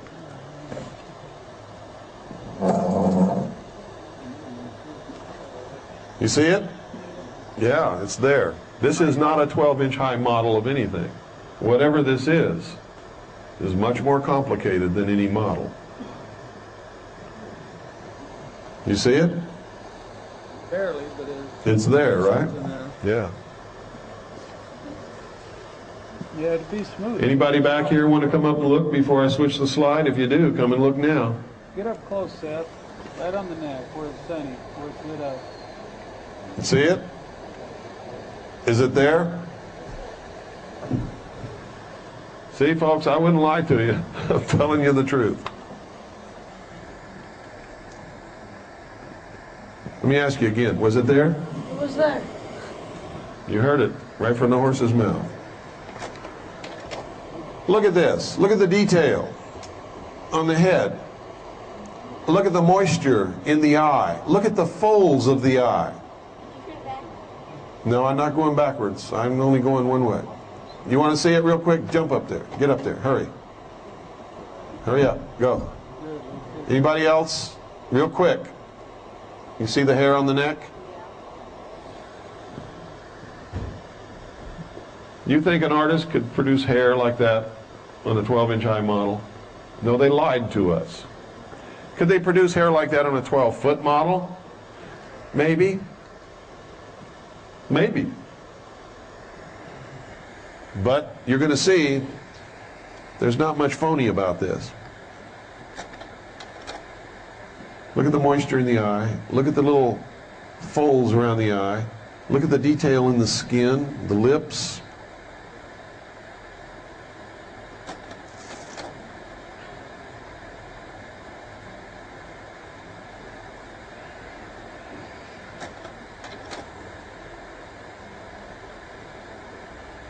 Look at the creases on the neck.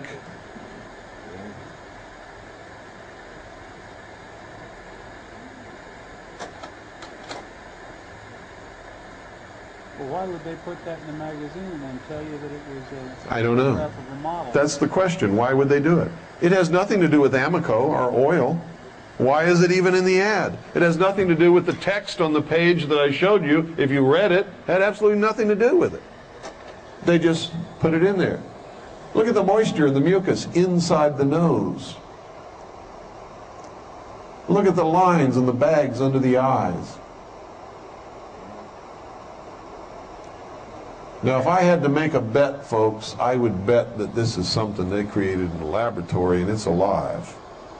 If I had to make a bet. I don't think in 1988 they could make anything this realistic that wasn't.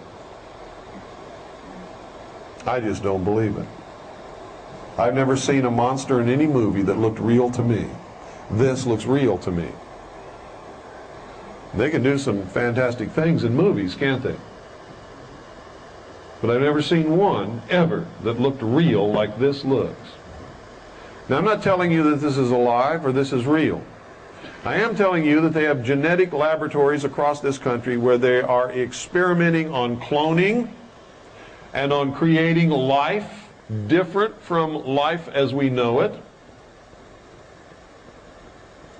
and where they have been experimenting on the human genome to identify all the genes, I also know that all over this country there have been mysterious cattle mutilations where portions of cattle have been taken in the middle of the night, mysteriously,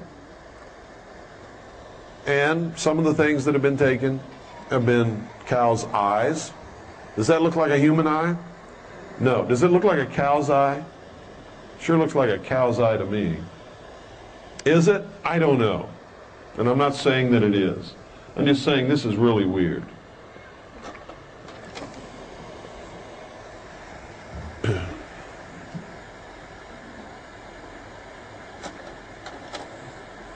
Who's this character? Jacques Vallée. How many of you have heard of Jacques Vallée? One of the great wizards of ufology. I call it ufology. He's identifying himself here as a member of the Illuminati. As his portrait was taken, he put his eye in the triangle. He's saying, I am one of the elect few. I am Illuminati.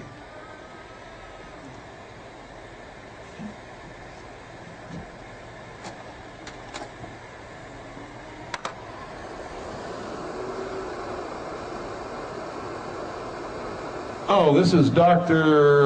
Kurzweil, Stephen Kurzweil. He called me up one time and said, Bill, you're never going to believe this. I said, well, first place, tell me who are you? I don't even know who you are. He said, I'm a dentist, or excuse me, a doctor in New York City. And I was recruited by Bud Hopkins, who's one of the so-called well-known abductee researchers who writes books about this stuff, to be a member of a research team to record the progression of mind control experiments on people to make them think they've been abducted by aliens. And the guy that recruited me is Bud Hopkins, who's identified himself to me and shown me his identification as being an agent of the Central Intelligence Agency. And I said, well, are you going to do it? He said, well, I already did it. And when I saw how these people were being treated and then just dumped out in the street, not knowing what happened to them, and having their minds all screwed up by these people, I objected, and now they're trying to take my medical license away. So he sent me all the paperwork for the Medical Board of New York City and all this kind of stuff, and the testimony and everything. And I investigated it, and I sent a whole stack of research that I had to the medical board and sent them a copy of my book. And we managed to save this man's license and prove that Bud Hopkins is a member of the Central Intelligence Agency. And there's Stephen Kurzweil's affidavit. And this is all on record in the state of New York for anybody who wants to investigate it. Read that. It's incredible. And it just verifies what I wrote in my book, that everybody at the top of the pyramid in the ufology movement are all Central Intelligence Agency operatives, including Stanton T. Friedman, Bruce Maccabee, who has already admitted after I named him as a CIA agent, and everybody said, Bill Cooper's full of crap, he's calling everybody CIA. Bruce Maccabee then admitted that on a regular basis he gave briefings to the higher echelon of the Central Intelligence Agency on what's happening in the UFO movement. John Lear has admitted that he has been a member of the Central Intelligence Agency for most of his life, flew drugs for Air America in and out of the Golden Triangle in Southeast Asia, and still works for a CIA proprietary airlines based out of Las Vegas, Nevada. And on and on and on and on and on. I could go on and on and on. It's incredible.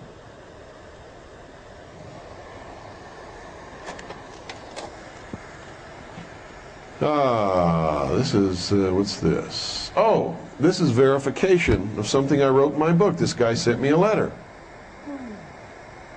And he verified that when he was in the Air Force, he also saw the message from the Joint Chiefs of Staff, which ordered all members of the armed forces not to take any further orders from the White House.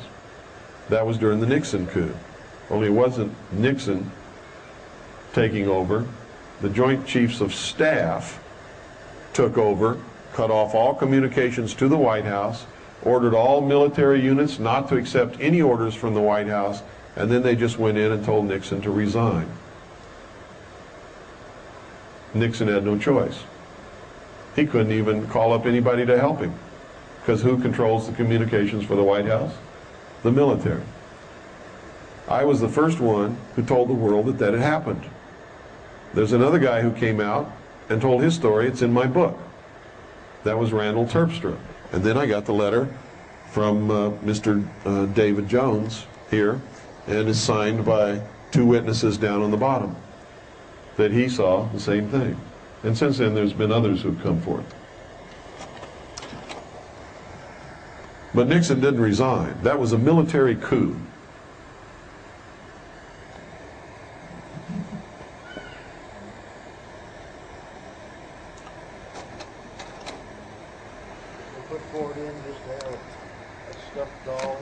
Yeah. Ford's a 33rd degree Freemason. You all know that, right? If you didn't, you do now. Not that we can't find any proof that Nixon was a Freemason. We can find proof that he was CFR and all this other stuff. I threw this in here because I keep hearing this stuff, that I'm just one lonely, helpless human being. There's nothing I can do. I don't have any money. I got to support my family. And then I have other people who come up and say, Bill, do you have any heroes? There's my hero. It's my hero. My hero. I love that man. He is an example of what a hero really is. That's Tiananmen Square.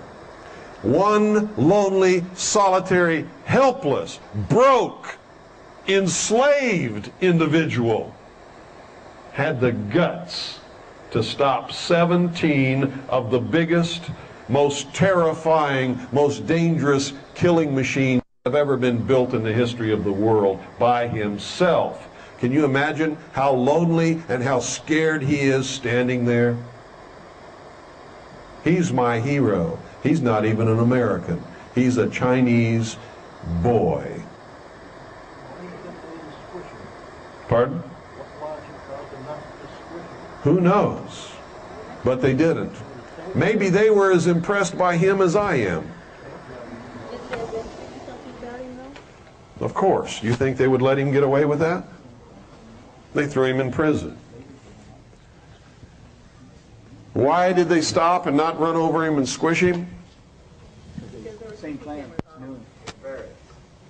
They were probably embarrassed and just as impressed by his bravery as I am. Warriors are impressed by bravery. I was impressed by the bravery of the Viet Cong when I fought in Vietnam. I couldn't believe that they were doing what they were doing when we had the weapons that we had. And they're running around with a little pouch of rice on their belt and sandals made out of tires with a little pith helmet on their head when they had it. And most of the times they didn't, unless they were North Vietnamese regular army. And an AK-47 and a few bullets in a pouch. They impressed the hell out of me. I was impressed. I'm still impressed by what they did. God, I had a $500,000 patrol boat under me. I had 350 caliber machine guns, a 3.5-inch rocket launcher. I had an 81 millimeter mortar.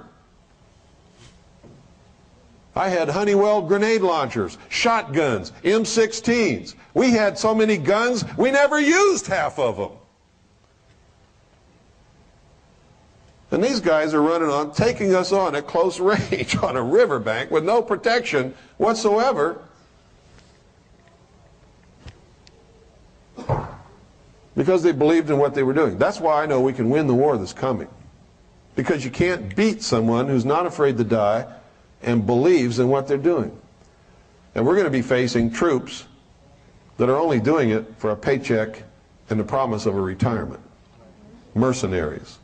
Mercenaries don't fight when they start to experience casualties, and the casualties outweigh the value of the paycheck and the promised retirement that will never come. If I get lucky. And I'm a damn good shot, so I know I'm going to be lucky a lot of times before they get me. I don't have any illusions that they won't get me. But I'm going to get enough of them that they're going to wish that I was never born before they do get me. Yes? Do you think Ho Chi Minh, I've always kind of admired him, but do you think he's part of the plan too? You think he was a game player, or you think he was really someone who was squeezed out? Ho Chi Minh would have been on our side if we had not snubbed our nose at Ho Chi Minh and had not done what we promised him. See, we promised Ho Chi Minh during World War II. He fought with us against the Japanese. We promised him that we would help him liberate his country and that they would be a free country, have their own elections and their own government. We double-crossed him and gave it back to the French. And he said, screw you, I'll get help from wherever I can get it, and I'll be whatever gives me that help. And Russia said, we're yours. What do you need? No, he didn't ask for much. He wanted to be free, just like me. Just like me. That's something we never understood. What the hell were we doing there? Had nothing to do with the Constitution or freedom or this country. Nothing at all. Had to do with big business and world politics between nations and deals we knew nothing about. We were just cannon fodder. That's all. Cannon fodder. And some Vietnam vets get mad at me about that. But you see, I'm a Vietnam vet. I can say whatever the hell I want. I was there. I fought. I earned my right to talk about it. We were lied to, misused, and abused. If you want to pretend that what we did was heroic and wonderful, you go ahead and do that. Me, I don't like lying to myself. It's just not true. Most soldiers who ever fought in the history of the world were used, abused, and were cannon fodder, thinking they were doing the right thing. We all thought we were doing the right thing. We had noble aspirations when we went. Like I told you before, nobody sets out to do wrong. They believe in what they're doing, or they wouldn't be doing it. That's right, we were all young boys, stupid young boys. Me, about as stupid as they get. Yeah. This is what? I need lights off. This is introduction to the initiating group. Let me see, what is it? Oh. This is from the RAND Corporation. It's about a colloquium that they got together to do, the greatest scientists in the country, in cahoots with the United States government. And they put together from May 13th, 1958 to April 25th, 1959, the proceedings of the Lunar and Planetary Exploration Colloquium. It lasted for a year. And it was sort of organized and overseen by the RAND Corporation. Proceedings of Lunar and Planetary Exploration Colloquium, this is from October 20-something, 1958, Volume 1, Number 2. I have stacks and stacks of volumes from this. I just want to show you a few things. Isn't it strange that they tell us that they're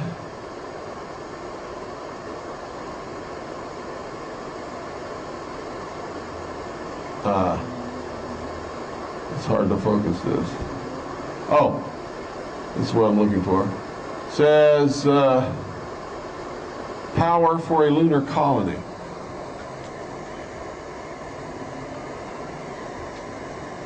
Where to land on the moon. Observation on Mars and Venus. I didn't even know we had any observations up there on Mars and Venus at that time. But apparently they did. Program of lunar and planetary experiments. And for some reason they consider the crater Linnae to be extremely important.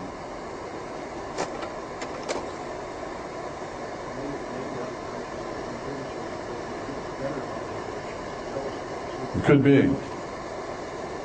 And this is just another thing from that flying saucer article. And that's it.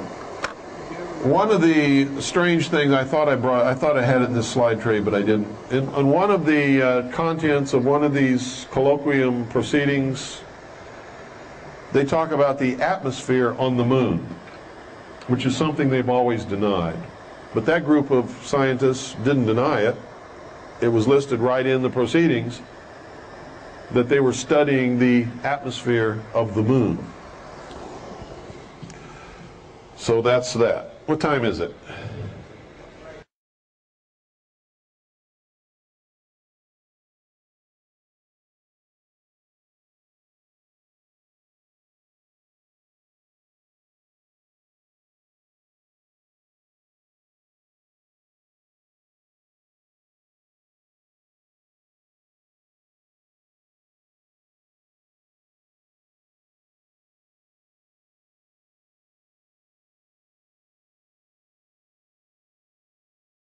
So we all need a break at this time, I think. That damn glue.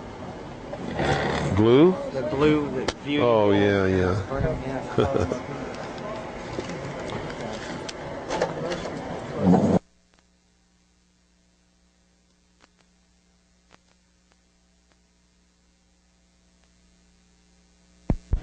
Thank you. Okay, now I'm going to give you a choice. There is no limit to how long we can keep this room. I have 2 videotapes, one of which we're going to end with. Both are 2 hours long. Let me tell you what they are. But before we start, I'm going to let you ask questions if you want for a little while. And then if you want to see the videotape, whichever one we decide by popular vote to see, the ones who want to see it can stay and watch it. Anybody who needs to leave can go ahead and leave. Okay? So, we'll take the vote now, and then we'll have a short question and answer session for any of you who may have any questions on anything that we've talked about today or yesterday that I might be able to answer for you. And I can't answer everything. I don't know everything, but I'll try. Okay? We have 2 videotapes. One is a 2-hour tape that I made for researchers. It's not an entertainment tape. At some parts it sort of drags out because it's to give information to researchers who want information about Area 51. It's called Project Red Light 2. You saw a part of Project Red Light.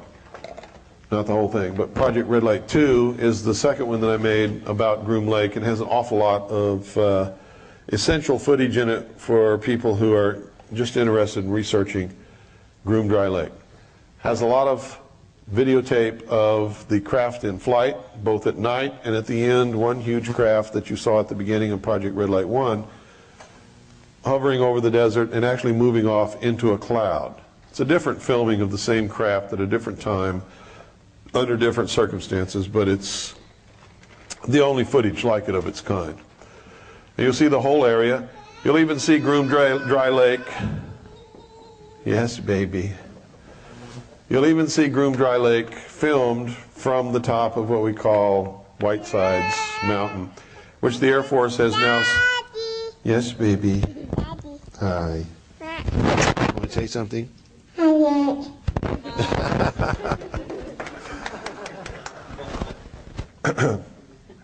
And you can't take those pictures anymore because the Air Force has seized that mountain. You can't get up there and you can't take the picture.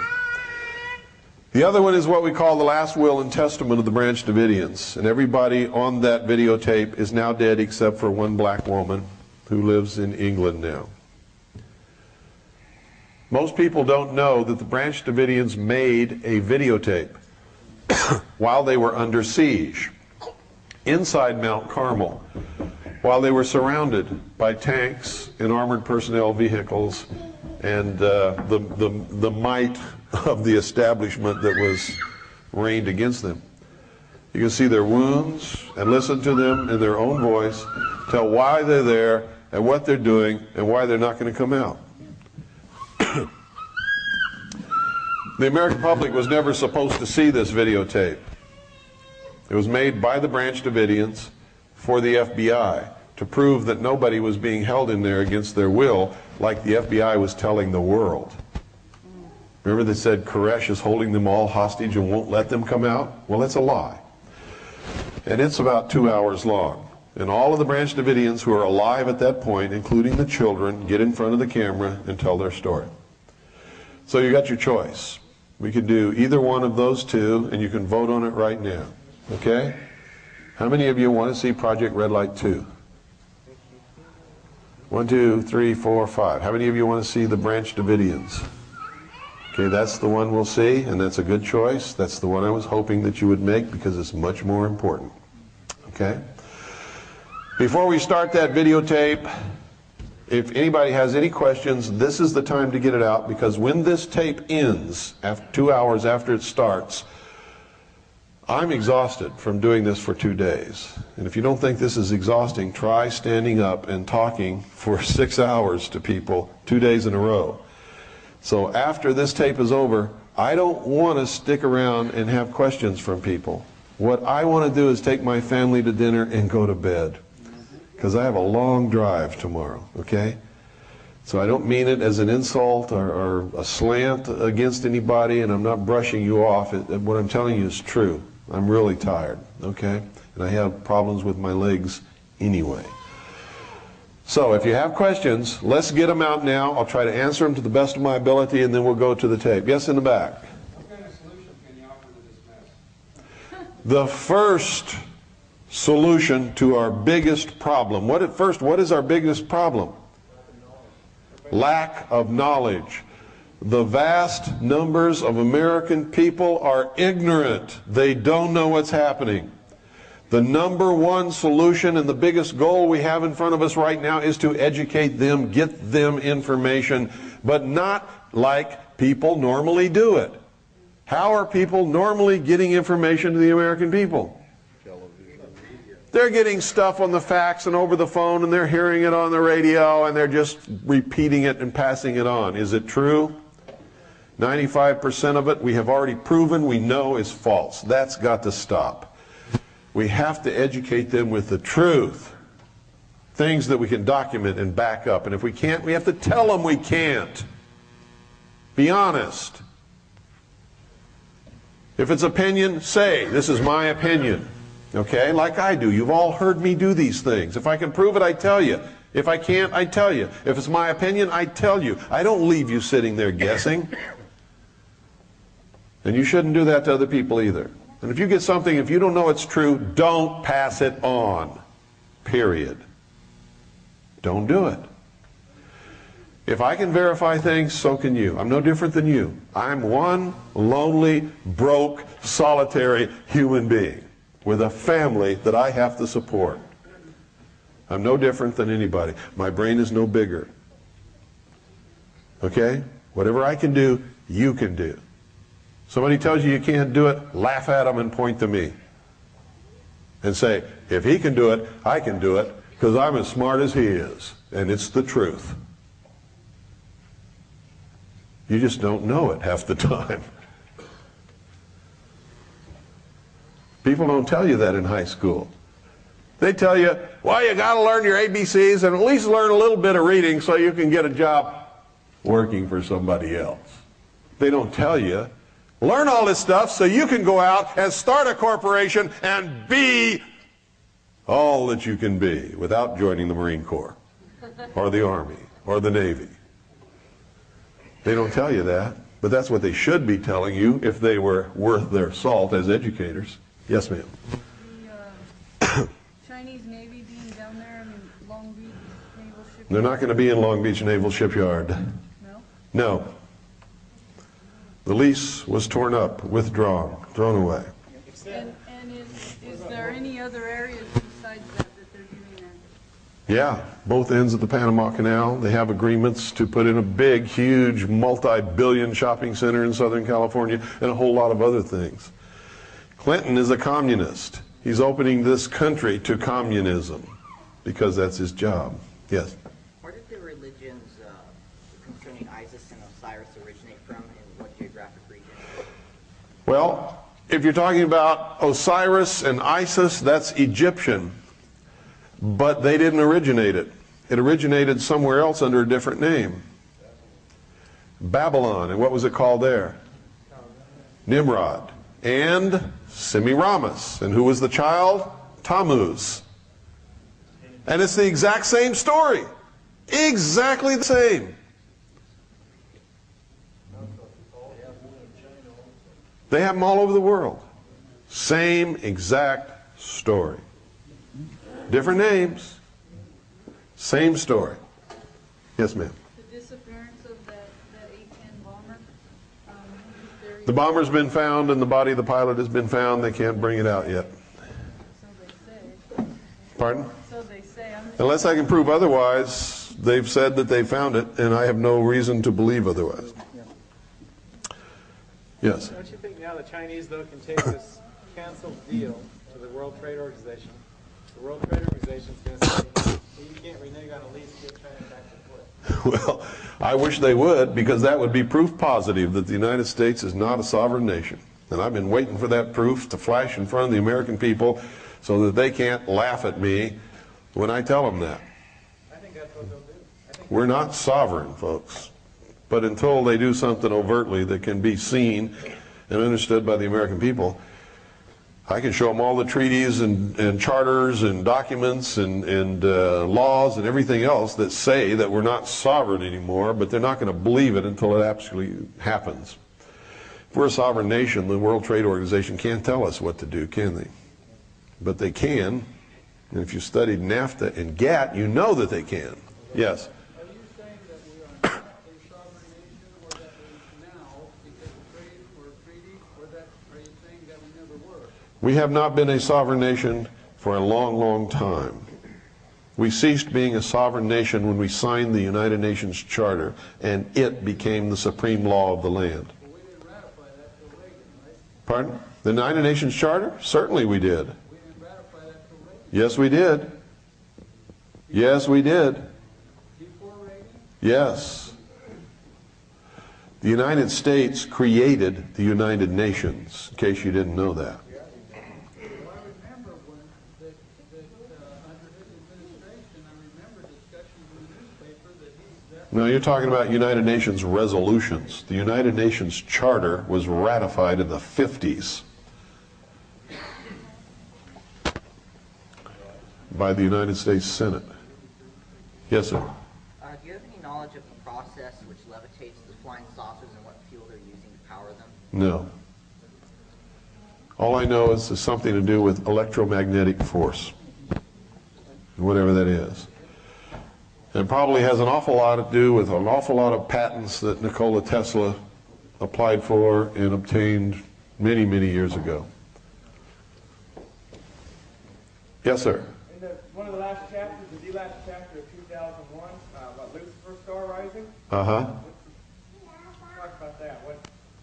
Why is that put in there? What are they alluding to? Besides the very obvious. Well, Lucifer's star rising, well, let me, gee, I hate to get into that because it's a whole other lecture altogether. In fact, I'd rather not, because it'll take up an awful lot of time, and we don't have all of that time. Yes? One of my big concerns, while I understand what you say about militias, I am concerned with affiliating myself with people that either don't have all their brains together or could possibly be infiltrated by government agencies. So how do you organize yourself with people who are wise enough to follow your advice about militias? Well, that's a tough one, because people being people, you can't always be sure of anything with people. We've all learned that in our life. People will tell us something for 6 years and then prove exactly the opposite the next day. You know? And how many of us have been married to people or have been in a personal relationship with someone we thought we knew, and then all of a sudden we find out it's not the person we thought they were at all? How many times has that happened to all of us? How many times have we been betrayed by a best friend? There is no certainty of that. What you have to do is bring the militia into being and then educate, educate, educate, educate. Uniform Code of Military Justice, Constitution, the laws of the state and the nation. Spell it out. Make them understand. And anyone who doesn't understand or demonstrates they want to go contrary to the law and the intent of the Founding Fathers in the formation and the organization and operation of the militia, you have to say, you're out of here, bud. And if the rest of the membership goes against you, then you have to get out of there. Because you can't be a part of something that's not right, that's not lawful, that's not constitutional, with a bunch of people who might do something stupid like these assholes down in Texas who have now taken a hostage and shot somebody. I forgot to tell you, they shot the guy in the shoulder. Stupid! These guys have sealed their fate. They're going down. And ain't nothing in the world can stop it from happening. Because they're wrong. And no one can support them when they're wrong. Yes, ma'am. Do you feel that the flooding in the Midwest that's going on right now and they're evacuating people, are they in there to take weapons and put people in camps or what? No, it's really flooding. It's really flooding in the Midwest. They're really losing their homes. They really need help. No, it's not a scam. It's real. If you don't believe me, call there. And if you can get somebody to answer a phone that's 3 feet underwater, you'll find out. It's real. Tied in with that is I hear things about the HARP system where they can control the weather and knock your cars out and communication. Yeah, but see, here's the thing I'm trying to get across to you. You hear these things. When you hear them, why don't you turn to the guy or the girl who tells it to you and say, can you prove what you just told me? It's radio stuff. It doesn't matter. You can call that radio station and talk to that person. Say, can you prove what you just said on the radio? Well, then why are you saying it? I've heard it in a couple of forms. One was from a guy that worked on the system. The HARP system. Did you give it any credibility? Give what credibility? The HARP experiment is there. It's an experiment. Nobody knows what it can do because it's just started. They've only turned it on twice that I know of to conduct atmospheric tests with people who have ham radios to see if they could receive the signals that they were transmitting from the Alaska HARP site. HARP is designed to heat up the ionosphere and create a lens effect. They don't even know what it will do. They have some theories. They have told us what their theories are. If they're telling us the truth, it won't do anything harmful. But they don't know what it will really do, and neither do we. We know that they're fooling around with Mother Nature, and they're changing the nature of a layer in the atmosphere by heating it up to create a lens effect whereby they can transmit radio signals and other things to places where they normally couldn't do it much easier. This is what they tell us. But if you heat up the atmosphere, what are you affecting automatically, whether you want to or not? You're affecting the weather. So we know that whether they intend to or not, whether it's their purpose or not, they're going to have an effect on the weather. That's scientific fact, and you don't have to be a genius to figure it out. If they heat up the atmosphere, it's going to change or affect the weather. Is it going to be a big change, a big effect, or is it going to be minor? We don't know, and neither do they, because the experiment has just started. And all this stuff you're hearing people say is bullshit. They don't know what they're talking about. They're the fearmongers. They're the people who want to sell you some book or something. It's crazy. Somebody asked me, not somebody, counting yesterday and today, about 50 people have asked me about Val Valerian. How many of you have heard of Val Valerian? How many of you have heard of the Matrix? Well, somebody is in here because somebody in here asked me about it. I got the answer I was looking for. Okay. Val Valerian, when he wrote The Matrix, was a captain in the United States Air Force Office of Special Investigation Counterintelligence Division. He's a close buddy of John Lear, who is an operative of the Central Intelligence Agency. Together, they wrote The Matrix. Now, what does that tell you? What does it tell you? Disinformation. What was the subject about? Oh, man. What a question that is. And then they wrote a whole bunch of other ones. Val Valerian was transferred from Nellis Air Force Base to Washington State, where he still publishes Matrix 2, Matrix 3, Matrix 4, and all that kind of stuff. And it's full of crap. The rule is this: don't hear something and go ask somebody else if it's true. You do the research and find out. If you're too lazy to do the research, quit listening to the crap. Or else become a Looney Tunes, listen to it, believe it, and do whatever you want, but don't come to my seminars. Yes, sir. One thing I think was in text Mars. And folks, when I say this, I don't mean anything personal. I'm not trying to hurt your feelings. I'm trying to get us into reality. That's all. Yes. And one of Tex Mars' newsletters, I believe it was, he talked about a little look at plutonium on a satellite that's headed for Jupiter. And some scientists think that the plutonium could ignite the atmosphere and create a new sun.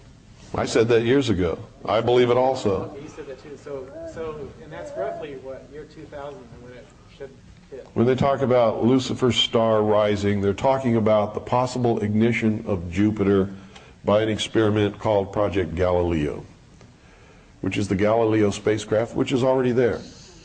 Its first mission is to photograph all the moons of Jupiter so that they'll have a record before, and then they'll be able to go back and see what happens afterward. Galileo is carrying 2 opposing banks of plutonium in the spacecraft with a hollow place in between. And it's built structurally sound so that it will not implode until it plunges deep into the atmosphere of Jupiter. When it plunges deep enough into that atmosphere, the tremendous pressures of that atmosphere will collapse that spacecraft with an implosion. The same thing that triggers the atomic bomb. Do you know how an atomic bomb is made? 2 opposing banks of plutonium with an explosive around it. Hi, baby. Ignited to implode with equal pressure from all points.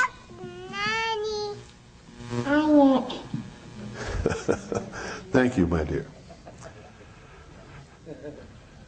So that's the same thing that's going to happen with the Galileo spacecraft. And NASA will admit to you. They've admitted it to me and many other people who've asked them. What's going to happen to it? Well, after it photographs the final moon, which is Io, closest to Jupiter's surface, it will go into a decaying orbit around Jupiter. And around December of 1999 was the date they gave me, it will plunge into Jupiter. When it reaches the depth where the pressure is great enough, it will implode, driving these 2 banks of plutonium together, and it will create an atomic explosion. So you should have your computer turned off that day, right? Yeah, absolutely. But here's the danger. See, an atomic explosion on Jupiter is not enough to ignite Jupiter into a sun. But if that spacecraft is deep enough within the atmosphere to cause that implosion, and the atomic explosion takes place at a depth in the atmosphere where the pressure is strong enough to hold that explosion, it will turn from a fission reaction into a fusion reaction, and Jupiter will become a sun. I have talked to scientists who say, yes, it can happen. I have talked to scientists who say it's ridiculous, it could never happen. I have talked to scientists who scratch their head and say, I don't really know. I have talked to Arthur C. Clarke, who wrote the book about this really happening. And he said that when he wrote the book, NASA was extremely interested. Allison, stop. Come here, right now. Thank you, baby. I love you so much. Go with little Pooh. Go with Pooh. You got her? boy. Hey, you. Go with Pooh. Okay. Bye-bye. See you later. Arthur C. Clarke said when he wrote the book, he was grilled by NASA. Now, how do we know NASA's in all of this stuff? Look at the dates of the NASA programs, the landings on the moon, manned and unmanned. Compare them to the symbolism of the mysteries, and then take a look at old Kleindienst. You know who Kleindienst is? He was the man who was the head of NASA during the Apollo space program. Who is Kleindienst today? He's the Supreme Inspector General of the 33rd degree of the Scottish Rite of Freemasonry in the House of the Temple in Washington, D.C. How's that for a kick in the butt? Does that mean he's top dog in there? Or? Yeah. He's the big cheese. Yes, sir. Yes, concerning the people who are dealing with the obelisks and the reflecting pools, are these people behind this actually enslaved to this religion, or are they just using the symbology as a way to communicate? They're not enslaved to it. They believe in it. They believe that what they're doing is the best thing for all of humanity. It's their religion. And what is that religion? All of these things, the symbols, are just a way of expressing a metaphor. And the metaphor is this, that man was held prisoner in the Garden of Eden by an unjust, vindictive God. He was set free by Lucifer through his agent Satan with the gift of intellect, the use of which mankind will conquer nature and the universe, and man will become God. So it is secular humanism. It is the religion of Marxist socialism and communism, and has always been that religion and nothing else. The enemies of freedom hide behind many different veils and occupations and names and organizations, but when you come right down to the very bottom of it, they are always socialist, communist, secular, humanist. That is their religion. Always. The obelisk is the symbol of the generative force, the intellect. Thought, desire, action. Remember what I taught you? Okay. Any other questions? Yes. Okay, when we had the Apollo 13 disaster and the Challenger disaster, how widespread was the knowledge of being something I don't know, to tell you the truth, but it would have been in the upper echelon. The very number of the mission would have told the initiates what was happening. It was the death of the space program, wasn't it? Never went to the moon again, or anywhere else for that matter. And a new NASA was born out of that event. And they went to the shuttle program. The death, the rebirth, the resurrection as something different. A question on the obelisks. Do they all work in concert? People in South America talk with people in North America, et cetera, et cetera. Absolutely. All the great cities in big cities of the world, there Yes. are obelisks. So do they all mean exactly the same? Exactly the same thing. We had the opportunity to see them in a lot of countries, but never knew what it meant. Let me tell you how widespread this is. How many of you know about the Gorbachev Foundation? What is the flag of the Gorbachev Foundation? A green cross on a white field. What was the flag that Columbus planted on the sand on the first time he set foot in the Americas? A green cross on a white field. How about that?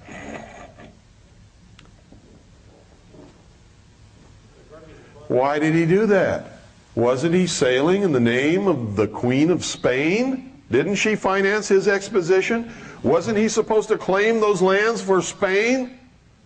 Wasn't the first flag planted supposed to be the flag of the royal house of Spain? But it wasn't. It was the flag of the society which he truly represented, using the Queen of Spain's money.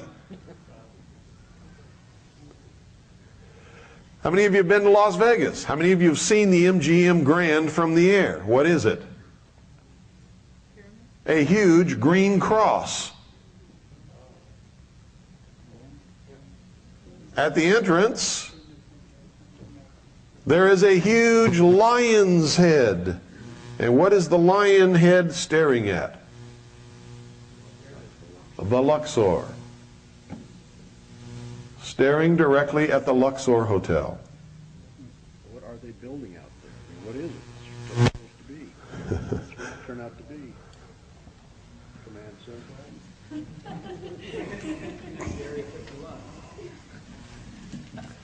Yes, sir. What's your views on Borda killing himself? Admiral Borda was murdered. I mean, have you heard any more? Do you have any more information than that? I've got lots of information. We published the whole story in our newspaper. It might be over there. He shot himself in the heart twice. That's tough anyway, isn't it? Oh, it's really tough. And a military man would never shoot himself in the chest with anything, and especially a .38. Admiral Borda, if he was going to shoot himself, would have shot himself in the head with a .45. And he wouldn't have gone out on the lawn to do it. And he left supposedly 2 letters, which they won't let us see, because they weren't signed. You'll leave a letter for your wife, or you're not going to sign it. Huh? You leave a letter for anybody. Are you not going to sign it? You're going to type it up and leave it laying around? And then go outside, shoot yourself in the chest twice with a .38 caliber pistol? A career, lifetime military man? Not on your life. Admiral Borda was murdered. I don't know why he was murdered, but he was murdered. First, he was set up to be discredited, and then he was murdered.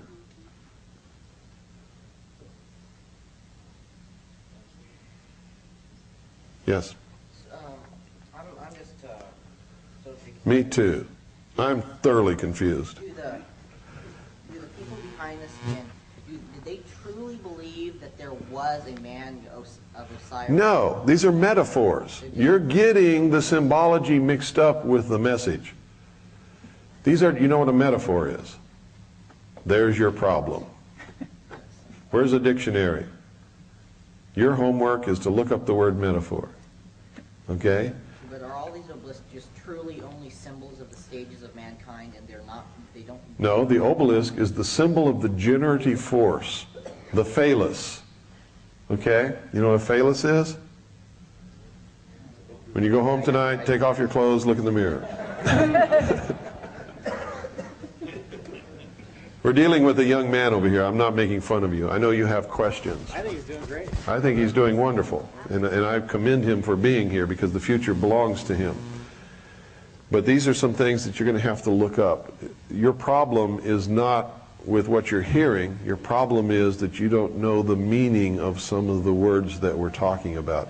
If you knew the meanings of those words, you wouldn't be having a problem. But we're beyond the point where I can spend any more time on that. Otherwise, I certainly would. But if you'll write me a personal letter, I'll make sure you get enough material to keep you busy for a long time, okay? So if you'll do that, I'll take care of you. Yes, sir. Could you give us some kind of an idea of what your future is as far as the radio, satellite, or whatever's going on? Because I've listened to you. I did yesterday, spent over an hour on it. Can you give me a brief, All I can tell you is I'm on satellite GE1, transponder 7, 7.56 audio right now, where we have a worldwide freedom radio network. We are putting together a network of low-power FM stations across the country, which are rebroadcasting our programming and other programming, and even programming of their own. And we're on WRMI, worldwide shortwave radio out of Miami, Florida. That's 9955 kilohertz. We're on Monday through Friday, 5 until 7 p.m. Daylight Standard Time. We'll go to only one of those hours. I don't know which one yet on May the 7th. From what time to what time? 5 to 7 Daylight Eastern. Yes. Terry Reid, any idea on what's happening with him? I don't even know who Terry Reid is. So he wrote that book, Compromise? I haven't even read it.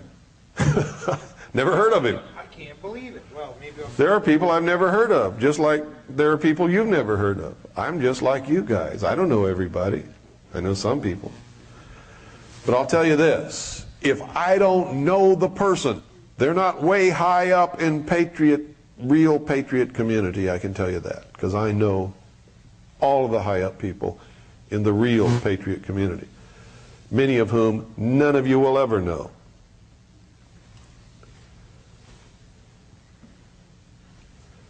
Okay? But that doesn't mean he's not a good person or he shouldn't read his book. I don't know who he is, never read the book. Any other questions? Then we're going to start the video. One more, yes. What kind of support are you willing to accept, or what kind of support, how can you be supported from our community? What kind of support are you talking about? Whatever it takes. I mean, it's not cheap to run a radio station. No, it's not. If anybody wants to make a donation, they can make it out to the Independence Foundation Trust, which is the only trust that we have that can accept any kind of a charitable donation. And then the purpose of the trust is to save the country. Every penny that goes into that trust goes toward doing that, educating the American people. Okay? If you want to contribute to the phone uplink fund, to the satellite uplink for the Worldwide Freedom Radio Network, you can make those donations out to Harvest Trust. Those are different kinds of donations from the listenership of the network. If you want to contribute information, just send it. Don't ever call me and ask me if I want something. The answer is always yes. And I don't even care what it is. If it's information, I want it. If it's a book, I want it. If it's a newspaper article, I want it. If it's something that came off the Patriot Facts Network, I don't ever want it. Never. Okay? Yes, sir. Is this entire program going to be on audio or video? It's on video. You can order it right back there. It's $45 a day. It's 2 tapes, 6 hours each day. And I think there's $5 postage and handling. If you want both days, it's $100, including postage and handling. I didn't set it up. I didn't do it. I'm just telling you what it is because you want it. See Doyle. He's the guy handling all that stuff. I came here by invitation.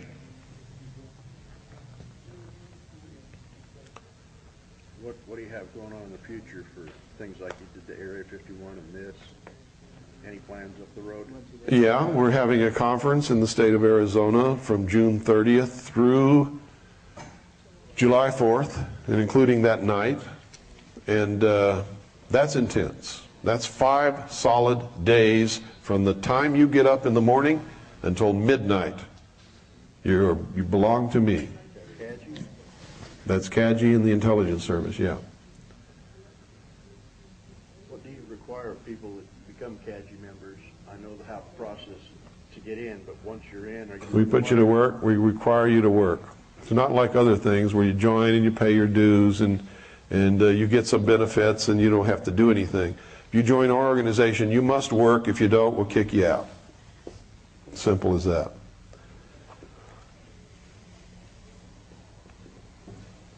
Our focus is something different.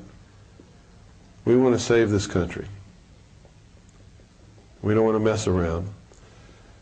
If you don't want to be a part of us, we don't want to mess with you. We don't, at the same time, mean that you're a bad person or anything else. We just don't have time for it. We want people who are committed, want to work, want to produce, want to do something. Who had a question back there? Yes, sir. Are the Native Americans being involved? Yes, I'm one. You're looking at one. I mean, all the tribes. Not all the tribes, no. You'll find on every reservation, amongst the Native American communities, there are two types of Native Americans. One is the traditionalist that loves freedom just like me and has been fighting forever to gain it back and keep it. Okay? Those of you who have read about some of those battles, you know.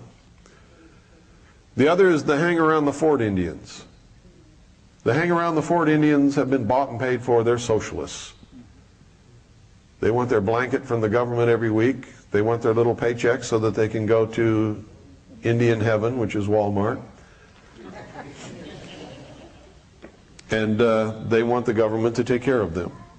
And they'll do anything to please the government, including ratting on the traditionalists and even killing the traditionalists or anything else they have to do. And yes, the traditionalists are with us, whoever we may be. The hang around the fort Indians, no. They're socialists.